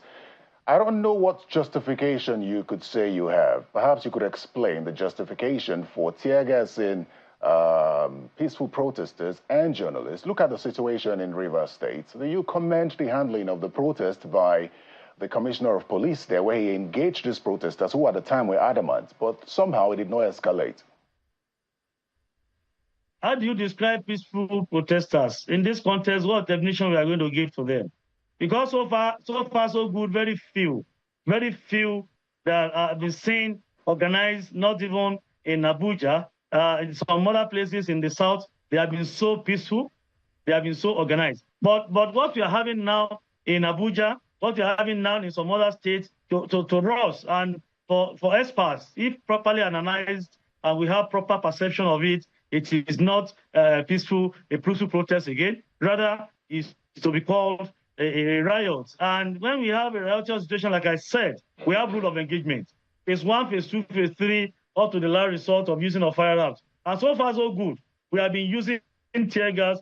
We have been using water cannon. The IGP was able to procure enough tear gas, and because we had notice on time, and we were able to have and distribute, deploy accordingly to forestall breakdown of law and order. And for those who came to us through the NANC, the IGP was able to tell them that your venue to be used across these 8 states, the indicated 8 states, and the IGP made provisions for them at these venues. But behold, many of them were not even, yesterday they were not ready to use some of these designated places. We believe in Nigeria that we always want to cause pains, agonies, discomfort to people before people will understand that we're having a protest. You can have your protest in a place, all the media houses in Nigeria, online bloggers, all of them cover all these events live. All we want is that our voice must be heard. And the voice has been heard so far, so good. So what are we still doing in the streets? We'll be able to talk to you a little bit about civil society and what civil society is saying about the protests yesterday. I want to give you, this is from the Organized Civil Society of Nigeria, the coalition. Death toll, according to them, 21. Injuries, 175. This is just day one. Injuries, 175. Number of arrests, 1,154. Curfews declared at the time, Yobe, Maiduguri, and Kano. They're saying that the police force urgently needs to improve on their professionalism while redoubling their tactical capacity in managing civil protesters and in apprehending miscreants and hoodlums sponsored to infiltrate and discredit civil protests. This way that the situation has been handled, in your view, is this international best practice? Was this done, in your view, the right way? Or are there things in the handling of these hoodlums and miscreants, and of course differentiating them from legitimate protesters? Are there things that the police could have done differently?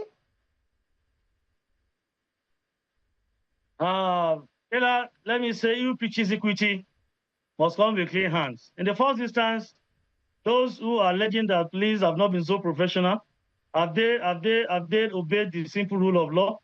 We must be law-abiding in this country. In the first instance, the IGP deployed men at the stadium, MK Abiola Stadium in Abuja, where we expect the genuine protesters who have indicated interest to assemble. Are they still there?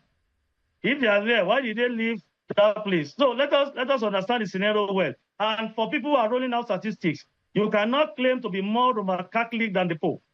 It is the job of security agencies and certain over supervisory agencies of the government to roll out all these things. And I told you earlier on that the police will make an official statement concerning the casualties, major incidences, losses, and looting, destruction. All these incidences will be captured, and we are going to make an official statement in this regard. So let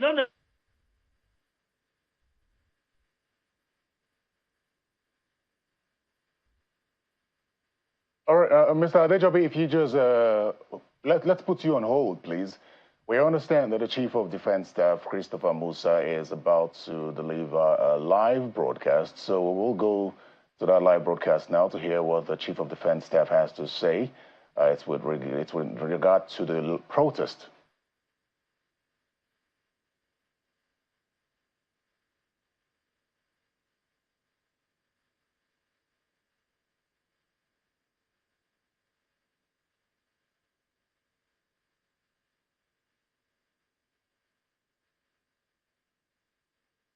Headquarters.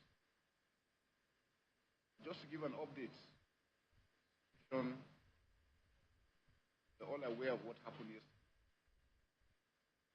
Government have actually how to associate freely without any rancor. But I'm sure everyone is disappointed with the outcome. Clearly, the security forces have done extremely very well. I'm very happy to mention what especially the Nigerian police force, have shown a lot of professionalism, including where members of the armed forces had to step in. But you can see that we have remained very professional in our conduct and will continue to do that, as long as the citizens also understand that there's a difference between peace and criminality. What we saw yesterday was, at the beginning, some semblance of a very peaceful demonstration, but which was quickly taken over by a bunch of criminals that don't mean us well. And if you remember, we have warned that there are individuals that are ready to cause mayhem once this starts. And so we want to appeal to Nigerians to understand that the federal government is doing the best it can for the country. The federal government, the present regime is just there for less than 1 year. And it is not possible for them to have solved every financial, economic, security situation within 1 year. But I'm sure everybody, if we're truthful to ourselves, efforts have been made and have continued to be made. We have seen policies that have been made to address the economic situation on the ground, including security situation. Things are improving. We are not where we are, but I can assure you we're heading there. And if we have the support of everyone together, we can bring total peace and the economy will pick up. Just some few days I was in the Niger Delta to also ensure that our production, oil production, increases immediately so that we can have enough funds to fund our economy. So I want to call on all Nigerians to understand with the government, if you have grievances, which I know people have, there are a lot of challenges here and there, and it's not only in Nigeria alone. Everywhere in the world is facing one economic or security crisis or the other. And so it's important to understand that we're not alone. But what we can do is not to allow criminals, individuals that have lost out, to take advantage of this to destroy our country. We should realize that this destruction we're doing, monies have to be used. Monies for development will have to be used to repair these things so that we can move forward. And so instead of doing that, we should come together, make sure nothing is destroyed. The statement, the message has already been passed to the federal government, the state government, and the local government. The local governments are already in place. The president has already directed through the Supreme Court for the local governments to have direct funding from the federal government that will also assist. Please, Nigerians should look up to their local governments, their state governors. The federal government is doing its best. Everybody is putting their hands on them. We know we are challenged as a nation, but we know we will overcome, working together as Nigerians. I want to appeal once again for the support of all Nigerians, to the federal government, to the state government, and to the local governments. Let us avoid anything that will bring mayhem within our communities. Yesterday, we have seen the level of destruction that has been carried out just yesterday. And so you can imagine if this continues for so long. The armed forces and the entire military security agencies will not stand by and see that to continue. So we want to warn those that are recalcitrant, those that don't want to listen, that will not fold our hands and see our country to be destroyed. We will take action, and the action we'll take it professionally. Anyone that is caught will be taken to the courts to be dealt with. So once again, I want to thank you for coming, especially members of the media. And again, for the media, I want to also appeal. I noticed throughout yesterday, all the stations were hooked up to the occasion. This is not an election thing. Don't give them that coverage for them to feel, because there are some of them are looking for just moments of, being on the screen.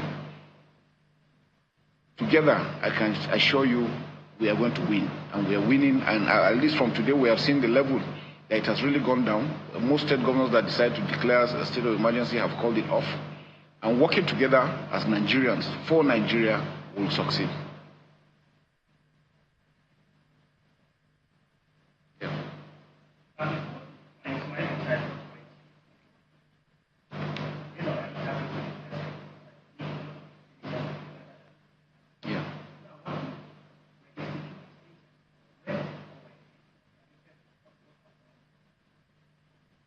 Well, the security agencies cannot be everywhere, and you can just make your predictions to such an extent.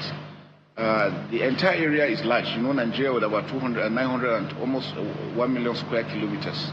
It's not going to be easy to secure the entire area. But I think yesterday, the security forces actually stood up to their responsibilities, and that's why you see that it is measured. And it's important for them to understand that working together as a team is what we require. The security forces cannot do it alone. We need all Nigerians to put hands together to make sure we succeed. And we stop these criminals from taking advantage. I mean, yesterday we saw some people breaking down houses, stealing windows, doors. I mean, it was just crazy yesterday. And we don't want that to happen again.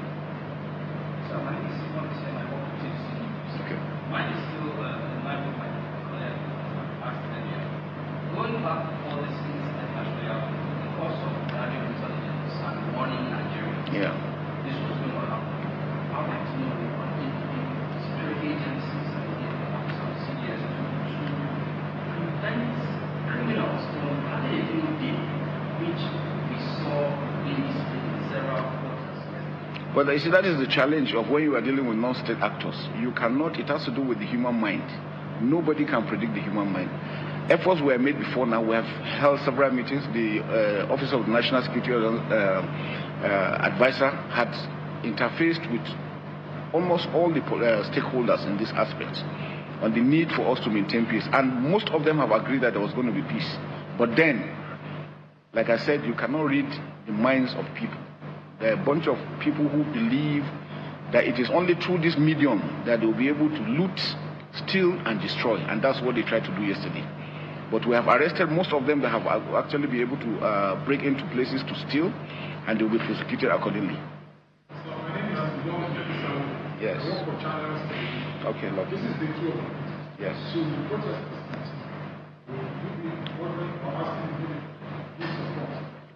No, like I said, we are supporting the police all through, but we are just on standby. The police is doing a good job. They are handling the situation for now.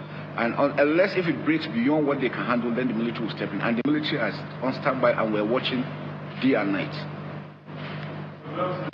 Yes.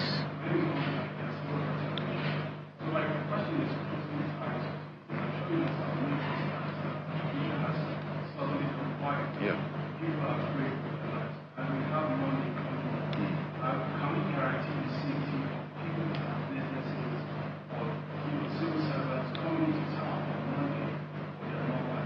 I can assure you that is being done. We're taking steps on that. We are going also behind to ensure that we also identify all those ones that are involved. There are individuals that are actually sponsoring them, pushing them to do these things.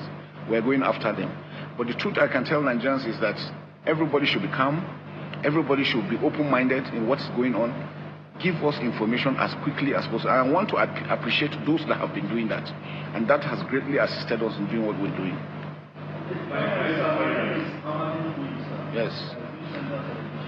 Now, in the area of information, for some of us who are on the streets here yesterday, in as much as we appreciated the restraint by security agencies, because some places where we cover, we can clearly see that those are not protests.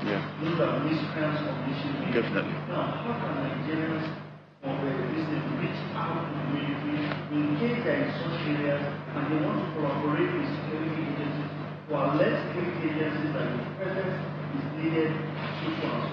Yeah, thank you very much. I'm sure you have the phone number. Every week we have dialogue with the media during our briefing. So you have direct link with our media organizations. You have their contacts. If there's anything, let us know. We're going to make some, all after this, we're going to make some phone numbers open to the public. Once you see anything, please don't hesitate to report immediately. It's very important. Good afternoon. Yes. Okay. So, I cannot conclude your perspective, but there's a letter that says if you are looking at there may be another how would you react? Well, I think those are just speculators. There are some individuals, like I said, there are some people who just want some moments of fame, and that's what they are trying to do, just to psych up and make sure that there's general fear within the public.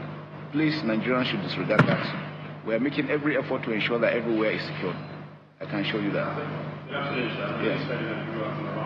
Okay. And some photos yesterday, some allegations that security operatives will use live cartridges on civilians and that was stored throughout. I think you guys were all on screen all 24/7. So if such a thing had happened, I've seen some injuries, and we're investigating to find out actually what happened. But I know that a lot of restraint was really exercised yesterday. A lot of tear gas, non-lethal aspects were done. I've seen a lot of people that were injured. Some were mentioned, but we're investigating that to see entirely what happened. Like I said, when situations like this happen, some people take advantage of them, doing one thing or the other to make it look as if it is security agencies that are doing that. But we're taking measures on that. That I can show you. Thank you. All right. Thank you very much.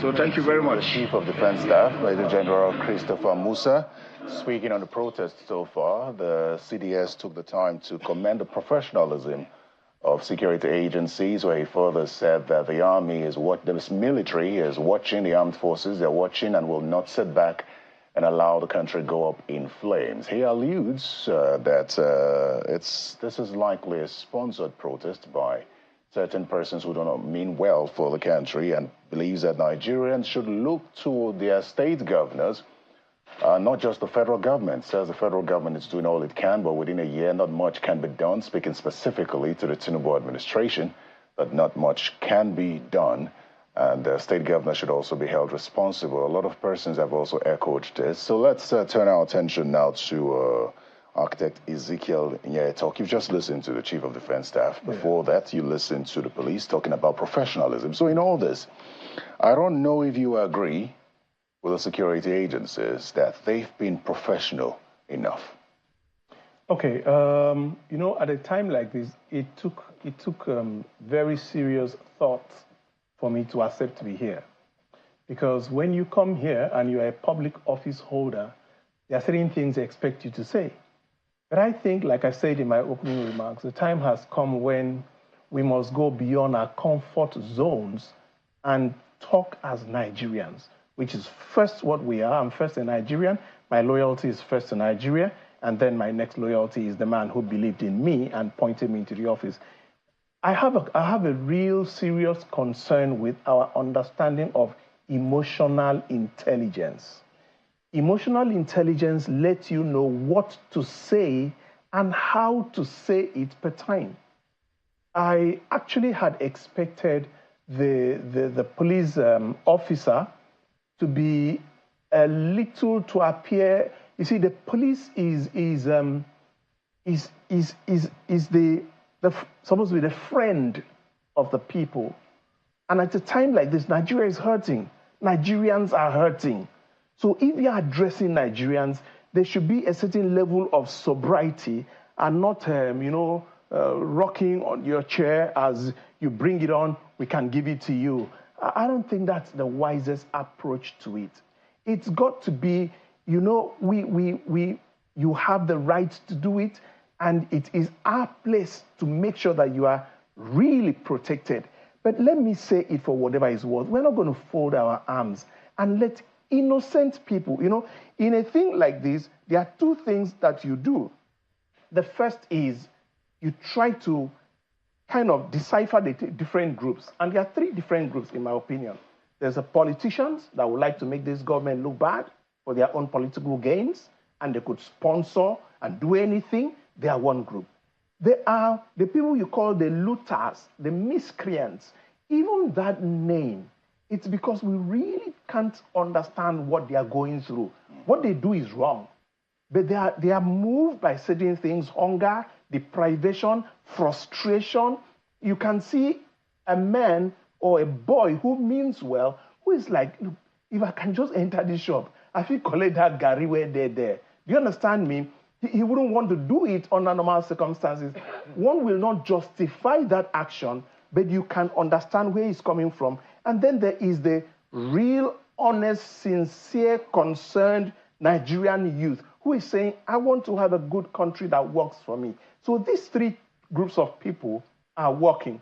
The first thing government will do is to identify the honest people and engage with them, identify with them, sympathize with them. If you don't mind, I'll just come in here because the initial question was the reaction to what the CDS said. I came to that, and that is that. Oh, we need to throw to all the guests. I have a concern with the concept of emotional intelligence. The things he said, I would say that to a great extent, they've acted professionally, to a very great extent. I've watched the goings on, and in most places, we haven't seen this, like trigger-happy people who are, no, you haven't seen it. But I'm saying that we should go beyond the facts. At a time like this, people are not looking at facts and figures.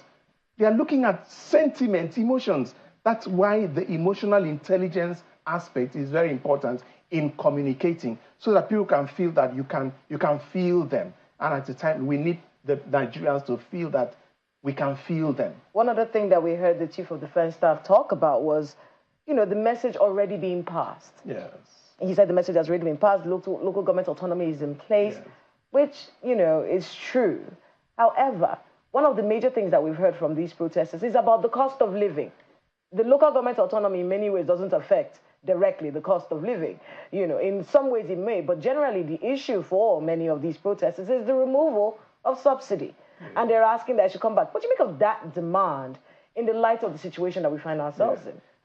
Is that something that the Tinubu administration can even do? Perhaps, if you don't mind, I think that before engineer, architect, you're an engineer regardless, before you respond to that, perhaps we could get our other guests on Zoom to respond to react to the CDS's press state briefing. Dakwa Akinyosu, Senior Advocate of Nigeria, and Oluseyi Oyebisi, Executive Director of the Nigerian Network of NGOs. Could you get your reaction in listening to the CDS there? He talked about not giving coverage to these protesters. Perhaps you could speak to that and all the issues that you heard from the CDS.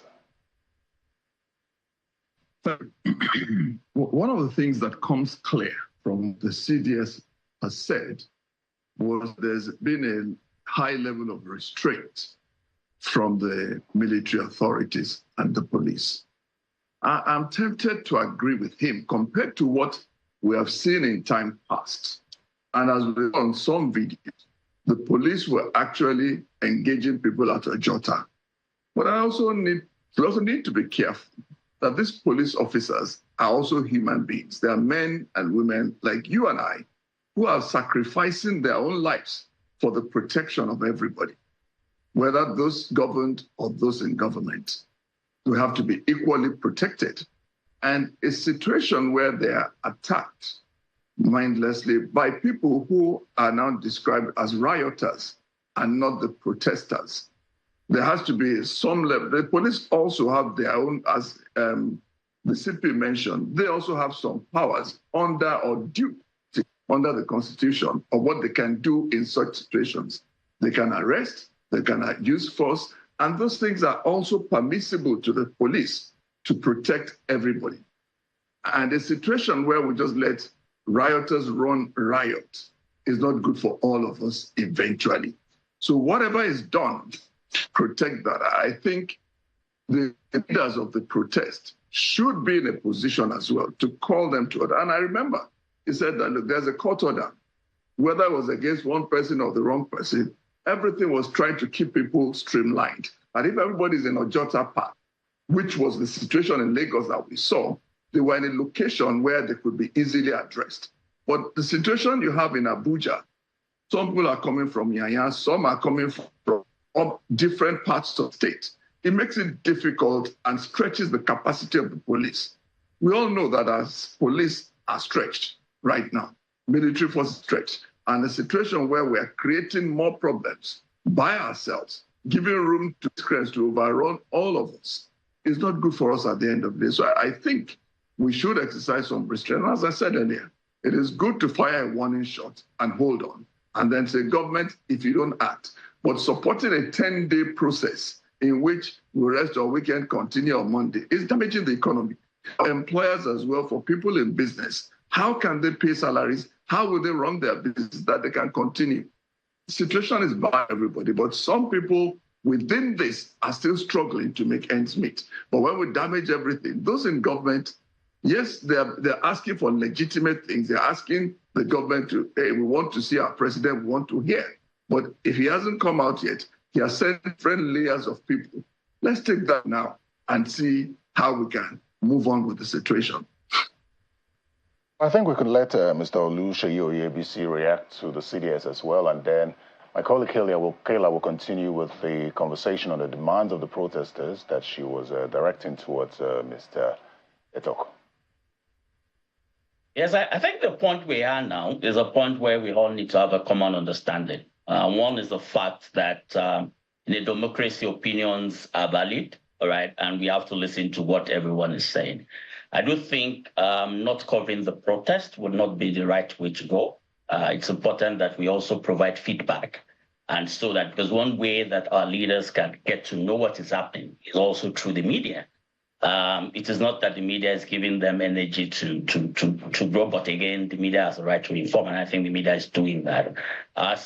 Going back to what ACP Adejobi said around that woman that brought a 2-month-old child to the protest. And that was the picture I was alluding to when I started my conversation, that it shows the scale and the nature of action. If someone that just gave that, having going through that excruciating pain, would bring that child out for protest, doesn't that tells us something that is hardship in the land? It tells us that citizens are not taking it anymore. And for those of us that have protested before, like you did say, those of us that have done student activism, we understand the three C's.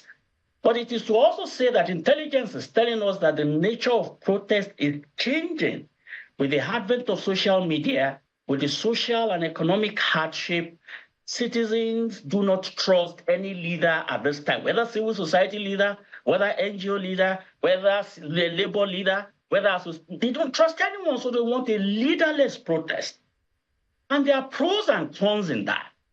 And I do think, the police now need to find a way around understanding that and taking communication with protesters seriously. If 40 years ago, Sikiru Ayinde Barrister had sang that kind of song, those that are protesting on the road today will be in the age range of 80 to 25. They weren't there when they sang that song. Hence, there's a need for us to balance that understanding that it is the moment of truth for these people also to do what we've all done in times past. I mean, he has also gone on, while he was in school, he said he had protested. He took the moment because he also needed to speak and let his voice be heard. So these citizens are also doing the same about now. So we need to understand them and ensure that we protect them according to what the law says. We are also telling them that you can't be violent. It is called peaceful protest. And no one wants this country to burn down, especially on the part of civil society organizations. What we are for is that all of these things that citizens are saying, we have said it through conferences, through letters, through communiques, through consultations, through advocacy visits.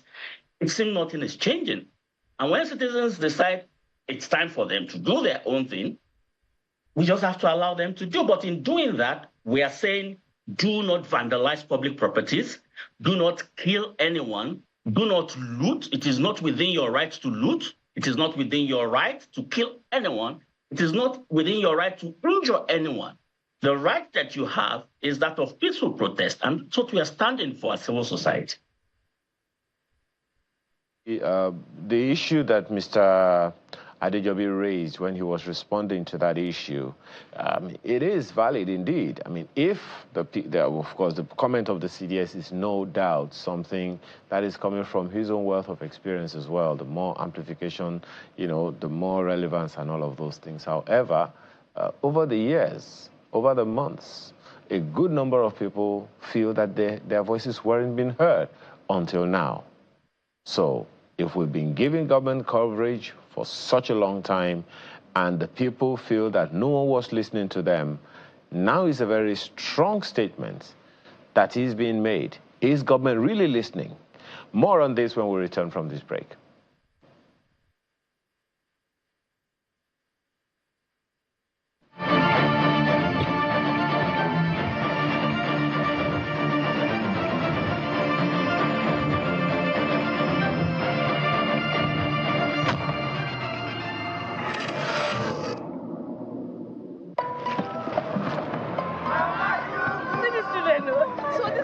Call you Mama Dugu. Yes, now, because they know I always express love to them. Mama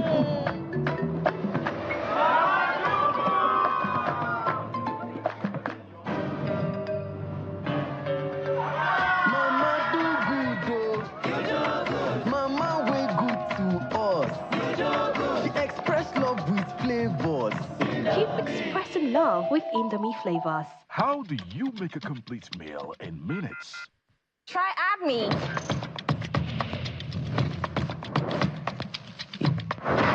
Done. How do you make a tasty meal tastier? Try me.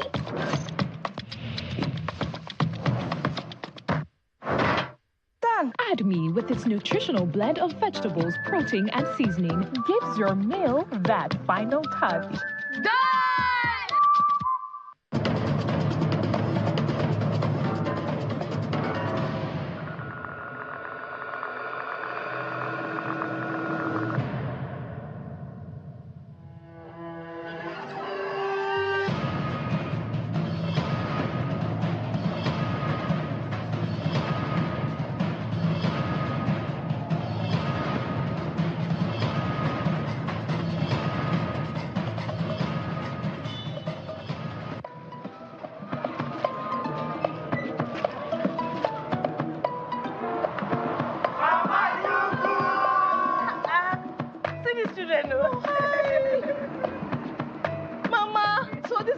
Call you Mama Dugu. Yes, now, because they know I always express love to them.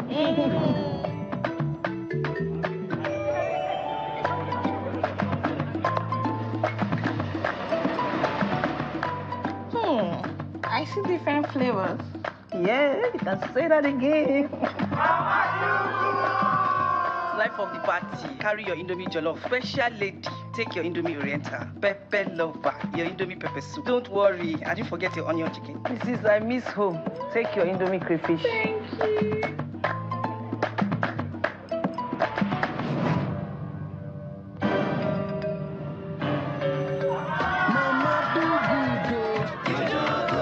Mama do good, oh. Mama way good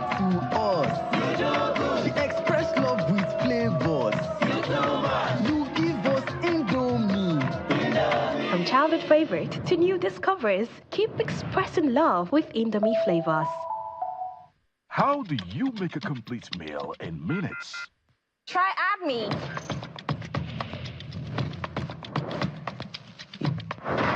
Done.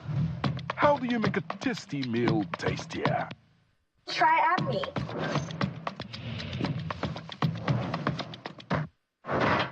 Done. ADME, with its nutritional blend of vegetables, protein, and seasoning, gives your meal that final touch. Done!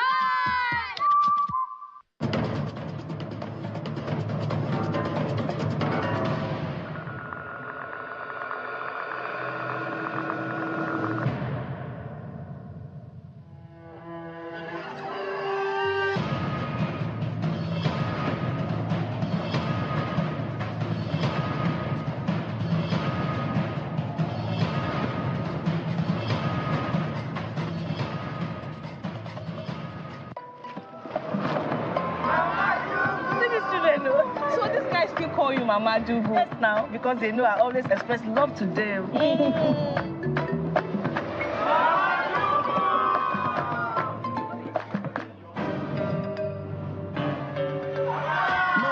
do good, oh. Mama way good to us.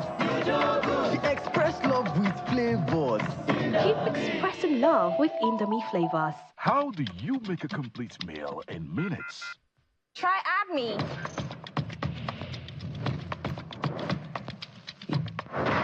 Done. How do you make a tasty meal tastier? Try me.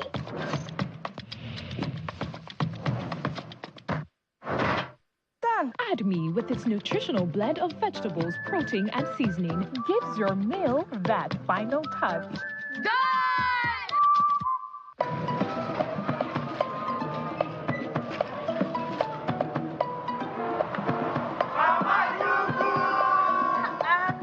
See these children, no?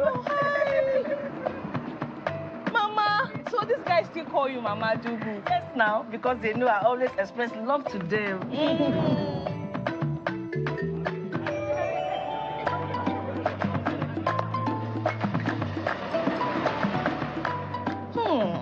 I see different flavors. Yeah, you can say that again. Life of the party. Carry your Indomie jollof. Special lady. Take your Indomie Oriental. Pepper lover. Your Indomie pepper soup. Don't worry. I didn't forget your onion chicken. Mrs. I miss home. Take your Indomie crayfish. Thank you.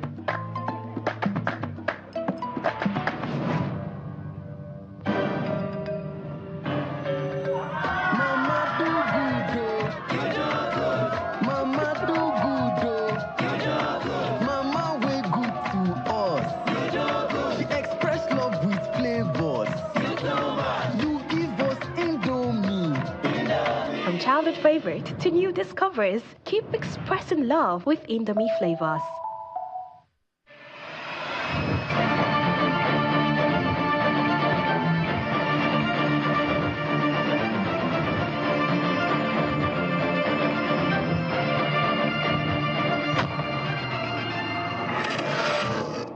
Well, thank you for staying with us. Well, let me come to you, Mr. Akioshun. I mean, you listened to the CDS, you've listened to the police as well, the force PRO speak. Which of these statements resonates with you, and you want to add whether or not you think government has heard the people this time around? Sorry, I missed the last one. Whether government has done what? Whether the government has heard, not just listened, but has actually heard the people this time around. Without a doubt, I think the government is hearing. I think the government is hearing. And whether they're going to take corrective steps. Of course, there are some people in government who are not speaking properly or the way we expect. But the important thing is that the message is loud and clear. The whole system has been shut down for 2 days now. And there's no way that anyone that the government is not hearing. It is the corrective steps that can be taken. As the CPs and the Chief of Army Staff had said, there are issues of security for everybody. I mean, we refer to some people as miscreants who are causing trouble. Don't forget that these are also human beings who were celebrated on the day they were born. But by circumstances of nature or where they are today, they have taken a different. And part of it is also because of the failing of past governments. They didn't become miscreants today, but they've been unable to get good education or good jobs along the way. So there still are fellow Nigerians who are just misguided and misused. And when we call them miscreants, we need to remember that they can be turned around for the better if the opportunity exists. Right. But a situation where it becomes, we see it as us against them, is not what goes well for all of us. We have to find ways to contain, and that is why I say that the organizers of the protest also have a duty to bring it within a reasonable time frame before it gets out of their own control. They are able to control a day or two maximum. But when it starts going beyond that, they are also exhausted. They are nowhere to be found in this because they're also overwhelmed by the sheer number of people who are fueled by hunger. They are fueled by desperation. They're also fueled by bad governance. This governance issue is what they're complaining about, that governance can be better. You cannot be asking us to sacrifice when we see a certain level of opulence and recklessness on the other side. What we're asking for is that there should be a consequence for bad behavior.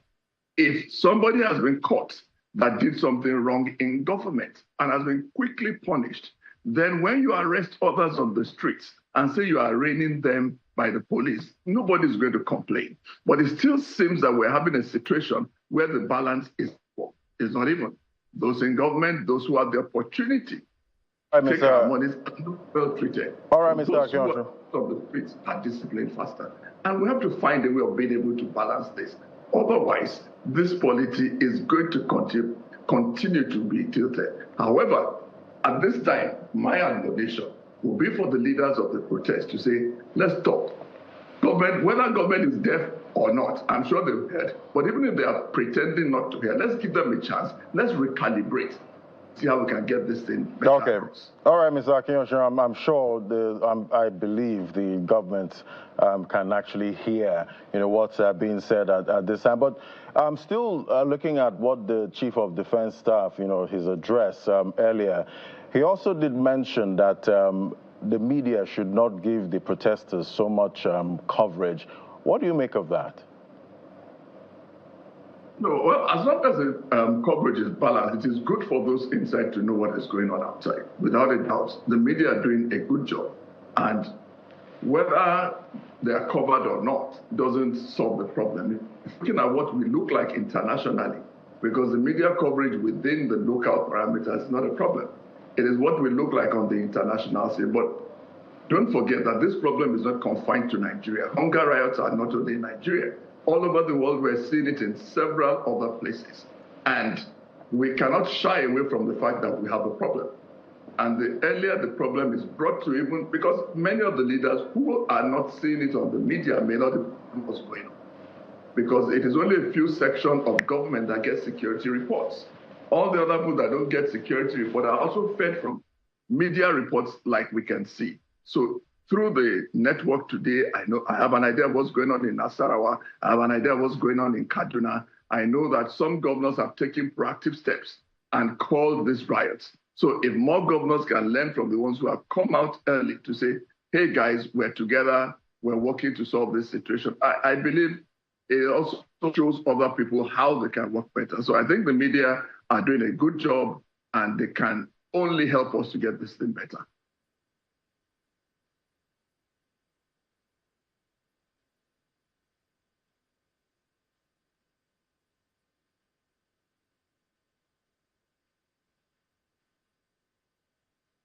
I want to be able to get Mr. Oyebisi to, talk to us a little bit about some of the things that we also heard the CDS talk about. He kept mentioning, like I said earlier, he kept mentioning the local government autonomy has been granted, or your message has been passed already.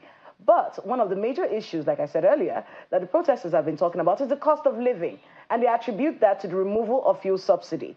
Is that something that the government can grant these protesters? In all fairness to you, it will be a difficult thing to do, especially when you understand the economics and the sociology of this. But also understanding that what we have today is not a problem that started today. It's on the back of long years of social and economic hardship. And again, I keep referring to what the ACP said around 40 years ago. We've been having this narrative as to hardship. However, I think there's a speed that we need that we are not getting, especially if you look at the 2 trillion that the administration reeled out. And that's why, for those of us that are following the news, that are listening to what is happening, we do understand that government is doing something. But let's situate it. If you have given 15 million, according to what the Minister of Information said, we've given 15 million support to the vulnerable out of 130 million. That means you still have, out of 130 million that official statistics in Nigeria told us are poor in multidimensional poverty, health poverty, furniture poverty, period poverty, income poverty. And we've only been able to help 15 million. It shows that we still have about 115 million of Nigerians that would still have the propensity to protest. Especially when you look at the definition of poverty, which is, the income that can help you to be able to meet your basic needs, whether through jobs or whether through social protection. You look at the unemployment rate in the country at the moment, and you look at the social investment, how much it can realistically cover, then you begin to say that, okay, yes, government is working. However, we need to grow to scale. In growing to that scale, the economic indices that we have at the moment doesn't show that reality that, we can do that. But we need some level of subsidy. And again, if you pay attention to what government is doing, and I'm not speaking for government, we only need to balance this because this requires an uncommon understanding on the part of everyone. It's to say that the government is saying they are doing 64 trucks of grains across each of the 36 states of the Federation. Again, in a state that has like 5 million people, how many people would that reach? All right. So there is certainly the need for us to start thinking of how to grow the economy. But in growing the economy, it's not a 6 month, it's not a 1 year, it's not a 2-year journey. It's a long haul. So where does this common understanding come in? The common understanding comes, and I use this analogy. If it's a father, I have 10 children, all right? Of all of the 10 children, we only have 2 eggs and 1 loaf of bread. As the father, I am not expected to eat if I'm a responsible father. I'm expected to give that to the children. In fact, their mother, she's also not expected to eat until all of the children would have eaten. So it means that we have to ration. So the resources we have now, are we rationing it for those that are leaders? Are they eating before we eat? That's the reality of the conversation, and that's why I think that the common communication needs to change, both in body language and also in what we are seeing in terms of realities, plus the emotional intelligence that, the other speaker spoke about. This is a period of austerity, for a lack of better word, and we must see it in governance. We must also see it at our individual level of activities, and that is how citizens can trust us. The communication also has to be distilled. Not everyone is on social media. We are missing a lot of opportunities to communicate with citizens. What happens to communication in BRTs? What happens to communication at our public airports? What happens to communication on the train where you have a TV that you're looking at and is not showing anything? How do you break this down? What happens to the president writing to all citizens via night post, for instance? Well, or let's get Mr. Akinyosun to also weigh in on that, because the economic indices, I've heard a lot of what Mr. Yebisi is saying, and we've all heard that. But crux of the matter, many Nigerians believe that the reason why they're going through such a hard time economically is because fuel subsidy has been removed. Should it be brought back? We're seeing that in some of the demands online, that they want fuel subsidy back. We need subsidies. We can't survive the way we're going. Is that the call? Should the government heed to that and acquiesce?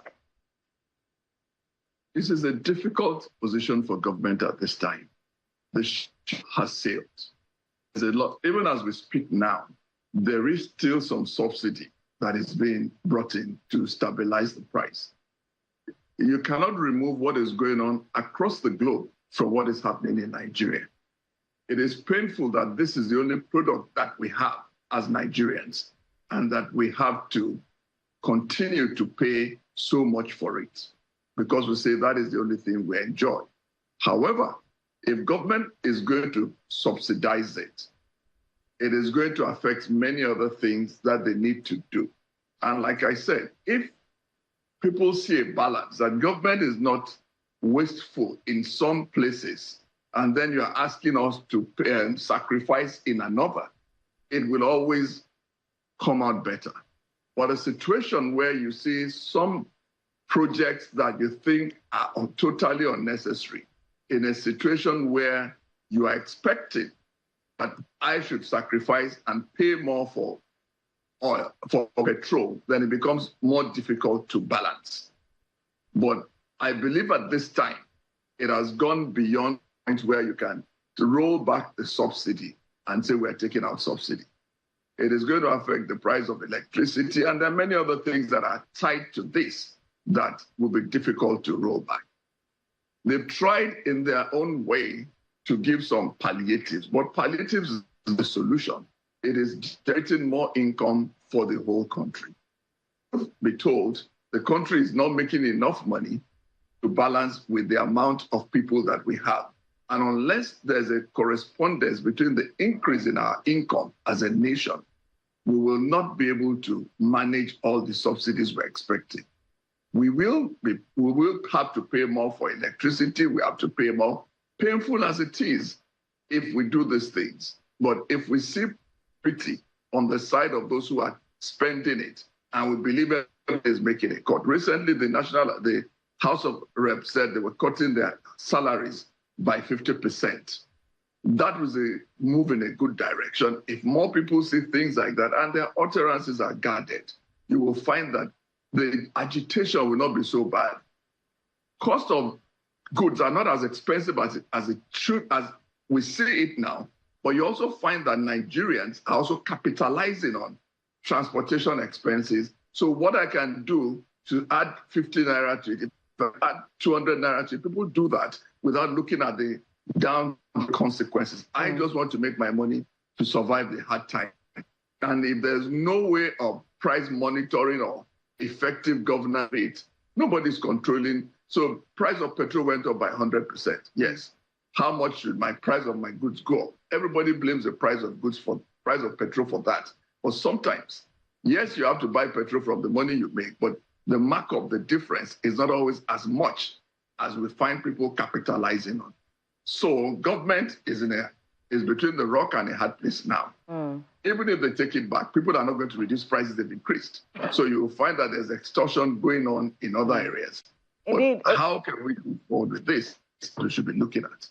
Architect, this is something that we've heard a lot. I even heard the Minister of State for Agriculture say this, about the fact that we have cartels everywhere, even if we start to pay subsidies, and he just mentioned it right now, even if we resume subsidies on everything, the chances that prices are going to go down are very slim.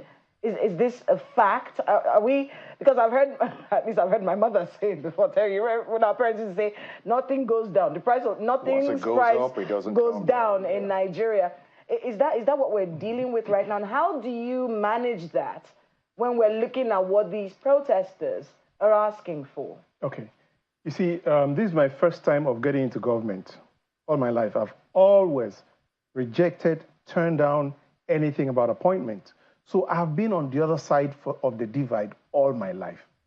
And coming in here, I want to situate the first blame on us public office holders, because we cross the line and we forget too soon where we came from. Forget about those who are professional government people. There are people who have been there all their lives. I don't envy them. But there are some of us that have been out there and then we've come in here. The very first thing I would say is that the communication between government and the people has been very poor.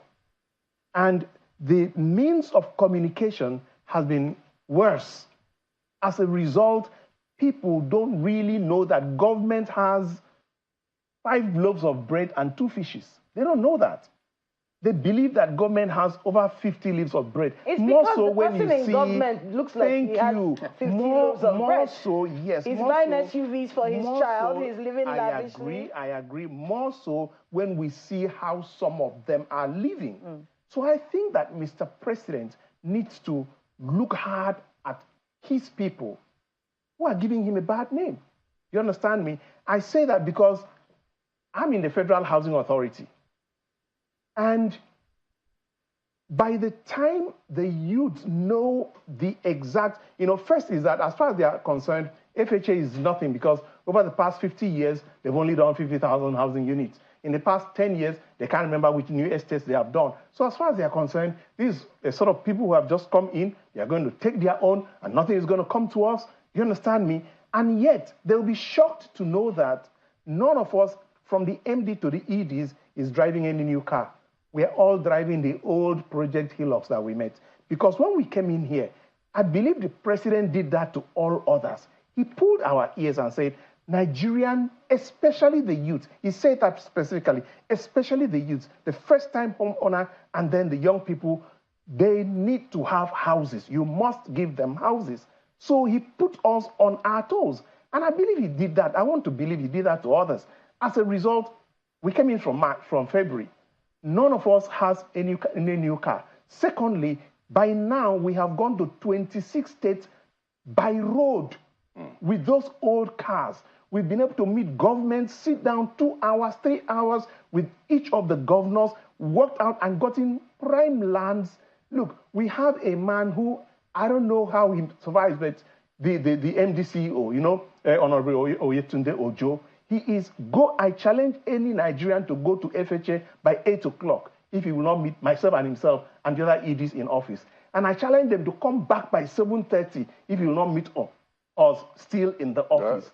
Do you understand? What I'm trying to say, Nigerians need to hear some of these things, but the communications have not been there. Okay. They need to know that within this month of August, they are going to have a portal for first home owners in 26 states. We have the land, we have the funds, we have the designs, and we're going to activate that. So when the protesters know that the young people from September can start to see houses built that targets them primarily, they'll say, okay, maybe this is different. How many houses did you say? No, we have up to 100 hectares. Do you understand? How many houses are you? No, we can have up to 10 or 5,000 houses. How many are you hoping to accommodate? No, it's going to be based on need. Need means when we open the portal, register, and we build to need, not speculative, not political, because we're all professionals. Nigerians have known me as somebody in housing, so I'm not going to do something that is not professional. So as soon as we open the portals, we have the land, we have the money, so we are going to build to need. For what class of Nigerians? Exactly. We are targeting first-time. The president said first-time homeowners. And so we're going to do a lot of studios. Well, I know you're just giving preliminary information. Yes. But I think anybody listening to you will be worried as to this is one of those schemes that No. I'll tell you something. I can tell you that in channels, people know that Nyaito does not play. That's why I could come here and say, well, it's not your money. It's not your policy. The money is there. The land is there. The people are there. So what we've been doing from February, we got the land, we went into strategic designing and engagement. So as from September, we're going to start groundbreaking strategically, and we open a portal, and based on the need pattern per state. So what we'll do is that every state should make sure that their people get to register on that portal. FHA renewed home, we're going to give that. They make sure, because we're not going to build 10,000 housing or 1,000 houses when there are just 500 people. Do you understand me? But skepticism has been the problem of Nigerians. Oh, that's how they talk. And then you discover that people are going to apply. And then we're going to take them and build the house. And you're like, oh. So my advice is, if you know you've believed me over the years, and I'm not a politician, I don't talk politics, I'm a professional hardcore, my advice is, especially the young people, go and register. We'll do the profiling and we want to make sure the land is there. The president has released 2 trillion. Do you understand me? 2 trillion? Yes, 2 trillion. trillion for infrastructure and housing. And in housing, he has said Federal Mortgage Bank and Federal Housing Authority. So we have the land. The governors have given us, in Kaduna State, they gave us 150 hectares. In Jos, at Rayfield, so we are getting prime land. At Jos, they gave us 100 hectares. Okay, but if you're building houses at Rayfield, yes. If you're building houses at Rayfield, people that live in Sabo, yes, would they be able to live in those houses? Affordable houses for Nigerians, starting with the low-income earners. Will this be on housing. Needs basis, yes, needs like basis, you said? exactly. So, for example, it's the kind of house I want built that you will build, or no. When you want to start to determine the kind of house I want, you don't need a house. But when you say, I have a one-bedroom, and you're asking me, does it have so are you building toilets? one bedroom? We are building studios, we are building one bedroom, 2 bedrooms primarily. Then, of course, other Nigerians are entitled to, we are going to now build 3 bedrooms. Then there's what we call diaspora city. And in our diaspora, we believe that a man who's been in Abuja all along is a diaspora, local diaspora, and is in Akwa Ibom.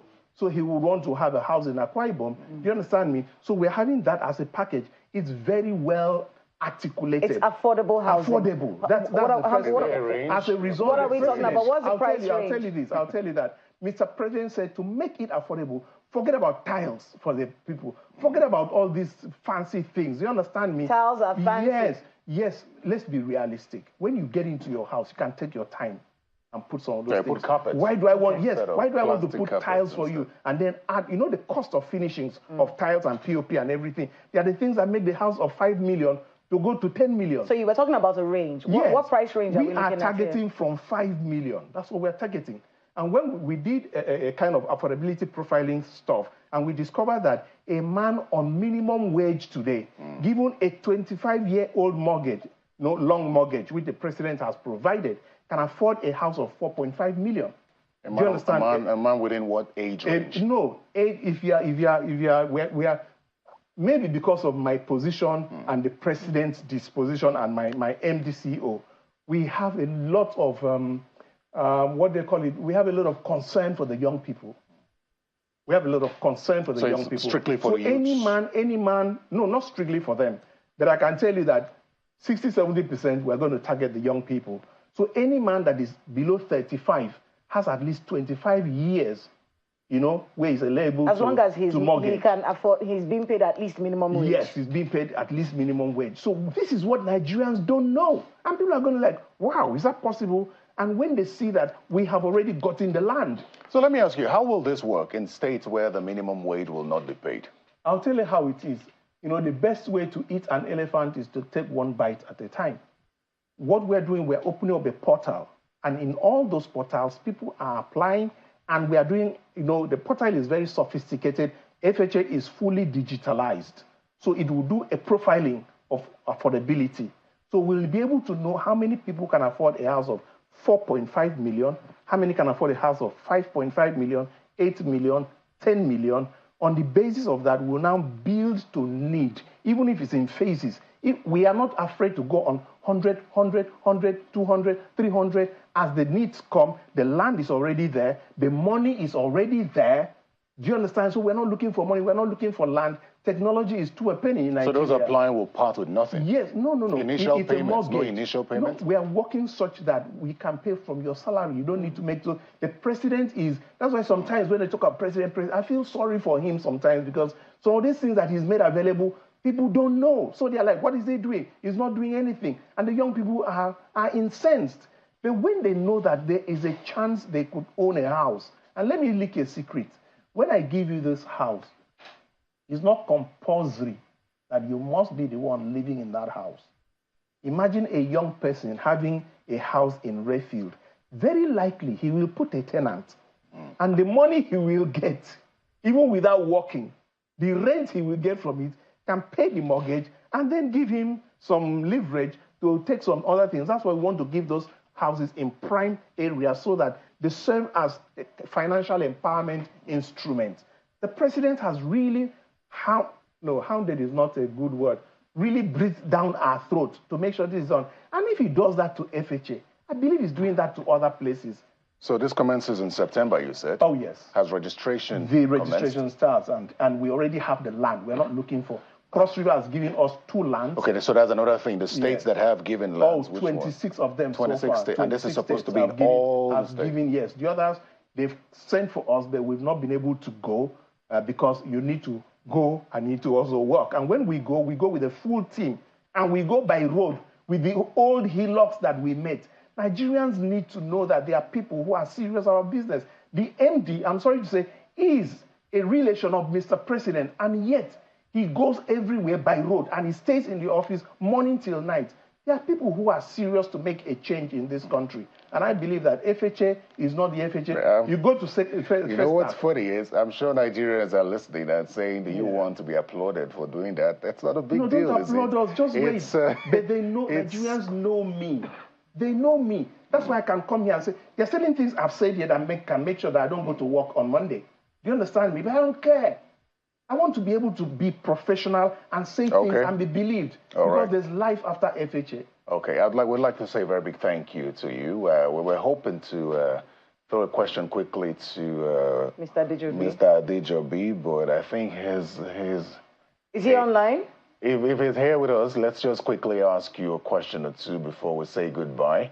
Mr. Adejobi, I don't know whether or not you have any updates. I'm sure you're satisfied with the reaction of the CDS, where he's commended the security agencies on the level of professionalism. But we've also heard about the situation with the media and concerns. I don't know what sort of assurances you can give us for our people in the field so that they are not harmed and they can do their job without being afraid of what could possibly happen.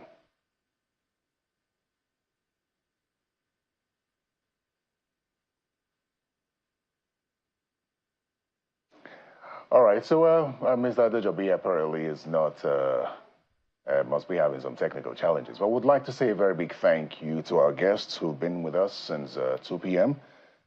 SCP Olumuyiwa Ogunjobi was here with us earlier. We also had Dakpo Akinyosun, who's a senior advocate of Nigeria, Oluseyi Oyebisi, executive director of Nigeria Network of NGOs, and architect Ezekiel Inyetok, the executive director of the Federal Housing Authority. I'd like to thank you all for coming.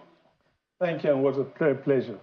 Thank you. Anytime. So we'll take a break now, but let's turn to the track of Governor Nasir Idris of Kebbi State, who's been speaking on the security situation in the state, and that of Governor Umar Namadi of Jigawa State, speaking on the curfew in his state.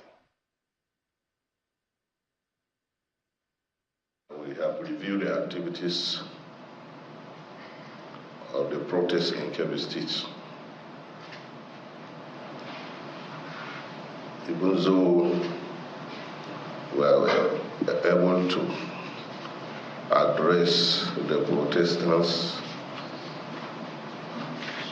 in the afternoon, but available information, we have gathered that still some people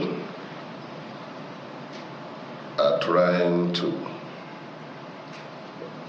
import some people from other places to come to Kebbi State, especially in Birnin Kebbi, Argungu, Jega, and Yauri to cause mayhem. We are thinking some people want to use the protests to undermine the peace the people of Kebbi State are enjoying. If they burn public assets, is Kebbi State people public asset. The government of Kebbi State is doing everything possible to address the challenges faced by its people. So therefore, we want to plead with the organizers of this protest to see reason. You only know the beginning of the protest. You will not know how it will end it. Well, Bismillahirrahmanirrahim. My fellow Jigawa citizens, Assalamu alaikum wa rahmatullahi ta'ala wa barakatuhu. Today we woke up with a series of protests that is not part of our culture and that is not part of our tradition. And we feel that this protest will not be a solution to what people are demanding or asking for. We are all Muslims, and we believe that there is nobody in this world that can put hardship on you, only Allah subhanahu wa ta'ala, and it's only Allah that can rescue you from that hardship.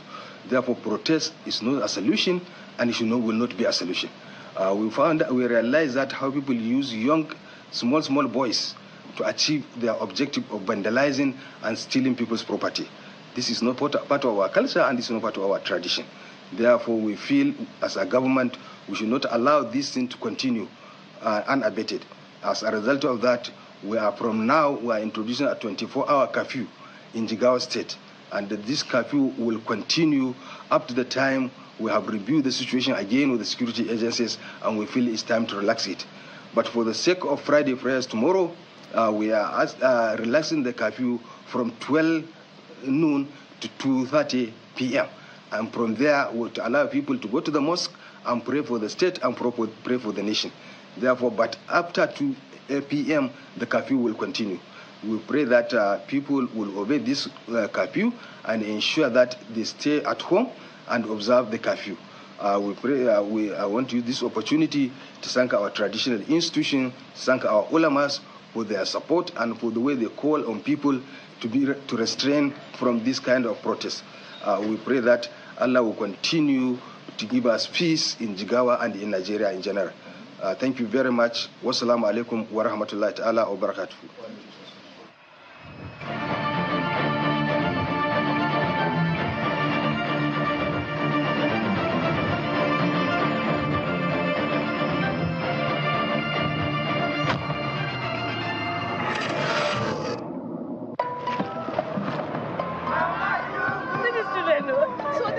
Call you Mama Dugu. Yes, now, because they know I always express love to them. Mama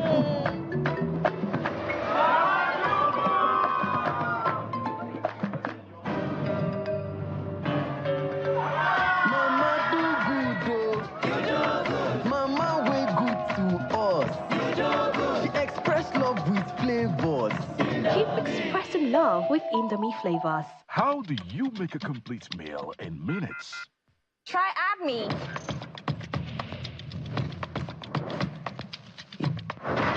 Done. How do you make a tasty meal tastier? Try me.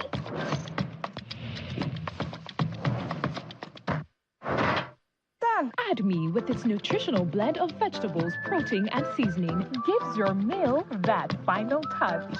Done.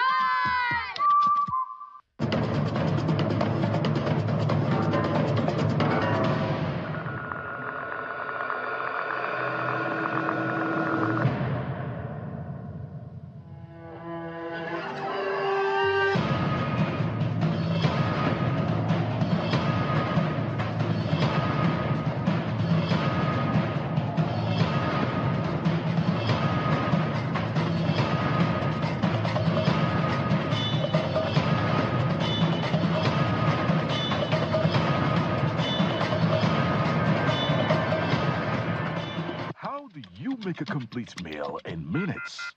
Try me.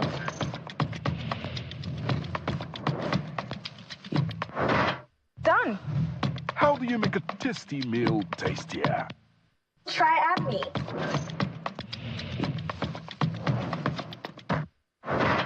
Done. Add me with its nutritional blend of vegetables, protein, and seasoning gives your meal that final touch. Done.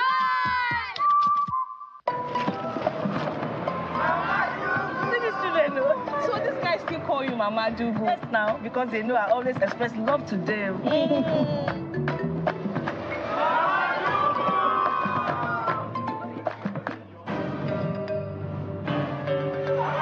Mama do good, oh. Mama way good to us. She express love with flavors. Keep expressing love with Indomie flavors.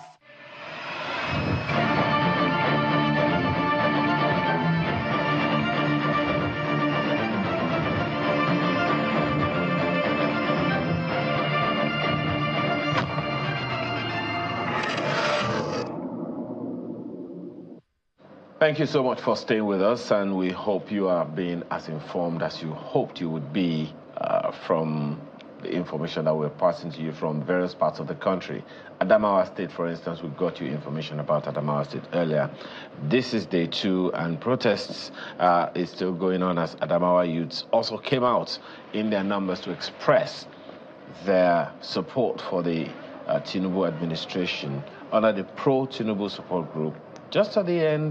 Just as the Endbadgovernance group in Adamawa State also took their position at the Unity Bridge. The security operatives are handy to forestall any untoward behavior by the protesters. Police spokesman of the Adamawa Command, while commending the protesters for the peaceful conduct, assures that security agencies will not let down their guards. Leaders of the pro-Tinubu anti-protesters and that of the Endbadgovernance team commend the security agencies for providing the needed cover to avert miscreants from infiltrating the two groups who so far have conducted themselves peacefully.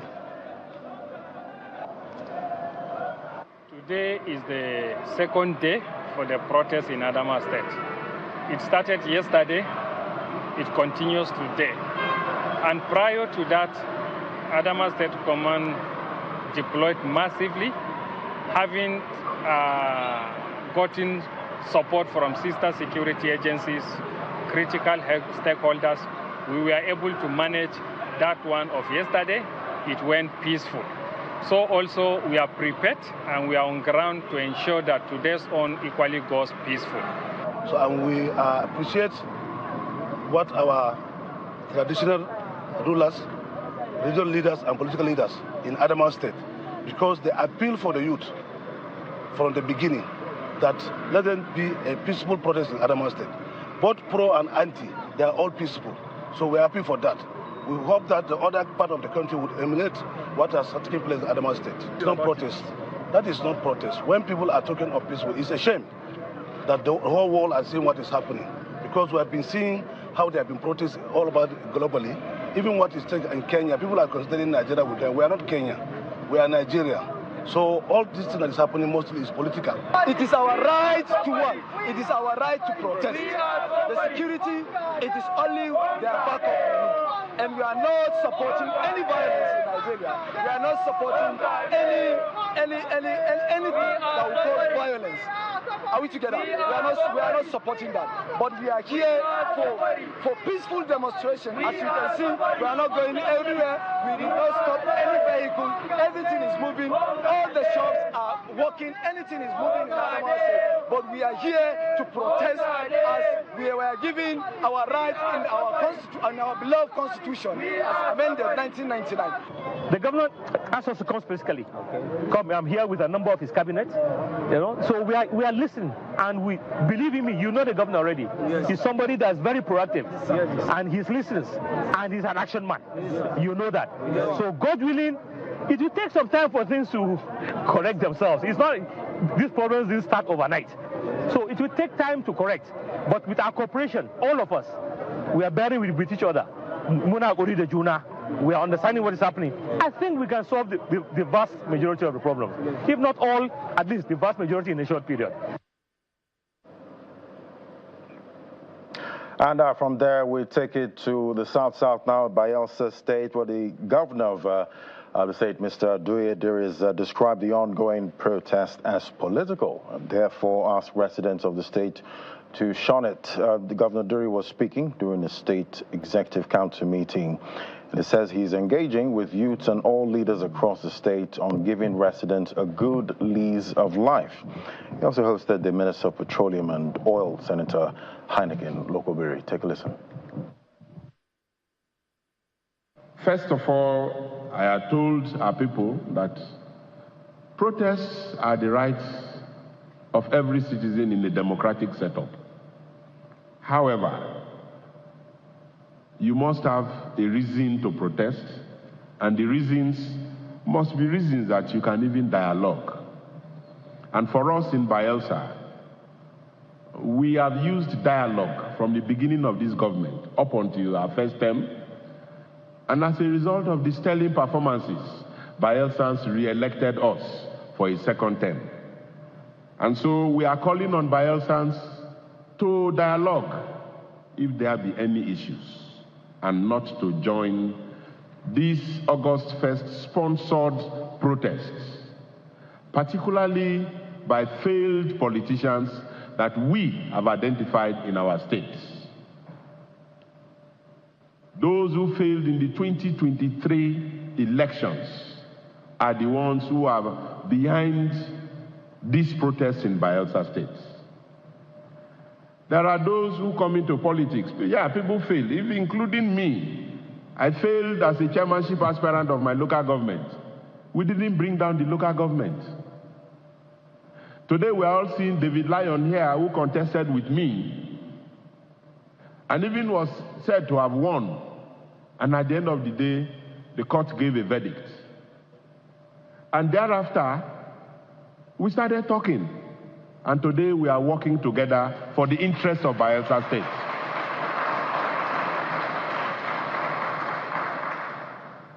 And that's what distinguishes a patriot and a nationalist from those who are power hungry at all costs.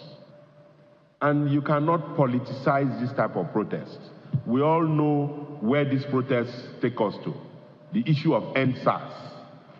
We are all in this country. We saw the level of destruction.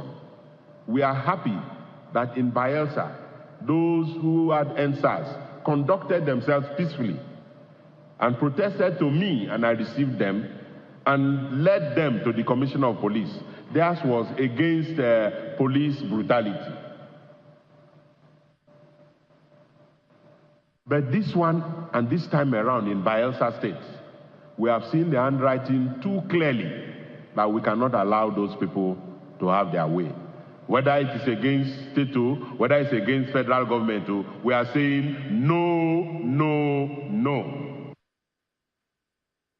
Meanwhile, the federal government is asking for more time to attend to the demands of protesters, this time across the country. The Minister of Petroleum and Oil, Senator Heineken Lokogiri, made the appeal during his visit to Bayelsa State, where he was hosted by the State Executive Council.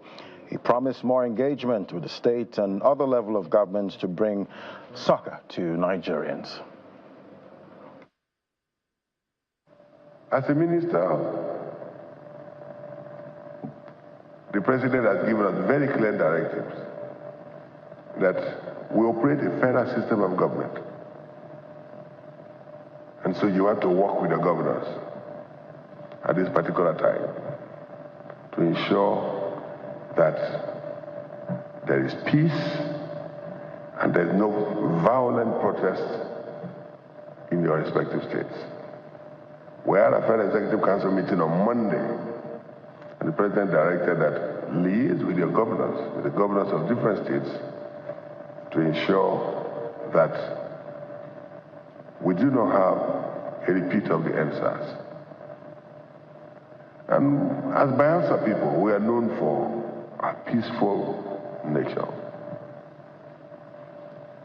And so I want to thank you for the engagement you've done, since this reported protest, started.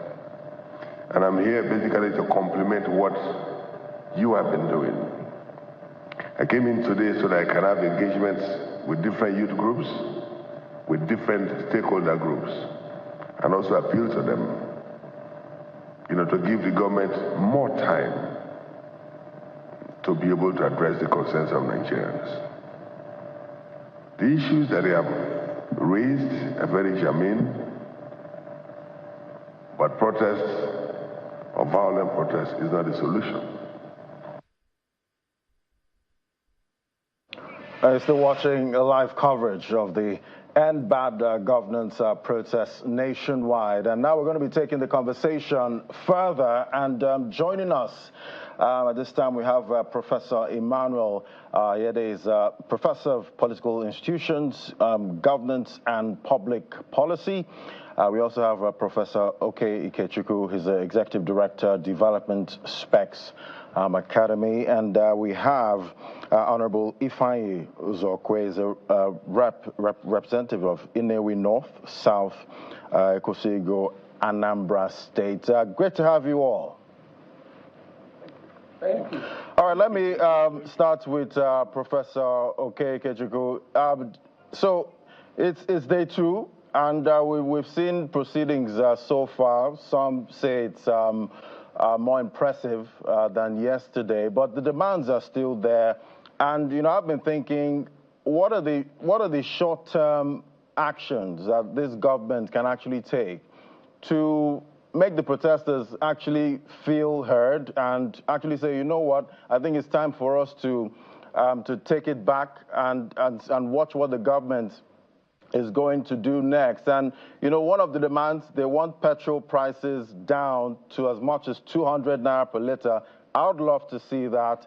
Talk to me about how this can be realistically done, and if the Dangote refinery can play any part in actually bringing PMS prices down, and at what cost?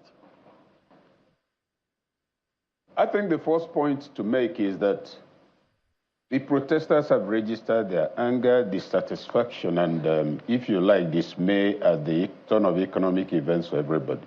That point has been made, that point has been noted. But I look at government communication and I ask myself, are we aware that there are levels of leadership below the presidency? We saw what Fubara did yesterday. How many governors have done that? The point is this. In every state of the federation, there's a governor, there's a local government chairman, there are council chairmen, there are ward chairmen. Should there not be instruments for government communication? Everybody is sitting at home and talking about a riot against the federal government, of which, and some of the states, the APC states, is it not scandalous that people should be rioting there? So there's a challenge of communication, but let's place it properly. Not quite 30 minutes ago, there was a guest here from, I think, Federal Housing Authority, who told them what they are doing. Fantastic.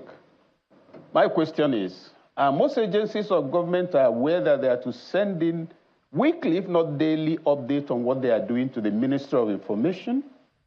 No. So everybody, I come from my ministry, I talk. I come from a parastatal. That's why you find that every parastatal has its own radio program, TV program, which is most of the time not even watched by the staff. What point am I making? Government cannot continue in this manner, where somebody comes to talk about his agency, how it's shining, whereas a holistic approach is the ideal thing. Fortunately, you find that some other people have come and given a wider, a wider narrative on the matter. People like Dele, Malake, the minister himself, for instance. But the point I'm leading up to is this. 3 clear points. Number 1, the challenge on the table is one of national angst. Number 2, the matter of addressing that problem is not to paper things over. It's to admit some of the challenges that they are real. It's to make the protesters feel understood. It's to make them feel that they belong. And that's why I think that it would help for Mr. President to address Nigerians. Let us also put a few other things on the table. Like I said, I think on this program yesterday, if we pretend that the problem we are dealing with began a year ago, we are being extremely dishonest. 2 or 3 years ago, everybody who was paying attention knew there was going to be food scarcity. And so that's on the table among other things. And looking at it holistically, talking about the demands have been put on the table. Where it will create a problem is if those making the demands say it must happen immediately. A lot of things have gone wrong.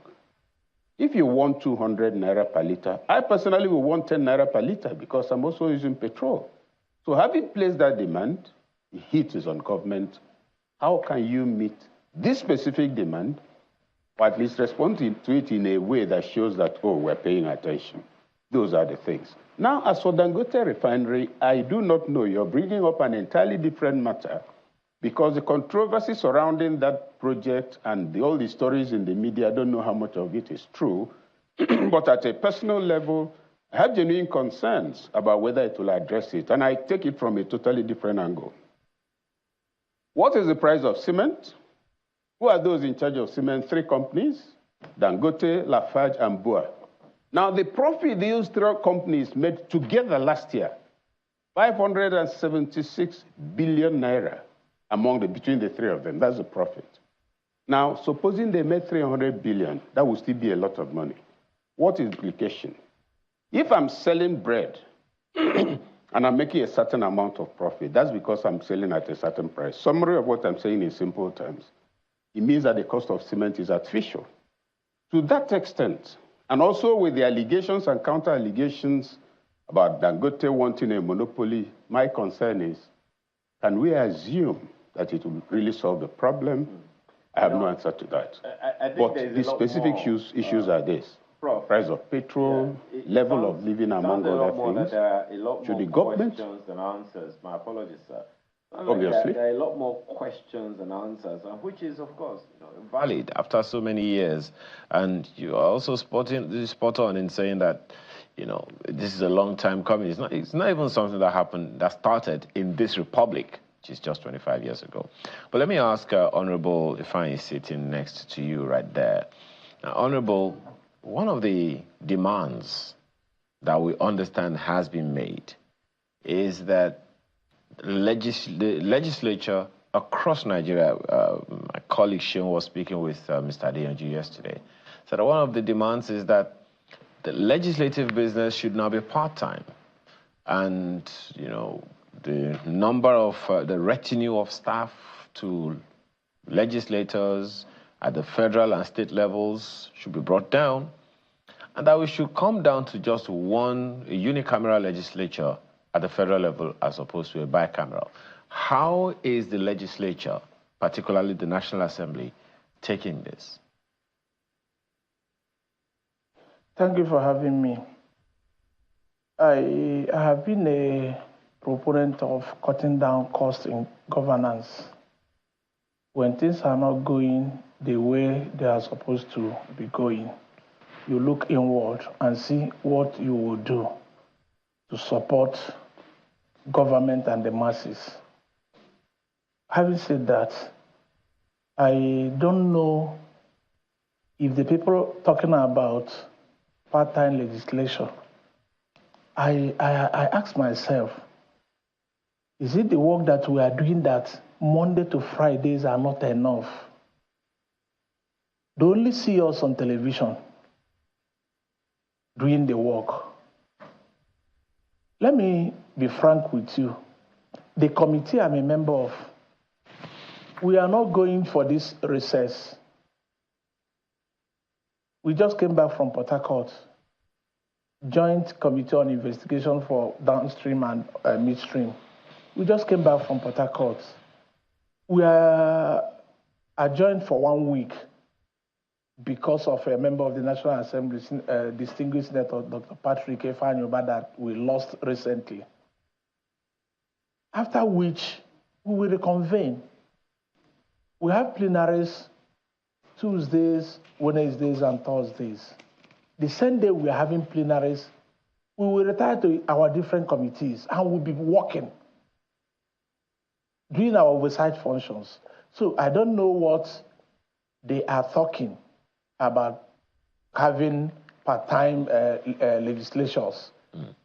You can talk about, now we've approved minimum wage from 30,000 naira to 70,000 naira. You can tell us that workers should be doing part-time, use 2 days to do their farming. Well, we can come back to that, Honorable, just a second. But perhaps the issue is what you have also said, in that a lot is being done by the legislature, according to you and a number of other colleagues of yours, but no one knows what you're doing. That is why a whole load of people that you represent, whenever you go to your base, they are asking you to perform executive functions. So it goes back to the fact that there is very minimal communication, and I think Professor Ikechukwu also mentioned that earlier. There's very minimal communication about how government is working and what people should actually expect from you, the members of the legislature. The most that people hear are that senator is earning X million naira a month, and a member of the House of Representatives is making X amount of money, and all of your children don't work in Nigeria, don't school in Nigeria, they school abroad. So you are distant, disconnected from the realities that the average Nigerian is facing. So how is the National Assembly expecting people to believe them when you are so distant, seemingly distant from the people? That is not true. Because if you are talking about disconnect between the members of the National Assembly and their constituents, I would say it is not true.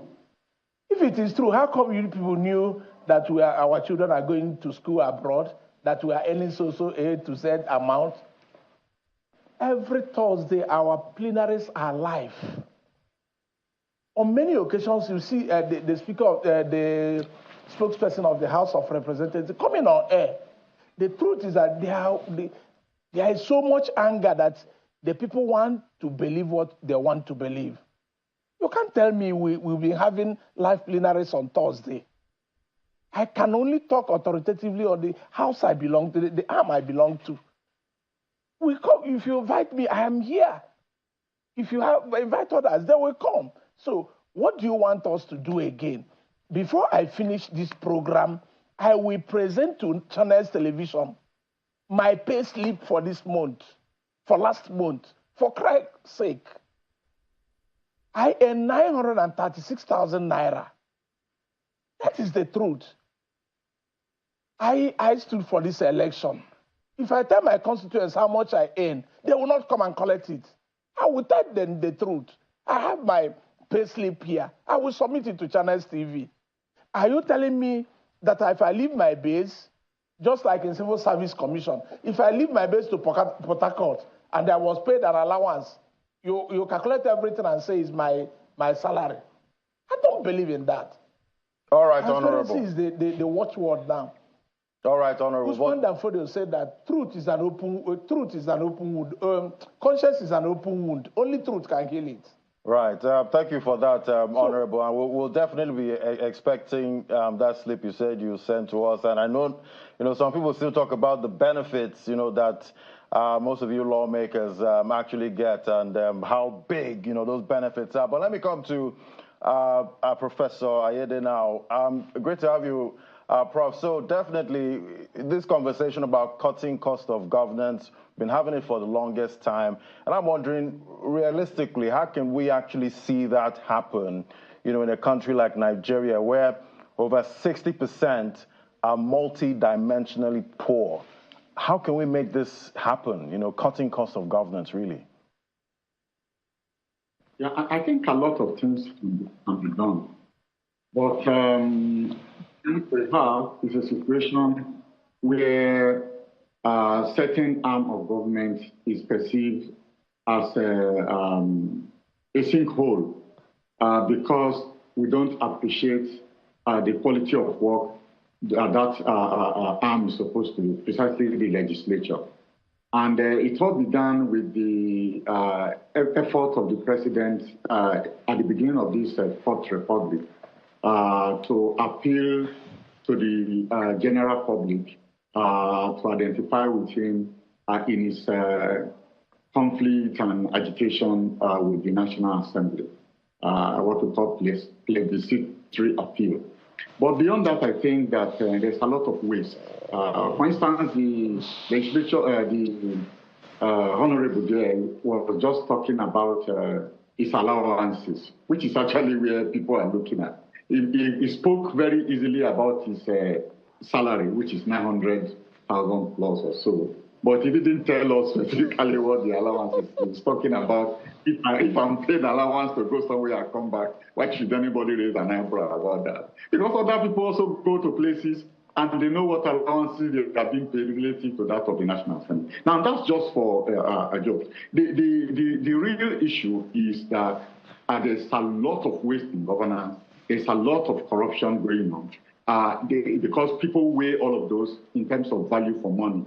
And then, of course, look at the volume of scandals within government. And some of these things are played around in social media. So the due process is not working. We have the fiscal responsibility bill. We also believe it's not working. We also look at the revelation from the anti-corruption bodies and the volume of, or the amount of money that is being contested in these allegations. And people are wondering, how can somebody, for instance, say he signed out 40 billion or 400 billion naira by mistake? and the person is still out working. So somebody, again, a very important personality in government is making a speech and he says, let them be demonstrating while we are eating. I mean, these are some of the things that, sort of consolidate the idea that those in government privatize public resources. And that's actually where the cost of governance goes. Okay, thank you very much, Professor Ayade. Let's come back to lawmaker in the House now, Honorable Ifeanyi Uzokwe. Thank you very much. I think here that it's interesting that you put out your salary out there because a lot of people are interested in that. So 936,000 is a salary. Maybe I should start off by asking you if you could share the slip. I will. Oh, I thought you had it on you. It's on my phone. Let me call my brother. Oh, fair enough. We'll send someone to get it. Yeah. Well, you said 936,000. Is this with allowances or everything? Everything. Basic is 600,000. Has the deduction started? The 50% deduction? Of course, yes. Of course, yes.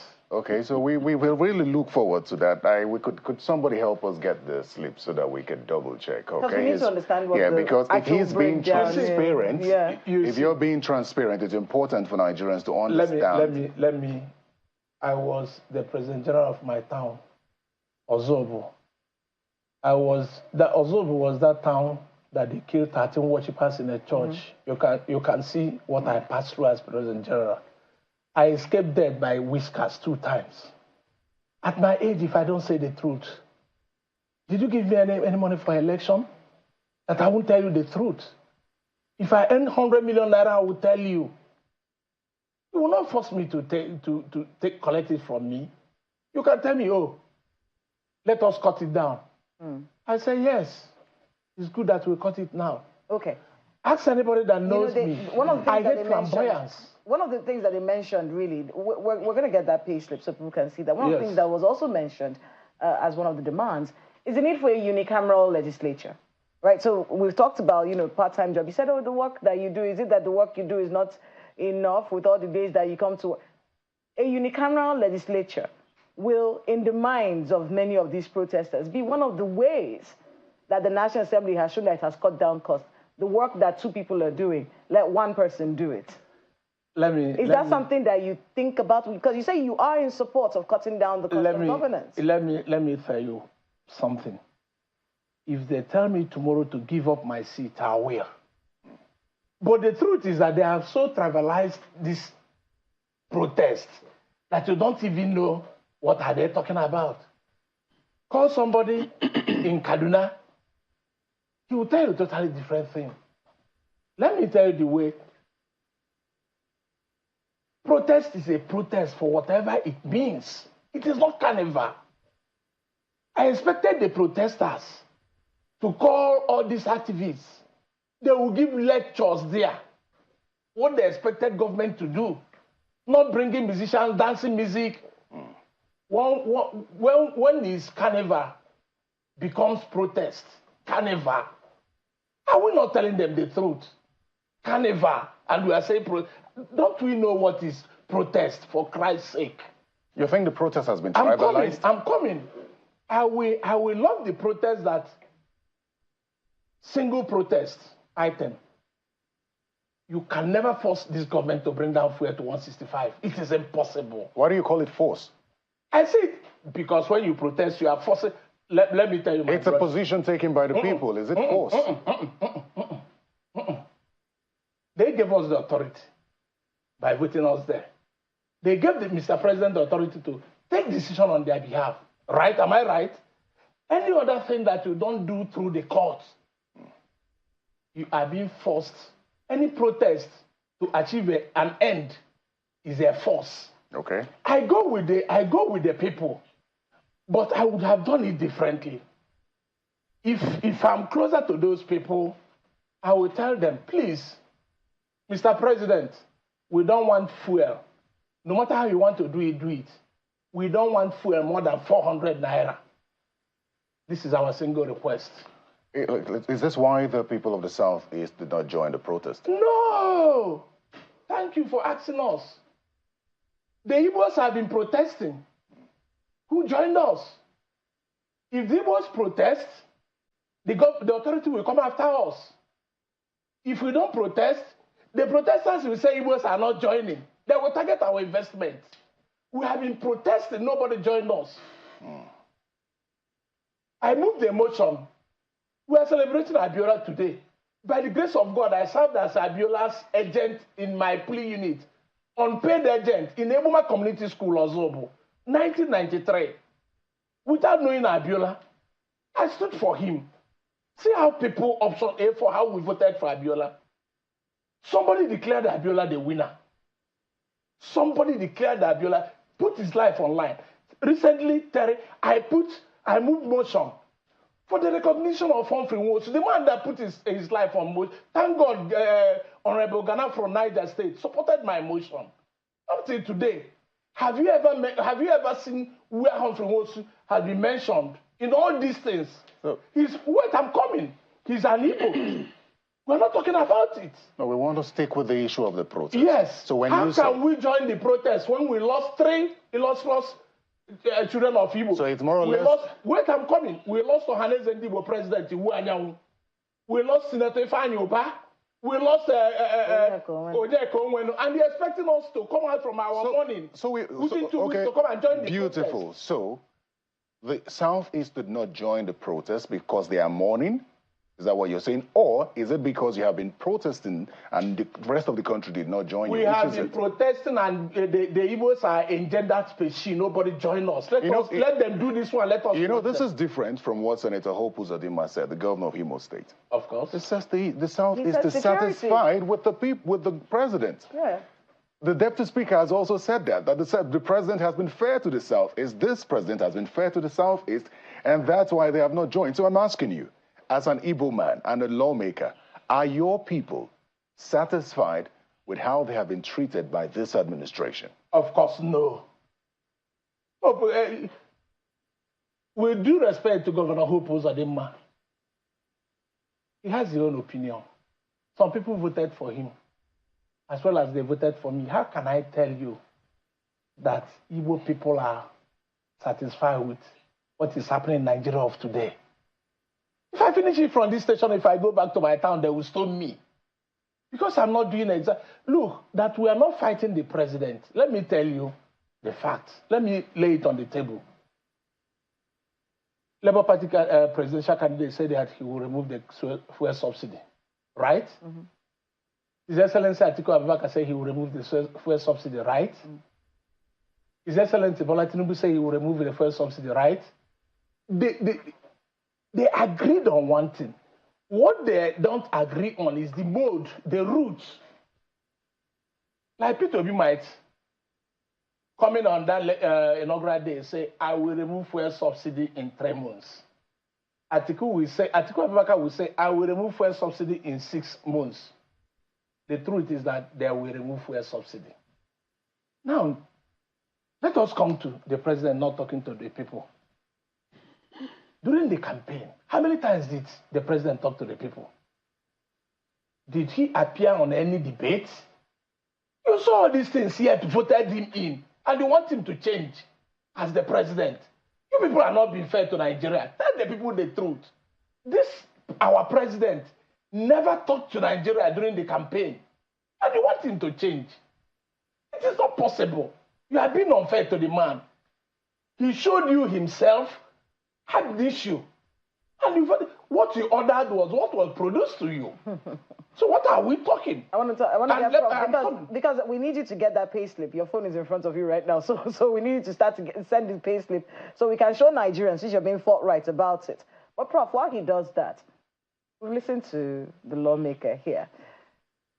When it comes to what the protesters are asking for, this cutting down the cost of governance, true, everyone wants to be able to say, oh, the buck stops at the president's table. But we have lawmakers like him. We have state governors. We have local government chairmen. We have a lot of people who are part of this governance structure.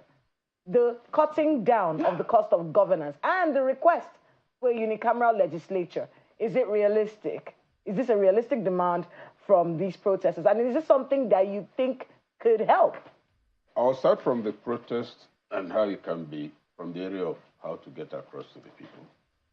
At a time like this, a lot of people will try to shine. People will come on television or read out something and show, oh, how they are defending government. And of course, they will all struggle to get it to the presidency. The fact is that government communication must be structured. There is only one institution in the country, aided by another of its forestators, that has offices, information centers all over the country. Discipline must return to government communication, discipline and funding, namely feeding, because the person in charge of communication is sitting on top of a pyramid fed through every federal information center and every agency of government. That's why you have press secretaries described as resident information officers, staffers of information ministry, resident in your ministry for feedback. All of that is distorted. Remember, I was special assistant to the Minister of Information. Remember, Jerry Ghana was also Minister of Information before my boss. Go and ask two of them.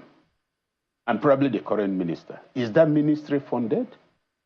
Maybe Idris is being funded up is one of the most unfortunate jobs to take. Because you're not funded and everybody is expecting miracle. That's number one. Some of the issues on the table now, like the beating of the soldiers at that, they say, oh, orientation. Is a national orientation agency funded? So all of that aside, you ask yourself two things. Let structure come into place. Let order come into place. Let discipline. People should stop running up and down and trying to shine. We developed that culture over the last 20 years, where anybody can break in or go see what I did. Meanwhile, the person has no reach outside some elite circle, and those around him will come and say, okay, this man is very good. That's number one. Now, on the question of entitlements of lawmakers, from the perspective of the man out there, as Honorable is talking, I'm playing back the perception. I use the word deliberately, perception of the public. Because is it true? It may be wrong that the lawmakers were given bulletproof vehicles, each of which was valued at over 100 million. It was reported that the National Assembly was given 70 billion for palliatives. I can't confirm whether it's true or not. But assuming it's true, it will mean that a certain amount went to each lawmaker. And so the question of pay slip, when I was teaching in the university, I think there was a review of salary in the 80s. Now the issue is, you can have your pay slip, the banks do that very well, structured in such a way that your taxable income does not actually capture your real income. And so if you're calling for concessions or, you know, what you might call, what do you call it now, where you have to make release part of the money, you cut from the basic. So my suspicion, I may be totally mistaken because Honorable is here with us, that that call for 50% will come from the basic. He also made a valid point. Your transport allowance and other basic entitlements on assignment, you can't call the police for anybody on that. So my thinking, and I maintain it, and I've not had a counter-argument. The last budget, it was rumored, I maintain rumored, because I've not seen it confirmed or contested, that over 30 billion was to go into car park, right? So, and also, each time the National Assembly comes, a couple of billions go into purchase of brand new vehicles, or vehicles that have been used for 4 years. These are the concerns. So nobody is, and concerning the matter of part-time, it need not be. Then unicameral legislature need not translate into a reduction of personnel, but it ought to. But a single house, trimmed down not to a number, I think also the number of representatives should be reduced. I think that the question of what's going on in the House, he knows. I know honorable members. Outside the country, they have full research team working. But when Nigerians like you and I look at a plenary, in a hall that's supposed to contain 30 people, you see 9. You feel insulted, and it's consistently so. That is part of the problem. Honorable, let me come in here because that's the... Prof, this is my June salary. Mm-hmm. This is June. Basic. Yes. No, it's total. So I think we should put that on the Let's put it up. Let them take it on screen. So Yeah. it will come up. So it is 930. Sorry to come in here. Yeah. Let me put something on the table. Just before you do that, Prof. This is not the issue. Prof, let's get this out the way. You may not think it's an issue, but the average Nigerian is concerned. The issue of jumbo pay for lawmakers has been louder than ever. Now, 936,000 naira. Yes. You've been honest. 1 second. In June. Honorable, just 1 second. Okay. You've been honest enough to say you earn 936,000, and we have seen that. However, where is the 50% cut? It's on there. I think we have Yes. it. Where's the? This salary was paid on the 1st of August. Yes. When does the 50% cut The start? salary, they started in July.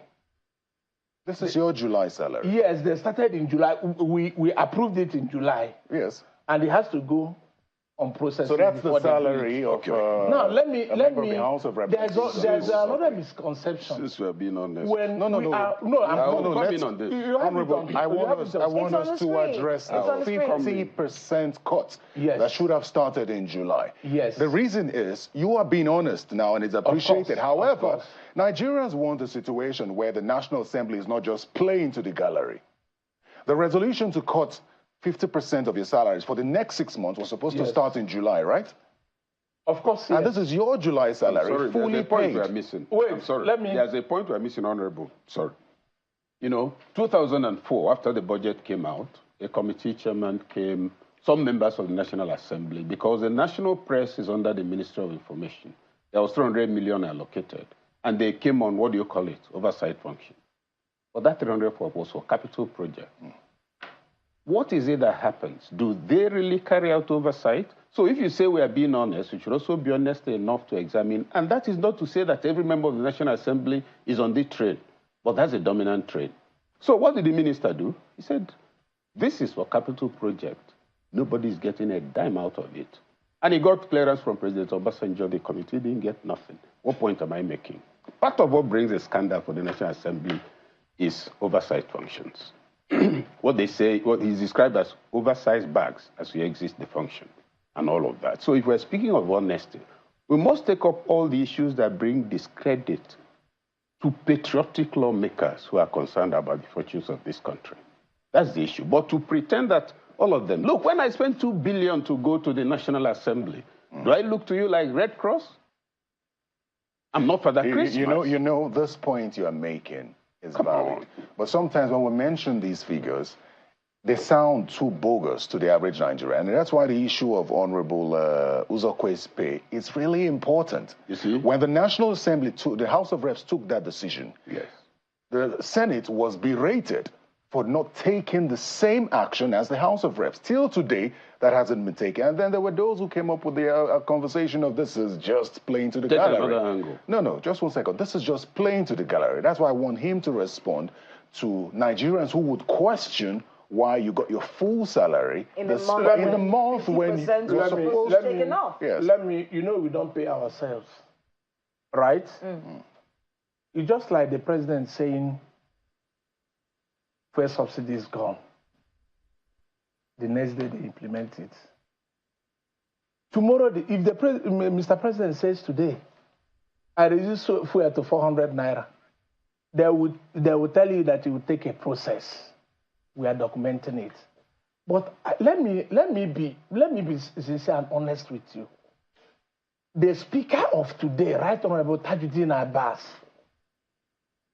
has made our plenary so open that you can come in, you can testify to that. He does not hide anything.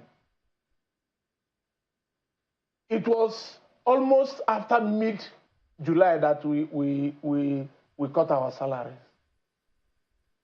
It was a Julian tax passing that motion to cut our salary.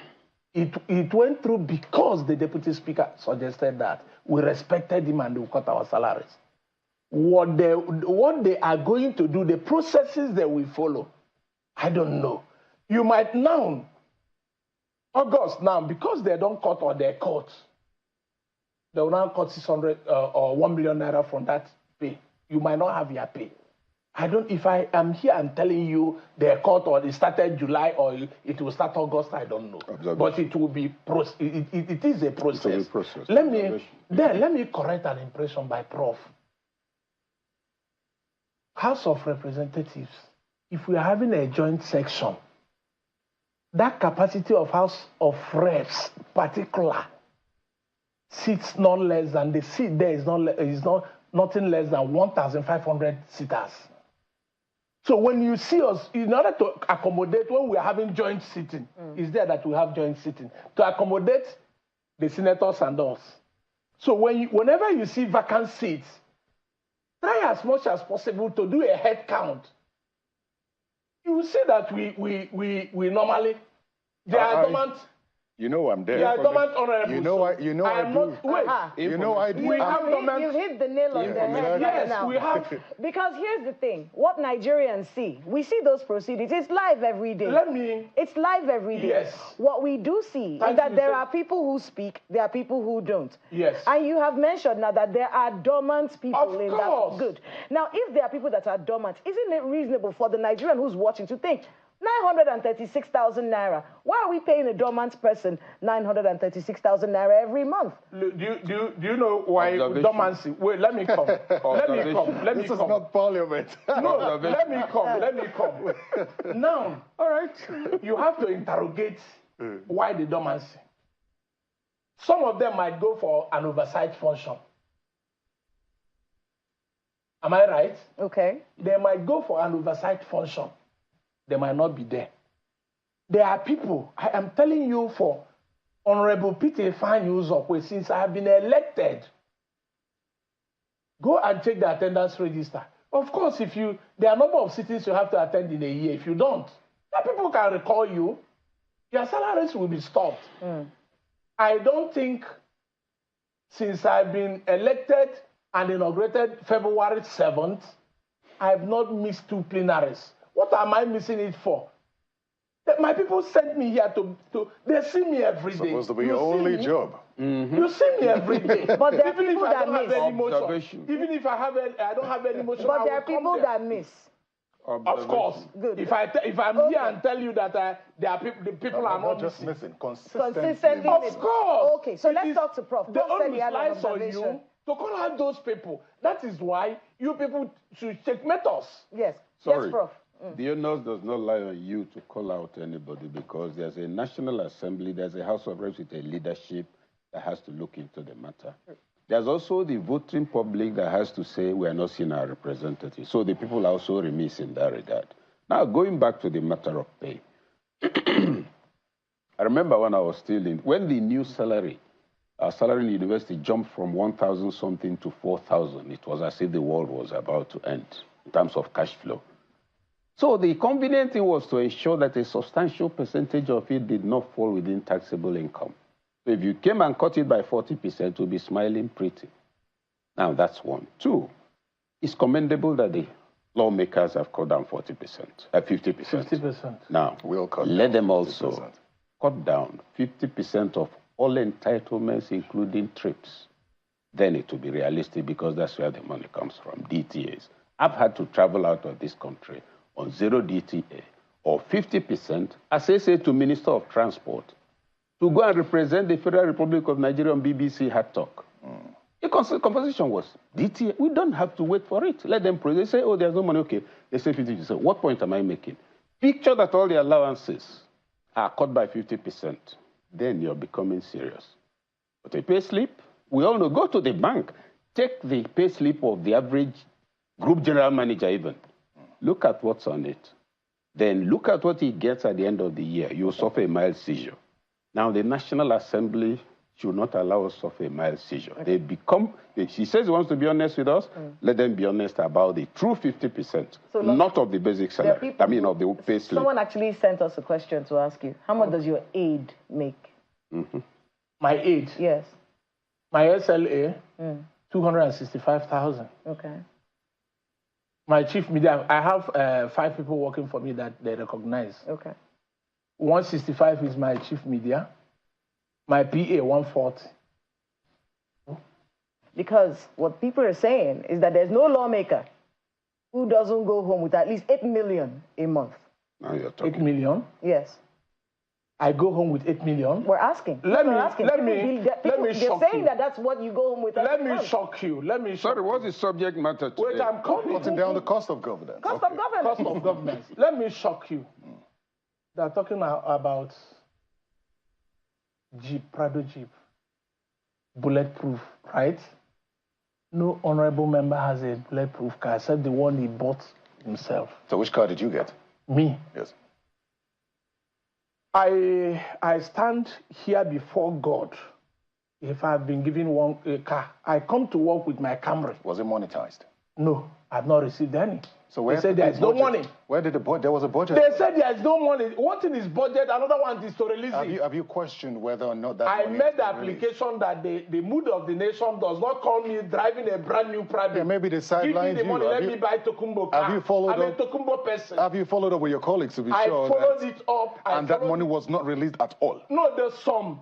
The people that came earlier, some were released. So some lawmakers got cars. Some decided to take their vehicle. And some took the money. I don't know whether, of course, they monetize. If you don't want the car, they will monetize it. It's disturbing that you sit in an assembly where your colleagues got those got cars or money, and you didn't get, and you didn't make any noise about it. I said I've not received my car because. Or not yet received it. Sorry. Whether yet or now, you asked me if I've received my car. I said no. Two issues. Up till today, I've not received my car. But if that car is given to me, I will reject it. The mood of the nation does not call for flamboyance. In 2012, I went to America. I bought a brand new vehicle on my own. Out of the 50 states in USA, I've been to 18. There's no Europe I've not tried. Coming to National Assembly is not my life. It's more of service, I believe. Yes, it's not my life. I have something doing before. Okay. So let me come. Something that earns you more than 936. Why I did not receive a month? I am a maritime consultant. I make more than that before coming here. Okay. I would like. I've been living in my house since year 2000. I used my money to stand for this election. So this 8 million that people are accusing lawmakers of taking home, I don't receive it's a lie. You're saying it's a total lie. Why I will talk on my own that I don't receive 8 million. If there's other people like you talk about others, I don't know, but I will talk on my own. I will swear on my own. Okay. Do you mind? I want to share a document with you. Okay, and I would want you to speak to this document. It shows your travel and transport allowance, local and foreign.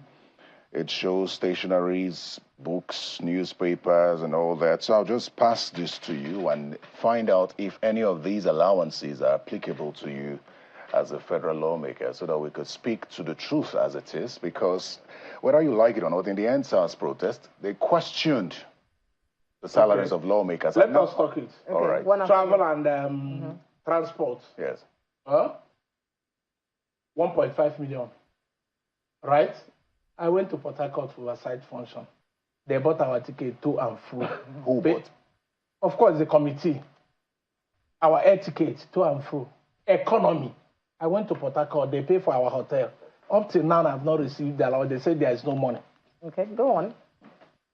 If I have received 1.5 million naira, I will tell you that I have received it. 2 million naira for travel and foreign. Right? Right? Well, listening to well, you. it's there, yes. It's there. It's there. Travel to US. Ask him if 2 million naira. He's not a lawmaker. No, if 2 million naira to the people. No. He's not a lawmaker. A lawmaker enters the same plane with Dangote. Yes. So how can 2 million naira purchase return ticket? No. We have to look at the I have not. I'm coming, Prof. I have not traveled. I've not traveled abroad. I'm sorry. If you give him a minute to quickly go through those all allowances. of that, look at the list. It's the there. principle is issue. It's on the screen, actually. It's on the screen, the principle is issue, not the amount. Yes. These are approved. And that's why I said let him speak to the amount. You will speak on the principle. You speaking them one after the other. He will do that quickly. For that. Please. We are in a position to say that. I don't. Let me see if I can get a breakdown. Let me see. No. If I can Are you? You will see this newspaper you are talking. It is all inclusive in the 936. Okay. I will print it and give you. Our question, and I think that's what Prof is trying to one refer person, to. one domestic staff in my, one domestic staff in my house. What Prof is trying to 45,000 naira. Okay, you know what? Principle of it. So let Prof now speak to the principles. Should they be receiving these sorts of amounts in a country where we're trying to cut down the cost of governance. 936. With all of these allowances. The other allowances. With all of these allowances. It is wrong. Prof, we're listening to you. It is wrong. It is not true. All right, so the issue is I can't come here and accept that it is true. the principle of it. This list captures approved entitlements. Yes. So your question is, should we have this list of approved entitlements in this kind of environment? Yes. That's the core issue. But he has raised a very important point that, look, if this 1.5, I haven't got it. But he's been owed 1.5. So in principle, it is also his money. They let them take forever. He can go to court for it. And the core question is this. Looking at these entitlements, are they realistic? That's the question. And that's the one that's on paper. And that's a concern people are sharing. Now, even if they are, how we defend it will could lead to integrity deficit in public perception. Because it's also easy for somebody outside to sit there and say, oh, the lawmakers are not doing anything. Mm-hmm. Certainly, I have friends, I've been in government, I know the job is demanding. But I don't want to use the word recklessness, but the liberty with which some of these things are advertised is offensive. There has been no comment on the last budget. And it's nice that the Honorable pointed out that the car, he hasn't got his own. At least this is proof that there are some who haven't got it, who are being owed the car. Now, among those who got the cars, let's even leave those who got, maybe it was forced on them, let's assume that. Those who were monetized, let's assume the car was 140 million. Did you hear of any of them who went home and said, well, you know, you sent me to represent you. Now they gave me 140 million for a car. I have my own car. I'm serving you, but I can't dump the 140 million here because some of you come to me for children's school fees and all sorts of things. So I'm bringing 100 million to the constituency. Let's agree on what to do with it. There was no such element in the representation. And then that budget announcement, you look at the specific items, particularly the car park thing, all of that is on the table.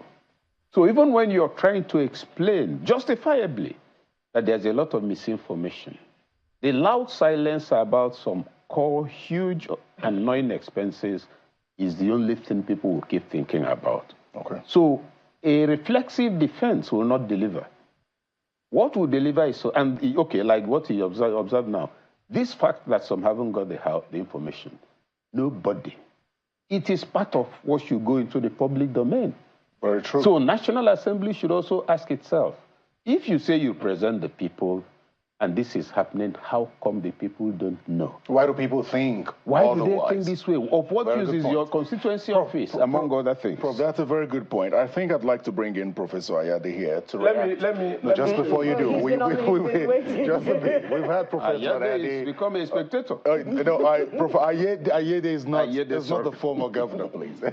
Prof, could you come in here and perhaps weigh in on what you've heard here from Honorable Zakwe and Professor Okechukwu?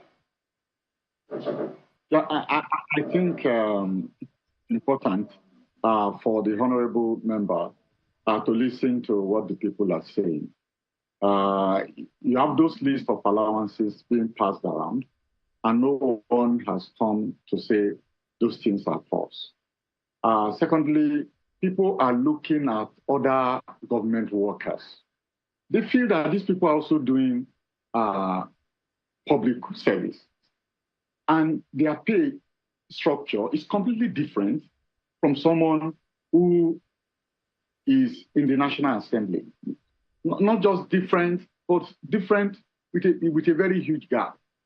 Now, how do you justify that vis-a-vis other government workers? And that's why part of the demand is that government elected officials should not have a different pay structure. Now, when you now have this different pay structure, there is also the problem of the expectation of ordinary people.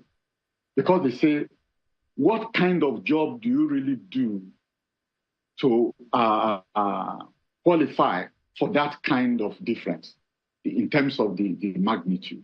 And so they are saying, let's cut this down. Or they say, if we cannot cut it down, if there is really justification for it, let's reduce the number of persons in the National Assembly. So by having probably just one house rather than two houses. Now, there's also the need to then explain why there's need for two houses in the first place. And I like the point that Professor Okechukwu has said in terms of you can, in fact, have a single house and still have a high cost of governance. Because the legislators can also argue to say, okay, we are now doing what two houses are doing before. And therefore, our work has increased. We also require a higher pay. And then we still find ourselves in the same situation. But what the people are actually saying is, if we don't have resources and we have to tighten our belt, let's tighten the belts of government officials as well. Let the sacrifices go around. Let it be even. So now that we are asked to make sacrifice, and then we see government officials, especially elected political office holders, living in one-ton influence, resources that are also from the government. I think these are the dimensions of the argument that we need to look at. You actually just touched on what the actual issue is.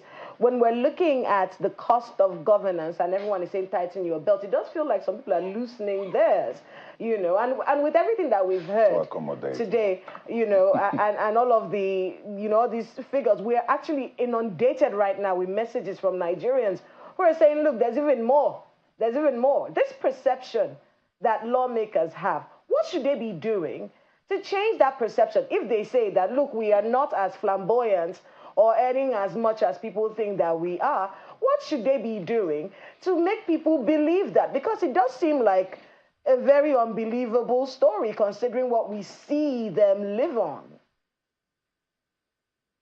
Yeah, absolutely. I think there was some time ago, there was this video on social media of a member of the House of Rep being attacked in Osun State, in Osogbo.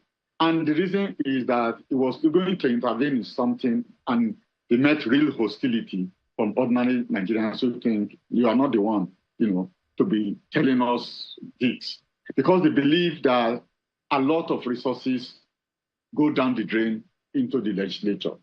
Now, interestingly, it's not only this honorable that regret the situation. I've also met some state legislators who were so embarrassed by the expectation of people and the assumptions that they have so much resources, contrary to what they think they get from government. I think it's important for the honorable to know that beaming House proceedings alive is not a good way to connect with ordinary people.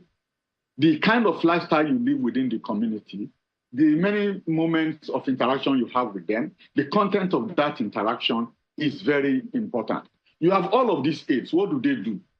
Where do they live? Do they live with you in Abuja, or they live in the constituency office?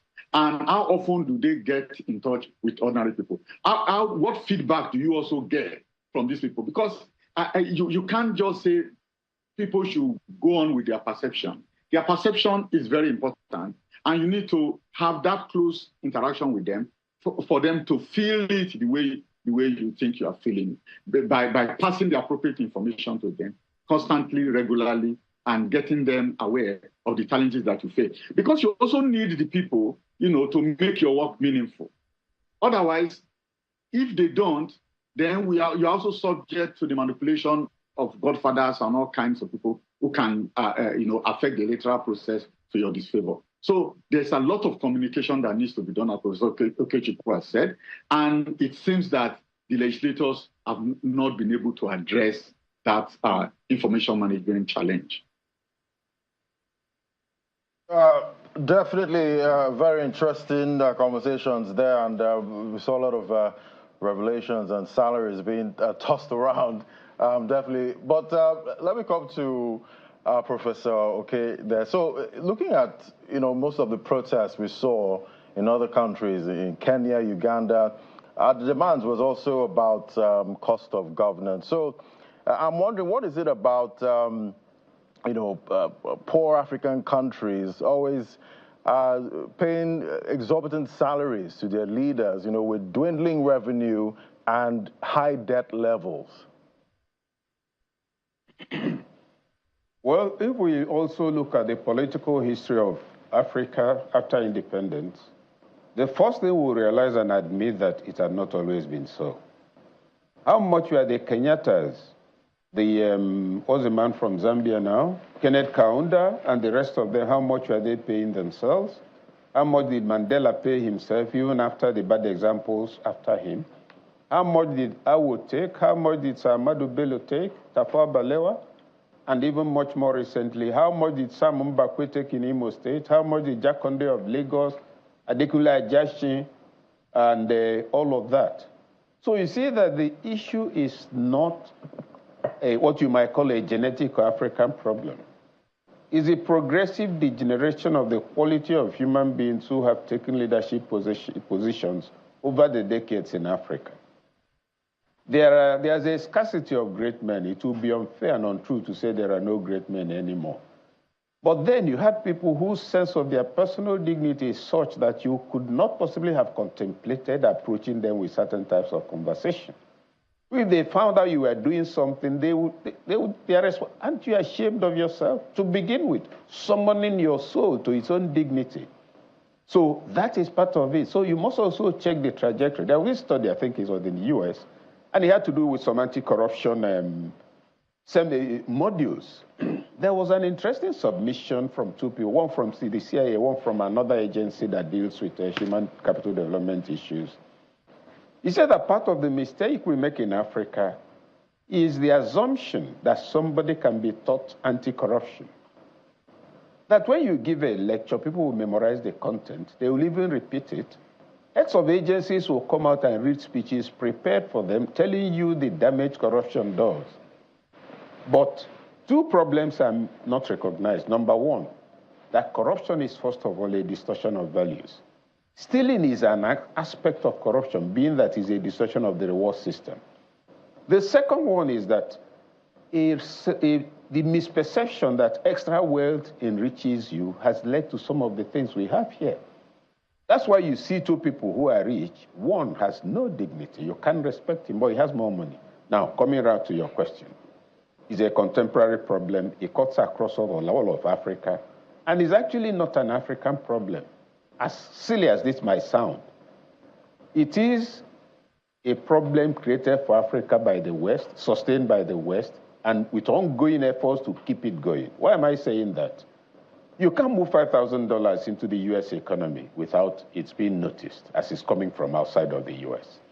Now, billions of naira in the US economy, billions of pounds in the UK economy, and all over Europe, from Nigeria, from Africa.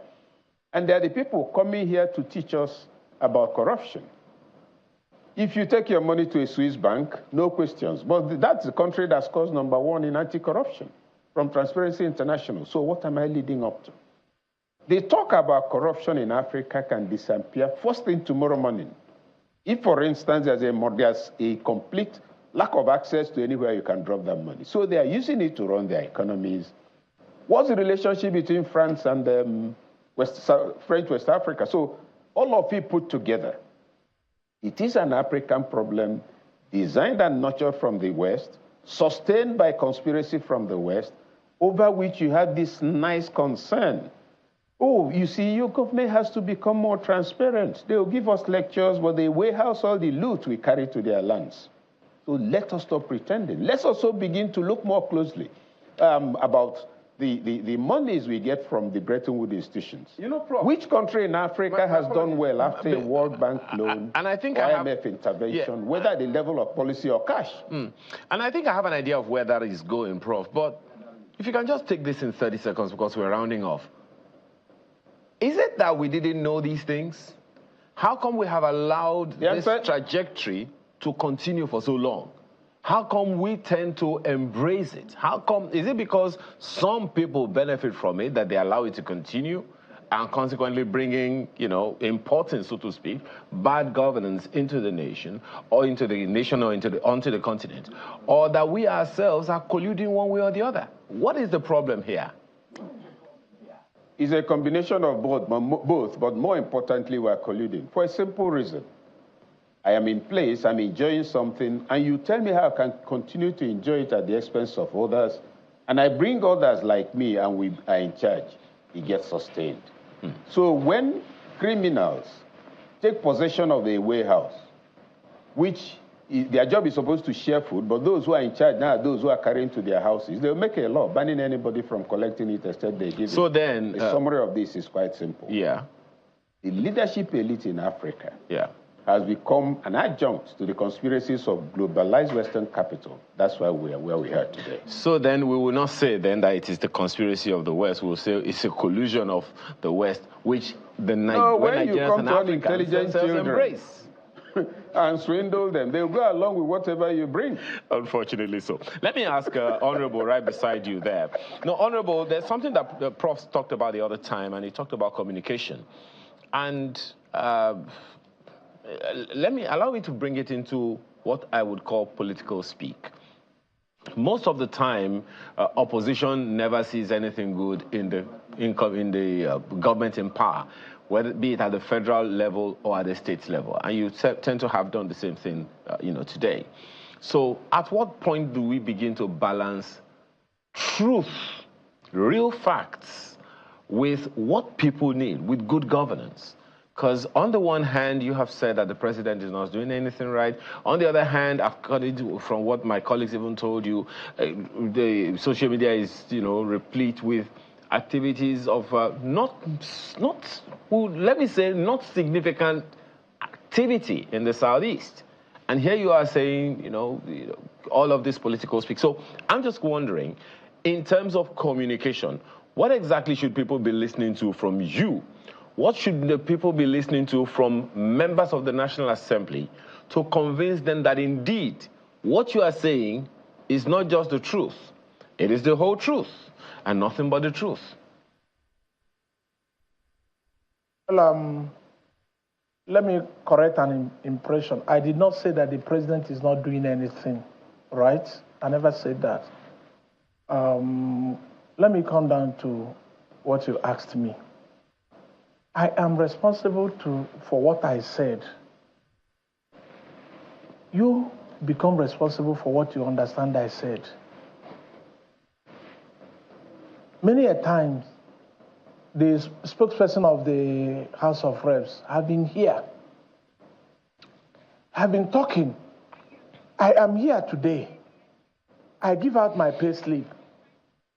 Can I force it on the people to believe what I'm saying? That is where distrust comes in. There's a lot of gap. There's a lot of distrust between the people and the government, not even to agree on what we are saying, not even to take what we are saying. We need a way to bridge that gap of distrust. And how, as a House member, how do we do it? By Honorable Peter Uzokwe, stop flamboyance life. Some people are well made before they come to the National Assembly. If you want the people to see you as an honorable member, you have to behave honorably. For them to agree that you are an honorable member, it is not when you can purchase a private jet, you stood for an election, you have been paid 936,000 naira a month, and the people see you driving the latest Land Cruiser of 500 million naira. Come on, how would they agree that you are being honest? You have to, our flamboyance, the House of Reps flamboyance, the National Assembly flamboyance, let us cut it. Whenever you're out of that place, after serving out the people, you can fly to the sky, you can fly to the moon. It's interesting, Honorable, that you say that, the National Assembly should cut their flamboyance. Yes. If they don't earn enough for the flamboyance, how can they be flamboyant? Because some people you're seeing, they are made before they come to the National Assembly. Can you tell me what can you give to Senator Ifeanyi Ubah that he has not seen? Come to his house, even in the village before he entered politics. Many of them, they are well made. I told you that I started driving brand new car in 2012. So what are you telling me? Will I continue to do it under this present condition of hardship, you give me a brand new Prado, I will take it and be driving it. No.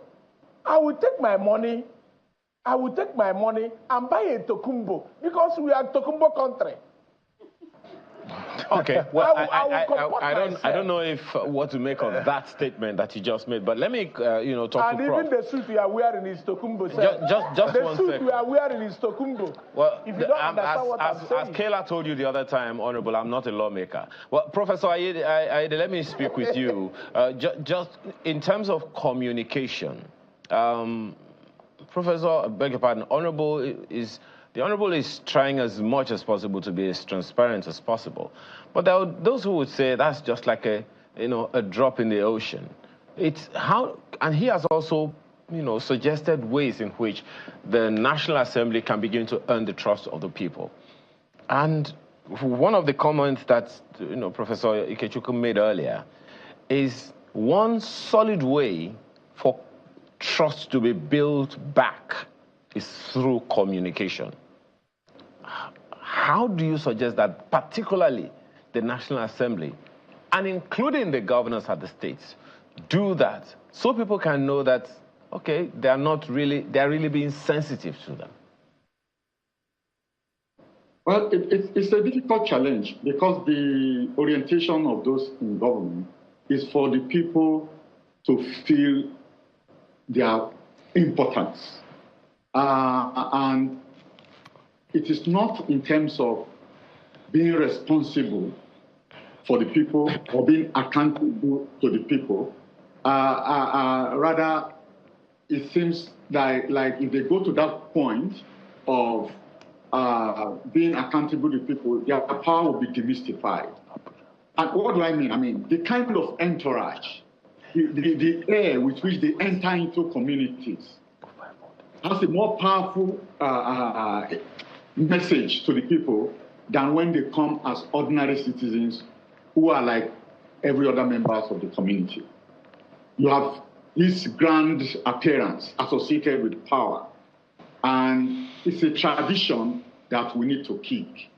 And without doing that, that gap, that divide between politicians and ordinary people will always be there. Now, there's also a conflict of expectation that comes with it. Because they think because those in politics have access to infinite resources, they go to them with different kinds of requests. And what you find politicians trying to do is to struggle to meet those requests on a personal note. So you provide boreholes, you pay for people who are sick, you give them money for their birthdays, and this rather than directing them to appropriate quotas and orienting them to begin to tailor their expectations to what it should be, you see them struggling to respond in this manner. And they therefore then reinforce the idea that they have a lot of money. They make cheap money from being in politics. And so they have created that relationship. Okay. They have to find a breaking down. All right, Professor Ayede.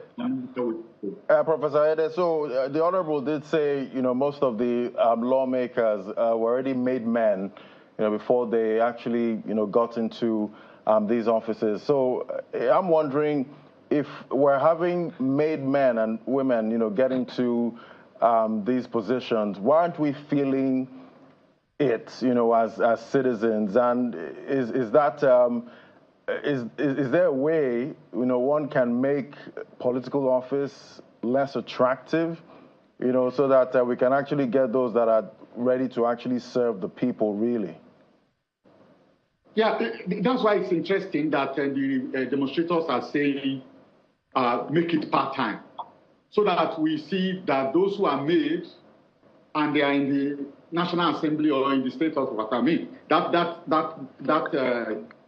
claim must be taken with caution. You understand? It must be taken with caution because I don't think that applies to everybody, either in the National Assembly or in the state houses of assembly. I think what is important is that if it is made part-time, it means that only those who can afford it will be part of that system.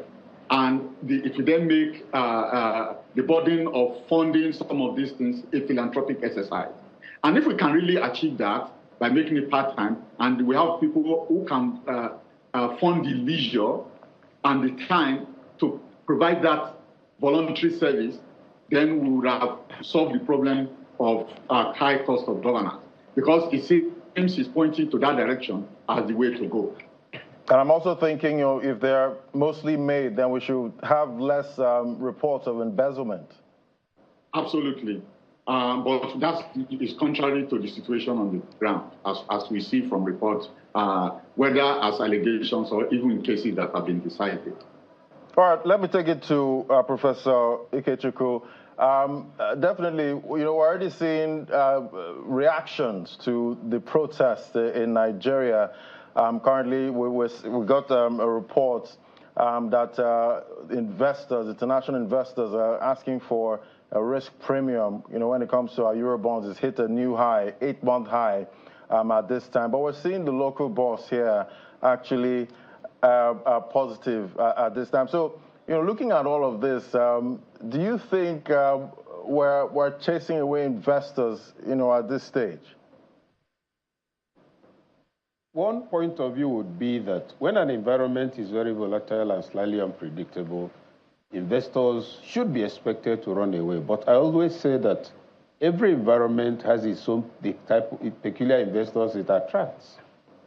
If, for instance, there's hunger and famine and typhoid and people are dying, many businesses will shut down, or coffin sellers will be having a harvest season because there will be so many dead bodies to bury. So on the face of it, yeah, that concern is genuine, but it's also part of what happens when a nation is trying to sort itself out. We cannot, in the name of seeking investors, not address these issues. Okay, if in order to get investors, let's tell the people lies, let's pretend there's no. This will blow over, I have no doubt about that. And I think the matter of structured communication has been brought into focus. And you may recall in my earlier comment that I expressed concern about the funding of some of these things very quickly.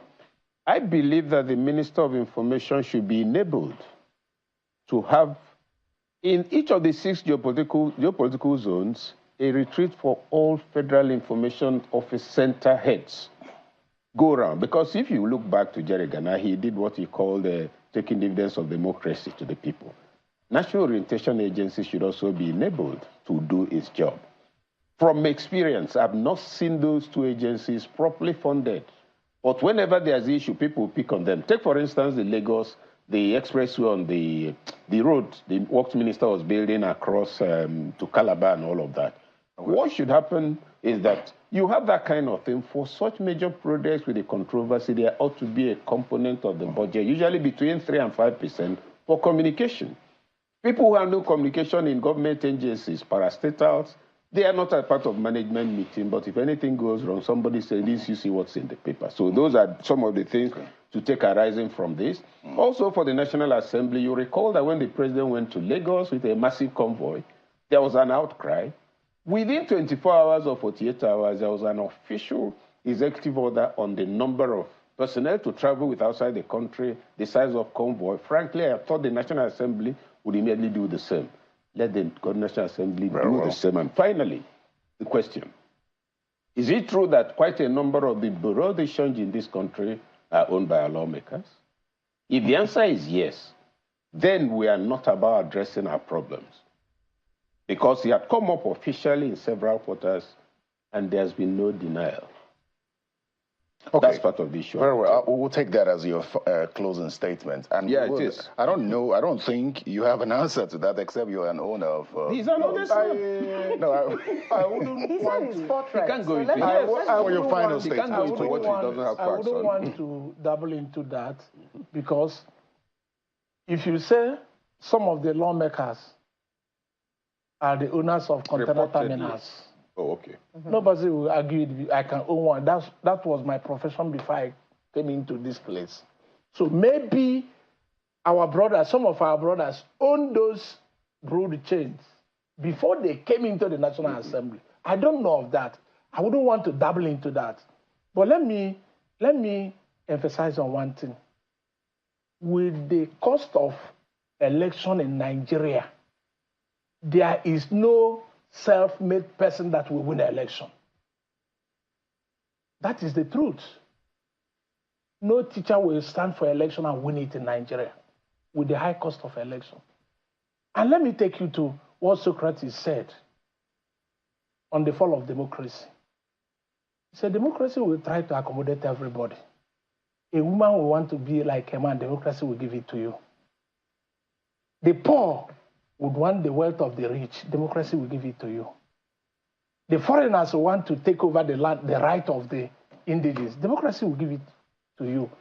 But Obama changed it. Obama changed the narrative. Obama said, democracy will win at the long run if we all fight for democracy. That is, I believe, what you people are doing here. And I want to make known to the president of my research if what is holding Nigeria, the high cost of imported goods. If I give Mr. President my research, one single research, if he does it tomorrow, if the high cost of imported goods are not cut by 50%, I will resign my membership of the National Assembly. Well, thank you very much. Let's get Professor Ayede's closing statements, please. Prof.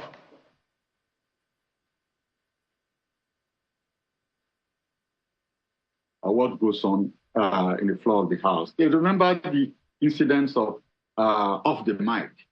It went down to people describing the character of the parliament.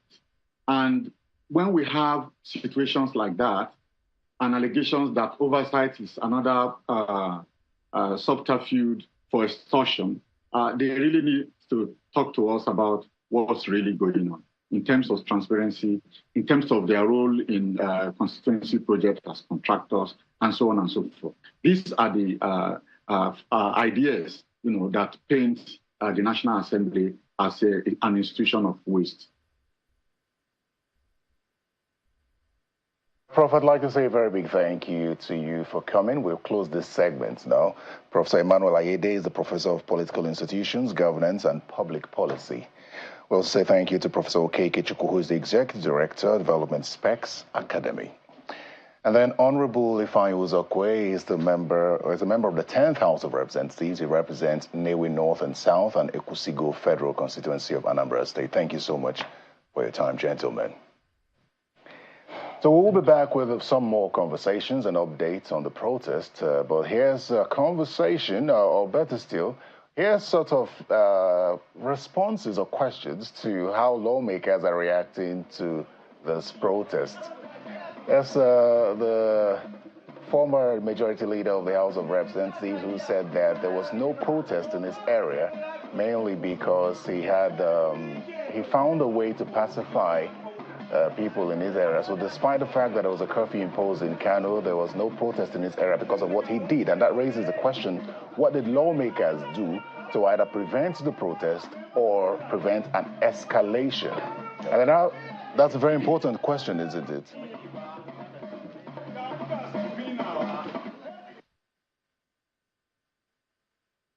I bring to you at this moment message of hope.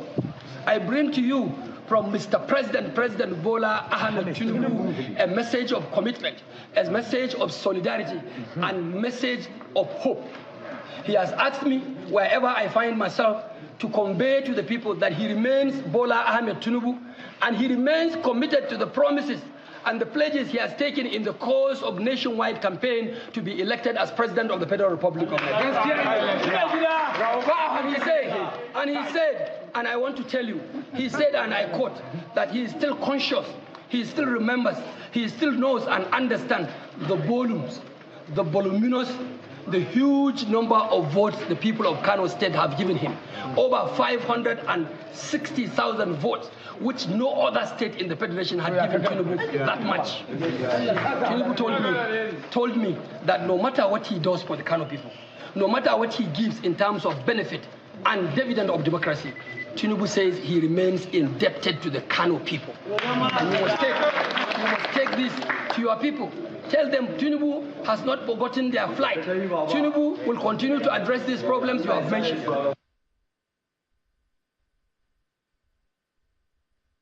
It is better we build than we destroy. You have a good intention.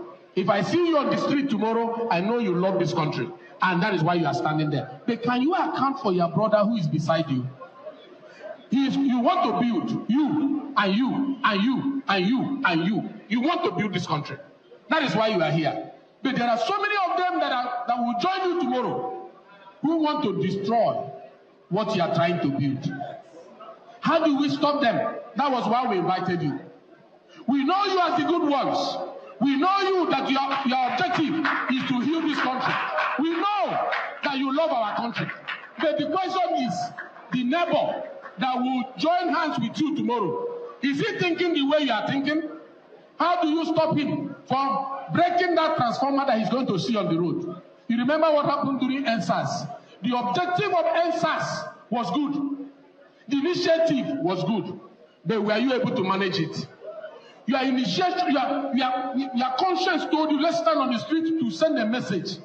But others became the messengers of violence and crime. Others were looking for stores to loot. You are not looters. You are not criminals. You are not violent people. You are youth that love your nation. The question that you must go home with today is, how do you account that a man standing by you on the streets tomorrow will be like you? How do you account that the man will not cause a problem that will be put on your head? Because once one finger touches oil, it rubs on the remaining fingers. You mean well, but do they? You love your country, but do they?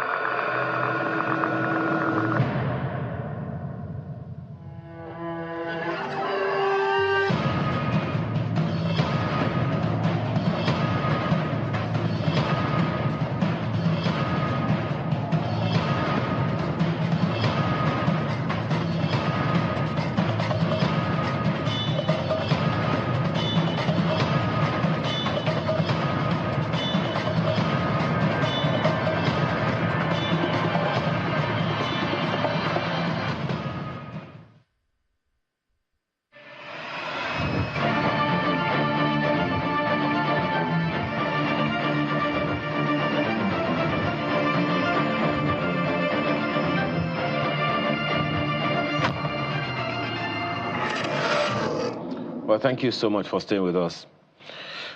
Let me be honest, I woke up this morning and there's one song on my mind, a song by Tosin Martins, I think sometime in the early 2000s, Made in Nigeria. And for the life of me, I don't know why. And I've been singing it in my mind ever since. And I think there's just a patriotic nature of that song. You know, patronize Nigerian, buy Nigerian, speak Nigerian, and all of those things. And that's what this whole protest has been about, that Nigerians want a better Nigeria for themselves. But guess what? A better Nigeria is not going to be produced by no other than Nigerians themselves. And there is a system of government that we have selected, and it is the people who are in government that are supposed to give us that. Now, the challenge we have now is that many Nigerians over the years have trusted leaders at one level or another from one generation to the other, and the result has been the hashtag that this whole thing has been about: bad governance. And that is what the people are protesting. We can't be proud of Nigeria if we're not proud of the Nigerians that we are asked to go into government to make life better for other Nigerians. That's the focus of this conversation as we engage our guests. Mr. Olugbenga Adeoye is here with us in the studio. He is a chartered accountant. Thank you for joining us this morning. It's a pleasure to be here. Evening. Thank you. Charles Yora is also with us. He's principal partner of, he's the Dion Associates and Associates Limited. He joins us virtually, and of course we'll still be getting one. Nemeka is also with us. Nemeka Obiari is also with us.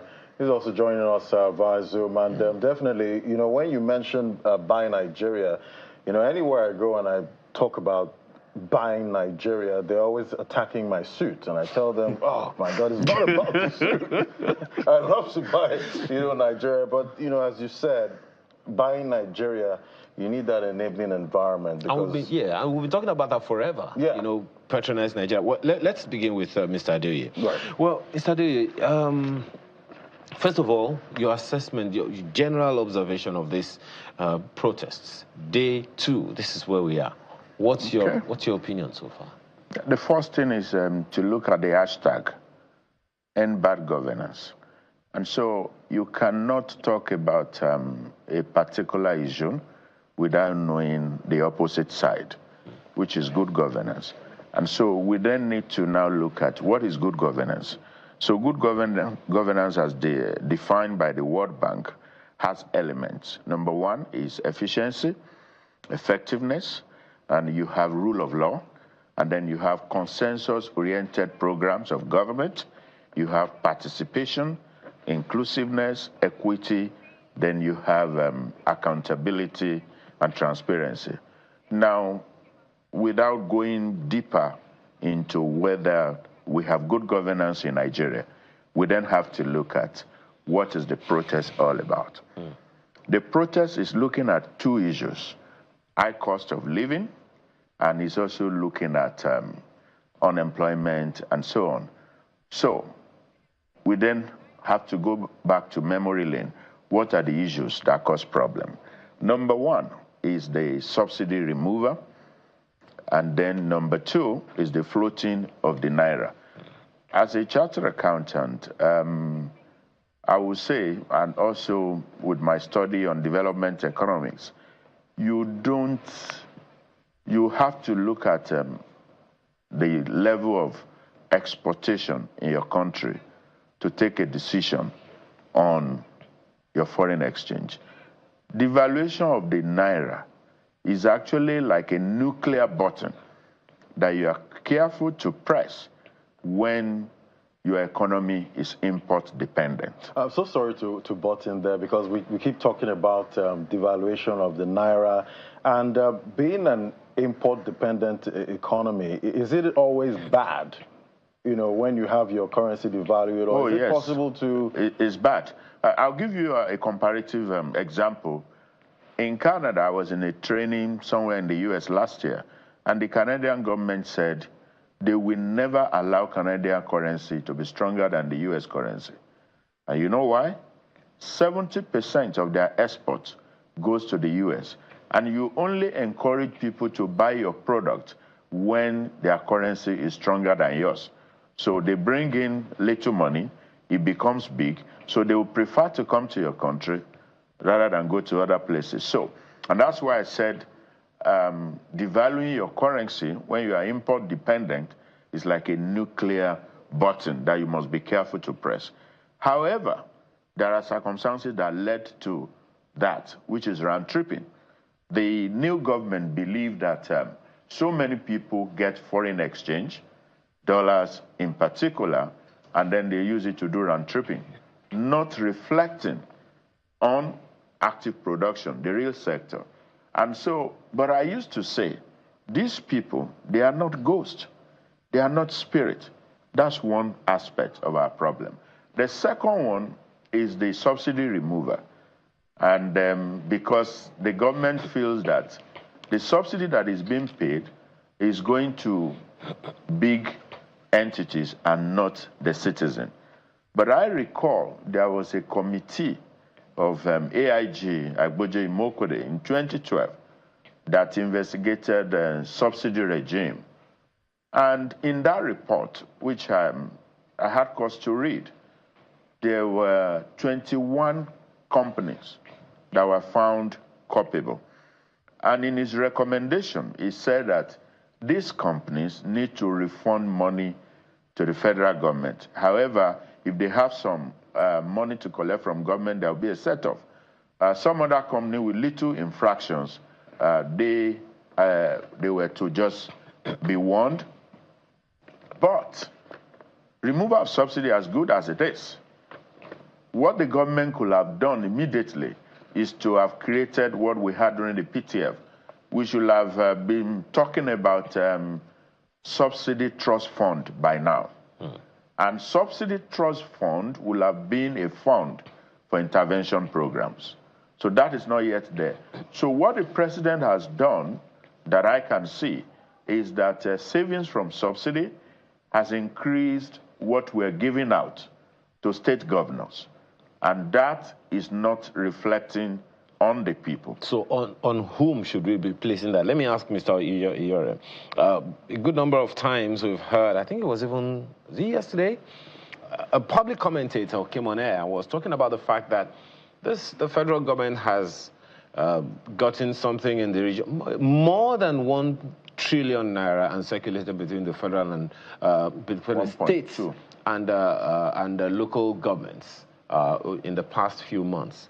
Every month, that is what's been happening. So the question one would be asking is, tailing from what Mr. Adeoye said, or Dr. Adeoye said, if it is not reflecting in the lives of the people, who should we be asking questions? Thank you, Mr. Makinde, for having me. And I like to say the word governance in itself already tells you that there is leadership. And leadership can be a prefect in a primary school, can be a local government chairman, can be a governor, can be a president. And what leadership means is that that person, as prefect in the primary school, needs to engage the other members of the class. And so what that person is doing, therefore, is running things on behalf of that class. Running things on behalf of that class is what you call the utility. So whether you're doing water, there are soft parts and there are hard parts. The soft parts is your communication. The hard parts are the bits that come along with it. So I believe that this is a point where we need to have a proper record of how we got here, if you will allow me. And like I told you the last time, this has been known since 1988. The first thing we did is that if you don't have a sound financial system, if you don't have a sound financial system, no matter what you do, you will never get the results. Now, what that means is that you have what's called an asset management challenge. So if you fuel your car and normally gives you 100 miles to the gallon, all of a sudden it now gives you 10 miles to a gallon, then you have an asset management challenge. So the first thing we did to distort the picture was that we gave Udoji Award, to a small percentage of society when there was no productivity. And that led the genie of inflation out of the bottle. We followed that quickly because we want to see how we spend the money that we felt we had so much of by aligning our currency to be anchored, not on domestic production, but on the dollar that we have. You call it an auction, a sale, but really it's a farce. It doesn't exist. So over the past 40 years, the relationship between what is actually called money and production has been widening. So, and we've been dodging this for a long time. So you need to sit down and look at what is your financial system and how will that financial system work. And the financial system is not just the central bank, the other parts of it. There's a capital market, there's insurance, there is also the commodities, which is actually the base of it all. Now, I'll give you an example. You must begin to ask yourself now, what is the post-harvest loss in each local government of Nigeria? If you're able to reduce the post-harvest loss in each government of Nigeria, then you find slowly you'll be able to meet most of those demands that you meet, which are called your hierarchy of needs. So what we've done basically is that we run around in circles with very bright ideas, including changing currency. For me, it's all basic cashless and all of that stuff, without looking at the linkages that hold society together. So if the leadership cannot engage with its people, then there's a question. All right, and that's Dr. what you call a Yori. riot. Thank you. That's what you call a riot. That's what you call a riot. Thank you for that, Dr. Yori. And you did mention, the CBN and also the issue of, Forex at this time. Yes. But let's bring in Mr. Nemeka Obiari, Dr. Nemeka Obiari, joining us via Zoom. Great to have you. So definitely, we know the central bank has been, trying to tame inflation for the longest time now, with raising rates. We've done about over 700 basis points in the first half of 2024. So talk to me about this protest now. How hard does it make the CBN's job right now, in trying to tame inflation? Thank you for having me. First of all, the Central Bank of Nigeria is actually doing its best based on the prevailing situations in Nigeria to see what they can do to attract foreign portfolio investors. And I think we need to tackle the foundations before we begin to talk about the solutions. The Central Bank of Nigeria has 95% of the problems that we have in Nigeria today: corruption, insecurity, and poverty, are things that we can attribute to the physical side of the economy. If Nigeria is producing 2.4, 2.5 million barrels of crude oil a day, and we are exporting it, and we are refining everything we produce here, there's no way Naira will have been at anything more than 197 Naira to $1. If we have security across Nigeria, and we have agro clusters of at least 300 to 500 hectares, agro-industrial clusters across the value chain, from cultivation to processing to storage to distribution, across each of the 8,809 electoral wards in Nigeria, we'll be able to produce everything we consume here and export nothing less than $250 billion annually. It's a simple law of demand and supply. We are where we are today because of foundational issues. We are not a productive economy, and we can actually be productive. The foundation of Nigeria was actually placed on production. If you look at the physical framework, the constitutional framework of Nigeria in 1960 and 1963, you will see clearly that it was planked on productivity. The resource control, the resource production, the physical federalism, even the kind of governance we had political office holders who were part-timers, and their salaries were tied to that of the civil service. In the north, you had the granite pyramid, the textile, the cotton. In the west, you had the cocoa. In the south, old eastern Nigeria, you had the palm produce, you have the limestone, you have the everything. And all the economies were growing at an average of about 9% per annum. There was nothing like poverty, insecurity, or what we have today. The problem is not removal of subsidy. The problem is not even the margin of the foreign exchange.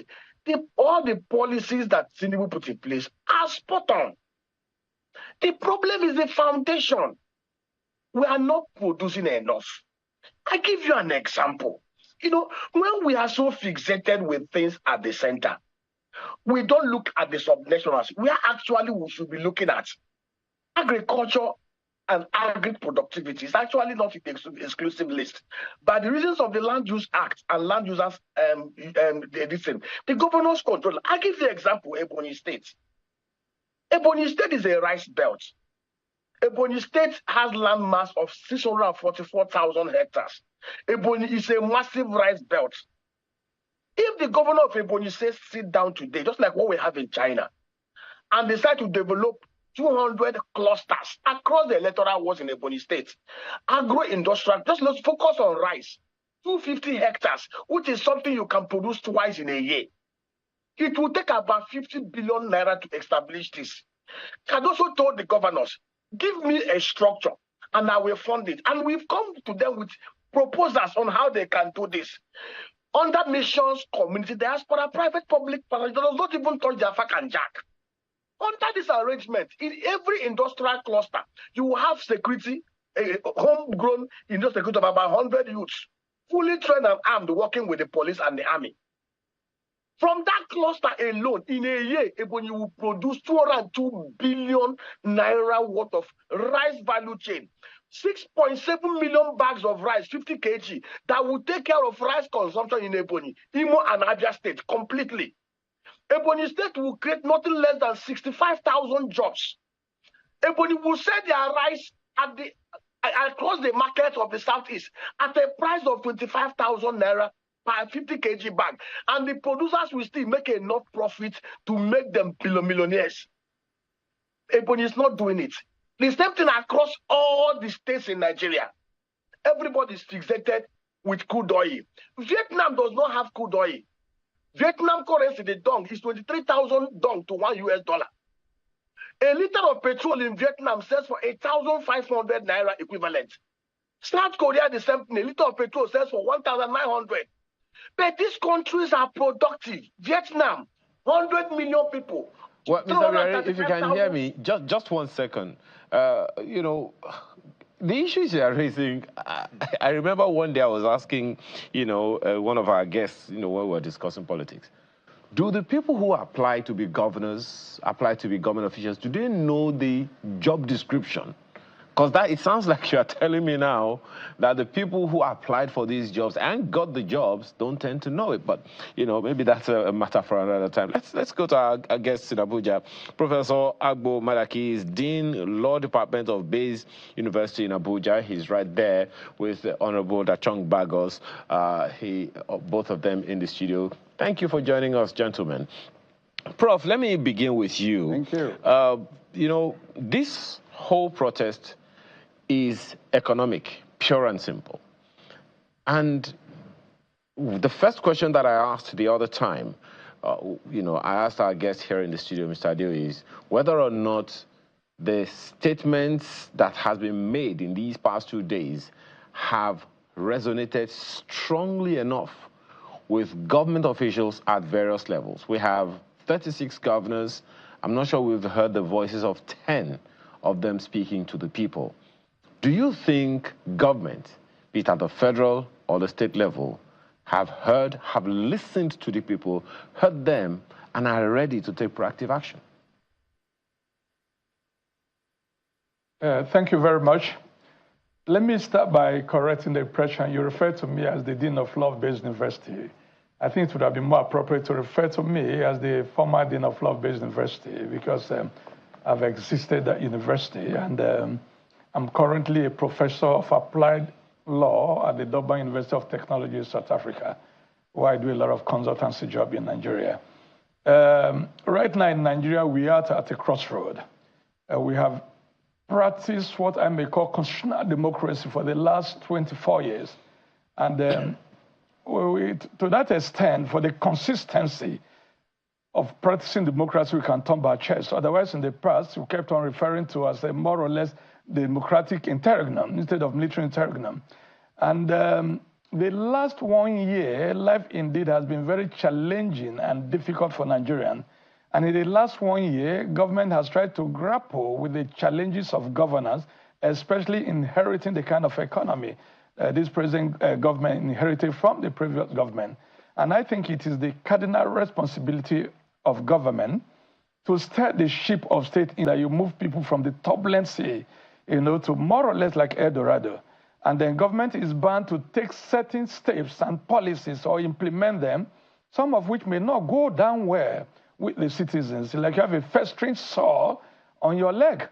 Treating it on the surface, it will give you a healing balm, but the wound remains there. And as such, sometimes it may be necessary to scratch it roughly, expose the wound very well, and have it properly treated, in the long run, it gets here. And I think that is the situation, or the quagmire, or the crossroad we have found ourselves in Nigeria. That is excruciating poverty is a moot point. There's no doubt about it. Is government doing something about it? I may not be in a position to know, but I think they are doing. And like I will always say as a lawyer, it is the right of the people to express themselves, either by way of a protest, so long as it is conducted within the confines of the law. And the last not up to 48 hours, yesterday and today, Nigerians have been on the streets, even though not all the states of the Federation, like my own state, Benue State, there's no public protest. And I think the alarm bell have been sounded. And I think any sensitive government, be it at the federal level or any other tiers of government, is bound to listen to the complaint of the citizen, because government is there for the people and not the other way around. And I do believe that this is time for stock taking, and I do believe that all arms of government, be it the executive, be it the legislature, even be it the judiciary, it is time for them to look at Chapter 2 of the Nigerian Constitution. Well, Prof, let me tail on what you just said now, but your pronouncement about the fact that any sensitive government should have listened by now. Honorable Bagos is right there with you. I mean, he's served in the National Assembly for quite a while, so he should know whether or not, this is the kind of, because people have said quite a number of times, Honorable Bagos, that the only time it would seem like that government listens to the people is during protests such as this. Earlier, the CDS, Chief of Defense Staff, was saying that, we shouldn't give coverage to such things anymore.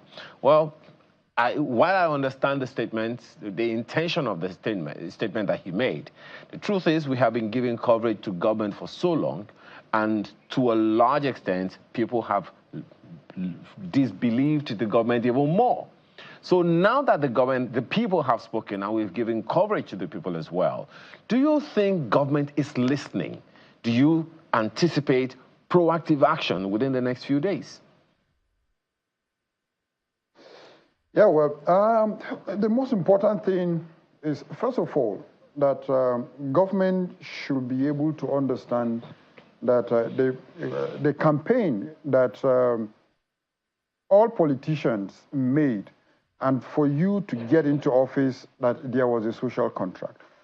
And if you are now, unless you realize that that social contract has been broken at a point, then you now go back to the table that, look, this contract is no longer visible. And for me, with Nigerians, and what Nigerians are showing today is that, look, the contract they had with government in 2023, to them is not what it was signed during the electioneering period. But unless we differentiate between the electioneering period and with governance, understanding that once you get into governance, that is when you've signed a social contract, you'll be able to realize that. For me, I expect that by now, government's supposed to be in a war room, a situation room where we'll be getting daily feedback on steps that government is taking to address these issues. The issues that the protesters have brought to the table, is it realistic? What is it that can be of the immediate, midterm, and long term? And with the reality of the campaign in 2023 and the reality that is on ground now, is it visible? If it's not visible, what has changed? And what can you be able to do differently?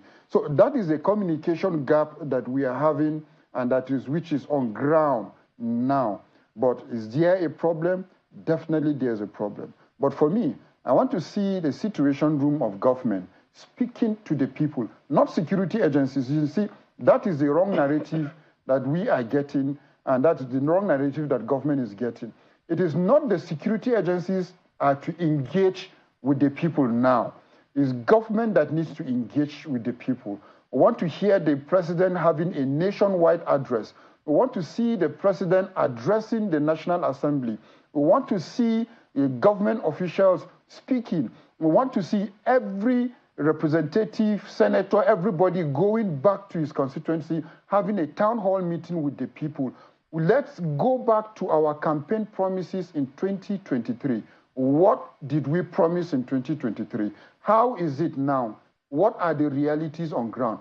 Let's go back to the drawing board and take it from there. Because if the APC administration will now look at what is on ground, I've given the analysis sometimes that, look, the APC administration won its election with about 8 million votes.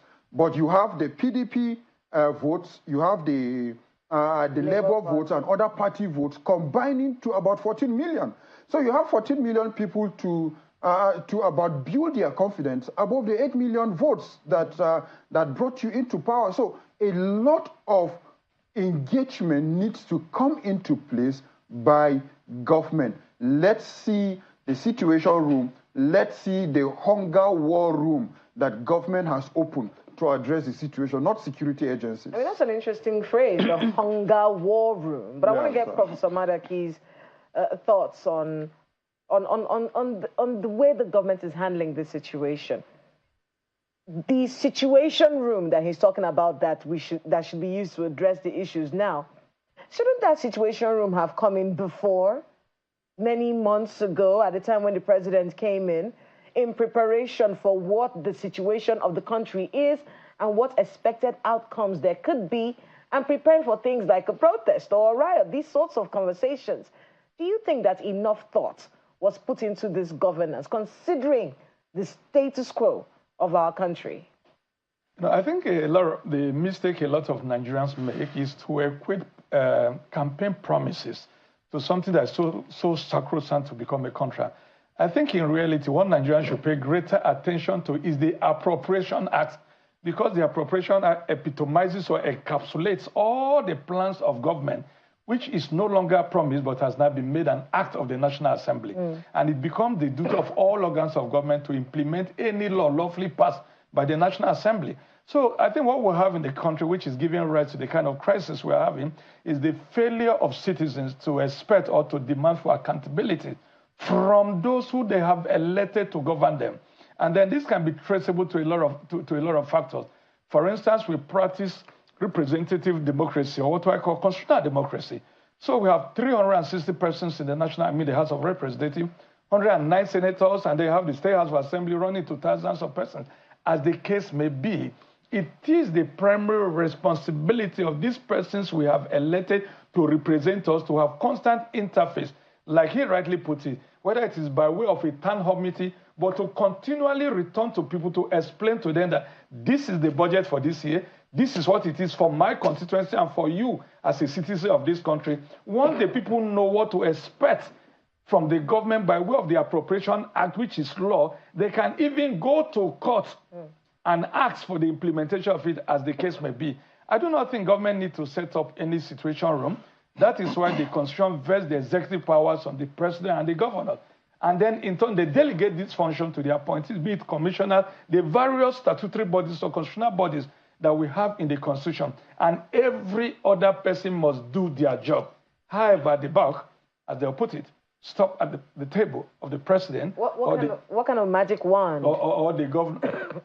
What kind of magic wand is the president going to wave right now that would make Nigerians feel like he has listened to them? Speaking to the people, that's what Honorable Bago said. Talking to the people, is that the way to go? Which thing can he do that will make these protesters and the 14 million and more who need to be won over by this president? How does he get them right now? I think making reference at this stage to 14 million Nigerians is completely an abnormality. You know, the truth about democracy is that not everybody is compelled to vote. So all in all, maybe 20-something million people, Nigerians, came out to vote. It is such an insignificant number of Nigerians that voted on that day, as compared to a population of over 200 million. Okay? Yeah. But that is what democracy is all about, even if it's only 10 million people. But the truth of the matter is that now that the people have spoken by way of protest, you will agree with me that all arms of government in the last 24 hours have been responding in one way or the other to the demands as articulated by the leaders of this group. I recall yesterday also the National Assembly called representative of Nigerian youth. I saw the chief of Army staff on the television today, I saw the Inspector General of Police, and so many ministers of this government. Whatever this person, unknown to a lot of people, even the armed forces of the Federation forms part of the executive body under Mr. President. So when they speak, I do believe they speak with the authority of Mr. President.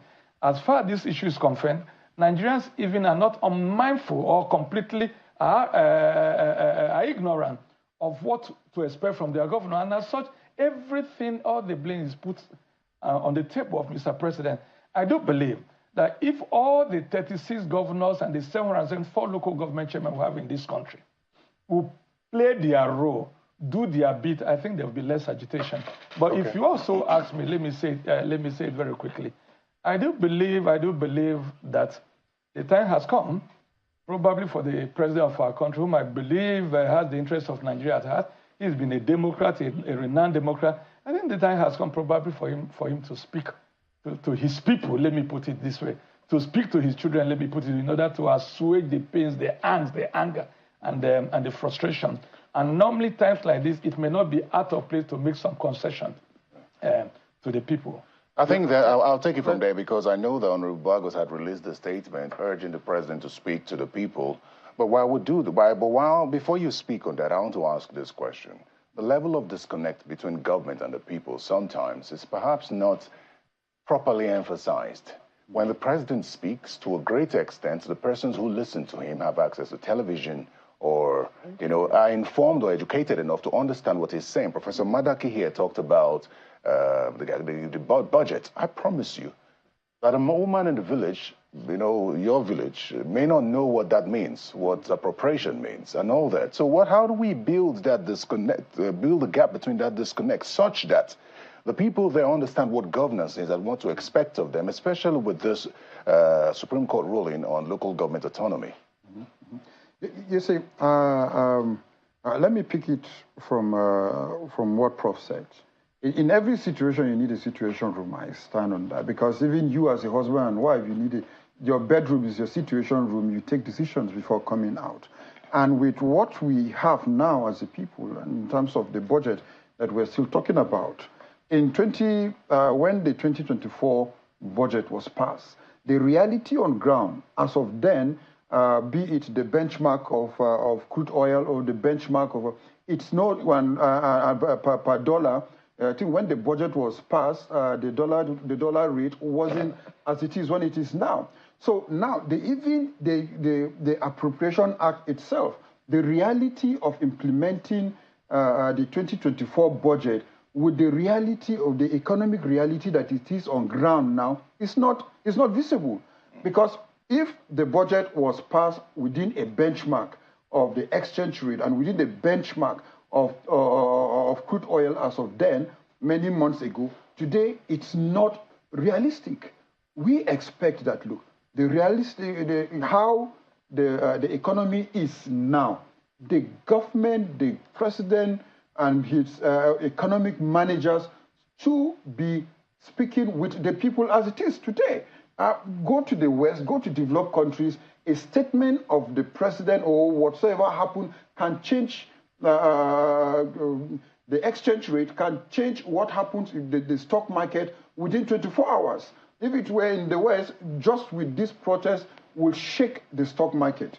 But the economic situation, like the economists that were speaking earlier on through Zoom, that is the true situation of where we are today.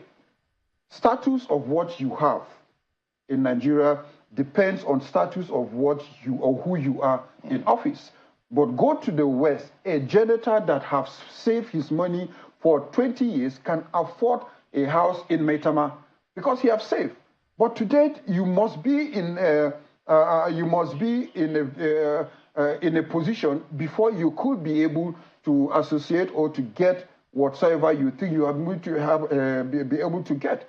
But the economic situation should be able to bridge the gap between the poor and the rich. Today, we don't even talk about the middle class again. The middle class is nowhere to be found in terms of the economic situation. What are we talking about? The exportation. Look at the studio today. What is it was produced in Nigeria that we all rely on import. So those are the economic situations that I'm looking at, that the president is supposed to be talking to us. These are the economic, modalities that we are looking at as a people.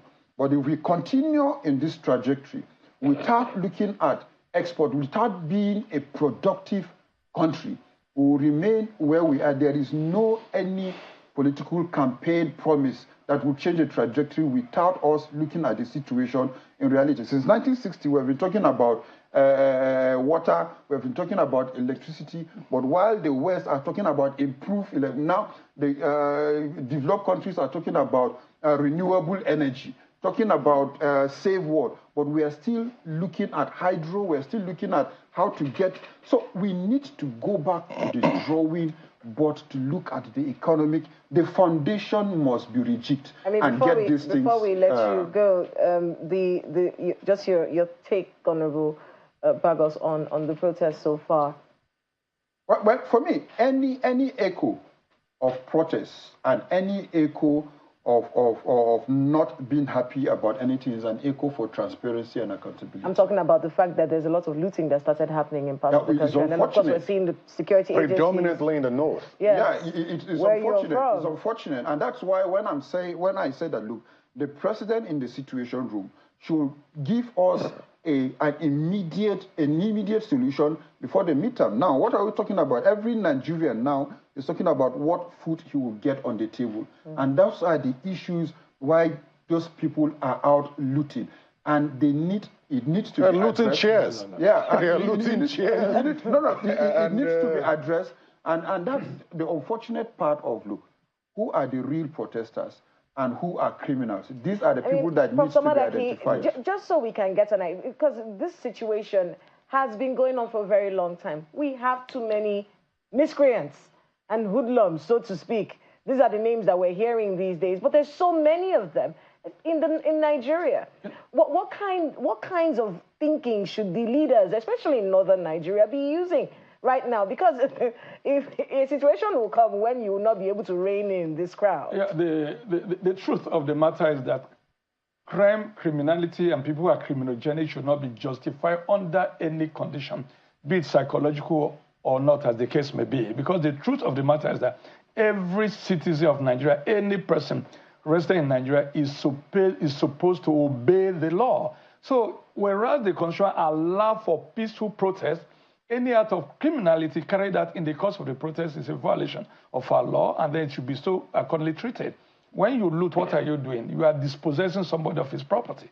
Okay, look at that gory image of a young man in Kano climbing the traffic line using cutlass as if it's inflicting pain, on something that feels pain. But if you ask me, the challenge we have in the north, I'm from the north central Benue State. Up till now, as I speak to you, we have over 10.4 million children out of school in northern Nigeria. In northeast Nigeria, only 47.5% of years are in school. In northwest, the statistics is not any different. In Borno, the literacy level, and I stand to be corrected, the literacy level is less than 25%. So the system we have in the north that encourage children not to go to school and discourage those who are in school to pull out of school, except we do away with such system, the northern part of Nigeria will continue to breed this group of children that are called amajoris, that it is so easy to radicalize their mind. These are things something can be done about. So long as we see these children to use to win election and not encourage them to go back to school, the North is sitting on a very big...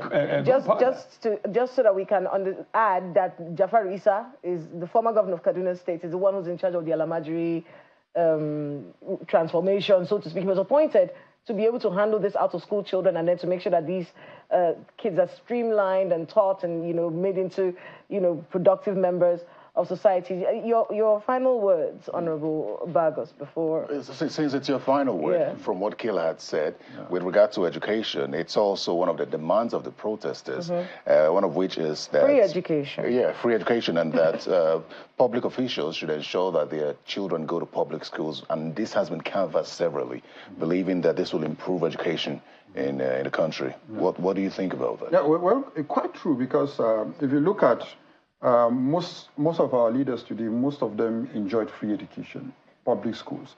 So why can't we have what they had at that particular moment? Look at the UBEC and SUBEP's budget and appropriation. You see a lot of schools are being renovated and are being built on yearly basis. Why is it that children cannot access and cannot be in school as of when it is, as of when due? Education really and truly is one of our major problems, because once the young ones and the future generation are being educated, you'll be able to see that, look, most of these issues that we are having will be breached. But the one of the major problems we are having is lack of education. And truth be told, corruption has been one of the major problems in the educational sector as well. I'd like to say a very big thank you to both of you for finding time to be here today. Honorable Dachung Bagos, how do you feel when you're called? Yeah, well, once an honorable. I feel, I'm free as a bed in the sense that, look, I can do what I need to do, but then to not call you that. Honorable Dachung Bagos, a former member of the House of Representatives, thank you very much for your time. And Honorable Professor Gumbaraki, thank you so much for coming as well. Professor, an international human rights lawyer. Thank you. Maybe I will switch to the academia to recall instead of exactly switch over to Well, thank you very much for your time as well. That's a wrap from the Abuja end of this. Our Lagos colleagues will take over. I am Terry Ikumi. And of course, Shane will be here at 7. So enjoy the rest of your evening. I'm Kayla Magwa. We'll be right back after this break.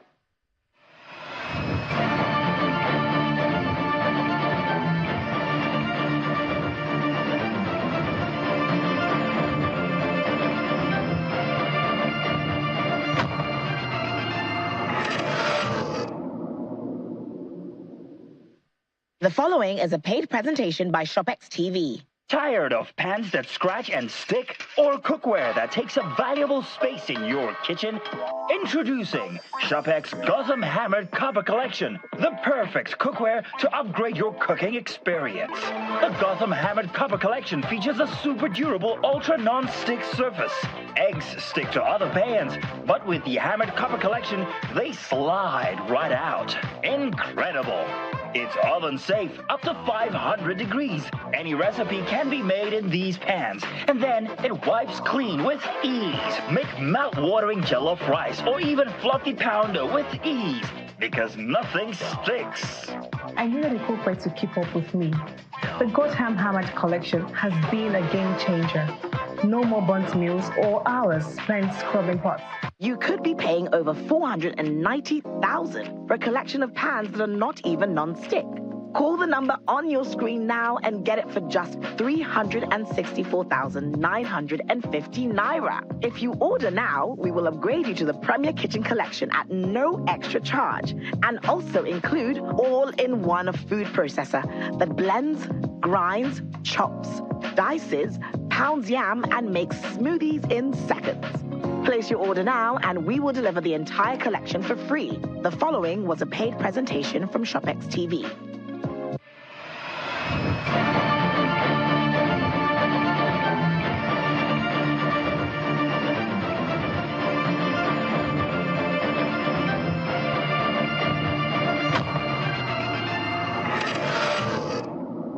Welcome back. You're still watching our live coverage of the End Bad Governance protests nationwide in Nigeria, and definitely the conversations are still ongoing at this time. We still have Dr. Charles Iyore, Principal Partner, Dion and Associates Limited. We also have Dr. Nemeka Obiariri, and we have Mr. Olugbenga Adeoye with us in the studio. Let me come to Mr. Iyore now. So definitely it's still about the economy at this time, and we've been talking about interest rates, the currency, but talk to me now about this second half of 2024. It's starting off quite tough, you know, at this time, and the first half of 2024, you know, we had our challenges, but this second half, we're having protests, you know, within it. And we've been talking about how to get a soft landing, for the economy. Talk to me about how we can actually, if it's possible, we can even have that soft landing or no landing, at this point for the Nigerian economy.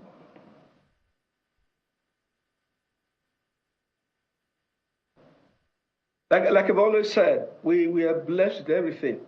But you cannot do whatever you're doing. We'll have a lot of entropy, people talking all kinds of things, and you wonder where they're coming from, whether they're intellectual or pseudo-intellectuals. The key thing is for you to understand the mechanics of money. You see, the way to pump money into the system is called the budget. And when that budget pumps too much money into the system, what you have is that even the money that you're going to fund from the capital market, which is supposed to give you a plural ownership of assets, will not work. And you've had this going on since 1988. You need to be able to look at the financial system, understand the mechanics of money. You are pumping out money using the budget and the foreign exchange, like I told liquidity anchor. The central banker said, look, put some of that money in a windfall tax, which is another means of sequester. Take that money out to the system so we can plan it properly. That's what you've been doing with CRR and the rest of them for a long, long time. But every time you take the money out of the system, more gets pumped in by a careless budgeting system. Now, all of these things you're talking about are effects. But the mechanics of all of those things, education, assets, and the rest of it, is based on how well you understand the financial system and how it works. Unfortunately, we're in denial of it, and we're running away from it for a long, long time. So it's entirely up to us. This is time to sit down, put the nails on the ground, and see how our financial system works, and not talk of the central bank governor or any of those who are telling you that some measure of sequester is needed, unlike the fangoness of trying to change currency, which meant absolutely nothing. So we're saying, basically, let's sit down, understand our financial system, and put our domestic plumbing right. Otherwise, they're going to achieve nothing. Thank you. Dr. Nemeka Obiariri now. So first half, we've seen over about 800 basis points hike in interest rates. What are you expecting for this second half? And with what we're having right now, we're having an end bad governance protest, and definitely that's going to maybe somehow stoke inflation. But surprisingly, we're seeing the naira actually strengthening. But you know what? Let me take the question to Mr. Adeoye right here. So, are we still expecting more rate hikes in this second half of 2024, or do you think the central bank doesn't have that much wiggle room to raise rates? Only the central bank can decide whether to increase the basis point. But in response to my friend that was talking about Eboyi, the land, how rice could be planted, you can feed Anambra, feed this, feed that. Fantastic. Last week, I was talking to a friend at Interpol in Abuja, and then we were discussing foreign nationals that were moving to the country and how we were experiencing the Japa syndrome. People were leaving, exodus of people, and yet you're having Chinese and Indians coming into the country. I sat down and I discovered that one of the things that the government needs to do, which is why I would say that the federal government should have a response room. And I think the president is responding in a way. How does a response room work? Well, a response room is to say the citizens have come to protest. They've come up with certain demands, and so government must come out. Part of the principles of good governance is responsiveness. So you must come to say, item 1, this is what we have done, but this is the result. This is what we're planning to do. And so you now call people, you brainstorm, and then you respond to the people. This has a gestation period of so, this will happen. Now, let me go back to the issue of interest, the second half. So this, my friend, we now discover that Chinese are getting loans at 3 to 5% in their country. So you take a $1 million loan from your country, you bring it to Nigeria, it becomes 1.6 billion in your hands. There's no way you and I can compete with them in terms of setting up factories, production, farms, or anything. So why they are thriving is because the cost of fund is low. Don't get me wrong, Nigeria is a blessed country. so many resources, so many untapped areas of business, real estate, agriculture, production, mining. But cost of fund is an issue. There is no way you can get loans at 30% and you want to do business successfully. Believe me. And that is other costs. So part of what government needs to do, and that's why I suggested that the government should have what is called subsidy trust fund. You don't push everything into allocation. Like in the days of PTF. Yeah, like in the days of PTF. Okay. So cost of fund, then the farms that you're talking about, security is key. Energy cost. Most of the poultry, you need power to run them. Energy side. So if you are using diesel, how much are you going to get? But cost of fund. Most of the time when we talk about these issues, and maybe I should ask Mr. Ayore first, most of the time when we're talking about these issues, I mean, Nigerians have a right to be impatient. We've been at this for decades.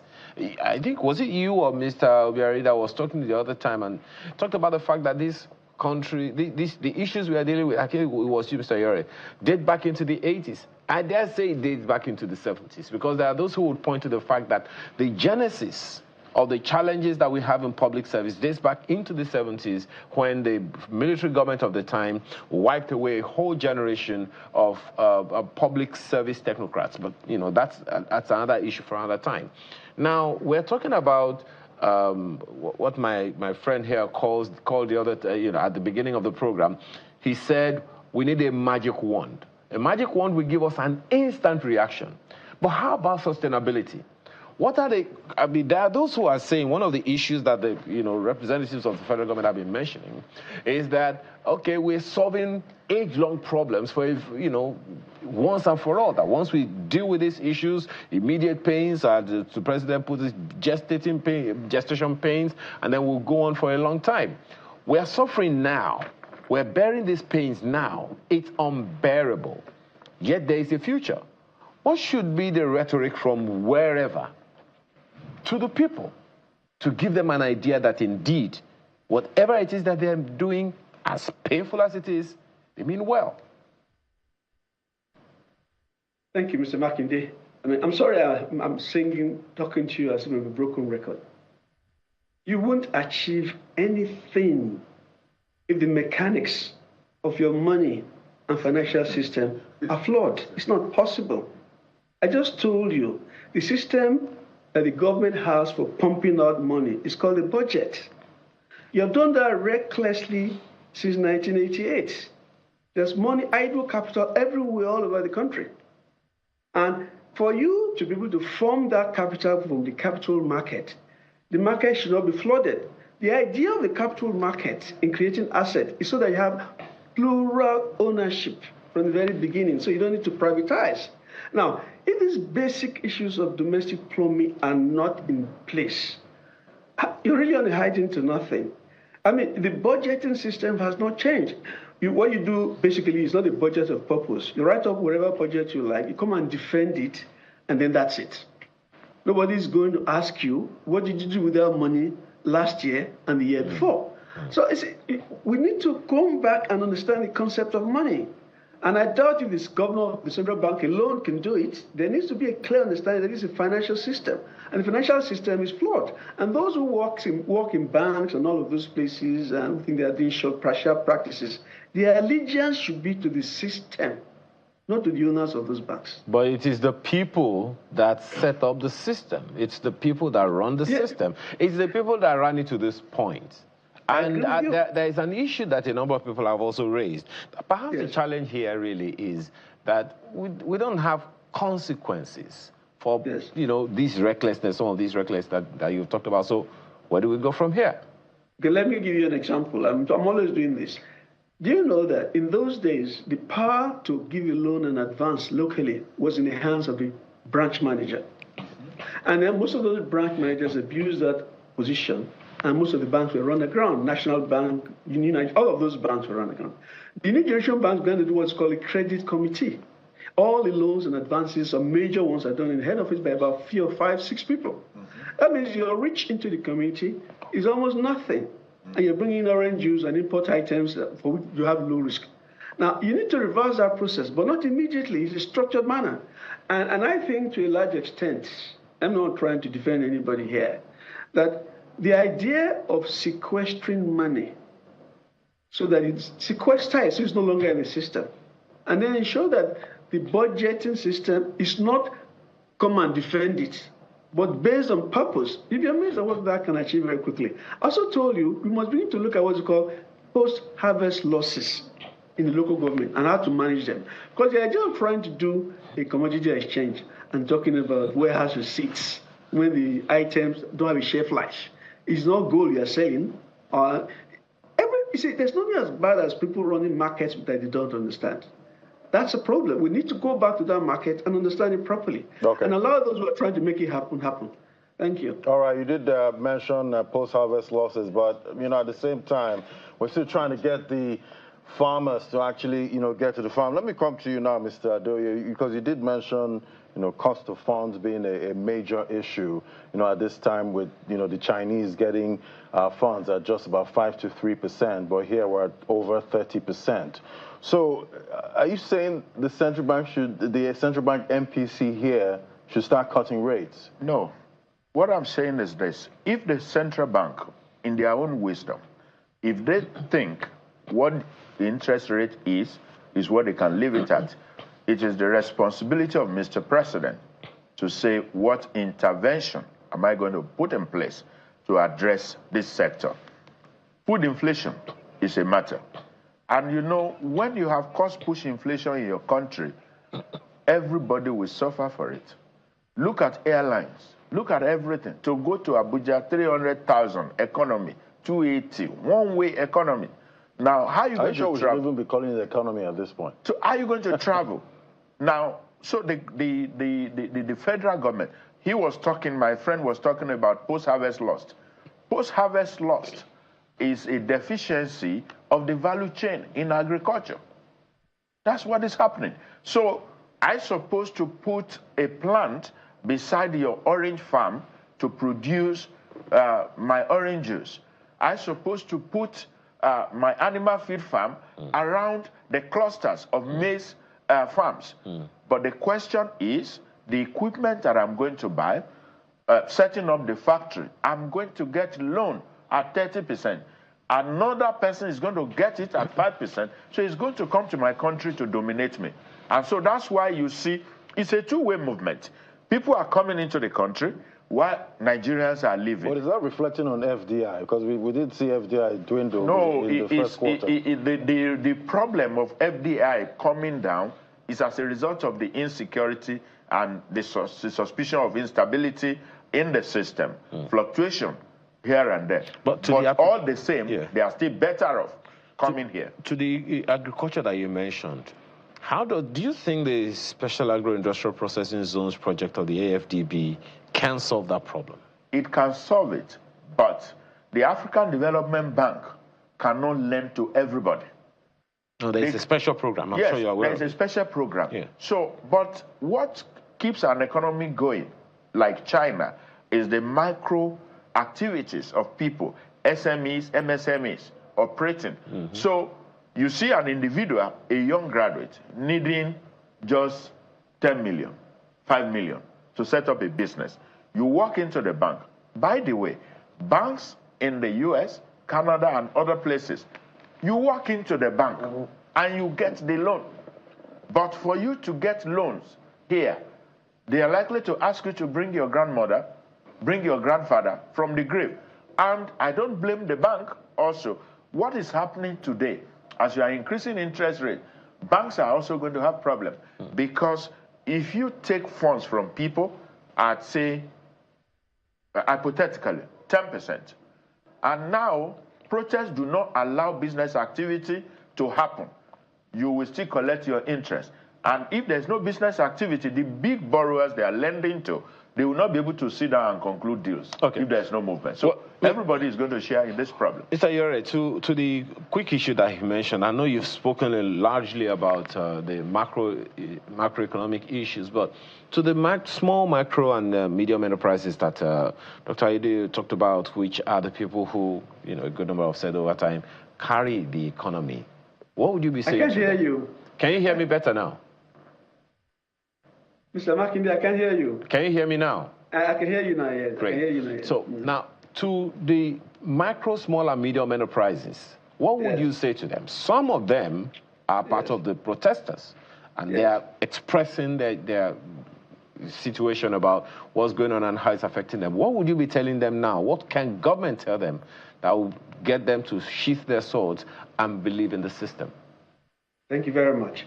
You see, five people transformed the auto industry in America. One of those is a guy called Robert McNamara, who was the first non-Ford person to become the head of Ford Foundation, Ford Cars. Small industries, small or micro industry can neither be crafts, you're designing things.